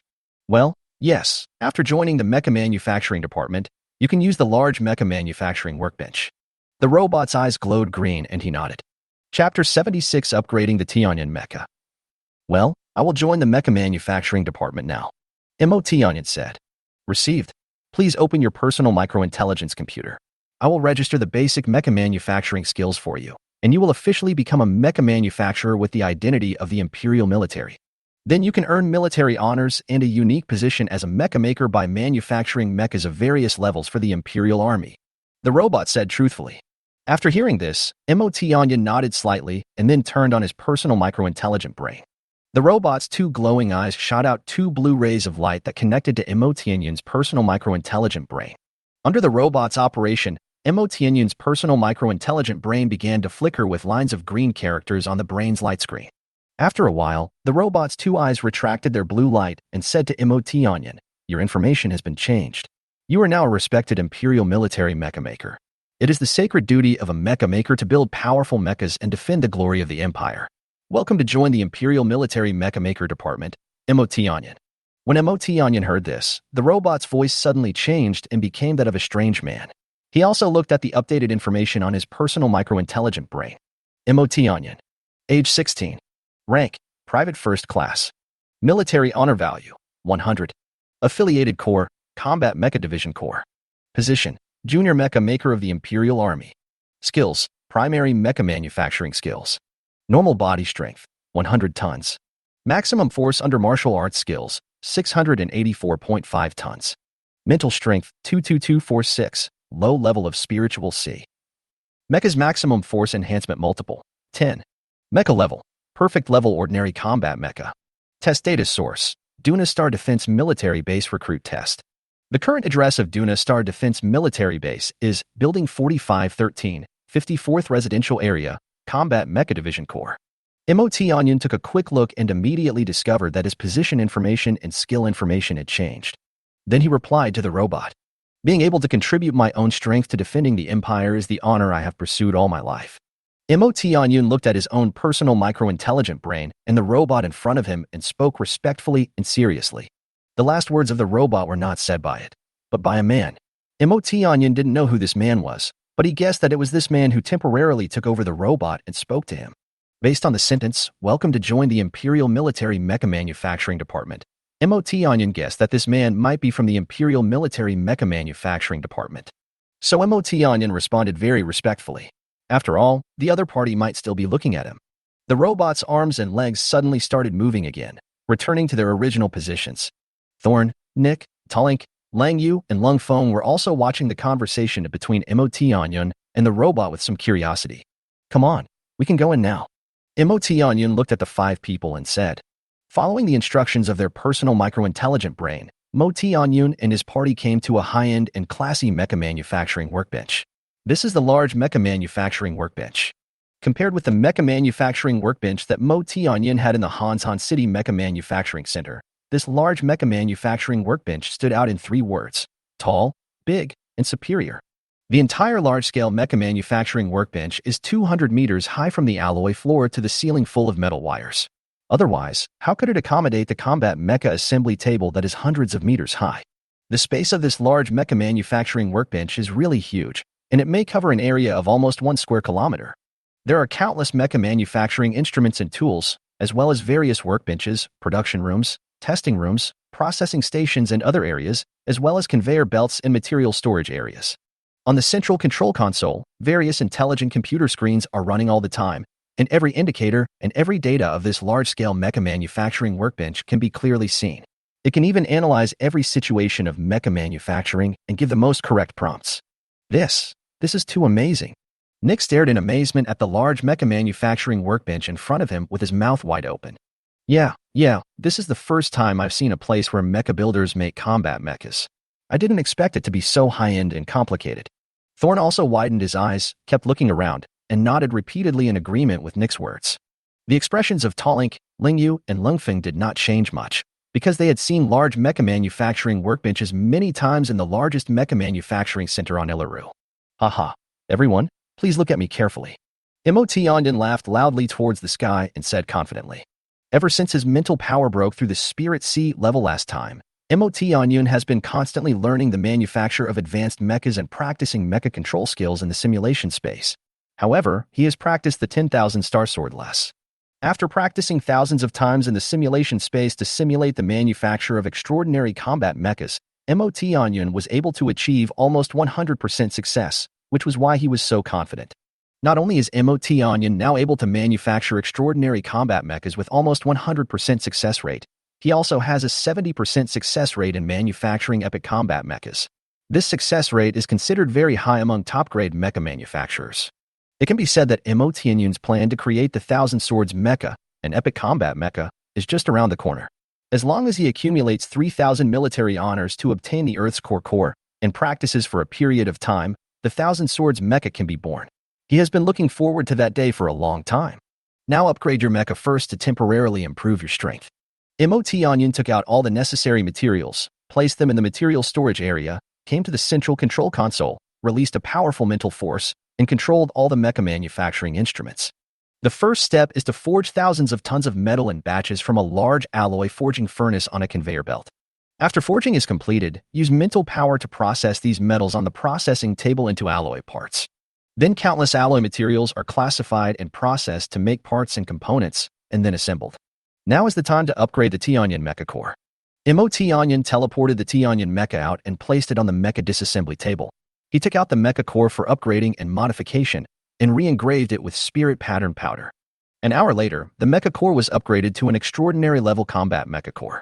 Chapter 77-5 Special Grade Mecha Builders. The speed of manufacturing this core is hundreds of times faster than the previous mecha manufacturing center in Hanzon City. If the mental connection patterns of the Mecha Core are still engraved according to the perception level of mental power, it is estimated that it will take more than a few days to complete. Because the spiritual connection patterns of the core of an extraordinary class combat mecha are hundreds of times more complex than those of an ordinary combat mecha. Now MOT Onion has completed it in just 1 hour. This is the power of the mental force at the Spirit C level. Originally, the core of the T-Onion mecha was an ordinary combat mecha core with a diameter of 3 meters. Now, after modification and upgrading, it has reached 11.64 meters. The change in the mecha core alone is so great. It can be seen that the extraordinary combat mecha is much more powerful than the ordinary combat mecha. Outside the large mecha manufacturing workbench where MOT Onion and his group were. At this time, 3 middle-aged men, 1 white-haired old man, and 1 gray-haired old woman came to the door. The source of the Spirit C level mental power fluctuation is right here. Apart from us, who else would use the Spirit C level mental power to build a combat mecha here? A tall, thin, middle-aged man spoke suspiciously. Yeah, I haven't heard of any colonel-level officer in this defense military base who can build combat mechas. Another middle-aged man who was a bit plump nodded and said, No need to guess anymore. Why don't we just go in and take a look? Finally, a shorter middle-aged man said, I don't recommend doing this. The person who is making the battle mecha has spiritual power at the spiritual C level. Just based on this fact, we can't treat him like an ordinary person.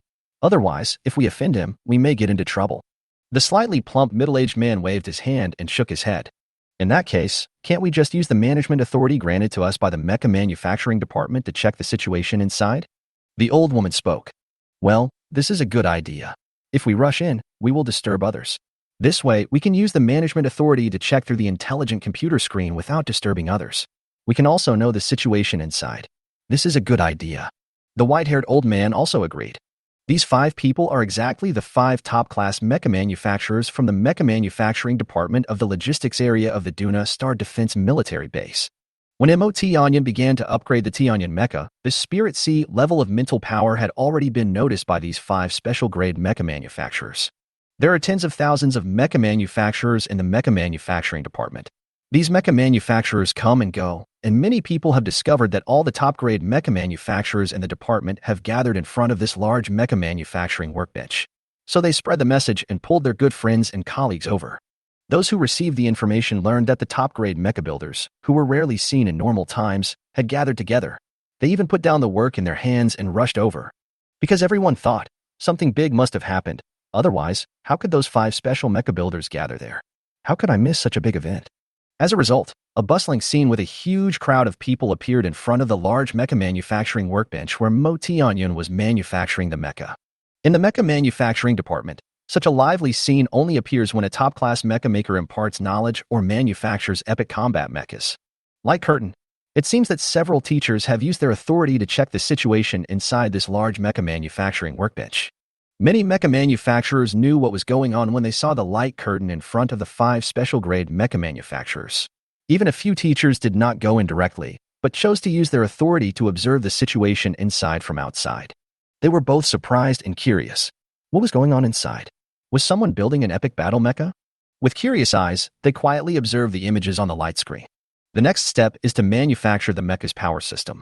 MOT Onion transferred hundreds of tons of alloy materials to the super-large mechanical power system manufacturing table and input the data according to the power system design drawings that he had already memorized in his mind. In this way, the power system can be automatically produced. At the same time, MOT Onion did not sit idle because of this. Instead, he turned his attention to the manufacturing of the core components. The core frames of the 5 large mecha parts, namely the mecha head, mecha left arm, mecha right arm, mecha left leg, and mecha right leg, have been assembled. Now, the 5-component core frame has been firmly fixed in midair. Rise. MOT Onion used his mental power to control the mental pattern powder, and at the same time, he was connecting the mental patterns at the core of the 5 mecha components. Under the precise control of MOT Onion's powerful mental power, intricate mental connection lines were accurately engraved on the mental connection lines at the core of the component. 20 minutes later, the spiritual connection patterns at the core of the 5 components of the extraordinary class combat mecha were completed one after another. This scene had already been witnessed by all the mecha manufacturers outside. What a powerful mind control skill. Even I am not as good as him in this exquisite mind control skill. The old man among the 5 special-grade mecha builders sighed slightly. The other 4 special-grade mecha manufacturers also nodded repeatedly. MOT Onion's move alone had already surprised them. It only took 20 minutes to engrave the core components of 5 extraordinary combat mechas at the same time, without any mistakes. The speed of manufacturing the core components of mechas is simply amazing. Nah, who on earth is that guy inside this large mecha manufacturing workbench? He's not even a human. I usually have to carefully spend half a day to make one core component of an ordinary battle mech. But who is this person inside? He can actually complete the manufacture of 5 core components of a battle mech at the same time in just 20 minutes and 26 seconds, and they are extraordinary level core components of a battle mech.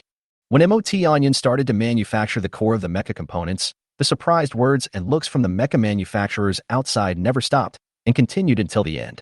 Not only did they not stop, but they became more and more intense. Inside a large mecha manufacturing studio, Nick and Thorn had relatively little experience, but they also felt that their captain's mecha manufacturing technology was absolutely top-notch. Watching the smooth operation as the mecha was manufactured bit by bit was truly pleasing to the eye. Chapter 78 Perfect Class Extraordinary Combat Armor. Tolink, Lang Yu, and Long Feng, who were standing by, had deep shock in their eyes, because they had all witnessed the complete production process of the extraordinary combat mecha. The extraordinary combat mecha that I am driving now, I saw with my own eyes that the entire process from the beginning to the end of manufacturing took a whole week, and it was made by several senior mecha manufacturers. However, it only took less than a few hours, and MOT Onion alone had completed the 3 most important processes of the combat mecha: the extraordinary combat mecha core, the extraordinary combat mecha component core, and the power system. How can they keep a peaceful mind?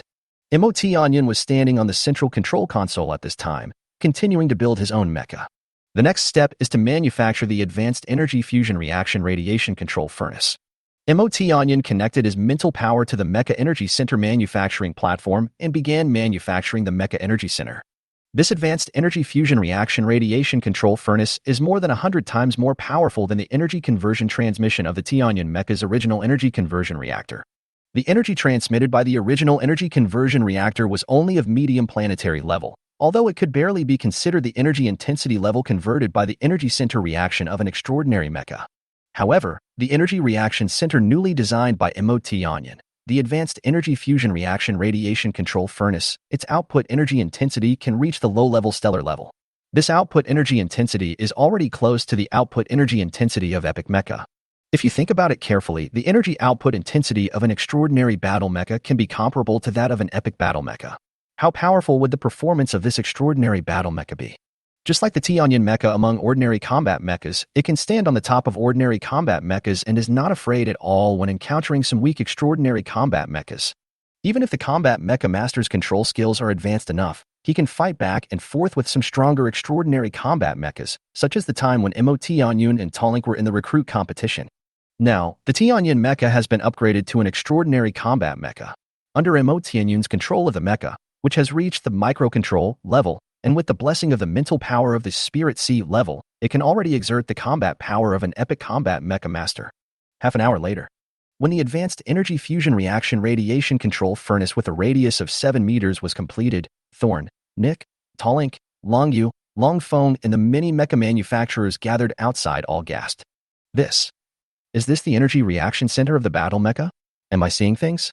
The slightly plump special class mecha maker rubbed his eyes with his hands, trying to see more clearly, and said, but he has forgotten that he is also a top-grade mecha maker with Spirit C level spiritual power, and he can see clearly even without using his eyes. I can't tell now. Is he trying to make a super battle mech or an epic battle mech? The epic battle mech is not that small, but the energy reaction center he made can only match the ordinary epic battle mech. The tall and thin man among the 5 special-grade mecha builders stroked his forehead with his right hand and said in distress, well, if I'm not mistaken, then the energy reaction center of this battle mech corresponds to a perfect level extraordinary battle mech. Only an extraordinary combat mecha like the perfect level mecha can match this energy reaction center with a radius of 7 meters, said the old woman who is also a top-grade mecha maker. I see. So, the guy inside is actually making a perfect-grade super combat mecha. Awesome, awesome. The tall and thin man looked at MOT Onion and the light curtain in amazement and said, come on, do an energy test and see the energy output intensity and energy output size. MOT Onion transported the Advanced Energy Fusion Reaction Radiation Control Furnace to the energy intensity test area via a large transport robotic arm for fixation, and then placed 10 advanced energy crystals into the Advanced Energy Fusion Reaction Radiation Control Furnace. There are 10 core energy crystal storage slots in the Advanced Energy Fusion Reaction Radiation Control Furnace. Compared with the previous T-Onion Mecha's energy conversion reactor, this Advanced Energy Fusion Reaction Radiation Control Furnace absorbs the energy of 10 energy crystals at the same time, which means 10 times the energy absorption and output speed. Begin the test. MOT Onion's mind moved, and this Advanced Energy Fusion Reaction Radiation Control Furnace instantly absorbed the energy inside the Advanced Energy Crystal. The Advanced Energy Crystals continuously burst out with energy light, releasing huge amounts of energy continuously and uninterruptedly. Most of this energy was absorbed into the energy transmission ducts that covered the entire Advanced Energy Fusion Reaction Radiation Control Furnace. Only a small portion was converted into heat energy and was lost inside. The energy transmission conduits used in the Advanced Energy Fusion Reaction Radiation Control Furnace are made of a material called Stellar Red Flame Crystal. This material was obtained by MOT Onion in Uluru City in exchange for a perfect-grade primary genetic evolution potion. Originally, MOT Onion was going to use it to make the energy transmission ducts for the Thousand Swords mecha. Now that there was some extra, he would use some to make the energy transmission ducts for this mecha. The material of Perseverance Red Flame Crystal can be used to make energy transmission ducts for the Epic Battle Mecha Thousand Swords mecha, so there is no problem in using it to make energy transmission ducts for ordinary battle mechas. The energy transmission duct lit up, illuminating the inside of the Advanced Energy Fusion Reaction Radiation Control Furnace red. After a few seconds, the test results came out. The energy level of the energy core is low stellar level. Energy output value, 100.752. Good. As soon as MOT Onion saw this result, he knew that the energy foundation of the perfect level extraordinary combat mecha was there. Outside the large mecha manufacturing workbench. It really is true. The guy inside is really making a perfect grade extraordinary combat mecha. The old lady among the 5 top-grade mecha builders clapped her hands excitedly and said, the design of a perfect class extraordinary battle mech is not much easier than that of an epic battle mech. We would rather design an epic battle mech than spend a lot of energy designing a perfect class extraordinary battle mech. The white-haired old man among the 5 special-grade mecha builders said in a hissing voice. The remaining several special-grade mecha manufacturers also nodded in agreement. Chapter 79: The Advantages and Disadvantages of Joining MOT Onion's team. It seems that this young man's extraordinary combat mecha is about to be completed, but I don't know if it can reach the perfect level. Why rush? Let's wait outside, and we'll see what happens soon. The 5 special-grade mecha builders looked at the light curtain with expectant eyes. Ayu. Longfeng turned and looked at his sister and said, After hearing what her brother said, the girl responded softly and gently, without any of her usual coldness. What do you think of this MOT Onion? Longfeng said as he looked at MOT Onion who was making a mecha. Longyu's temperament returned to normal. She looked at MOT Onion coldly, with her head slightly tilted, as if she was thinking about something. Mysterious, powerful, confident, and extremely talented. Langyu recalled all the memories from the first time he met MOT Onion at the pharmacy market in Uluru City to the present, and then summarized. So what do you think about joining his team? Longfeng continued to ask. Brother, do you want to join the team formed by MOT Onion? Longyu looked at Longfeng and said, That's what I meant. Lung Feng nodded. Well, I've thought about it too. Joining Mo Tianyun's team is a good deal no matter how you look at it. Lung Yu was thinking as he spoke. First, Mo Tianyun is already very strong, and now that the extraordinary combat mecha is completed, he will be even stronger. Second, Mo Tianyun is a mecha maker, and he is really good at making mechas. He exchanged a lot of rare materials from us, and many of them are only used to make epic battle mechas. After seeing the mecha he is making now, I think he will be able to make an epic battle mecha soon. Third, Mo Tianyun is very good to his teammates. Just now, Nick's mecha was broken into such a state, and Mo Tianyun immediately said that he would build a mecha for Nick. After Mo Tianyun finishes building his own mecha, he should build one for Nick. Fourth, Mo Tianyun has a strong mental power and is very good at detecting dangerous factors. If we join the team, there will be less danger in the process of carrying out the mission. Combining the above 4 points, I believe that among all the new recruits who have just joined the combat mech division, no one is more qualified to be our partner than him. It is even our luck that Mo Tianyun can invite us. Lung Yu was talking, and Lung Feng was listening very seriously. Talink next to him was also looking at Lung Yu intentionally or unintentionally. Well, you are right, but there is a disadvantage to joining Mo Tianyun's team. Mo Tianyun's current strength is far beyond ours. When his extraordinary combat mecha is completed, the gap between us will become even bigger.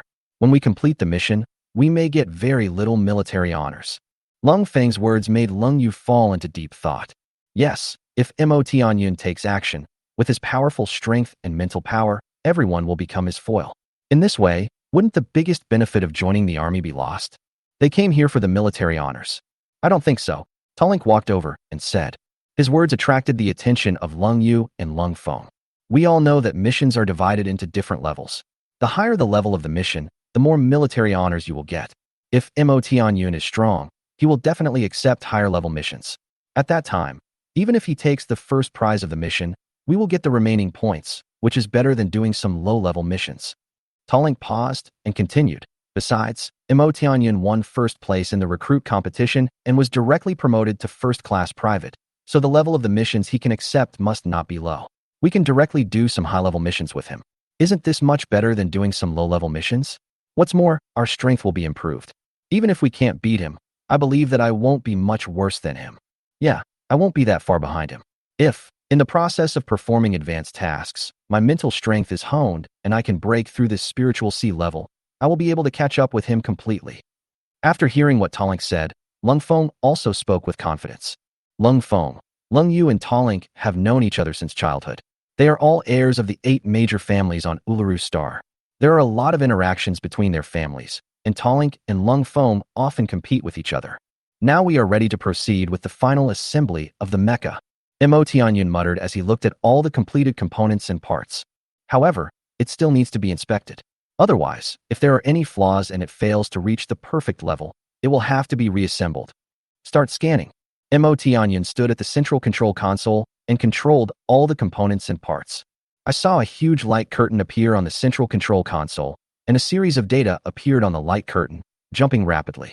Mo Tianyun quietly analyzed every piece of data to see if there were any unqualified components and parts. Part 1 starts analysis. The part's condition is being analyzed. The analysis is completed and qualified. Number 2 passed. Number 3 passed. More than half an hour passed, and tens of thousands of parts had been inspected. All parts and components are qualified.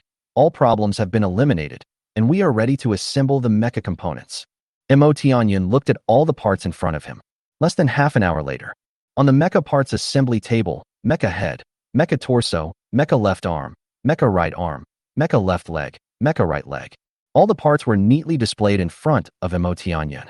Finally, it's time for the final assembly. Mo Tianyun transported all the components and parts to the battle mecha assembly. The battle mecha assembly platform in front of him was hundreds of meters high and could assemble epic mechas. Mo Tianyun input all the parameters into the control computer and then took out a yellow synthetic crystal with a diameter of 1 meter. This is the accessory that Mo Tianyun made for his future epic combat mecha, the Thousand Swords Mecha, a stellar-level defensive energy shield. Mo Tianyun spent a lot of precious rare materials and time to make this. Let's install it on this mecha now, and then dismantle it for the Thousand Swords Mecha when we make the epic battle mecha later. This stellar-level defensive energy shield is capable of outputting an energy shield of stellar-level ultimate energy intensity.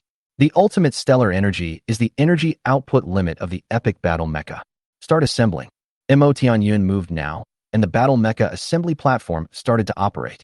Countless large and small robotic arms assemble the mecha parts under the command of the control brain. First, the stellar defense energy shield was installed, followed by the assembly of the mecha's arms and legs on the mecha's torso, and finally the mecha's head. Chapter 80. Completion of the Insect Hunter Mecha and establishment of the Tianyun team.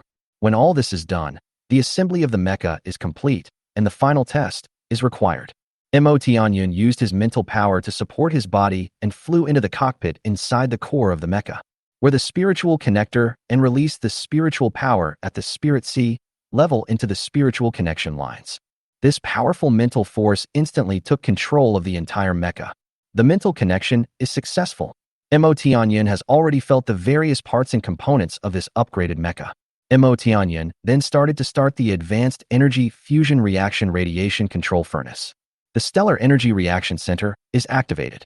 The Starlight Drive System is activated. In an instant, a large amount of energy was output from the Advanced Energy Fusion Reaction Radiation Control Furnace.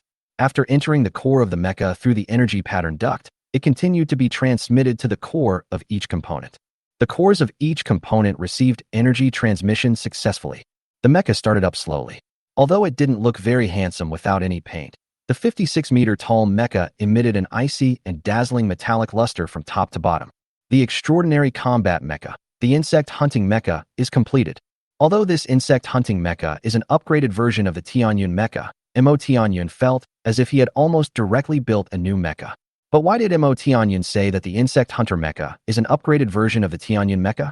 Because the blueprints of the insect hunter mecha were modified by MO Tianyun from the Tianyun mecha. A closer look reveals that the Insect Hunter Mecha is indeed an enlarged version of the Tianyun Mecha. In fact, MO Tianyun originally wanted to upgrade the Insect Hunter Mecha manufacturing drawings to Epic Mecha manufacturing drawings, but MO Tianyun really can't do it now. MO Tianyun also tried to design the blueprints of the Epic Battle Mecha and referred to the manufacturing blueprints of the Thousand Swords Mecha many times, but he failed in the end. For this reason, MO Tianyun thought about this problem for a long time, and finally came to the conclusion that the mecha manufacturing knowledge he had learned was not advanced and systematic enough. Come to think of it, how could a place like Hanshan City provide truly advanced mecha manufacturing knowledge? It was already very good that MO Tianyun could learn the manufacturing process of Epic Battle Mecha from the book Advanced Mecha Manufacturing Technology Encyclopedia. How could he still hope to learn the knowledge of Epic Battle Mecha design drawings? By the way, the extraordinary combat mecha made by MO Tianyun is named Insect Hunter. It is obvious that MO Tianyun has high hopes for this mecha to hunt Zerg. At the moment when the insect hunting mecha was born, whether it was Mo Tianyun, Thorn, Nick, Talink, Lung Yu, and Lung Feng at the large mecha manufacturing workbench or the mecha manufacturers in the mecha manufacturing department gathered outside, they all showed joyful smiles. Some people even jumped up and down excitedly and clapped loudly. Even the 5 special grade mecha builders started to applaud, and gradually all the mecha builders outside began to applaud warmly at the light curtain. For mecha manufacturers, the birth of each mecha is a sacred moment.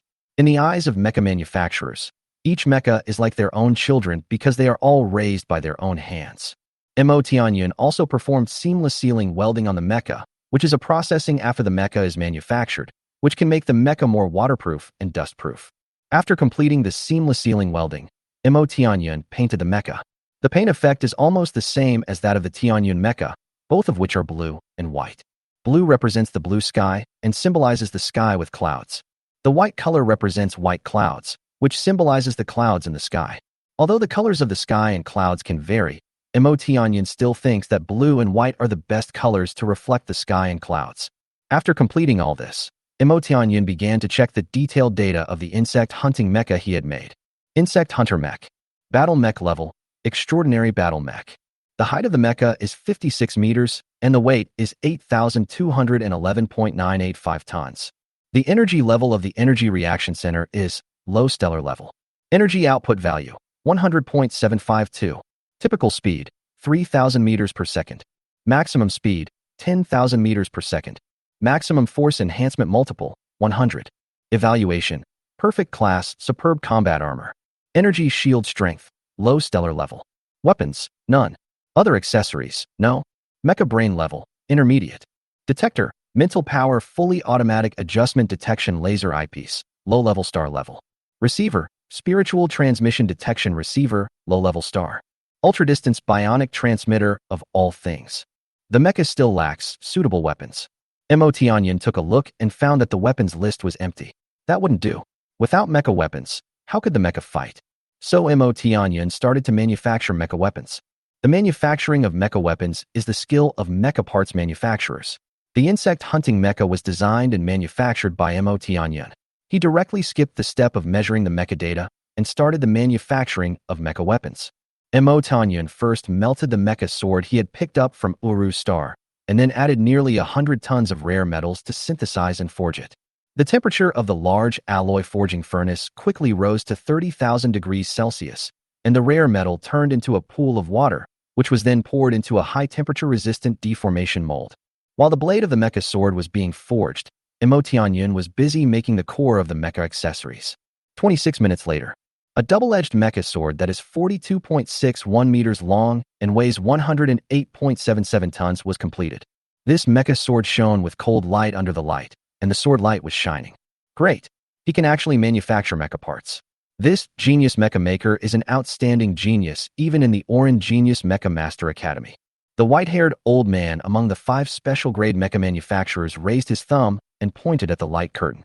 Old Bellic, how do you think the mecha manufacturing skills of that young man inside compare to those of the 5 of us? The old woman among the 5 top-grade mecha builders asked the white-haired old man. Looking at his mental strength, it's not inferior to the 5 of us. He was able to build a perfect-level extraordinary battle mecha in half a day. His mecha manufacturing level is already on the same level as ours. However, I haven't seen him build an epic battle mecha, so I can't judge. The old man thought for a while and then answered. After completing the insect hunting mecha, MOT Onion did not stop, but started a new round of mecha manufacturing. The mecha made this time is for Nick. Another hour later, MOT Onion came to Nick and said with a smile, "Your mecha has been manufactured. The effect is better than I expected. The maximum force enhancement multiplier has reached 9 times. But don't worry, it still has 800 Zerg crystal cores. Thank you, Captain MOT Onion. No one has been so kind to me except my grandma. Thank you so much." Nick was so moved that tears welled up in his eyes. "You're welcome. We're teammates after all."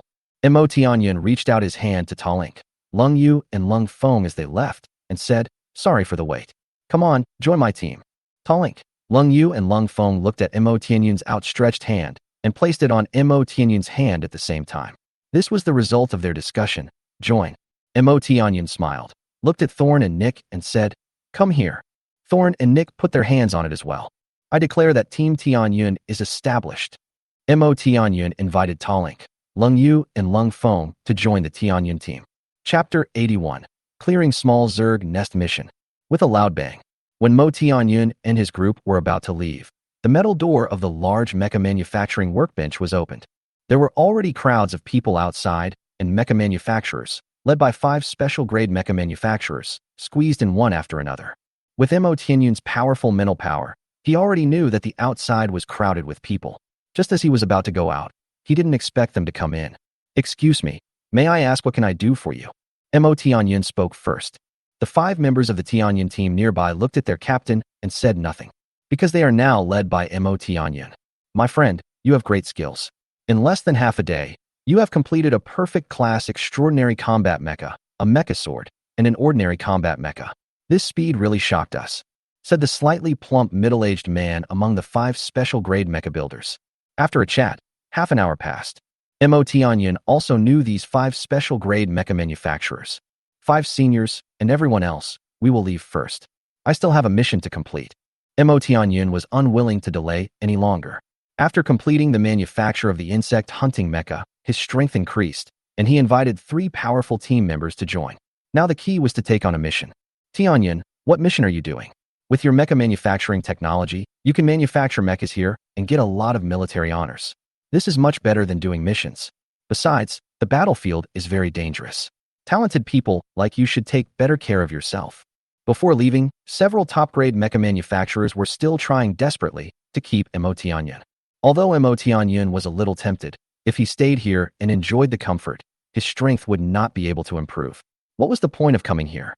Moreover, although one can gain military honors here and contribute to the manufacture of mechas for the Imperial military, which can also improve one's status in exchange for the Earth's core, one still has to obtain the Zerg crystal core on one's own. If Mo Tianyun stayed here, made mechas for others, and collected some Zerg crystal cores as fees, wouldn't he be able to take care of all three at the same time? In this case, Mo Tianyun can only stay in the mecha manufacturing department, and he will lose the opportunity for promotion in military rank and can only be a technical soldier instead of a combat soldier. After leaving the mecha manufacturing department, Mo Tianyun and his team went straight to the mission hall in the Combat Mecha Division Core Hall. It is worth mentioning that this time the speed was much faster, saving more than an hour compared to the previous journey. This is because the speed of Nick and Mo Tianyun's mechas has been greatly improved, so the entire team can travel much faster. As you all know, I am now a private first-class soldier, and I can already receive very good missions. Look at these thousands of missions. Which one are you going to choose? Mo Tianyun glanced at the screens in the mission hall and spoke to his 5 team members. Captain, I think this mission is better. The reward is good and the security level is also high. Thorn first pointed to a planetary garrison mission called OSHE_7654185 and spoke. He is very concerned about the safety level of the mission. Don't ask, he is just a little afraid of death. Mo Tianyun looked in the direction Thorn pointed. OSHE_7654185 Planetary Defense Front Planetary Garrison. Mission level 3.3 stars. Rank required to accept the mission, Private First Class. Deadline for accepting the task, February 1st, 61,227, 39th year. Mission duration, half a month. Security level high. Note, during the half-month garrison, always monitor the Zerg movements and eliminate the invading Zerg. Be careful, as leader-level Zerg may appear. Reward for completing the mission, 1,000 military honors for each combat mecha division fighting alone. The total reward for team combat is 2,000 military honors, 5-person team and above. What the hell did you choose? Mo Tianyun almost laughed out loud. What a coward. Nick, Talink, Lung Yu and Lung Feng also looked at each other and said nothing. Obviously, this mission is too simple for team operations, and the rewards are not that much. It is also too difficult for a single player. Otherwise, this mission would have been taken by someone else long ago, so how could it be my turn? Therefore, it would be more appropriate for a combat mecha team with relatively weak overall strength to take on this task.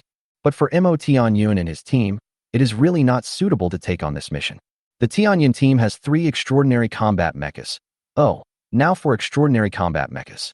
Among them, the team leader Mo Tianyun is much stronger than the ordinary extraordinary combat mechas. How could he look down on this mission? A while passed again. Mo, Captain, I think this mission should be very suitable for our team. Lung Yu swiped his finger, and a task appeared in front of Mo Tianyun and the rest of the team. Lunarbola Planet Zerg Small Nest Clearing Mission. Mission level 4.6 stars. Rank required to accept the mission, Private First Class. Deadline for accepting the task, January 18th, 61227, 39th year. Mission duration, 1 month. Security level low. Description: this is a mission to clear a small Zerg nest. It is quite dangerous and requires a strong combat mecha division or team to take on. Reward for completing the mission, 3,000 military honors for each combat mecha division. The total team reward is 6,000 military merit points, 5-person team and above. What do you think of this mission? Mo Tianyun thought this mission seemed good, so he asked his teammates. Finally, after some discussion, we decided to take on this task. Mo Tianyun took out his personal micro-intelligent brain, turned on the team combat mode, and chose to accept the team mission. The personal micro-intelligent brain emits white light and automatically scans tasks. Use your mental power to connect to your personal micro-intelligence brain and confirm whether to accept the mission. Suddenly, all members of the Tianyun team, including Mo Tianyun's personal micro-intelligent brain, issued prompts at the same time. When everyone confirms to accept the task is accepted. We will be carrying out our first mission tomorrow. I hope everyone can be fully prepared and perform at their best to complete this mission. Then, we will gather at the combat zone tomorrow. I will send you the specific location using my personal micro-intelligence computer. Do you understand? Mo Tianyun looked at the other members of the team and said, Receive. Thorn, Nick, Talink, Ling Yu, and Lung Feng answered in unison. The reason why Mo Tianyun is setting off tomorrow is because he has just completed the manufacture of the insect hunting mecha today, and he still needs to simulate the insect hunting mecha in the simulation space for training to adapt to the new mecha as soon as possible. Nick also needs time to adjust to the new mecha. Chapter 82 Departure. The next morning, in the combat zone of the Dunistar Defense Military Base. Captain, this combat uniform is quite comfortable to wear, and it can automatically adjust according to a person's body shape. Nick said to Mo Tianyun. Yeah, Mo Tianyun responded, and then said, how is the new mecha? Are you used to it? Of course I adapted quickly. Captain, your mecha manufacturing technology is really amazing. This mecha is simply too powerful. It's great to be able to join the Tianyun team and have a captain like you. Nick clenched his fists excitedly and said in admiration. That's good. We are about to set off for the planet Lunarboa. You may be relatively weak for the time being, so during the mission, you must always pay attention to your own safety and don't be too stubborn. Got it, Mo Tianyun reminded Nick. Then, he glanced at Thorn next to him and said, if you are the same, you should pay attention to safety and specifically pick those ordinary Zerg and those that slipped through the net. I understand, Boss Tianyun. Thorn was not stupid. He was able to hide behind his boss, which would be much safer. After all, he was mainly responsible for collecting Zerg crystal cores and cleaning up the miscellaneous insects. Not far away. Xiaoyu, you have to remember that your close combat ability is weak. Don't get too close to the Zerg. Just attack the Zerg from a distance. Lung Feng repeatedly reminded Lung Yu. Okay, I get it. But, Brother Lung Feng, you also have to pay attention to your own safety. Don't do anything risky. Don't rush to get promoted. Just take your time. You will eventually find the answer you want. Lung Yu frowned slightly and said to Lung Feng with a bit of worry. Alas, Xiaoyu, it's all my fault. You shouldn't have followed me to this place to suffer. Tallink looked at the brother and sister silently, pursed his lips, and finally let out a soft sigh. The time has come. Now prepare to board the starship. Mo Tianyun walked outside, looked at the huge starship, and shouted towards the mission waiting room. The interstellar shuttle battleship in front of us is a type of starship that is specifically responsible for transporting soldiers from the combat mecha division to their mission locations. This interstellar shuttle battleship is a meteorite-class starship. It is very ordinary, with average combat capability and defense, but it is relatively fast. Of course, Mo Tianyun's military rank is still low now.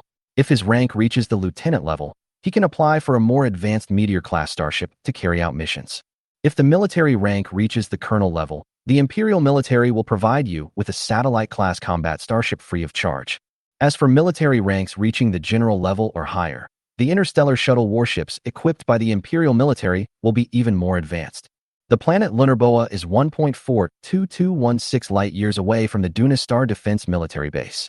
It takes nearly 2 days to reach there at the space shuttle speed of this meteorite-class interstellar shuttle battleship. Now most of the Empire's military bases are defensive military bases, and the military base where Mo Tianyun is currently located is a defensive military base. The role of this defensive military base, as the name suggests, is to defend against enemy invasion. Currently, in the face of the Zerg invasion, the Oran Empire can only withdraw its military forces to carry out blockade defense of the entire galaxy. There are about 1 million military bases like the Dunistar Defense Military Base in the Orlan Empire. This defensive military base, located not far from the Zerg invasion front line, is mainly responsible for detecting and eliminating small-scale Zerg that have already invaded.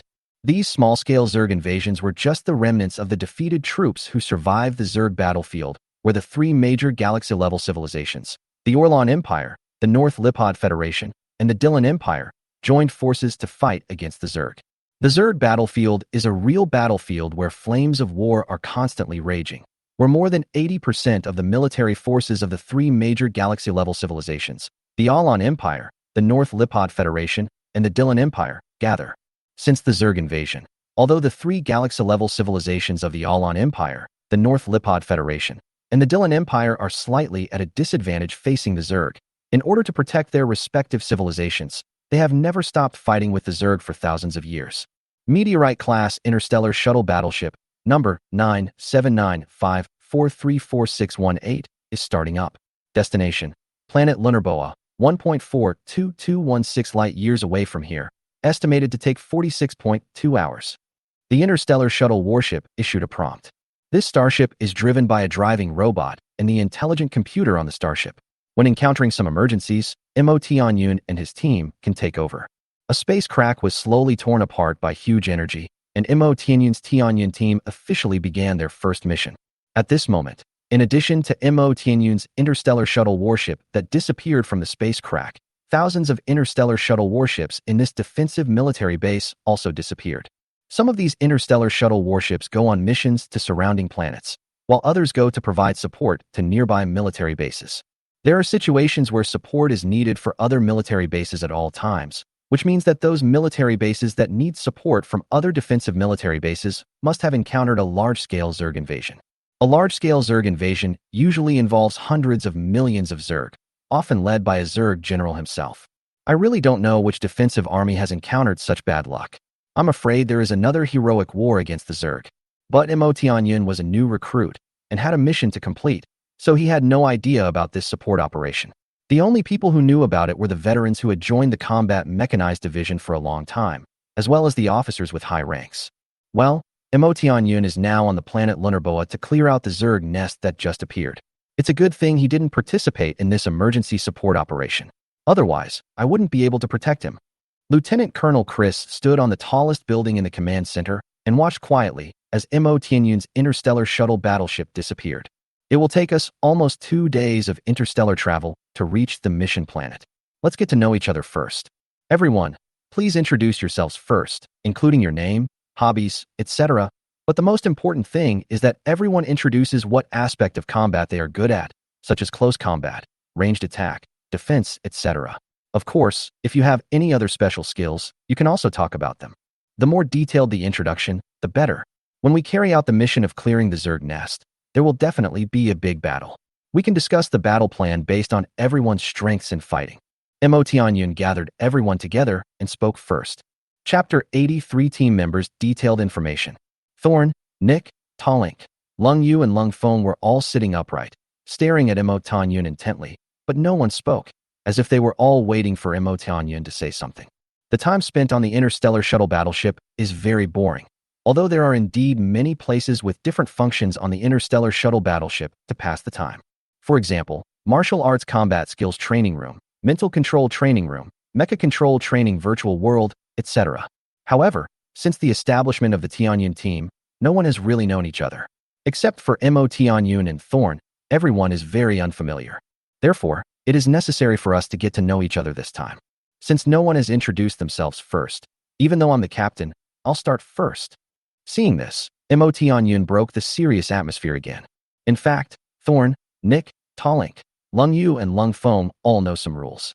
Now Mo Tianyun is their leader, so if they want to introduce themselves, Mo Tianyun must start first.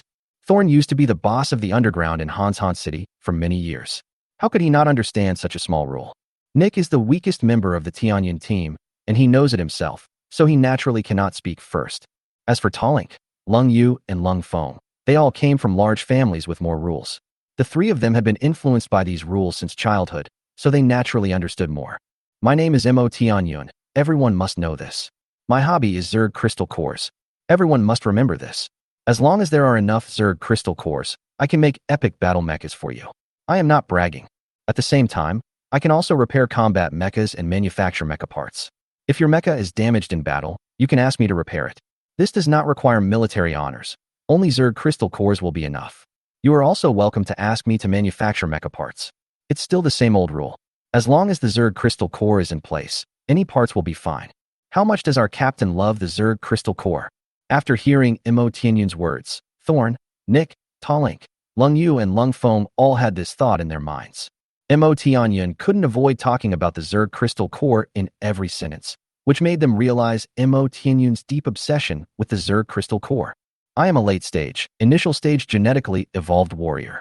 My mecha is now an insect hunter mecha, a perfect level extraordinary combat mecha, with a maximum force enhancement multiple of 100 times. My mental power has reached this spiritual C level, and my mecha control skills have reached the micro control level. I am good at close combat, and I can actually do a little bit of long-range attacks, but close combat is still my main fighting method. Okay, I'm done. It's your turn. Mo Tianyun looked at everyone. The rest of the people just stared at each other, and no one said anything. Their minds were still surprised by Mo Tianyun's words. Because whether it is the perfect level extraordinary combat mecha, the Spirit C level mental power, or the microcontrol level mecha control skills. They are all what they dream of now. Since everyone is too embarrassed to speak, I will speak first. After a long while, Tallink stood up and said, "My name is Burrow Tallink. I come from the planet Uru. My hobby is to become stronger. I joined the Combat Mech Division Corps to hone myself. I'm good at close combat and swordsmanship, and my mecha is called Scabbard." Tallink's eyes became very sharp, and a mighty aura appeared on his body. Scabbard. Emotianyan seemed to be thinking about something. The mecha is the scabbard, so isn't the person controlling the mecha the sword contained in the scabbard? It's really interesting. I am also a late-stage, initial-stage genetically evolved warrior. My mecha is a normal extraordinary combat mecha. The highest force enhancement multiplier is 54 times, and my mental strength is 10. After saying this, Tallink sat down. My name is Lung Feng. I'm 20 years old, and I'm also from Uluru. I don't have any special hobbies. I am also a late-stage initial genetic evolution warrior, with a mental strength of 10.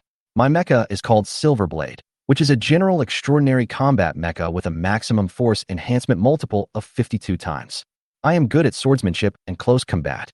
Long Feng spoke very quickly, and it seemed that he had just stood up and sat down.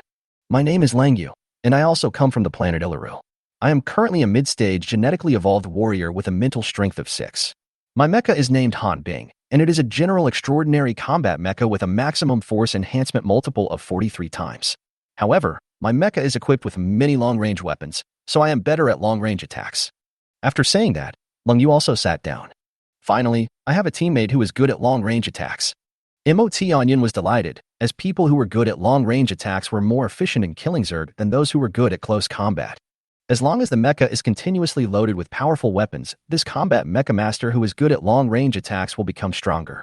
It can be said that the combat mecha division that is good at long-range attacks increases its strength the fastest. As long as the mecha weapon accessories arrive, its strength will increase immediately. However, the combat mecha division that excels at long-range attacks also has obvious shortcomings, because the ammunition and energy for the attack will run out. Although these energy crystals and ammunition can be stored in large quantities in the mecha weapon space, there will basically be no problem of running out of ammunition, but it takes time to refill. At this time, if an enemy approaches, you can only dodge. If you can't dodge, you can only engage in close combat. If you can't defeat the enemy in close combat, then you can only do nothing. In fact, combat mecha warriors who are good at long-range attacks are very afraid of being approached by the enemy. This is because the defense layer of the mecha body equipped with many weapons is very weak. If the defense layer is very thick and the mecha completely abandons movement speed and flexibility, then such a mecha is called a fortress-type mecha. Once you defeat the enemy, there is no need to hide. I'm John Thorne. Like Boss Tianyan, I'm also from the planet Iluru. I'm a mid-stage genetically evolved warrior with a mental strength of 5. My mecha is called the Storm Mecha, an ordinary combat mecha with a maximum force enhancement multiplier of 7. I'm good at using a warhammer, so I'm also good at close combat. Thorne finished. Nick was the only one present who had not introduced himself. Nick closed his eyes first, then took a deep breath and stood up. My name is Khadgar Mana Nick. I come from the planet Altabi, 11 light years away from the base. Nick felt a little embarrassed because he was the only one in the Tianyan team who was not from Uluru. I am an early-stage genetic evolution warrior with a mental strength of 5. My current mecha was built by the captain yesterday. I named it Nebula. The maximum force enhancement multiplier is 9 times, which is an ordinary combat mecha. I'm better at using a knife, so I'm also better at close combat. Nick said. Chapter 84 Zerg Nest. The vast and endless universe is dotted with stars. In less than 2 days, an interstellar shuttle warship crossed nearly 10 star systems, covering a distance of 1.4 light years. It took less than 2 days to complete a distance that even light would take 1.4 years to fly. The speed of this interstellar shuttle battleship is relatively fast. However, this speed is not even as fast as an ant crawling in the vast universe. It can only be regarded as the crawling of microorganisms. In fact, although this interstellar shuttle battleship took less than 2 days to travel a distance of 1.4 light years, it did not break the speed of light. Because photons propagate in the universe in a linear manner, and this interstellar shuttle battleship tears space to move over ultra-long distances, its movement is from one space to another, so its speed does not exceed the speed of light. Suddenly, this interstellar shuttle battleship stopped traveling through space, and instead sailed at high speed in its normal flight mode to the distant sky above a dark red planet. We have arrived at the mission location, Planet Lunarboa. Captain Emotianyan, please give us the next action instructions.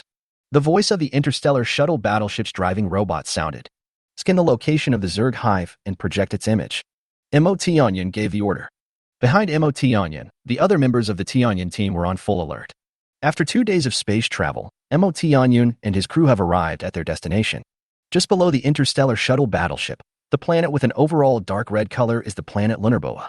Originally, the planet Lunarboa was not dark red, but it was invaded by the Zerg. The people on this planet who could escape escaped, and those who could not escape were killed by the Zerg and became food for the Zerg's evolution. The planet Lunarboa is an immigrant planet with a radius of about 20,000 kilometers. There used to be hundreds of millions of people living on this planet. However, all the prosperity of the past has been reduced to ruins under the brutal and ruthless claws of the Zerg. All life on this planet, including all animals and plants, became extinct and withered. The fertile soil, green forests, clear rivers, all these energy-rich substances were absorbed by the Zerg for evolution. Since this planet has become a place for the Zerg to grow and reproduce, why doesn't the Imperial military launch a devastating fire attack to directly destroy the entire Zerg nest? It's true, if it was the Alon Empire hundreds of years ago, they would definitely do the same thing. Now, they would no longer use such energy-wasting methods. Yes, this method of attack that directly wipes out an entire Zerg nest with high-energy weapons is a huge waste of energy. Generally speaking, this kind of small Zerg nest is thousands of kilometers in size, and the Zerg energy crystals that collect energy and are used to breed the Zerg are almost all tens of kilometers underground. Therefore, the Zerg nest within a radius of thousands of kilometers and tens of kilometers underground must be wiped out at once. Otherwise, the Zerg will continue to breed until they form a large enough number to invade the next planet. However, such a destructive high-energy weapon requires a huge amount of energy. In addition, the Alon Empire has a border of millions of light years. If such attack methods are used against every planet, the energy consumed will be calculated in units of total stellar energy. So, how does the Oran Empire utilize the energy of the entire galaxy? The Alon Empire uses energy conversion technology to convert star energy into energy crystals for storage and use. A small low-level energy crystal can power an ordinary combat mecha to fight for a month. Energy crystals are divided into low-level, medium-level, high-level, city-level, planetary level, base level, star level, black hole level, and galaxy level. The size of low-level, medium-level, and high-level energy crystals is relatively small, but the size of energy crystals above city level begins to become ridiculously large. The energy contained in the stellar-grade energy crystal is the total energy of a standard star. The volume of one of these energy crystals is as large as the entire Hanzon city. The scan of the Zerg nest location is complete. The interstellar shuttle battleship's intelligent computer projected the image of the Zerg nest in midair. The Zerg hive is located in the highest mountain range of the planet Lunarboa. This mountain range has been hollowed out by the Zerg, and the Zerg nest is built inside this mountain range which stretches for thousands of miles.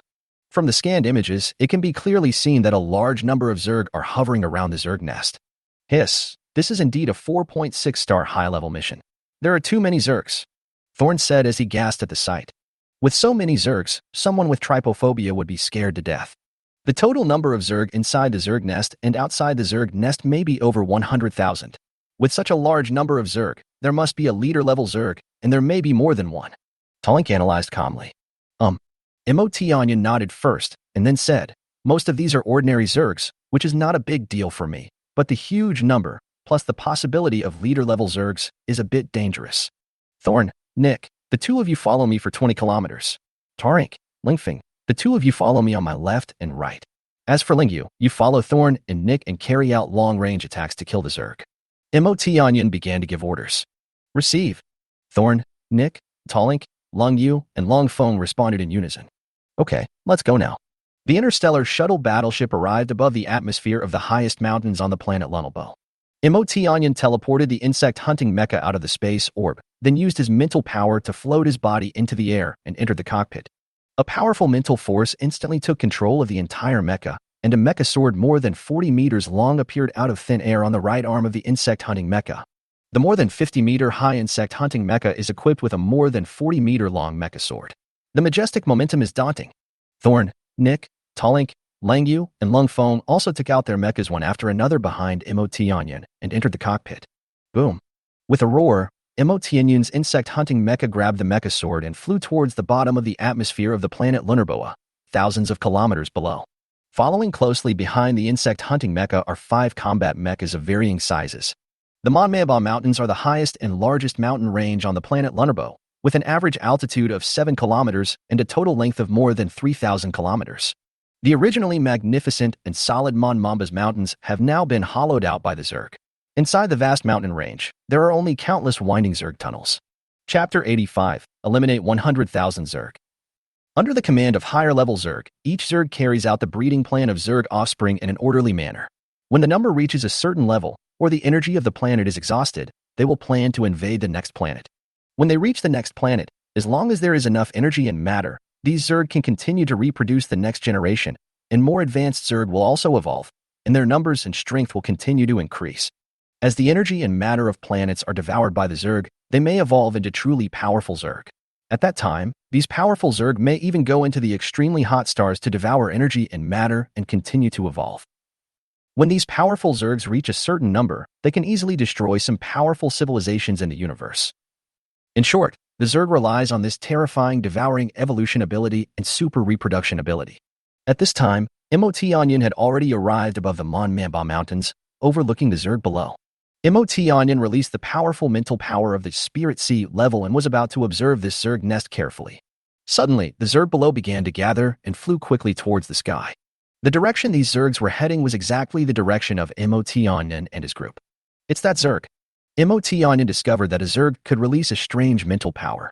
Although the strength of the mental power was far inferior to his own, he was discovered by the Zerg as soon as his mental power began to explore. The Zerg are coming. That's good. I don't have to go there in person. They are here. Tallink, Lingfeng, Thorn, Nick, Lingyu, the five of you get ready, the Zerg have discovered us. Emotionyan looked at the increasing number of Zerg flying towards him at high speed in swarms and spoke to his personal micro-intelligent computer.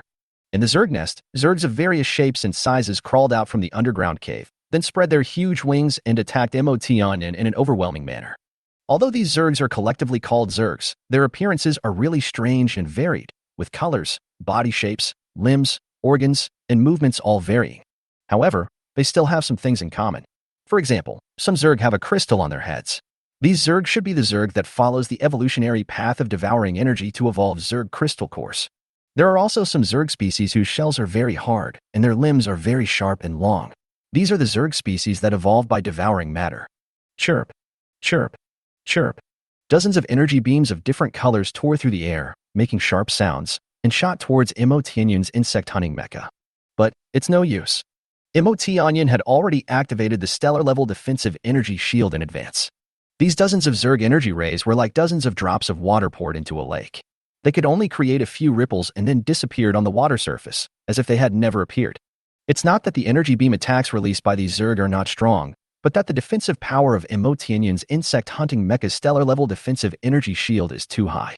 The rays of light released by these Zergs gathered together can make it difficult for an ordinary battle mecha to withstand it even if it uses all its energy to resist.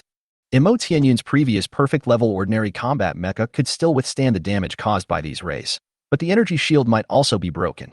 However, the energy intensity of the current insect hunter mecha is 2 levels higher than that of the previous Tianyan mecha, especially the transition from planetary-level high energy to stellar-level low energy.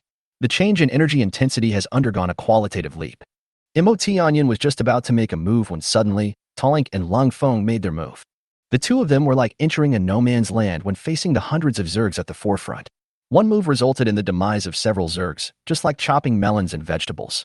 The mechas of Tallink and Lingfeng are both extraordinary combat mechas, and the normal physical strength of the two has reached the limit of the power of late-stage genetically evolved warriors.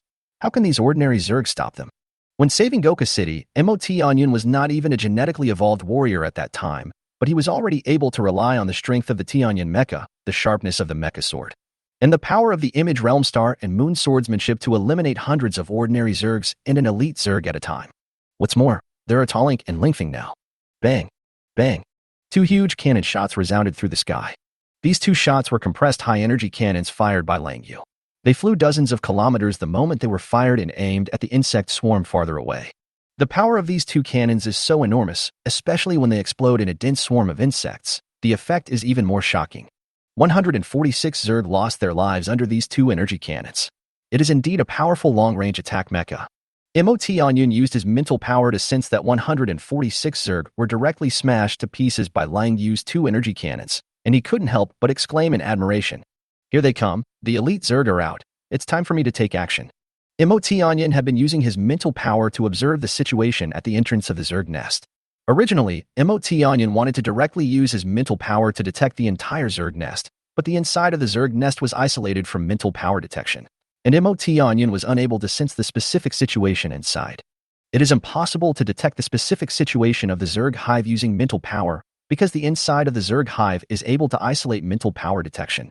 This knowledge can be learned during the military skills training of new recruits. However, MOT Onion only truly realized it now. At this time, the ordinary Zergs that were relatively close had been almost wiped out by Tallink, Lingfen, and Lingyu. Behind them, there were countless ordinary Zergs and hundreds of elite Zergs flying out from the entrance of the Zerg nest. Nick and Thorn in the distance also joined the battle at this time. They intercepted a small number of Zerg who attempted to attack Lingyu.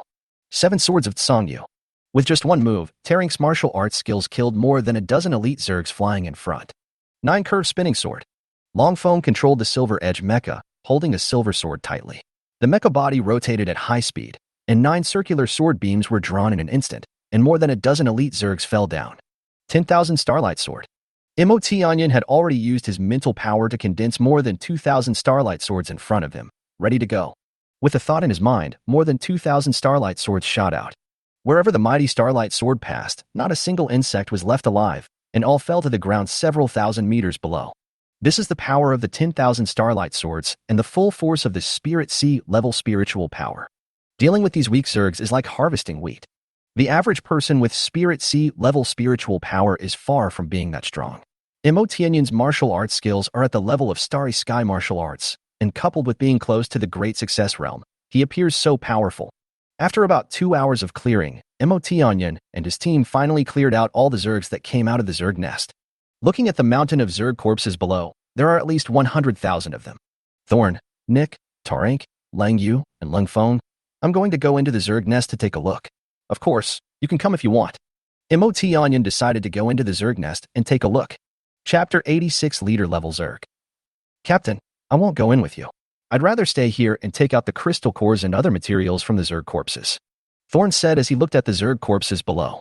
I will also stay and help Brother Thorn clean up these Zerg corpses. Nick said. Lingyu just shook his head. Then I'll go into the Zerg nest with you to take a look. I haven't seen the specific conditions inside the Zerg nest yet. Tallink said. You two go in. I won't follow you in. Captain T Onion is here anyway, so I can't help much. Besides, I have no interest in going in. Longfeng looked at Lingyu and wanted to stay with her. Well, Tallink, let's go. MOT Onion drove the insect hunting mecha towards the largest hole in the Zerg nest. The Monmeba Mountains were once the largest mountain range on the planet Lunarbo. The lower reaches of the mountains are densely covered with trees, while the middle part of the mountains has sparse trees and few animals. The top of the mountains is covered with snow all year round. Now the entire mountain range is desolate and barren, with bare ground everywhere. The beautiful flowers of the past have long since withered and perished, the towering green trees of the past have not even a stump left, and the lively birds, insects, and animals of the past have all become extinct. This was not only the case with the Mon Mamba's mountains, but also with the entire planet of Lunboa. Everything disappeared with the Zerg invasion. MOT Onion and his team had just eliminated at least 100,000 Zergs, most of which were ordinary-level Zergs, and the remaining tens of thousands were elite-level Zergs. Just these Zergs were able to wipe out all living things on a planet. Sadly, MOT Onion learned from the detailed intelligence about the mission to clear the Zerg hive on the planet Lunarboa that there is an epic combat mecha division on this planet. But when the Zerg invaded, it was commanded by a Lord-level Zerg. This epic battle mecha master faced a Lord-level Zerg alone. He tried his best and finally killed it. However, the epic battle mecha of this epic battle mecha master was destroyed to pieces by the final madness of the Lord-level Zerg. After the death of the Zerg Lord, this epic combat mecha division also died heroically under the siege of several leader-level Zergs. Therefore, the planet Lunarboa has since become the cradle for the Zerg to reproduce. Brother Thorn, the captain, is so powerful. He killed at least 80,000 of the 100,000 Zergs by himself, and most of the elite Zergs were killed by him. I'm afraid that an epic-level combat mecha division is no more than this, right? Nick said to Thorn. Boss Tianyun's move can condense thousands of swords at once. I don't know what kind of martial arts skill it is that can develop the power of mental strength to this extent. Thorn recalled MOT Tianyun's 10,000 Star Sword and said with a sigh. That's at least a martial arts skill at the level of Starry Sky martial arts. Don't think too much about it. That kind of martial arts skill requires at least spiritual C level of mental power to truly unleash its power. Longfeng said as he used a knife to dig out Zerg crystal cores from the Zerg corpses. But Longfeng himself was a little confused. He knew that MOT Onion also came from Uluru Star, so why did MOT Onion have so many high-end and precious things? For example, There is a perfect grade primary gene evolution potion that can greatly increase the strength of himself and Leng Yu within a few days. And there is also a martial arts skill of the Starry Sky martial arts level that does not exist on the Uluru planet. Moreover, Mo Tianyun's talent in combat and mecha manufacturing was so strong that Long Feng could hardly imagine it. The diameter of the entrance to the Zerg nest in front of us is about 1,000 meters, which is enough for mechas to fly in it and still appear very spacious. Mo Tianyan drove the insect-hunting mecha towards the entrance of the Zerg nest. Taling followed closely behind Mo Tianyan. The two went deeper and deeper into the Zerg nest and were now 50 kilometers below the surface. The underground space of this Zerg nest is really huge. It has hollowed out the underground of this mountain range. Mo Tianyan used his mental power to sense the surrounding space to prevent any Zerg sneak attacks. He also detected that the underground space of the Zerg nest was thousands of kilometers long. There are passages underneath, and there are 12 of them. Mo Tianyan checked carefully and found that there were 12 more passages deeper inside. Talink, there may be Zerg underground. Be careful. Mo Tianyan said to Talink. No. Talink will have the answer. There are 12 more channels below. Let me check the 8 channels on the left, and you check the 4 channels on the right. If you find anything, send me a message using your personal microintelligence brain. Mo Tianyan then said to Talink. Talink then drove his scabbard mecha to the right. Mo Tianyan came to the first passage on the left and flew downwards. The diameters of these 12 passages leading to deeper depths are more than 10 times larger than the passage that Mo Tianyan had just entered. In this dark underground space passage, it was extremely quiet, with only the roar of Mo Tianyan's insect-hunting mecha power system echoing in the passage. Is it over? The mecha landed on the ground of an underground space again. The eyes of the insect-hunting mecha had already released 2 white rays of light, which were constantly shining in the surroundings. At this moment, hundreds of densely packed red eyes suddenly lit up in the darkness. Each red eye was wide open, as if staring at something. Mo Tianyan suddenly felt as if many people were looking at him, so he turned around to take a look. Hundreds of huge dark red eyes came into view, and Mo Tianyan immediately controlled the insect-hunting mecha to take 2 steps back involuntarily. All-round ultra-long distance lighting mode activated. Mo Tianyan's heart moved silently, and the insect-hunting mecha emitted strong rays of light all over its body, illuminating the entire underground space as bright as day. Suddenly, a Zerg about 1,000 meters long was hovering not far in front of Mo Tianyan. This long Zerg head has hundreds of eyes, which are exactly the hundreds of red eyes that Mo Tianyan just saw. Its body is over 1,000 meters long, covered with a green shell. It has countless sharp legs that are slowly wriggling, and there is a pair of retracted yellow wings on its back. Boss-level Zerg. Mo Tianyan was wondering why he didn't see the leader-level Zerg appear. It turned out that it was hiding in a huge underground space deep in the Zerg nest. Chapter 87 Zerg Hive Energy Crystal worth 10,000 points. What's that huge thing behind it? Why is it glowing? Mo Tianyan had never seen this huge luminous object before. Because this huge luminous body was blocked by the huge Zerg body, now that it has left its original position, it will naturally appear. This huge luminous body is not small. Mo Tianyan can see from a long distance that it is very huge. This luminous body is spherical as a whole. There is something on the ground supporting this luminous body, making it stand in the air in the huge underground space. However, before Mo Tianyan could take a closer look, this leader-level Zerg rushed towards Mo Tianyan with its huge body. Mo Tianyan controlled the insect-hunting mecha and quickly moved to the side, easily avoiding the impact of the giant insect. The impact of this huge leader-level Zerg caused the entire underground space to shake violently. After Mo Tianyan dodged this collision, the leader-level Zerg took the opportunity to swing its tail violently, ready to hit Mo Tianyan's insect-hunting mecha directly. But how could Mo Tianyan be defeated so easily by this leader-level Zerg? Mo Tianyan was seen controlling the insect hunter mech to move back dozens of meters easily and naturally. The whip-like tail of the leader-level Zerg swept across the air next to the insect hunter mech at a high speed, but did not touch the insect hunter mech at all. The control skills of this mecha are extremely exquisite. There are no unnecessary movements at all, and everything is just right. This is the microcontrol level of mecha manipulation skills. Even Lieutenant Colonel Chris, who taught Mo Tianyan mecha control skills, had never reached this level of mecha control skills. When Lieutenant Colonel Chris was teaching Mo Tianyan the mecha control skills, he said that the mecha control skills are divided into 5 levels from low to high: initial control, precise control, micro control, integration, and freedom of movement. Only when the mental power reaches the spiritual C level can the mecha control skills exert their true power. It took Lieutenant Colonel Chris so many years to reach the precision control level. When he taught Mo Tianyan the mecha control skills, it took less than 10 days, and Mo Tianyan's mecha control skills had already reached the precision control level. This already made him feel ashamed. If you knew that Emotianyun's current mecha control skills had reached the micro-control level, I wonder if he would spit out blood on the spot? 10,000 Starlight Sword. Emotianyun condensed more than 2,000 Starlight Swords, and then shot them out, slashing towards the head of the leader-level Zerg. These more than 2,000 Starlight Swords were fiercely inserted into the head of this leader-level Zerg. Suddenly, streams of green liquid flowed out from the head of this leader-level Zerg. Boom. The huge body of the leader-level Zerg collapsed with a loud bang, causing the entire space to shake. The collapsed huge body was still shaking, its mouth constantly opening and closing, and bursts of shrill roars echoed in this huge underground space. Obviously, this leader-level Zerg had been severely hit on the head by Emotianyun, and now it could only wail continuously and was completely unable to attack. The way the Zerg wailed was truly disgusting.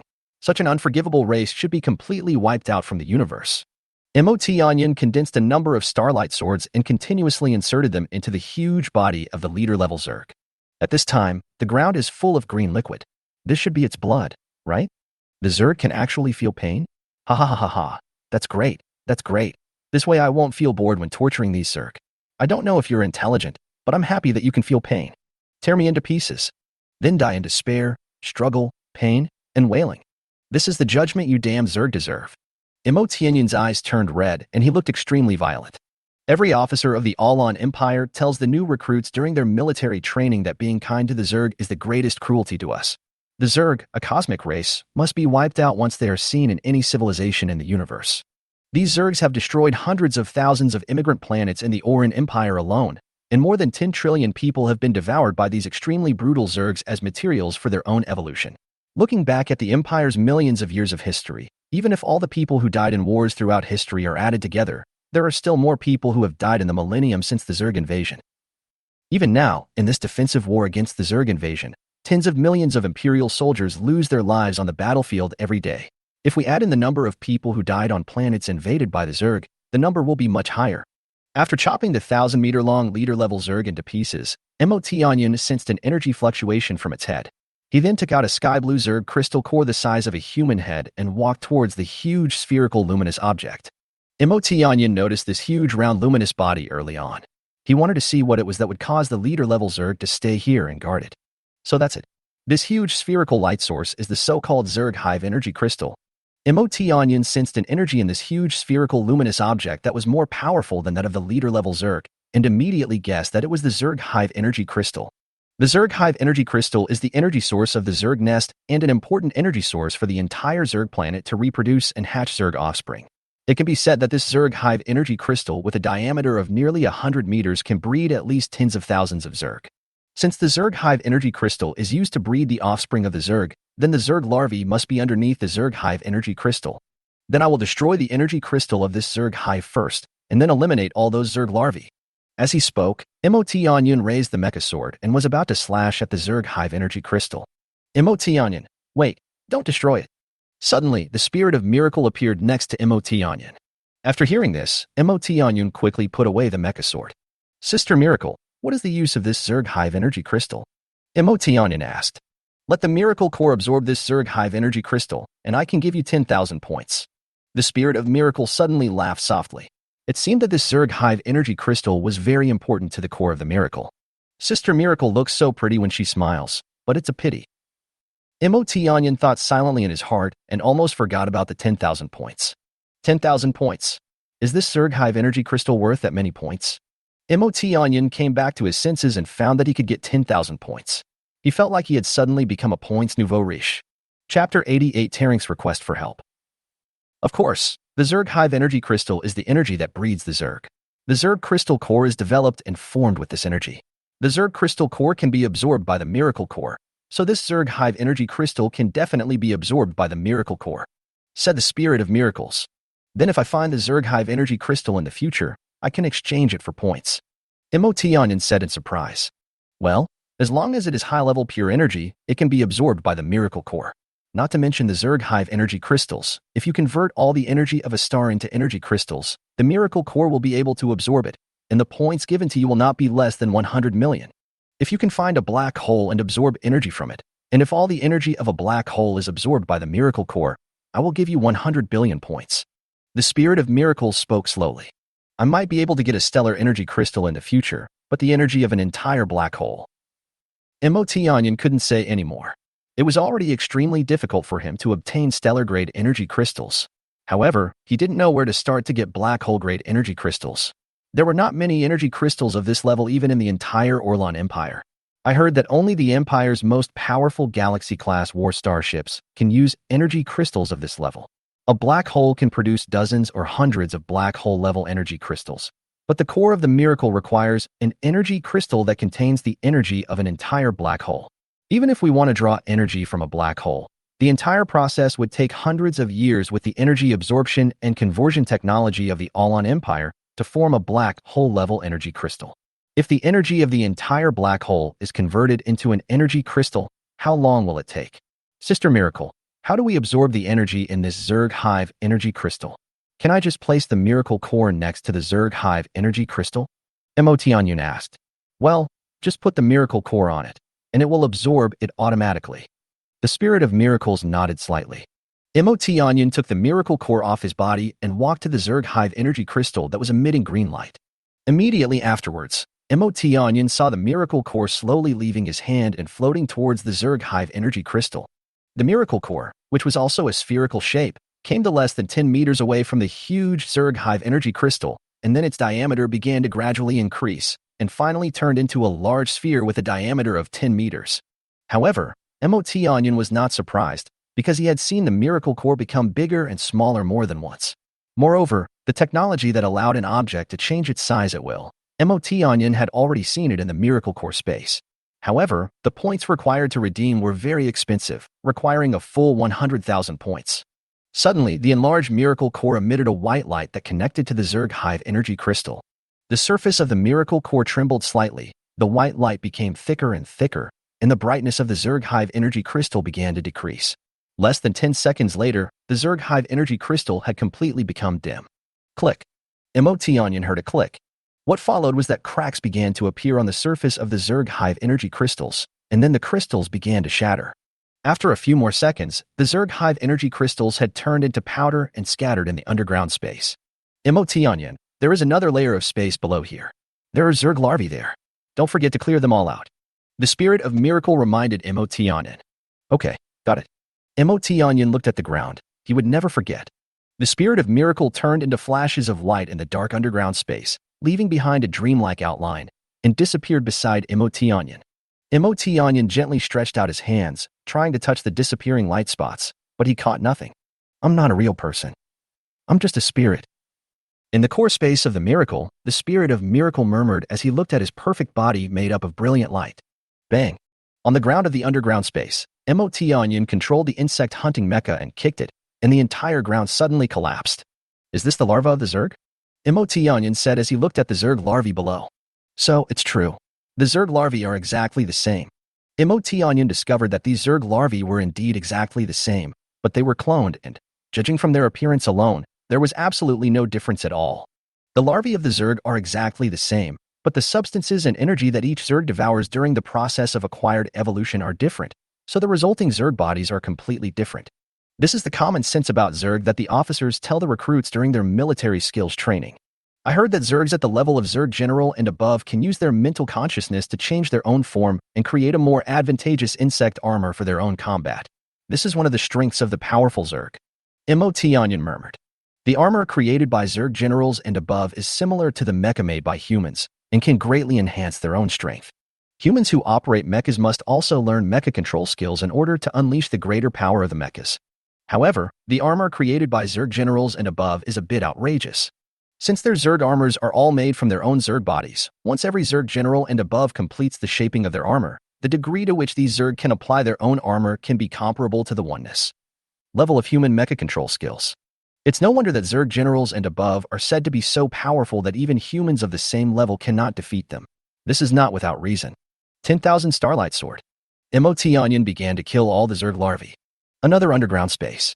There are two huge monsters here that are constantly attacking a mecha that is fleeing in all directions. I can barely deal with one leader-level Zerg, or even kill it, but there are actually two of them here. Tarink said helplessly. 7 Swords of Tsongyu. Using his own special move again, Tarink repelled 2 leader-level Zergs again. There's no other way. I can only ask the captain for help. Tarink stopped trying to be tough and started sending messages to Emotionyan. Captain, there are 2 leader-level Zergs here. I can't hold on any longer. Request support. Suddenly, a message came from Talink. It's almost there. Hold on. Onion looked at Talink's location on his personal micro-intelligent computer and immediately prepared to rush there. Chapter 89. The sharpness of the sword depends on one's heart. A mecha emitting brilliant white light was traveling at high speed in the dark underground space. This passage is too winding. If it were a straight road, I would be there in 10 seconds. Now it will probably take 2 minutes. Onion said while looking at Talink's position. Oh no. Talink saw a huge tentacle waving towards his mecha. Due to its fast speed, he had no time to dodge and could only withstand the attack of the huge tentacle. Boom. Talink's scabbard mecha was instantly blasted away and crashed into the dirt wall of the underground space, with the entire mecha embedded in it. Then, another leader-level Zerg rushed over quickly. Talink had no time to check the condition of his mecha and started to dodge quickly. The leader-level Zerg with only a few long tentacles had been staring at his mecha for a long time, and 5 more tentacles came to besiege Talink. Get out of my way. Veins bulged on Talink's head as he controlled the mecha to dodge left and right, once again avoiding all tentacle attacks. However, the tentacles of this leader-level Zerg were not only fast but also very flexible. Talink was unable to dodge the second round of attack and was knocked into the mud wall again.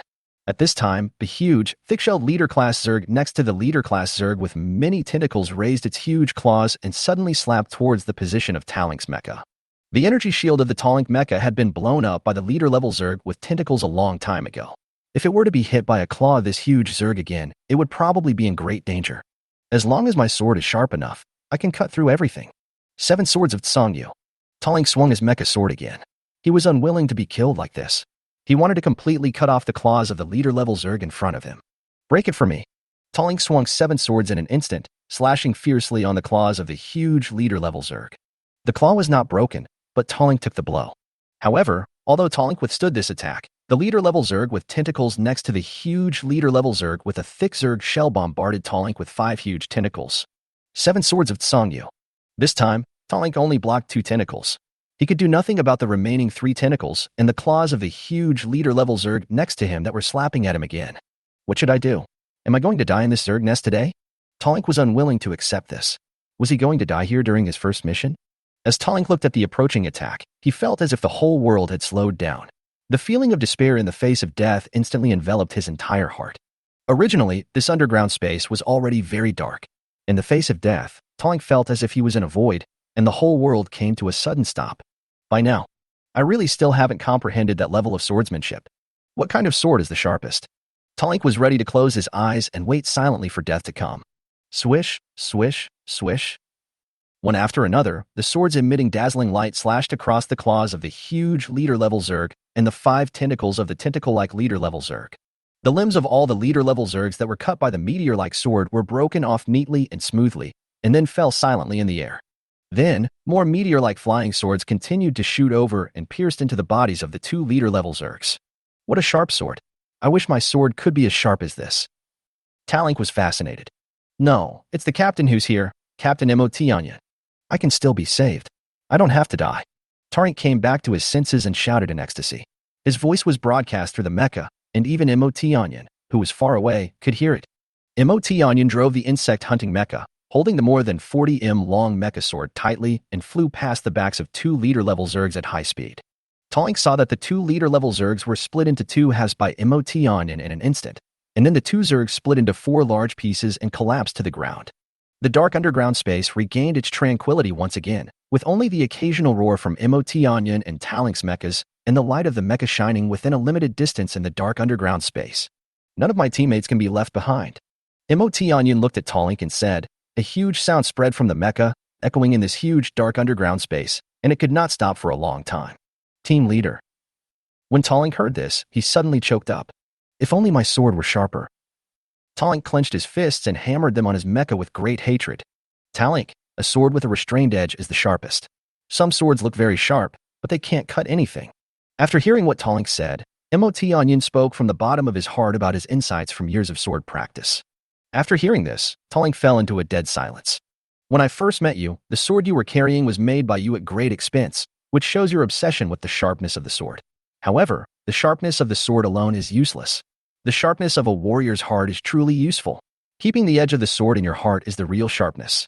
Onion said slowly. The edge of the sword is hidden in the heart. So that's how it is. No matter how sharp a sword is, how can it be sharper than a warrior's heart of martial arts? Taling suddenly realized and spoke as if he had just woken up from a dream. 7 Swords of Tsangyu. Taling came in front of one half of the body of a huge leader-level Zerg and used the special move he had just learned. With a loud crash, this half of the Zerg body split into 2 halves again. The power is indeed much greater. My Tsangyu swordsmanship has actually reached the great perfection realm. Since my last breakthrough to the minor success level in Tsangyu swordsmanship, I haven't made any progress in almost 6 years. When I was a child, my family said that I was a genius in swordsmanship, so they gave me the Tsangyu swordsmanship to practice. Until I reached the minor success stage when I was an adult, the whole city of Uluru and even the Uluru planet knew about it. But 4 or 5 years passed, and I didn't make any progress at all. My heart for martial arts started to become confused. I no longer focused on practicing Tsangyu swordsmanship, but wanted to improve the power of my swordsmanship. So I set my sights on the sword itself. The material, weight, and sharpness of the mecha sword and the sword I have. Taring spoke slowly, recalling his past experience of practicing swordsmanship. It turns out that it's not that the sword is not sharp enough, but that my martial arts heart is rusted and become dull. Taring said as he stroked his now beating strong and powerful heart. Chapter 90, Gaining a Large Amount of Points at Once. Imo Tianyan looked at Taling with a smile. He was very happy that his teammate's swordsmanship had made some breakthroughs because of his words. Thank you, Captain. Taling bowed deeply towards Imo Tianyan and said gratefully. Imo Tianyan arrived here in time this time and saved Taling's life from the claws and tentacles of 2 leader-level Zergs. He also gave him guidance, allowing his Tsangyu swordsmanship to break through to the great perfection realm. In the face of Imo Tianyan's great kindness, Taling's deep bow was nothing. He was really stupid at the time. He actually asked Captain Imo Tianyan to demonstrate his mecha manufacturing technology on the spot before agreeing to let him join the Tianyan team. If he could go back to the past, he, Taling, would definitely join Imo Tianyan's team without hesitation. Taling thought silently in his heart. No need to do that. Saving you is just a piece of cake. We are teammates, and I am your captain. Besides, we are compatriots. Killing Zerg and saving compatriots is a natural thing. You don't have to be so polite. Imo Tianyan hurriedly persuaded. Only then did Taling slowly stand up. Look at your mecha. It's in such a broken state. You should leave now and return to the ground. I will be in charge of exploring the underground space here. You don't have to be so stubborn anymore. Imo Tianyan said as he looked at Taling's mecha. Well, okay, Captain. I'll be leaving now. I'll leave this place to you. Taling staggered away in the tattered scabbard mecha, leaving Imo Tianyan alone in the underground space. Haha, there are Zerg Hive energy crystals here. This gives me another 10,000 points. When Imo Tianyan saw Taling leave, he immediately smiled and said. It turned out that the reason why Imo Tianyan was so anxious to get Taling away was because there was a Zerg Hive energy crystal here. After taking away the blue crystal cores of the 2 leader-level Zergs, Imo Tianyan hurriedly ran to the Zerg Hive energy crystal and took out the miracle core. After a while, the miracle core absorbed all the energy from the Zerg Hive energy crystal and returned to its original appearance. I got 10,000 points again. When I was on Uluru, there were no Zergs to kill, so points were always a rare thing. Now it's much easier to earn points. Although these points are just a drop in the bucket compared to those very precious things, it also gives me some hope. Imo Tianyan murmured to himself with joy. Ever since Imo Tianyan's mental power broke through the Spirit Sea level, he can use his mental power to connect to the core space of miracles at any time. Even in the outside world, he can fight while distractedly checking the drawings and formulas in the core space of miracles. Imo Tianyan also passed the 3rd of the 10 trial levels set by the Spirit of Miracle in the simulation space, freeing himself to view more blueprints and recipes. Now he can view blueprints and recipes of the level of legendary mecha blueprints. The minimum points required to redeem the legendary mecha blueprint are 10,000 points, and the highest is 1,000,000 points. Although some legendary battle mechas that require very low redemption points are much more powerful than epic battle mechas, they are particularly ordinary compared to those legendary battle mechas that require very high redemption points. Tianji Huanyue Mecha Blueprint, Legendary Combat Mecha, Maximum Force Enhancement Multiple, 1086, redemption points required, 15,000. Wuzhan Jingong Mecha Blueprint, Legendary Combat Mecha, Maximum Force Enhancement Multiple, 1111, points required for exchange, 22,000. By Guangyin In Mecha Blueprint, Legendary Combat Mecha, Maximum Force Enhancement Multiple, 1250, exchange required points, 28,000. The redemption points required for these mecha blueprints are very few among the legendary mecha blueprints, so these legendary mechas are not very powerful. The following are all legendary mecha blueprints that require millions of points. Tianlei Shiyun Mecha Blueprint, Legendary Combat Mecha, maximum force enhancement multiple, 1086, redemption points required, 15,000. Solsaro Steel Feather Mecha Blueprint, legendary combat mecha, maximum force enhancement multiple, 8452, points required for redemption, 845000. Ninshin White Emperor Mecha Blueprint, legendary combat mecha, maximum force enhancement multiple, 9260, points required for redemption, 890000. Shining Sun Darkstar Mecha Blueprint, legendary combat mecha, maximum force enhancement multiple, 9486, points required for redemption, 945500. Shwani Yuli Mecha Blueprint, legendary combat mecha, maximum force enhancement multiple, 9591, points required for redemption, 970000. There is also a legendary mecha blueprint that is the most eye-catching. Nine Lights Holy Light Mecha Blueprint, perfect legendary combat mecha, maximum force enhancement multiple, 10,000, exchange requires 1 million points. Perfect legendary battle mech, 10,000 times the highest force enhancement multiplier, more than 10 times more powerful than the epic battle mech. If I use the military merit points I get from completing this mission to buy the Earth Core, I have just collected all the materials for the Thousand Swords mecha. I wonder how many materials this legendary mecha will take. MOT Onion side. By the way, aren't there 12 passages leading to different underground spaces in the Zerg nest? I wonder if there are any leader-level Zergs and Zerg Hive energy crystals in the underground spaces connected by other passages. It would be great if there were. MOT Onion suddenly remembered that there were 12 passages in this Zerg nest leading to deeper underground spaces. First, eliminate all the Zerg larvae under the energy crystals of this Zerg Hive. MOT Onion used his mental power to condense the Starlight Sword, and in the blink of an eye, all the Zerg larvae under the energy crystal of the Zerg nest were destroyed. He then headed for other deep underground spaces that had not been explored before. A leader-level Zerg and a Zerg Hive energy crystal. MOT Onion came to an underground space, where there were indeed leader-level Zergs and Zerg Hive energy crystals. MOT Onion killed the leader-level Zerg again, then took out the Miracle Core and absorbed all the energy of the Zerg Hive energy crystal. 1, 2, 3 deep underground spaces. MOT Onion explored them one by one, and found leader-level Zergs and Zerg Hive energy crystals in each deep underground space. I've really made a fortune this time. 120,000 points. This doesn't even include the points from the 15 leader-level Zerg crystal cores in my hand, and the nearly 100,000 ordinary and elite Zerg crystal cores outside. If all of them are absorbed by the Miracle Core, then my points may be 300,000.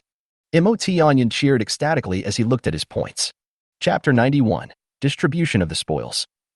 300,000 points are enough for me to redeem these 2 potion formulas. As long as I can prepare these 2 potions in batches, my strength will have a huge explosion. MOT Onion showed a look of joy, and muttered to himself as he looked at the 2 potion formulas in the core space of the Miracle.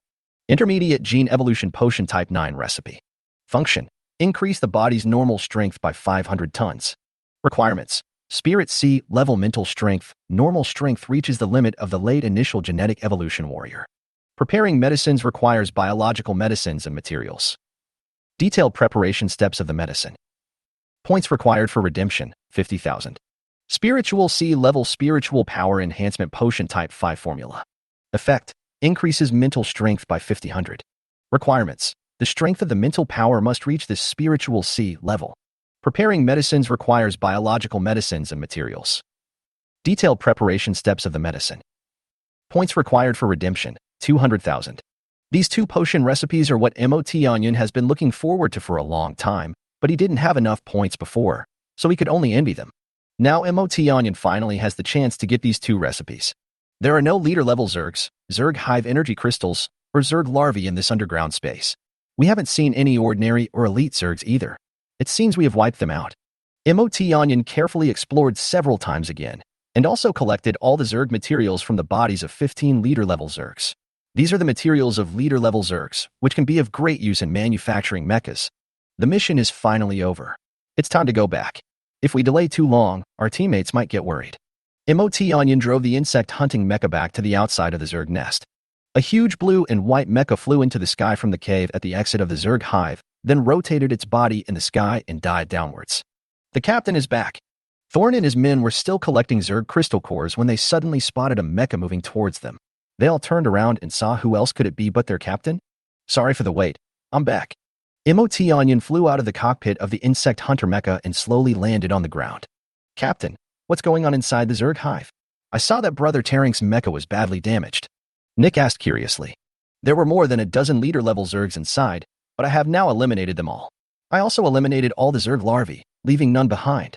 Upon hearing this, MOT Onion turned around and looked at Tallink, only to see him concentrating on decomposing the Zerg body materials and taking out the Zerg crystal cores. There are no Zerg in this Zerg hive now, but I don't know if there are other Zerg nests on the planet Linerboa. Then, MOT Onion looked at the entrance of the Zerg nest in the distance and spoke slowly. No, I just returned to the interstellar shuttle battleship and used a large intermediate intelligent computer to scan the planet. I have confirmed that there are no other Zerg nests. In addition, 644 ordinary Zerg and 124 elite Zerg just rushed back from other parts of the planet. We have all eliminated them together. Lungi walked over and said, "Very good." MOT Onion nodded. Having such teammates saved him a lot of time and energy. How's the collection of Zerg crystal cores going? MOT Onion continued to ask. Boss T Onion, the 5 of us plus the Zerg material collector have collected almost half of the Zerg materials and crystal cores in the past few hours. Fortunately, we prepared enough large-scale space storage devices in advance to carry away all the materials and crystal cores of 100,000 Zergs. Thorn reported to MOT Onion. Okay, now hurry up and clean up the battlefield, collect Zerg materials and crystal cores, and then we will distribute them according to the number of Zerg killed recorded by our personal microintelligence computers. After MOT Onion finished speaking, he led the T Onion team to continue to reap their fruitful results. 1 hour later, MOT Onion and his team completed collecting all the Zerg materials and crystal cores. Hey, come on everyone, it's time for us to divide the spoils. These Zerg crystal cores and Zerg body materials are valuable items on any planet out there. Now that so many Zerg crystal cores and Zerg body materials are put together, they are worth a lot. MOT Onion took out all the large space storage devices containing Zerg crystal cores and Zerg body materials, and prepared to start distributing them according to the number of Zerg killed recorded by his personal microintelligent brain. The Imperial military has the right to determine the ownership of the bodies of the Zerg that died on the battlefield. Whoever killed them will own them. Of course, this is only the treatment available to the Combat Mecha Division Corps. Those ordinary soldiers who rely on advanced energy weapons to kill the Zerg will belong to the military if they can leave the Zerg bodies behind. However, under normal circumstances, the Zerg bodies cannot be left behind, because under the attack of high-level energy weapons, ordinary Zerg would have been reduced to ashes long ago. Only high-level Zerg bodies can be left behind, and those Zerg body materials will never fall into the hands of ordinary soldiers. The method of allocating resources based on the number of Zerg killed recorded by personal microintelligence computers is a common method of allocation in the military. Whoever kills a certain number of Zerg will be allocated the same number of crystal cores and materials. Everyone thinks this is very fair. After all, the more you work, the more you get. The less you work, the less you get. And if you don't work, you get nothing. The personal microintelligent brain will automatically record the number of Zerg killed by each person and reward the corresponding military honors for killing Zerg. For example, in this Zerg elimination mission, MOT Onion's personal microintelligent computer recorded the number of Zerg of each level killed and rewarded corresponding military honors. The following are the military honors awarded for killing each Zerg species. Killing a normal Zerg gives you 0.1 military honor points. Kill an elite Zerg and get 10 points of military honors. Kill a Zerg boss for 1,000 points of military honors. Kill a Zerg lord for 10,000 military honors. Below is the cumulative number of Zerg kills of various levels recorded by MOT Onion's personal microintelligent brain. MOT Onion. Kill ordinary Zerg 81161. Kill elite Zerg 942. Kill 15 boss Zergs. Total military merit value, 32,536.1. In the end, MOT Onion got himself 81,161 bright white Zerg crystal cores, 942 emerald green Zerg crystal cores and corresponding Zerg body materials. Together with the 15 sky blue Zerg crystal cores and Zerg body materials taken from the 15 leader-level Zergs, it seems that the harvest this time is quite fruitful. Chapter 92. A distress message from 0.1 light-years away. In addition to MOT Onion, others also had gains, but compared with MOT Onion's gains, they were completely insignificant. Thorn's harvest was very small. He was allocated a total of 1,271 bright white Zerg crystal cores, 12 emerald green Zerg crystal cores and corresponding Zerg body materials. Nick's harvest was very little, a total of 718 bright white Zerg crystal cores and corresponding Zerg body materials. As for the emerald green Zerg crystal cores, there was not a single one. In other words, Nick was unable to kill even a single elite Zerg. Tarink got a lot, the most among all people except MOT Onming. He obtained 5,103 bright white Zerg crystal cores, 102 emerald green Zerg crystal cores and corresponding Zerg body materials. Long Feng was ranked third in the Tianyin team in terms of spoils, with a total of 4,454 bright white Zerg crystal cores, 87 emerald green Zerg crystal cores, and corresponding Zerg body materials. Lang Yu could have been allocated more Zerg crystal cores and Zerg body materials, but the frustrating thing was that she used energy weapons for long-range attacks, so some of the Zerg bodies and Zerg crystal cores were blown to pieces on the spot. So the Zerg crystal cores and Zerg body materials allocated to her were relatively few. In fact, everyone has experienced this situation, accidentally attacking the Zerg crystal core, causing those Zerg to die on the spot. This is also a relatively effective means of attack. It can be said that the Zerg's weakness is the Zerg crystal core. Of course, the problem is that first you have to find the location of the Zerg's crystal core, and then you have to penetrate the Zerg's extremely hard shell before you can attack the Zerg's crystal core. So it is still a bit difficult to use this method. If you encounter those powerful Zerg, this method may have miraculous effects. The combat spoils that Lang Yu finally obtained included 4154 bright white Zerg crystal cores, 112 emerald green Zerg crystal cores, and corresponding Zerg body materials. It is worth noting that Lang Yu killed more elite Zergs than Tallink. Is it because the shells of elite Zergs are harder and thicker than those of ordinary Zergs? Captain, didn't you say before that we can exchange Zerg crystal cores for perfect primary gene evolution potions? I want to use these crystal cores to exchange for some perfect primary gene evolution potions. Is that okay? Captain. Thorn walked over a little nervously, but with a hopeful gleam in his eyes, and he spoke to Mo Tianyin in a pleading tone. Mo Tianyin took a look and saw Thorn handing him a space bracelet. Well, I always keep my promises. You don't have to worry about me going back on my word. After hearing this, Thorn's uneasy heart finally calmed down. Mo Tianyin checked and found that there were 1,271 bright white Zerg crystal cores and 12 emerald green Zerg crystal cores in the space bracelet. Those were all the Zerg crystal cores that Thorn owned. Well, I can give you 56 bottles of perfect grade primary gene evolution potion, which will be enough to increase your strength to 100 tons. But you must pay attention to the dosage and don't exceed the range of your mental endurance. Also, you can take these Zerg body materials to the trading area and sell them to merchants who specialize in purchasing Zerg body materials in exchange for some materials for making extraordinary battle mechas. Then I will help you make an extraordinary battle mecha. But from now on, the Zerg cores you obtain will belong to me. How about that? I don't need Zerg body materials. I only need Zerg cores. Captain, am I being very generous? Mo Tianyin laughed out loud. Although Thorn did not obtain many Zerg crystal cores, he handed them all over to Mo Tianyin. Mo Tianyin was still very pleased and decided to cultivate Thorn with all his strength so that he could obtain more Zerg crystal cores in the future. So stupid. This Mo Tianyin is really so stupid. I thought he was so smart. I didn't expect he could be so stupid. In the core space of the miracle, the spirit of miracle said angrily, "You are obviously strong enough and don't need to bring these burdens with you. Wouldn't all the Zerg cores be yours? Why do you want to drag these people to share the benefits? Isn't it better to enjoy these benefits by yourself?" The spirit of miracle looked at the Zerg crystal cores in the hands of Nick, Tallink, Lang Yu, and Long Feng outside and said with regret while gritting his teeth, "The weak cannot be relied upon. Only when you become strong on your own can you be truly strong. Although you have a kind heart, true kindness is not simply helping the weak. Such low-level kindness will only interfere with their growth and future. The real supreme kindness is like water, which can embrace everything, nourish everything, destroy everything, and even create everything. The eyes of the spirit of miracles are deep, like endless black holes that can swallow and destroy everything. If you want to stand among the strongest in the universe, your training is far from enough. Captain, these are all my Zerg crystal cores, a total of 718 pieces, and they are not enough to pay for the cost of manufacturing your mecha." Nick said in confusion and distress. He had clearly tried his best in this mission, but he still didn't have enough 800 ordinary Zerg crystal cores. "It's okay. I'll try harder to kill more Zergs next time."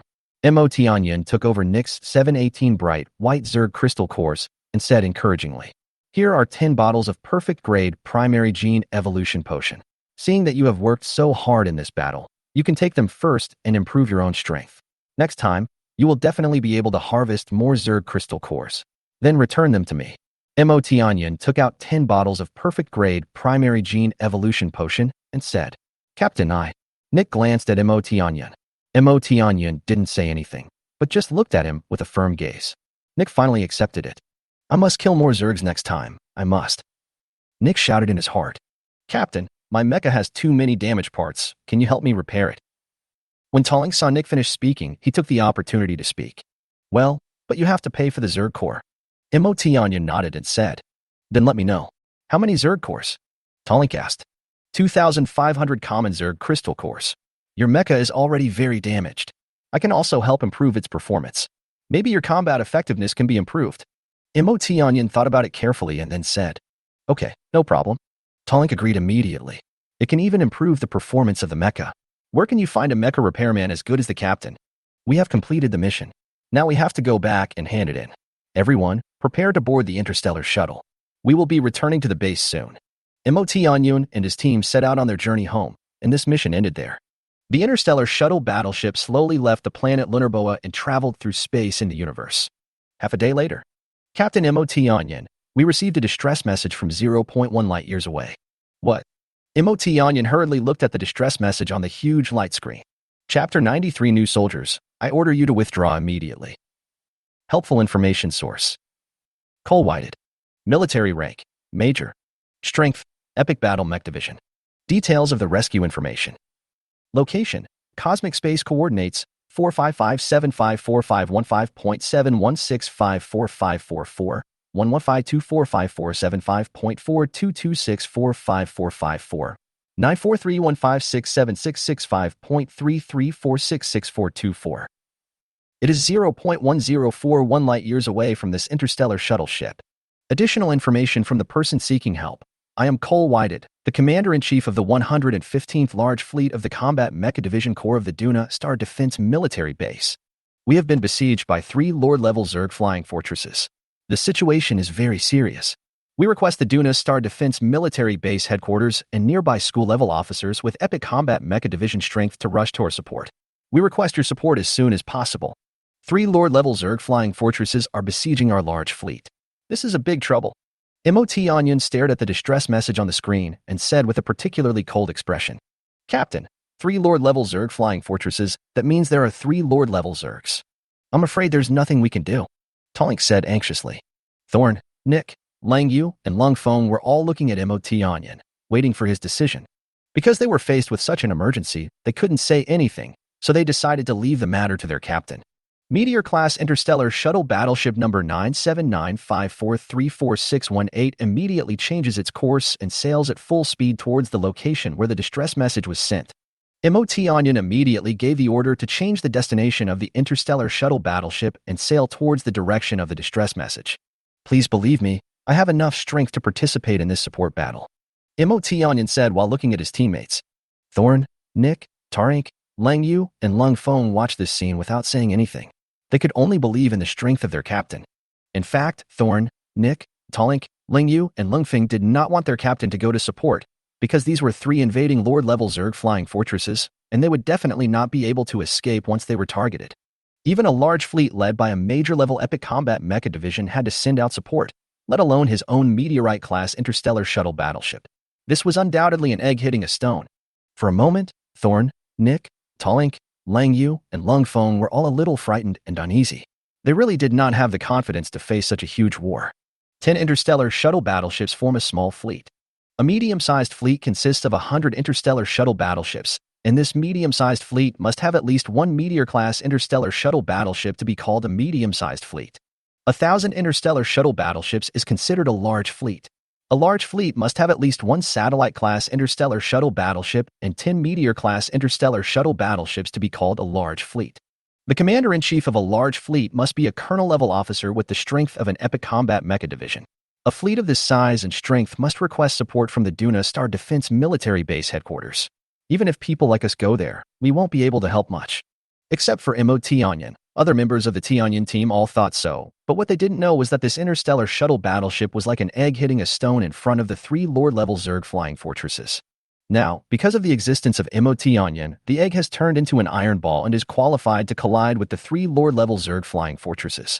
In just half an hour, our fleet has lost nearly 1/5 of its interstellar shuttle warships. This way of fighting won't work.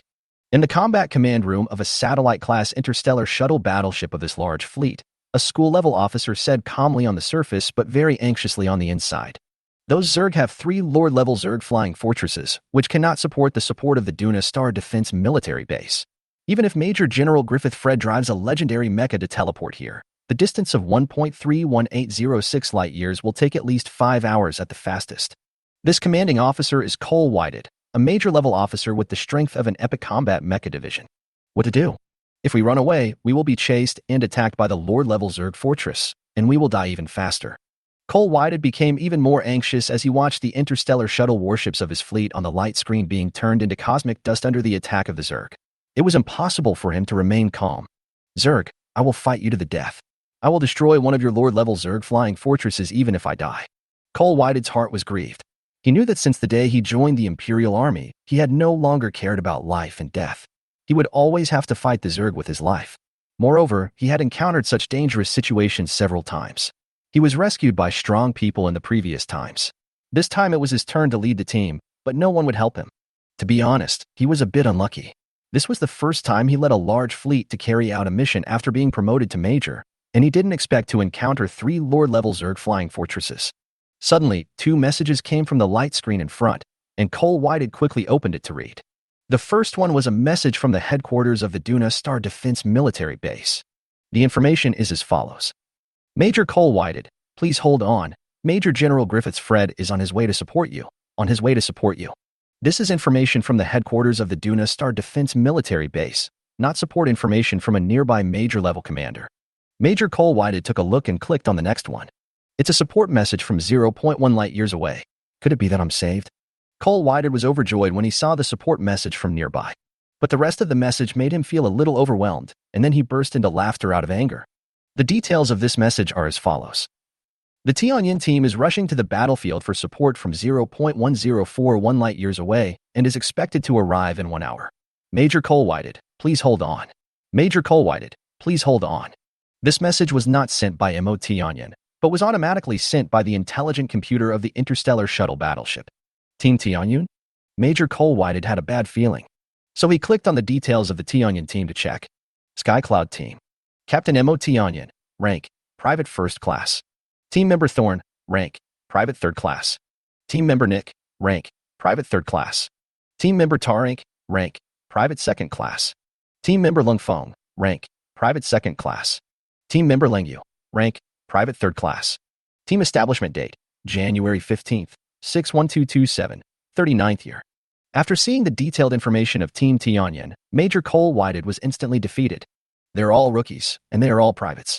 What's the use of such cannon fodder? Is this a large-scale war that you rookies can get involved in? You are really fearless. A mere squad of rookies dares to come to support us. If I saw them, I would run away immediately. Major Cole Whited suddenly yelled. This attracted the attention of several other captain-level officers in the satellite-level combat command room. Isn't this messing with our mentality? The situation on the battlefield is so dire right now, and this Tianyin team is sending messages to disrupt our command. Yes, Major Cole Whited is very angry with him. This is too disruptive to the morale of the army. We must send the entire Tianyin team to a military court. Even if we die in this war, they will not survive. Cole Whited immediately sent a message back to MO Tianyin and the others. MO Tianyin saw that there was suddenly a message on the screen, so he clicked it to check. This was a video message. As soon as MO Tianyin opened it, a holographic image of Major Cole Whited appeared in front of MO Tianyin and his group. New recruits of the Tianyin team, this war is not something you can interfere with. Listen to me now, get as far away as possible and don't get involved in this war anymore. Your participation will not even cause a single wave in this war. Warships like yours will be destroyed every few seconds in this war. I order you to retreat immediately. The image of Major Cole White had said angrily. MO Tianyin didn't pay much attention to it, and the interstellar shuttle battleship continued to move towards the direction of Major Cole White. Captain, why don't we leave? I feel like this war is not something we can get involved in, and our limited military strength won't be of much use. Long Yu persuaded. As a member of one of the 8 major families on Ilaru Star, Lang Yu naturally knew a lot of things. Before she joined the Combat Mecha Division Corps, she had already learned a lot of military knowledge and knew the power of large fleets and Lord-level Zerg flying fortresses. She believed that even if all of Team Tianyin joined the battlefield, it would be difficult to influence the outcome of the battle, because the Zerg had 3 leader-level Zerg flying fortresses, which were equivalent to the combat power of 3 large fleets. Even if the Tianyin team included 4 of their own extraordinary class combat mecha divisions in the battle, the gap in strength between the 2 sides was still huge. You don't have to join the battlefield, I am enough. MO Tianyin remained unmoved. He did this because he had his own reasons. We don't need to go for support? Captain Tianyin, are you enough by yourself? Talink knew that MO Tianyin was very strong, but he didn't expect that his captain would be so confident.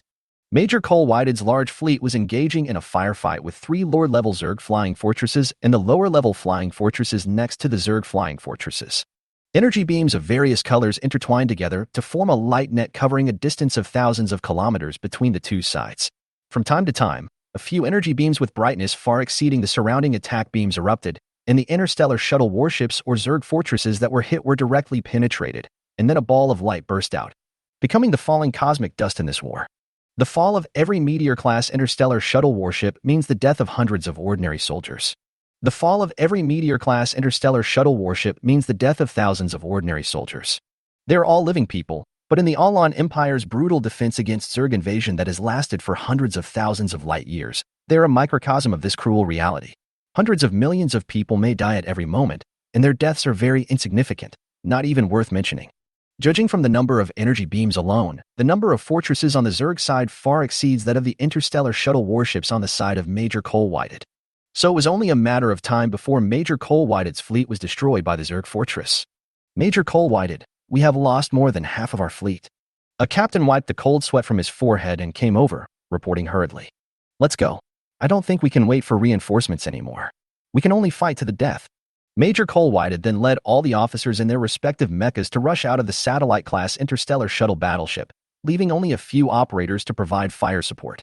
This Satellite-class interstellar shuttle battleship has a total length of 10 kilometers, and the caliber of its main gun is over 300 meters wide. A huge energy beam with stellar-level energy intensity fired from it is enough to kill a Leader-class Zerg that is over 1,000 meters in size. However, the main gun consumes a huge amount of energy, and the recharging time is a bit long. In addition to the main gun, there are many secondary turrets, which is also a fire attack method of this Satellite-class interstellar shuttle battleship. As a group of combat mecha division officers drove at least extraordinary combat mechas to join the battlefield, the 3 Zerg lower-level Zerg flying fortresses and other lower-level Zerg flying fortresses surrounding them. There are also many leader-level Zergs. Even the most noteworthy and huge Zerg appeared, the Zerg Lord. And there are not just one, but 3. The Lord-class Zerg fortress is spherical in shape, with a diameter of 15 kilometers. The Zerg body of the Zerg Lord is also 10 kilometers long, which is comparable to the size of a Satellite-class interstellar shuttle battleship. The epic battle mecha driven by Major Cole Whited was only 100 meters tall and was like an ant in front of the Zerg Lord. However, although the epic battle mech is smaller in size, its toughness is comparable to that of the Zerg Lord. Major Cole Whited drove a blue and red epic battle mecha named Thunder Spear, holding a golden spear hundreds of meters long and killing the nearest Zerg Lord at a speed of 200 kilometers per second. Just by looking at the speed of the epic battle mecha, it can be seen that the power of the epic battle mecha has far surpassed that of the extraordinary battle mecha. Even MO Tianyun's Insect Hunter mecha, a perfect grade super combat mecha, has a maximum speed of only 10 kilometers per second. At this moment, MO Tianyun's interstellar shuttle battleship had arrived in outer space not far from where the war was taking place. Chapter 94, Dangerous Situation.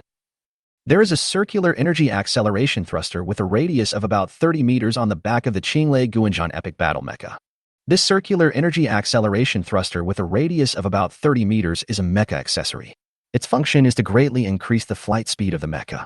The more advanced the mecha, the larger the size of the mecha itself will be, the stronger its performance will be, and the higher its energy level will be. At the same time, the role of mecha accessories will truly come to the fore. The most basic functions of mecha combat accessories are to enhance strength, defense, and increase speed. This circular energy acceleration thruster with a radius of about 30 meters is used to increase the flight speed of the mecha, but the increased flight speed of the mecha is too terrifying, directly increasing the speed of the epic combat mecha to 200 kilometers per second. This is the true power of mecha accessories. Then why didn't MO Tianyun make mecha accessories for the Insect Hunter mecha? This is because the combat mechas of the extraordinary combat mecha level and below are still too small, and those powerful mecha accessories cannot be installed at all.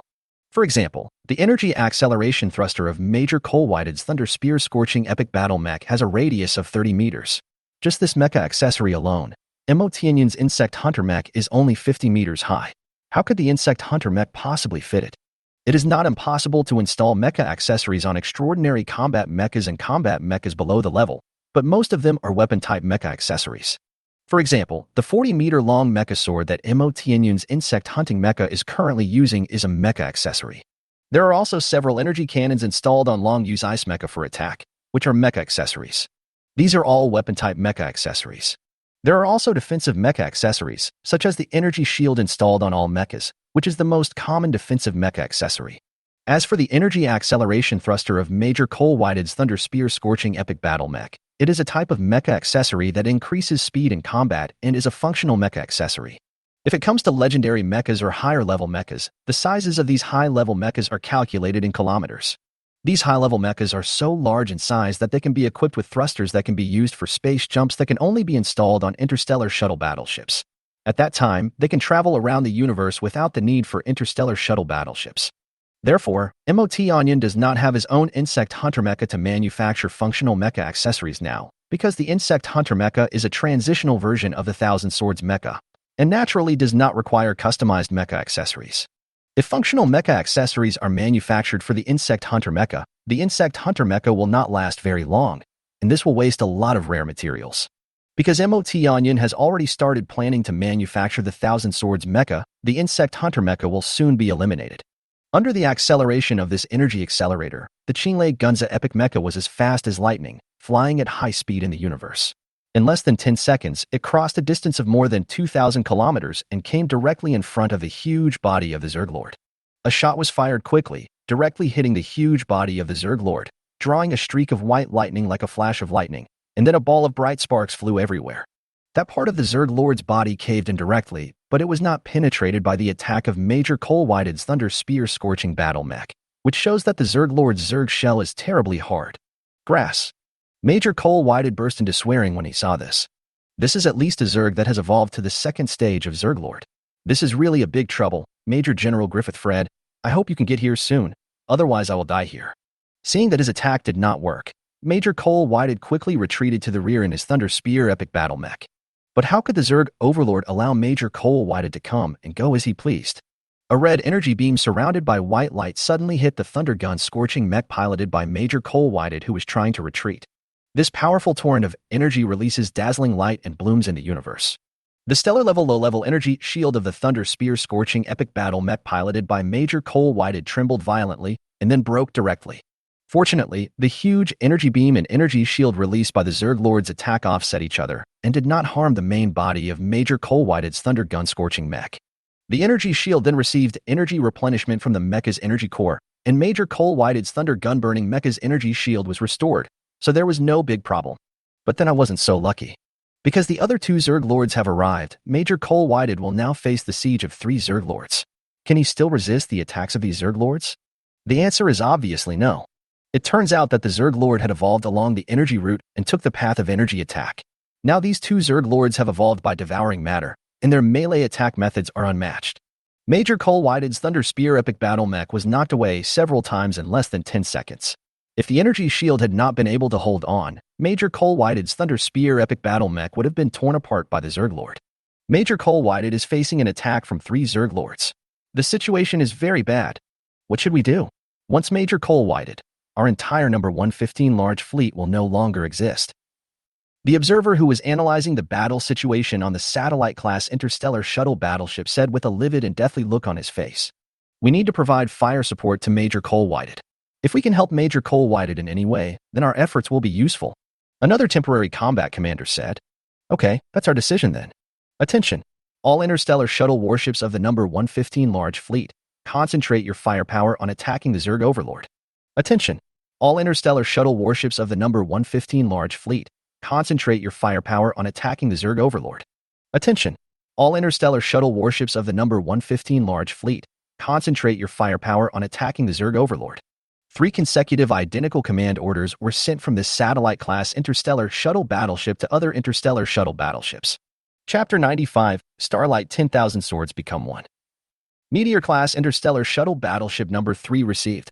Meteor-class interstellar shuttle battleship number 4 received. Meteor-class interstellar shuttle battleship number 7 received. Meteor-class interstellar shuttle battleship number 10 received.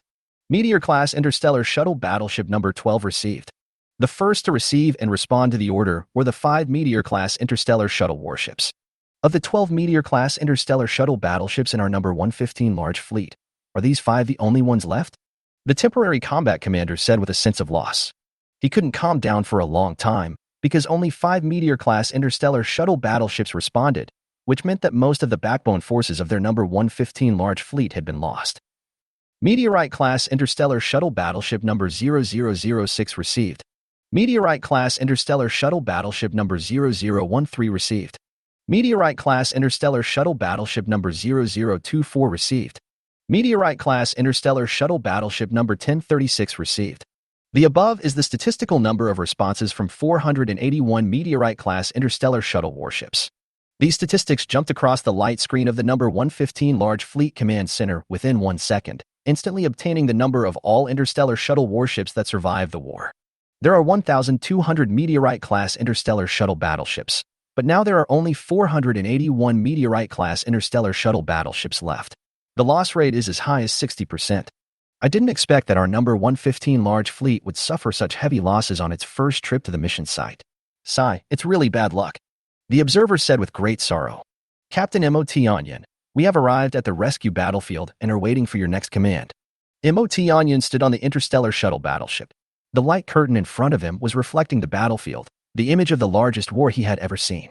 From the image on the light screen, we can see 3 giant Zerg lords flying in outer space, besieging a blue-red mecha. There were also countless intertwined colorful energy rays, accompanied by vigorous explosions, and one interstellar shuttle warship or Zerg flying fortress after another was directly penetrated and then disintegrated into fragments, scattered in the universe. Suddenly, hundreds of interstellar shuttle warships aimed at a Zerg lord, and hundreds of energy rays seemed to be concentrated on the Zerg lord's body through convex mirrors. The Zerg lord didn't react for a moment. Even its indestructible Zerg shell, which was materialized by devouring, was pierced with a huge hole. Then the energy beam directly and seriously injured its body. Good job. Major Cole Whited shouted in surprise. Thunderous.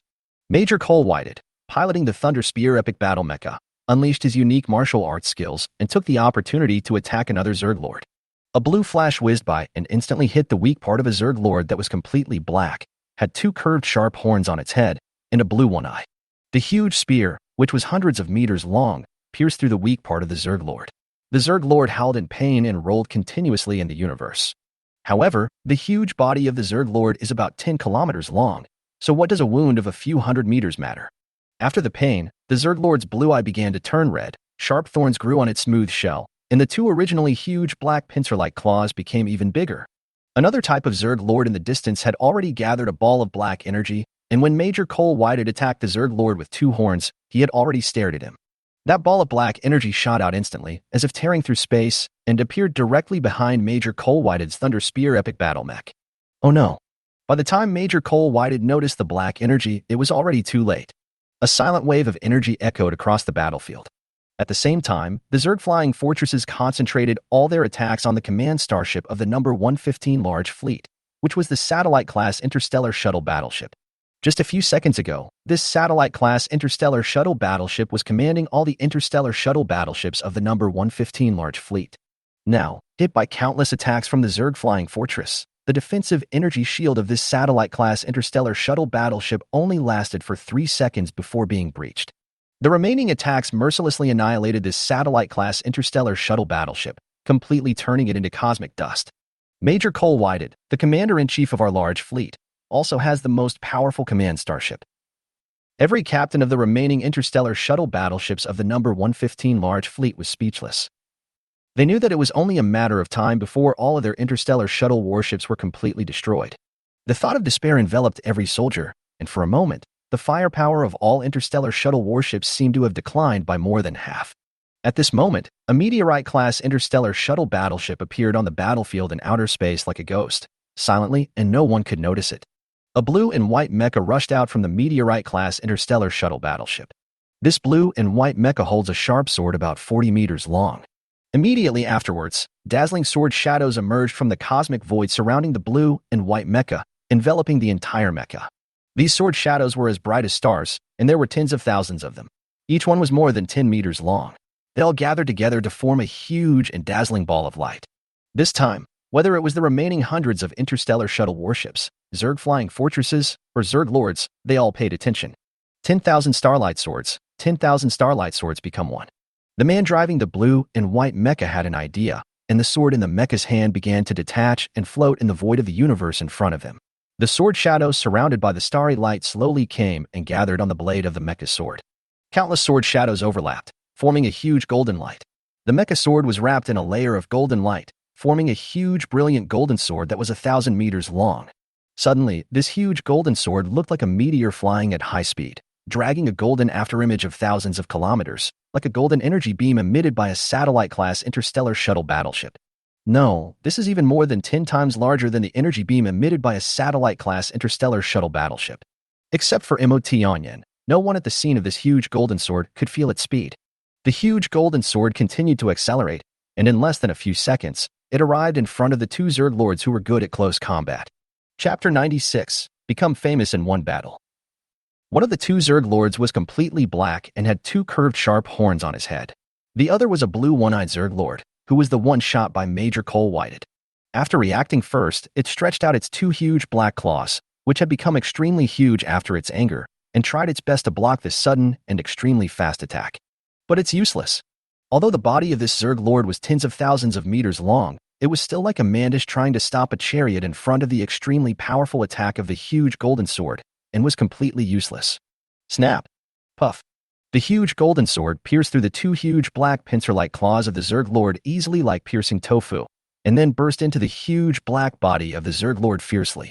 Then, the huge golden sword pierced through the black body of the Zerg lord in less than an instant, and then a huge hole was torn in the middle of the black body of the Zerg lord. But the speed of the huge golden sword did not slow down at all, and it shot towards another even larger Zerg lord. The result was the same. The huge golden sword still smashed the Zerg lord's body into pieces, leaving a hole in the middle. Then, the huge golden sword continued to attack the third Zerg lord. Now the Zerg lord, who has taken the energy evolution route and evolved to the second stage of Zerg lord, has already reacted and is ready to condense energy to fight against the huge golden sword. Finally, before the huge golden sword arrived, the Zerg lord, who had taken the energy evolution route and evolved to the second stage of Zerg lord, had completed the condensation of a high-intensity energy attack. At this time, the huge golden sword was already not far away. The Zerg lord who took the energy evolution route suddenly ejected a black light from the purple Zerg crystal core on his head. A black energy ray and a huge golden sword collided violently in the universe, instantly generating a huge wave that continuously distorted the universe within a radius of thousands of miles. In the center of the collision between the huge golden sword and the black energy beam, flashes of light continued to flash, and from time to time, expanding black and gold lightning and sparks appeared. In less than 3 seconds, the huge golden sword suddenly defeated the black energy beam. The reason why the golden giant sword is slightly better is that the golden giant sword is not on the left. A joke. After defeating the black energy ray, the huge golden sword continued to rush towards the Zerg lord on the energy evolution path. This Zerg lord of the energy evolution path had no other choice but to use his Zerg body to resist the huge golden sword. The result was slightly better than the previous two Zerg leaders. There was only a small hole in his body, which was only a minor injury. To put it simply, from the time the huge golden sword appeared until now, almost 20 seconds have passed. What's going on? Could it be that Major General Griffith Fred has already arrived to support and take action? Probably not. I heard that Major General Griffith Fred uses a knife, and his legendary mecha is over 1,000 meters tall. Even if it's not Major General Griffith Fred, the officer who made the move should be at least a lieutenant colonel or even a colonel. Yes, he was able to severely injure two Zerg lords and slightly injure another Zerg lord with one strike. I think his strength should be at the colonel level. Yes, if a being of this level strikes, a casual blow can be equivalent to the power of a planetary-class interstellar shuttle battleship, which is much more powerful than a satellite-class interstellar shuttle battleship. At this time, the blue and white mecha had traveled nearly 2,000 kilometers and arrived at a very dilapidated epic battle mecha. This broken and shattered epic battle mecha is none other than Major Cole Whited's Thundergun Scorching mecha. Major Cole Whited was not in any danger of life under the protection of the epic battle mecha core. At this time, he was also using his Spirit Sea level of mental power to observe the outside world through the mecha core. Which lord from the Dunistar Defense military base is this? Why haven't I seen this blue and white mecha before? And this blue and white mecha doesn't look like an epic battle mecha. If it is an epic battle mecha, shouldn't it be at least 100 meters tall? Major Cole Whited's face showed surprise and confusion, but more of it was the joy of surviving the disaster. Suddenly, the person controlling the blue and white combat mecha inside used his mental power to convey a mental message, which made Major Whited stunned for a moment and unable to come back to his senses for a long time. That piece of spiritual information is, Major Cole Whited, I'm glad to see that you're okay. You don't have to guess who I am. I'm the captain of the Tianyun squad, Imo Tianyun, whom you call a rookie. That's right.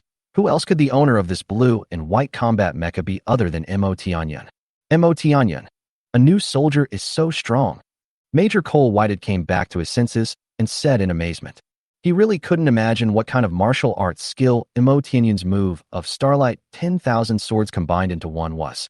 After all, Major Cole Whited had already deeply imprinted this move in his mind through his mental power. After Imo Tianyun conveyed the message with his mental power, he no longer paid attention to Major Cole Whited because he had more important things to do, which was to send these 3 injured Zerg lords to hell. Mental power can convey information as long as the mental power reaches the spiritual C level, but the information transmission distance is limited and cannot be very far. Imo Tianyun took back the huge golden sword, which seemed a little strange at this time, because the height of the insect hunting mech controlled by Imo Tianyun was only 50 meters, but the weapon in the hand of the insect hunting mech, the 10,000 Starlight Sword in the Great Perfection Realm, and combined with tens of thousands of Starlight Swords, was actually thousands of meters long. It's like a 2-meter-tall man holding a 40-meter-long sword. Although it looks very majestic, it is also very strange. Well, to be able to achieve this, Imo Tianyun's 10,000 Starlight Sword has not only reached the Great Perfection Realm, but he can also combine tens of thousands of Starlight Swords into one. Wasn't Imo Tianyun's 10,000 Starlight Sword only at the minor success level before? How come it has suddenly become a major success now? And he can even combine tens of thousands of Starlight Swords into one? This story begins with Imo Tianyun's previous mission to clear the Zerg Hive on the planet Lunarboa. At that time, when Imo Tianyun was searching for Zerg Hive energy crystals in the underground space of the Zerg Hive, the 12 passages leading to the 12 deep underground spaces were guarded by leader-level Zerg. Among them, Imo Tianyun encountered a leader-level Zerg that was really difficult for him to deal with. This leader-level Zerg had no other means of attack, but he had a particularly hard Zerg outer armor. Using the Zerg outer armor, he curled up his body and turned it into a huge ball, chasing and colliding with Imo Tianyun everywhere. Imo Tianyun usually relies on his Starry Sky martial arts level martial arts skills and has already accomplished 10,000 Starlight Sword to be invincible and successful in everything he does. But this time he is helpless when he encounters this leader-level Zerg. This forced Imo Tianyun to use his mecha sword to engage in close combat with the leader-level Zerg. With the maximum force enhancement multiplier of the mecha, the blessing of thousands of Starlight Swords, as well as his mental power and the ultimate strength of a late-stage genetically evolved warrior. Although Imo Tianyun finally penetrated this leader-level Zerg, he could not be happy. This means that Imo Tianyun's 10,000 Starlight Sword attack is not perfect enough. At least enemies of the same level can block it. This is a martial arts skill at the level of Starry Sky martial arts, and it is at the minor success stage. Yet, it was completely blocked by a leader-level Zerg. What if it encountered a more powerful Lord-level Zerg? Wouldn't that mean we are truly helpless? Imo Tianyun is a person who is good at discovering and solving problems. This way of thinking in advance has always been his forte. Why is it that my spiritual power at the spiritual C level is more than 2,000 times stronger than that at the perception level? Why can't the 10,000 Starlight Swords break through to the great success level and condense tens of thousands of Starlight Swords? Imo Tianyun remembered that when he had just mastered the 10,000 Starlight Swords, he was already able to condense 10 Starlight Swords.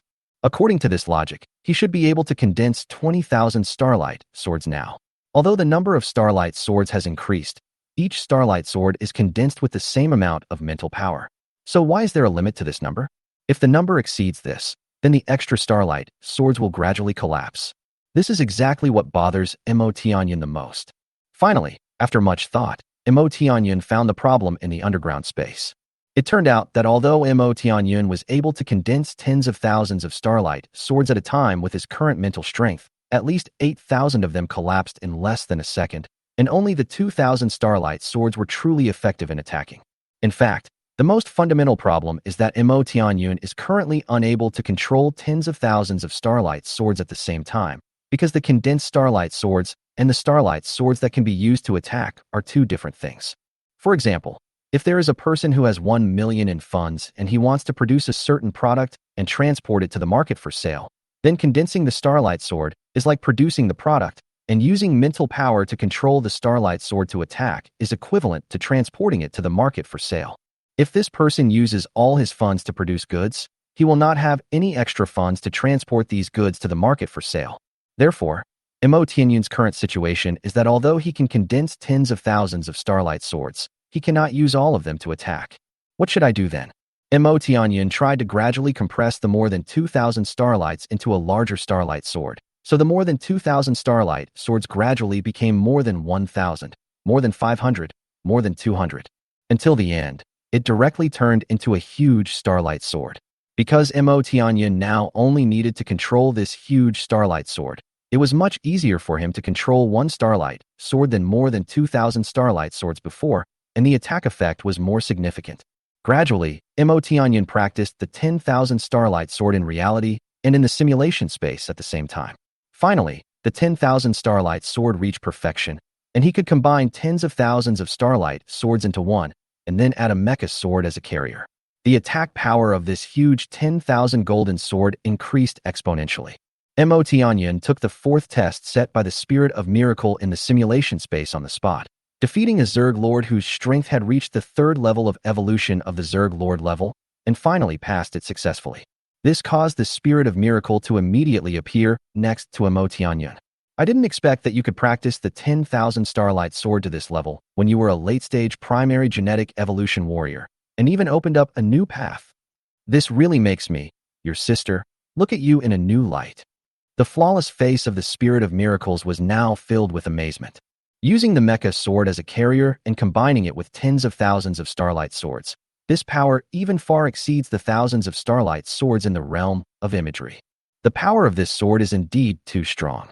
Many high-level genetically evolved warriors are unable to cultivate the martial arts skills of the Starry Sky martial arts level to the great perfection level, let alone condense them into one like you. The Spirit of Miracles continued speaking slowly. Am I the only one who can condense these tens of thousands of Starlight Swords into one? Can't others do it? Mo Tianyun asked doubtfully. The Spirit of Miracles replied, yes, you are the only one who can condense the 10,000 Starlight Swords into one among all those who have practiced the 10,000 Starlight Swords. But while the Spirit of Miracle was answering Mo Tianyun, he was thinking in his heart, Mo Tianyun, you are a person who possesses 4 strong hearts. You are considered a true genius in the vast universe. Most people with the same talent as you were born in powerful advanced civilizations. They look down on martial arts skills like the 10,000 Starlight Sword. People with poor talent cannot condense the 10,000 Starlight Sword into one. So it is indeed only you who can achieve this with the 10,000 Starlight Sword. How awesome am I? Mo Tianyun was overjoyed by the praise of the Spirit of Miracle. Mo Tianyun was very happy to be praised by such a perfect miracle sister. After all, the Spirit of Miracle usually attacked him, and this was the first time that she praised him like this. Came to the 2 seriously injured Zerg Lords. 10,000 Starlight Swords. 10,000 Starlight Swords become one. Mo Tianyun used his ultimate move again and easily eliminated the 2 seriously injured Zerg Lords. Then, with a little more effort, kill the Zerg Overlord who is on the quantitative evolution path. Finally, unite the remaining interstellar shuttle warships and extraordinary combat mechas to destroy all Zerg flying fortresses. The whole process took less than an hour. Mo Tianyun's brilliant achievements and combat videos had already been transmitted back to all senior military officers at the Duna Star Defense military base. From then on, Mo Tianyun became famous in one battle. Chapter 97 Never Expected. Over an hour ago, Duna Star Defense military base, command center area, base headquarters command building. What is the current situation of the number 115 large fleet? A colonel and several lieutenant colonels hurried into the command room for handling emergencies. Among the lieutenant colonels, there was a familiar face. That familiar face was Lieutenant Colonel Chris. Reporting to the commanders, the number 115 large fleet was besieged by 3 Zerg Lord-level Zerg flying fortresses at the same time, and now more than half of the interstellar shuttle battleships have been lost. Also, Major General Griffith Fred set out for the battlefield more than an hour ago. Due to the long distance, it may take at least 4 hours. The Imperial soldier who reported the situation spoke a little haltingly, but he still reported all the situations. Okay, got it. The colonel nodded expressionlessly, and the 4 lieutenant colonels beside him were also silent. After hearing these reports, they all knew that by the time Major General Griffith Fred arrived at the battlefield, the Zerg might have already completely defeated the number 115 large fleet or even escaped. Because in just an hour or so, the number 115 large fleet has lost more than half of its troops. It seems that the number 115 large fleet will be completely wiped out this time. In fact, For these officers who have been in the army for many years, such things have happened many times, but it is still inevitable to feel sad. After all, that was an entire large fleet. There were only more than 100 large fleets in the entire Duna Star Defense military base. How could they not be heartbroken? Look, this is the battle footage transmitted back from one of the Meteor-class interstellar shuttle battleships of the number 115 large fleet. Everyone looked up, including all the colonel-level officers.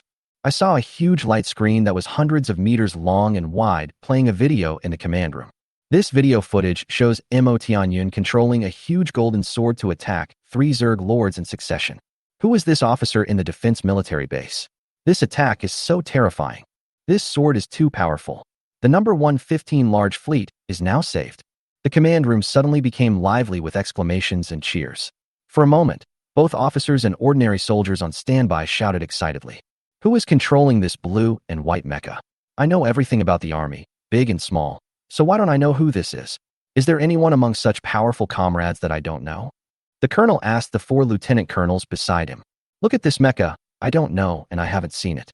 I don't know which comrade this is. I don't know either, replied Lieutenant Colonel Chris. Because Mo Tianyun's extraordinary combat mecha, the Insect Hunter mecha, had just been manufactured, and Mo Tianyun drove it to the planet Lunarboa to carry out the mission of clearing the Zerg nest. So Lieutenant Colonel Chris had never seen Mo Tianyun's Insect Hunter mecha. See if you can find out the identity of the person in this blue and white mecha. The last lieutenant colonel spoke. So the soldiers on standby began to inquire. Report, no accurate information about this blue and white mecha and the person operating it has been found, but the base's main intelligence computer has analyzed a large amount of data and all the data in this video and found that the person driving this blue and white mecha is a new soldier named Mo Tianyun. What? New recruits? The colonel was immediately confused when he heard this. Lieutenant Colonel Chris next to him stared so hard that his eyes almost popped out and his mouth couldn't close for a long time. The colonel's heart moved, and a message suddenly appeared on the light screen in front of him. Mo Tianyun. Age 16. Rank, Private First Class. Military Honor Value, 118,463.1. Affiliated Corps, Combat Mecha Division Corps. Position, Senior Mecha Manufacturer of the Imperial Military. Skills, Advanced Mecha Manufacturing Skills. Normal body strength, 100 tons. Maximum force under martial arts skills, 684.5 tons. Mental strength, 22246. Low level of spiritual C. Mecha's maximum force enhancement multiple, 100. Mecha level, perfect level superb combat mecha. Test data source, Duna Star Defense Military Base Recruit Testing and Mecha Manufacturing Department. The current address of Duna Star Defense Military Base is Building 4513, 54th Residential Area, Combat Mecha Division Corps. From this information, it can be seen that Mo Tianyun's position and skills have changed, and his military honors and mecha level have also changed. The positions, skills, and mecha levels are modified by the 5 special mecha manufacturers in the Mecha Manufacturing Department. The changes in military honors were recorded by Mo Tianyun's personal micro-intelligent computer, which recorded the levels and numbers of Zerg killed by him. However, it is worth mentioning that Mo Tianyun's military honor value has now reached 110,000. When Mo Tianyun completed the Zerg nest clearing mission, his military honor value was only 32,536.1. Now, after killing 3 Zerg lords and many Zerg flying fortresses, his military honor value has become 118,463.1, which is close to 120,000 military honor values. Mo Tianyun had just joined the Combat Mecha Division Corps not long ago, and this military honor value meant that he could now be promoted to the colonel-level rank. Sure enough, the mecha that Mo Tianyun is riding is the blue and white mecha in the video, just now. The colonel's usually steady expression suddenly became unstable and started to become a little exaggerated. The colonel understood. A man who had just joined the Combat Mecha Division for less than a month had made such great contributions and accumulated nearly 120,000 military honors. He also killed 3 Zerg lords. In addition, Mo Tianyun was only 16 years old. He was definitely a potential strong man in the future empire. I never expected it. I wanted to help Mo Tianyun more. I never expected that the day when I would lose my usefulness would come so soon. Lieutenant Colonel Chris' eyes were full of relief, but his mouth was full of exclamations. Yes, Lieutenant Colonel Chris originally wanted to take good care of Mo Tianyun so that he could grow up smoothly, because Lieutenant Colonel Chris felt that Mo Tianyun was by no means an ordinary person, and one day, He would turn into a dragon when he encountered wind and clouds. But Lieutenant Colonel Chris really didn't expect that it had been less than a month since Mo Tianyun arrived at the Duna Star Defense military base, and his strength and military rank would grow so fast. That's good. I couldn't let go of my pride before, but now it's good. When Mo Tianyun returns to the Duna Star Defense military base, he will definitely be a major. I might be able to fight alongside him then. Lieutenant Colonel Chris thought. Chapter 98. The Arrival of the Major General. On the interstellar shuttle battleship where the Tianyun team was carrying out their mission, Thorn, Nick, Talink, Lung Yu, and Lung Feng, a total of 5 people, were speechless when they saw Mo Tianyun's sword that shocked the world and made the ghosts cry. Silence spread to every corner of the interstellar shuttle battleship. Even the intelligent brain of the interstellar shuttle battleship seemed to have stopped functioning. Not long after, Mo Tianyun's message came back through his personal micro-intelligent brain. How about it, Captain? Isn't my sword particularly handsome? Talink, Lung Feng, Lung Yu, the 3 of you should stop staying on the interstellar shuttle battleship and come here to clear out the Zerg flying fortress. I'm going to kill those 3 Zerg lords now. You can take this opportunity to earn some military honors. Don't be envious when my military rank far exceeds yours. As for Thorn and Nick, you two should be careful and wait until there are fewer Zerg flying fortresses. Then go and see if you can get some military merit points back. Mo Tianyun sent these 2 paragraphs back. Captain is awesome. This sentence appeared in the minds of Thorn, Nick, Talink, Lung Yu, and Lung Feng. Time goes back to the present. Mo Tianyun, Thorn, Nick, Talink, Lung Yu, and Lung Feng have arrived on a Meteor-class interstellar shuttle battleship, and with them is Major Cole Whited. It turned out that the satellite-class command starship of the large fleet number 115 had been turned into cosmic dust under the concentrated fire attack of the Zerg flying fortress. Now Major Cole Whited had no choice but to bring Mo Tianyun and his party to this Meteor-class interstellar shuttle battleship. Brother Tianyun and several members of the Tianyun team, I am really grateful that you can come to support our number 115 large fleet. When I saw the news that you were coming to support us, I was a little anxious, so I said something rude. I solemnly apologize here, and I hope you can forgive me. Major Cole Whited said with a smile. After this battle, Major Cole Whited has deeply witnessed Mo Tianyun's strength, which is at least much stronger than him. Now Mo Tianyun has accumulated a lot of military honors. It can be said that after returning to the Duna Star Defense military base, his military rank is not lower than his.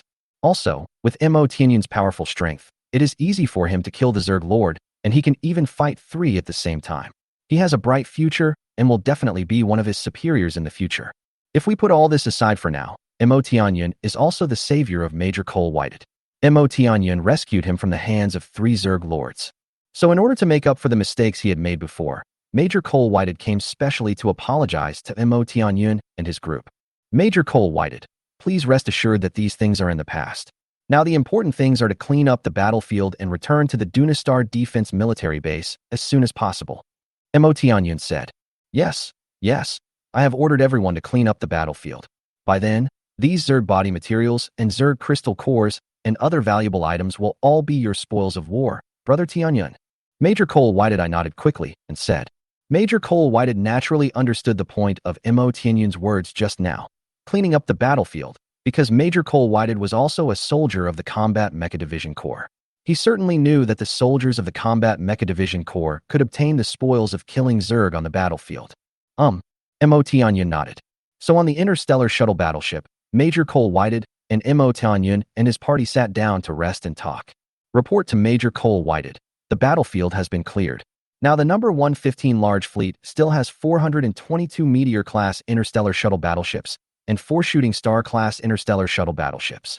Less than an hour later, a captain came up to Major Cole Whitehead and said. As the captain spoke, he secretly looked at Mo Tianyun and his group. The captain thought silently in his heart. Is this the strong man just now? He is so young, younger than me. He is really young and has made great achievements. I originally thought that being a captain at the age of 30 already made me a promising young man in the Duna Star Defense military base. However, compared with the person in front of me, I am still far behind. The captain took out a very small space storage device and handed it to Major Cole Whited, who then handed it to Mo Tianyun on the spot. Prepare to return to Duna Star Defense military base. Major Cole Whited said to the captain. Yes. So the captain returned to the temporary command platform of the number 115 large fleet. Suddenly, Just as the number 115 Large Fleet was preparing to make a space jump to return to the Dunistar Defense military base, a space wave vibrated above the number 115 Large Fleet, and then a huge black combat mecha appeared. This huge black combat mecha is at least 1,000 meters high. Mo Tianyun's insect hunting mecha in front of it is like an ordinary person standing in front of a giant 7 or 8 stories high. The gap is too big. This is the legendary mecha, a legendary battle mecha that is more powerful than the epic battle mecha. This level of combat mecha is already capable of space jumps, which means it can travel around the universe like an interstellar shuttle battleship, and its combat power can be comparable to that of a stellar-class interstellar shuttle battleship. The legendary battle mecha slowly disappeared, and a man dressed in the uniform of a general-level officer of the Alon Empire walked out of it. He is Major General Griffiths Fred.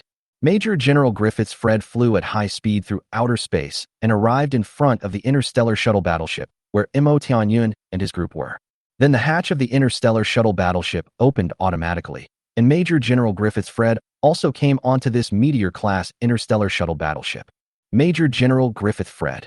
Major Cole Whited, Mo Tianyun and his group, as well as all the soldiers, saluted immediately. Haha, okay. My Dunistar Defense military base has produced another capable general. This is a great blessing, Cole Whited. This time, your number 115 Large Fleet lost more than 2/3 of its interstellar shuttle battleships. However, Cole Whited, I'm glad you're okay. Otherwise, my Dunistar Defense military base would have lost an epic combat mecha division. Major General Griffith Fred first looked at Mo Tianyun, then at Major Cole Whited, and said, Major General Griffith Fred, there is really nothing we can do this time. We are under siege by 3 Zerg Lord-level flying fortresses, and one of those 3 Zergs has evolved to the second stage Zerg Lord. Major Cole Whited said. Chapter 99 Pension. Oh, evolved to the second stage Zerg Lord?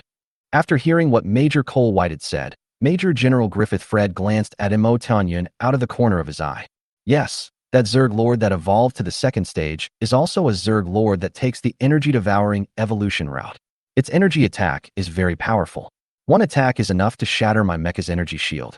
Otherwise, I wouldn't be in such a mess. Major Cole Whited said with a bitter face.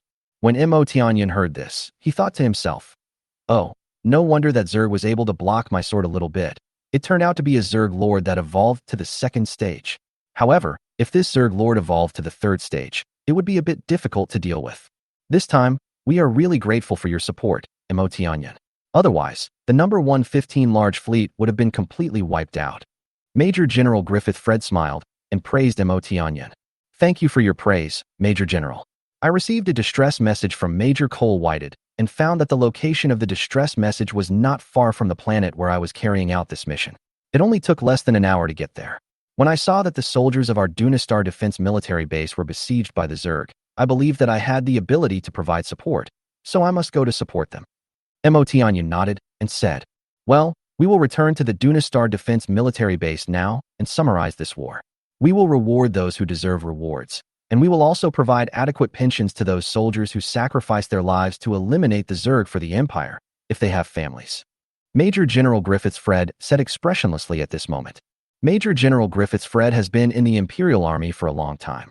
He has experienced countless battles, big and small, and has seen too many soldiers sacrificed on the battlefield. He has forged a heart of steel. Yes, Major General. Major Cole Whited said. But when Mo Tianyun heard the word pension, his mind suddenly started, and he suddenly thought of Grandpa Zika. Yes, am I not a relative of Grandpa Zika? Why didn't I receive any compensation when Grandpa Zika died on the battlefield? I just received a message, and nothing happened. Major General, I would like to ask, do the families of every soldier who died on the front line receive a pension? With a lot of doubts, Mo Tianyun asked Major General Griffith Fred. Well, of course it is. For every soldier who died on the battlefield, the Oran Empire will give their families a pension. Major General Griffith Fred looked at Mo Tianyun and said, yes, I understand. Thank you for your answer, Major General. Mo Tianyun said after getting confirmation from Major General Griffith Fred. But Mo Tianyun felt more and more that it was strange that he did not receive the pension that year. He must get to the bottom of it after returning. Otherwise, he would not be able to get over the pain of losing his loved ones, living in hunger and poverty, and dropping out of school and wasting 5 years of growth in the past 5 years. As Mo Tianyun was thinking about these things, there were some subtle changes on his facial expression, all of which were noticed by Major General Griffith Fred. What's wrong? You look very worried. Do you have any questions about the pension? Major General Griffiths Fried asked. This? I have no doubts about the pension. Motianyun hesitated a little, but still didn't say it. Well, if you have any questions in the future, just come to me. After you go back this time, based on your combat record and military honors, your rank will be promoted to major, and you will also be a senior officer in the Dunistar Defense Military Base. Major General Griffith Fred patted Motianyun on the shoulder and said, Yes, Major General. When Motianyun heard that his military rank could be promoted to major, he was happy about it. In the Alan Empire, after a Combat Mecha Division joins the Combat Mecha Division Corps of the Imperial Army, the rank level is promoted based on combat performance and accumulated military honors. These two criteria are used to improve the rank level. Therefore, powerful combat mecha divisions like Motianyun can kill enough weak and powerful Zerg in a short period of time, and their military ranks can be promoted quickly. If Motianyun had the ability to kill a few powerful Zerg generals, he could be a major general now. Therefore, strong strength is the foundation. For example, ordinary soldiers of the Alan Empire can only gain military honors by entering the fleet and operating interstellar shuttle warships and completing missions, so the highest rank of these ordinary soldiers is the sergeant level. Where are the combat mecha divisions who join the Combat Mecha Division Corps with such high salaries and such fast promotion speeds? This can only mean that the Combat Mecha Division Corps is the trump card of the Imperial Army. The powerful combat capability of the Combat Mecha Division is something that ordinary soldiers driving interstellar shuttle warships cannot even reach. Even the most powerful interstellar shuttle battleship of the Empire is not enough in front of the strongest Combat Mecha Division of the Empire. Because a Combat Mecha Warrior is composed of a powerful genetically evolved warrior and a powerful mecha combined into one. The more powerful the genetically evolved warrior is, the greater the destructive power and combat effectiveness he can display through the display of martial arts skills. It is rumored that some powerful genetically evolved warriors can use their own strength to shatter a planet or even a star with a single blow. The higher the level of the mecha, the higher the maximum force enhancement multiplier it can provide to genetically evolved warriors. For example, as Motianyun knows now, the perfect legendary combat mecha in the core space of the Miracle, the Jiuyao Holy Light mecha, has a maximum force enhancement multiplier of 10,000 times. If Motianyun created this 9-Light Holy Light mecha, then when Motianyun was controlling the 9-Light Holy Light mecha, the power of his random punch would be able to reach 1 million tons. Because Motianyun is still at the limit of a late initial stage genetic evolution warrior, and his normal body strength is 100 tons, so with the highest force enhancement multiplier of the 9 Lights Holy Light mecha, 10,000 times. With this 10,000 force multiplier increase, a powerful blow can have a force of 1 million tons. This is under the premise that Motianyun did not use any martial arts skills. If Motianyun used any martial arts skills, then the full force of the attack would be at least several million tons or even tens of millions of tons of force. Once Motianyun breaks through to the mid-level genetically evolved warrior, his strength will increase by at least 10 times. Chapter 100. Goal of Improving Strength. The Zerg Crystal Core obtained from the mission of clearing the Zerg nest on the planet Lunarboa. The Zerg Crystal Core obtained from absorbing the Zerg nest energy crystals in the Zerg nest, and the Zerg Crystal Core obtained after supporting Major Cole Whited, killing Zerg, and cleaning up the battlefield, all earned Motianyun a lot of points. These points are enough for Motianyun to exchange for a formula of Type 9 Intermediate Gene Evolution Potion and a formula of Type 5 Spiritual C Level Mental Power Enhancement Potion. However, after supporting Major Cole Whited in this battle, Motianyun obtained 3 bright orange Zerg crystal cores, 274 sky blue Zerg crystal cores, 11,012 emerald green Zerg crystal cores, and 124,554 bright white Zerg crystal cores. These 3 bright orange Zerg crystal cores are naturally the Zerg crystal cores of the Zerg Lord. They can be exchanged for 10,000 points. Just like the Zerg Hive energy crystals absorbed by the Zerg Hive, they can all be absorbed by the Miracle Core and then obtain 10,000 points. The Sky Blue Zerg Crystal Core is the Zerg Crystal Core of the leader level Zerg. After being absorbed by the Miracle Core, 1,000 points can be obtained. The Emerald Green Zerg Crystal Core is the Zerg Crystal Core of the elite Zerg. After being absorbed by the Miracle Core, 10 points can be obtained. The Bright White Zerg Crystal Core is the Zerg Crystal Core of the ordinary Zerg. After being absorbed by the Miracle Core, 1 point can be obtained. Although they are both Zerg crystal cores, the crystal cores of Zergs of different levels have different colors, and the points obtained after being absorbed by the Miracle Core are also different. However, The emerald green Zerg crystal core is worth 10 points, but the sky blue Zerg crystal core is worth 1,000 points. The difference is quite large. Motianyan also asked the Spirit of Miracle in the Zerg nest on the planet Lunarboa. The Spirit of Miracles replied that the energy difference between the leader-level Zerg and the elite-level Zerg was too great, which was why the Zerg crystal core score of the Zerg leader was very high. Motianyan thought about it and agreed. Leader-level Zerg were much stronger than elite-level Zerg. The Spirit of Miracles also said at the time that there was a huge gap between the Zerg Lord and the Zerg General, and the Zerg crystal core of a Zerg General was worth 1 million points. In short, after this battle in support of Major Cole Whited, if Motianyan gave the Zerg crystal core in his hand to the Miracle Core for absorption, he would have nearly 800,000 points. This made Motianyan decide to give up exchanging for the Type 5 formula of the Ling High-Level Mental Power Enhancement Potion and instead exchange for the Type 7 formula of the Ling High-Level Mental Power Enhancement Potion. The original formula of Type 5 Spiritual C-Level Mental Power Enhancement Potion can increase the mental power strength by 50 at a time, but the formula of Type 7 Spiritual C-Level Mental Power Enhancement Potion that has been exchanged now can increase the mental power strength by 10,000, which is doubled. The points required to redeem the Spiritual C-Level Mental Power Enhancement Potion Type 7 formula is 300,000, which is 10 points more than the Spiritual C-Level Mental Power Enhancement Potion Type V formula. However, Motianyan does not care about these 100,000 points. He now wants to immediately reach the perfect C of mental power at the Spiritual C level. Then, Motianyan can keep taking drugs until he increases his strength to the limit of a late-stage high-level genetically evolved warrior. Motianyan's military honors are now worth more than 100,000 yuan, which can be exchanged for a large amount of precious biological materials from the Imperial military, which is definitely enough to make a few bottles of medicine. This time when Motianyan returns to the Dunastar Defense military base, what he has to do is to increase his strength to the limit. So Motianyan has a lot to do. The first one is to prepare the Intermediate Gene Evolution Type 9 potion to increase one's strength to the limit of the Intermediate Gene Evolution potion. The second is to prepare Type 7 potion for enhancing spiritual power at the Spiritual C level and increase the strength of one's spiritual power to the level of the Perfect C at the Spiritual C level. The Perfect C at the Spirit C level does not have an accurate value for the strength of mental power because the mental power that each person's spiritual Perfect C can accommodate is different. The third is to reach the C of spiritual perfection and continue to increase one's strength to the limit of a late-stage high-level genetically evolved warrior, which is 10 million tons of strength.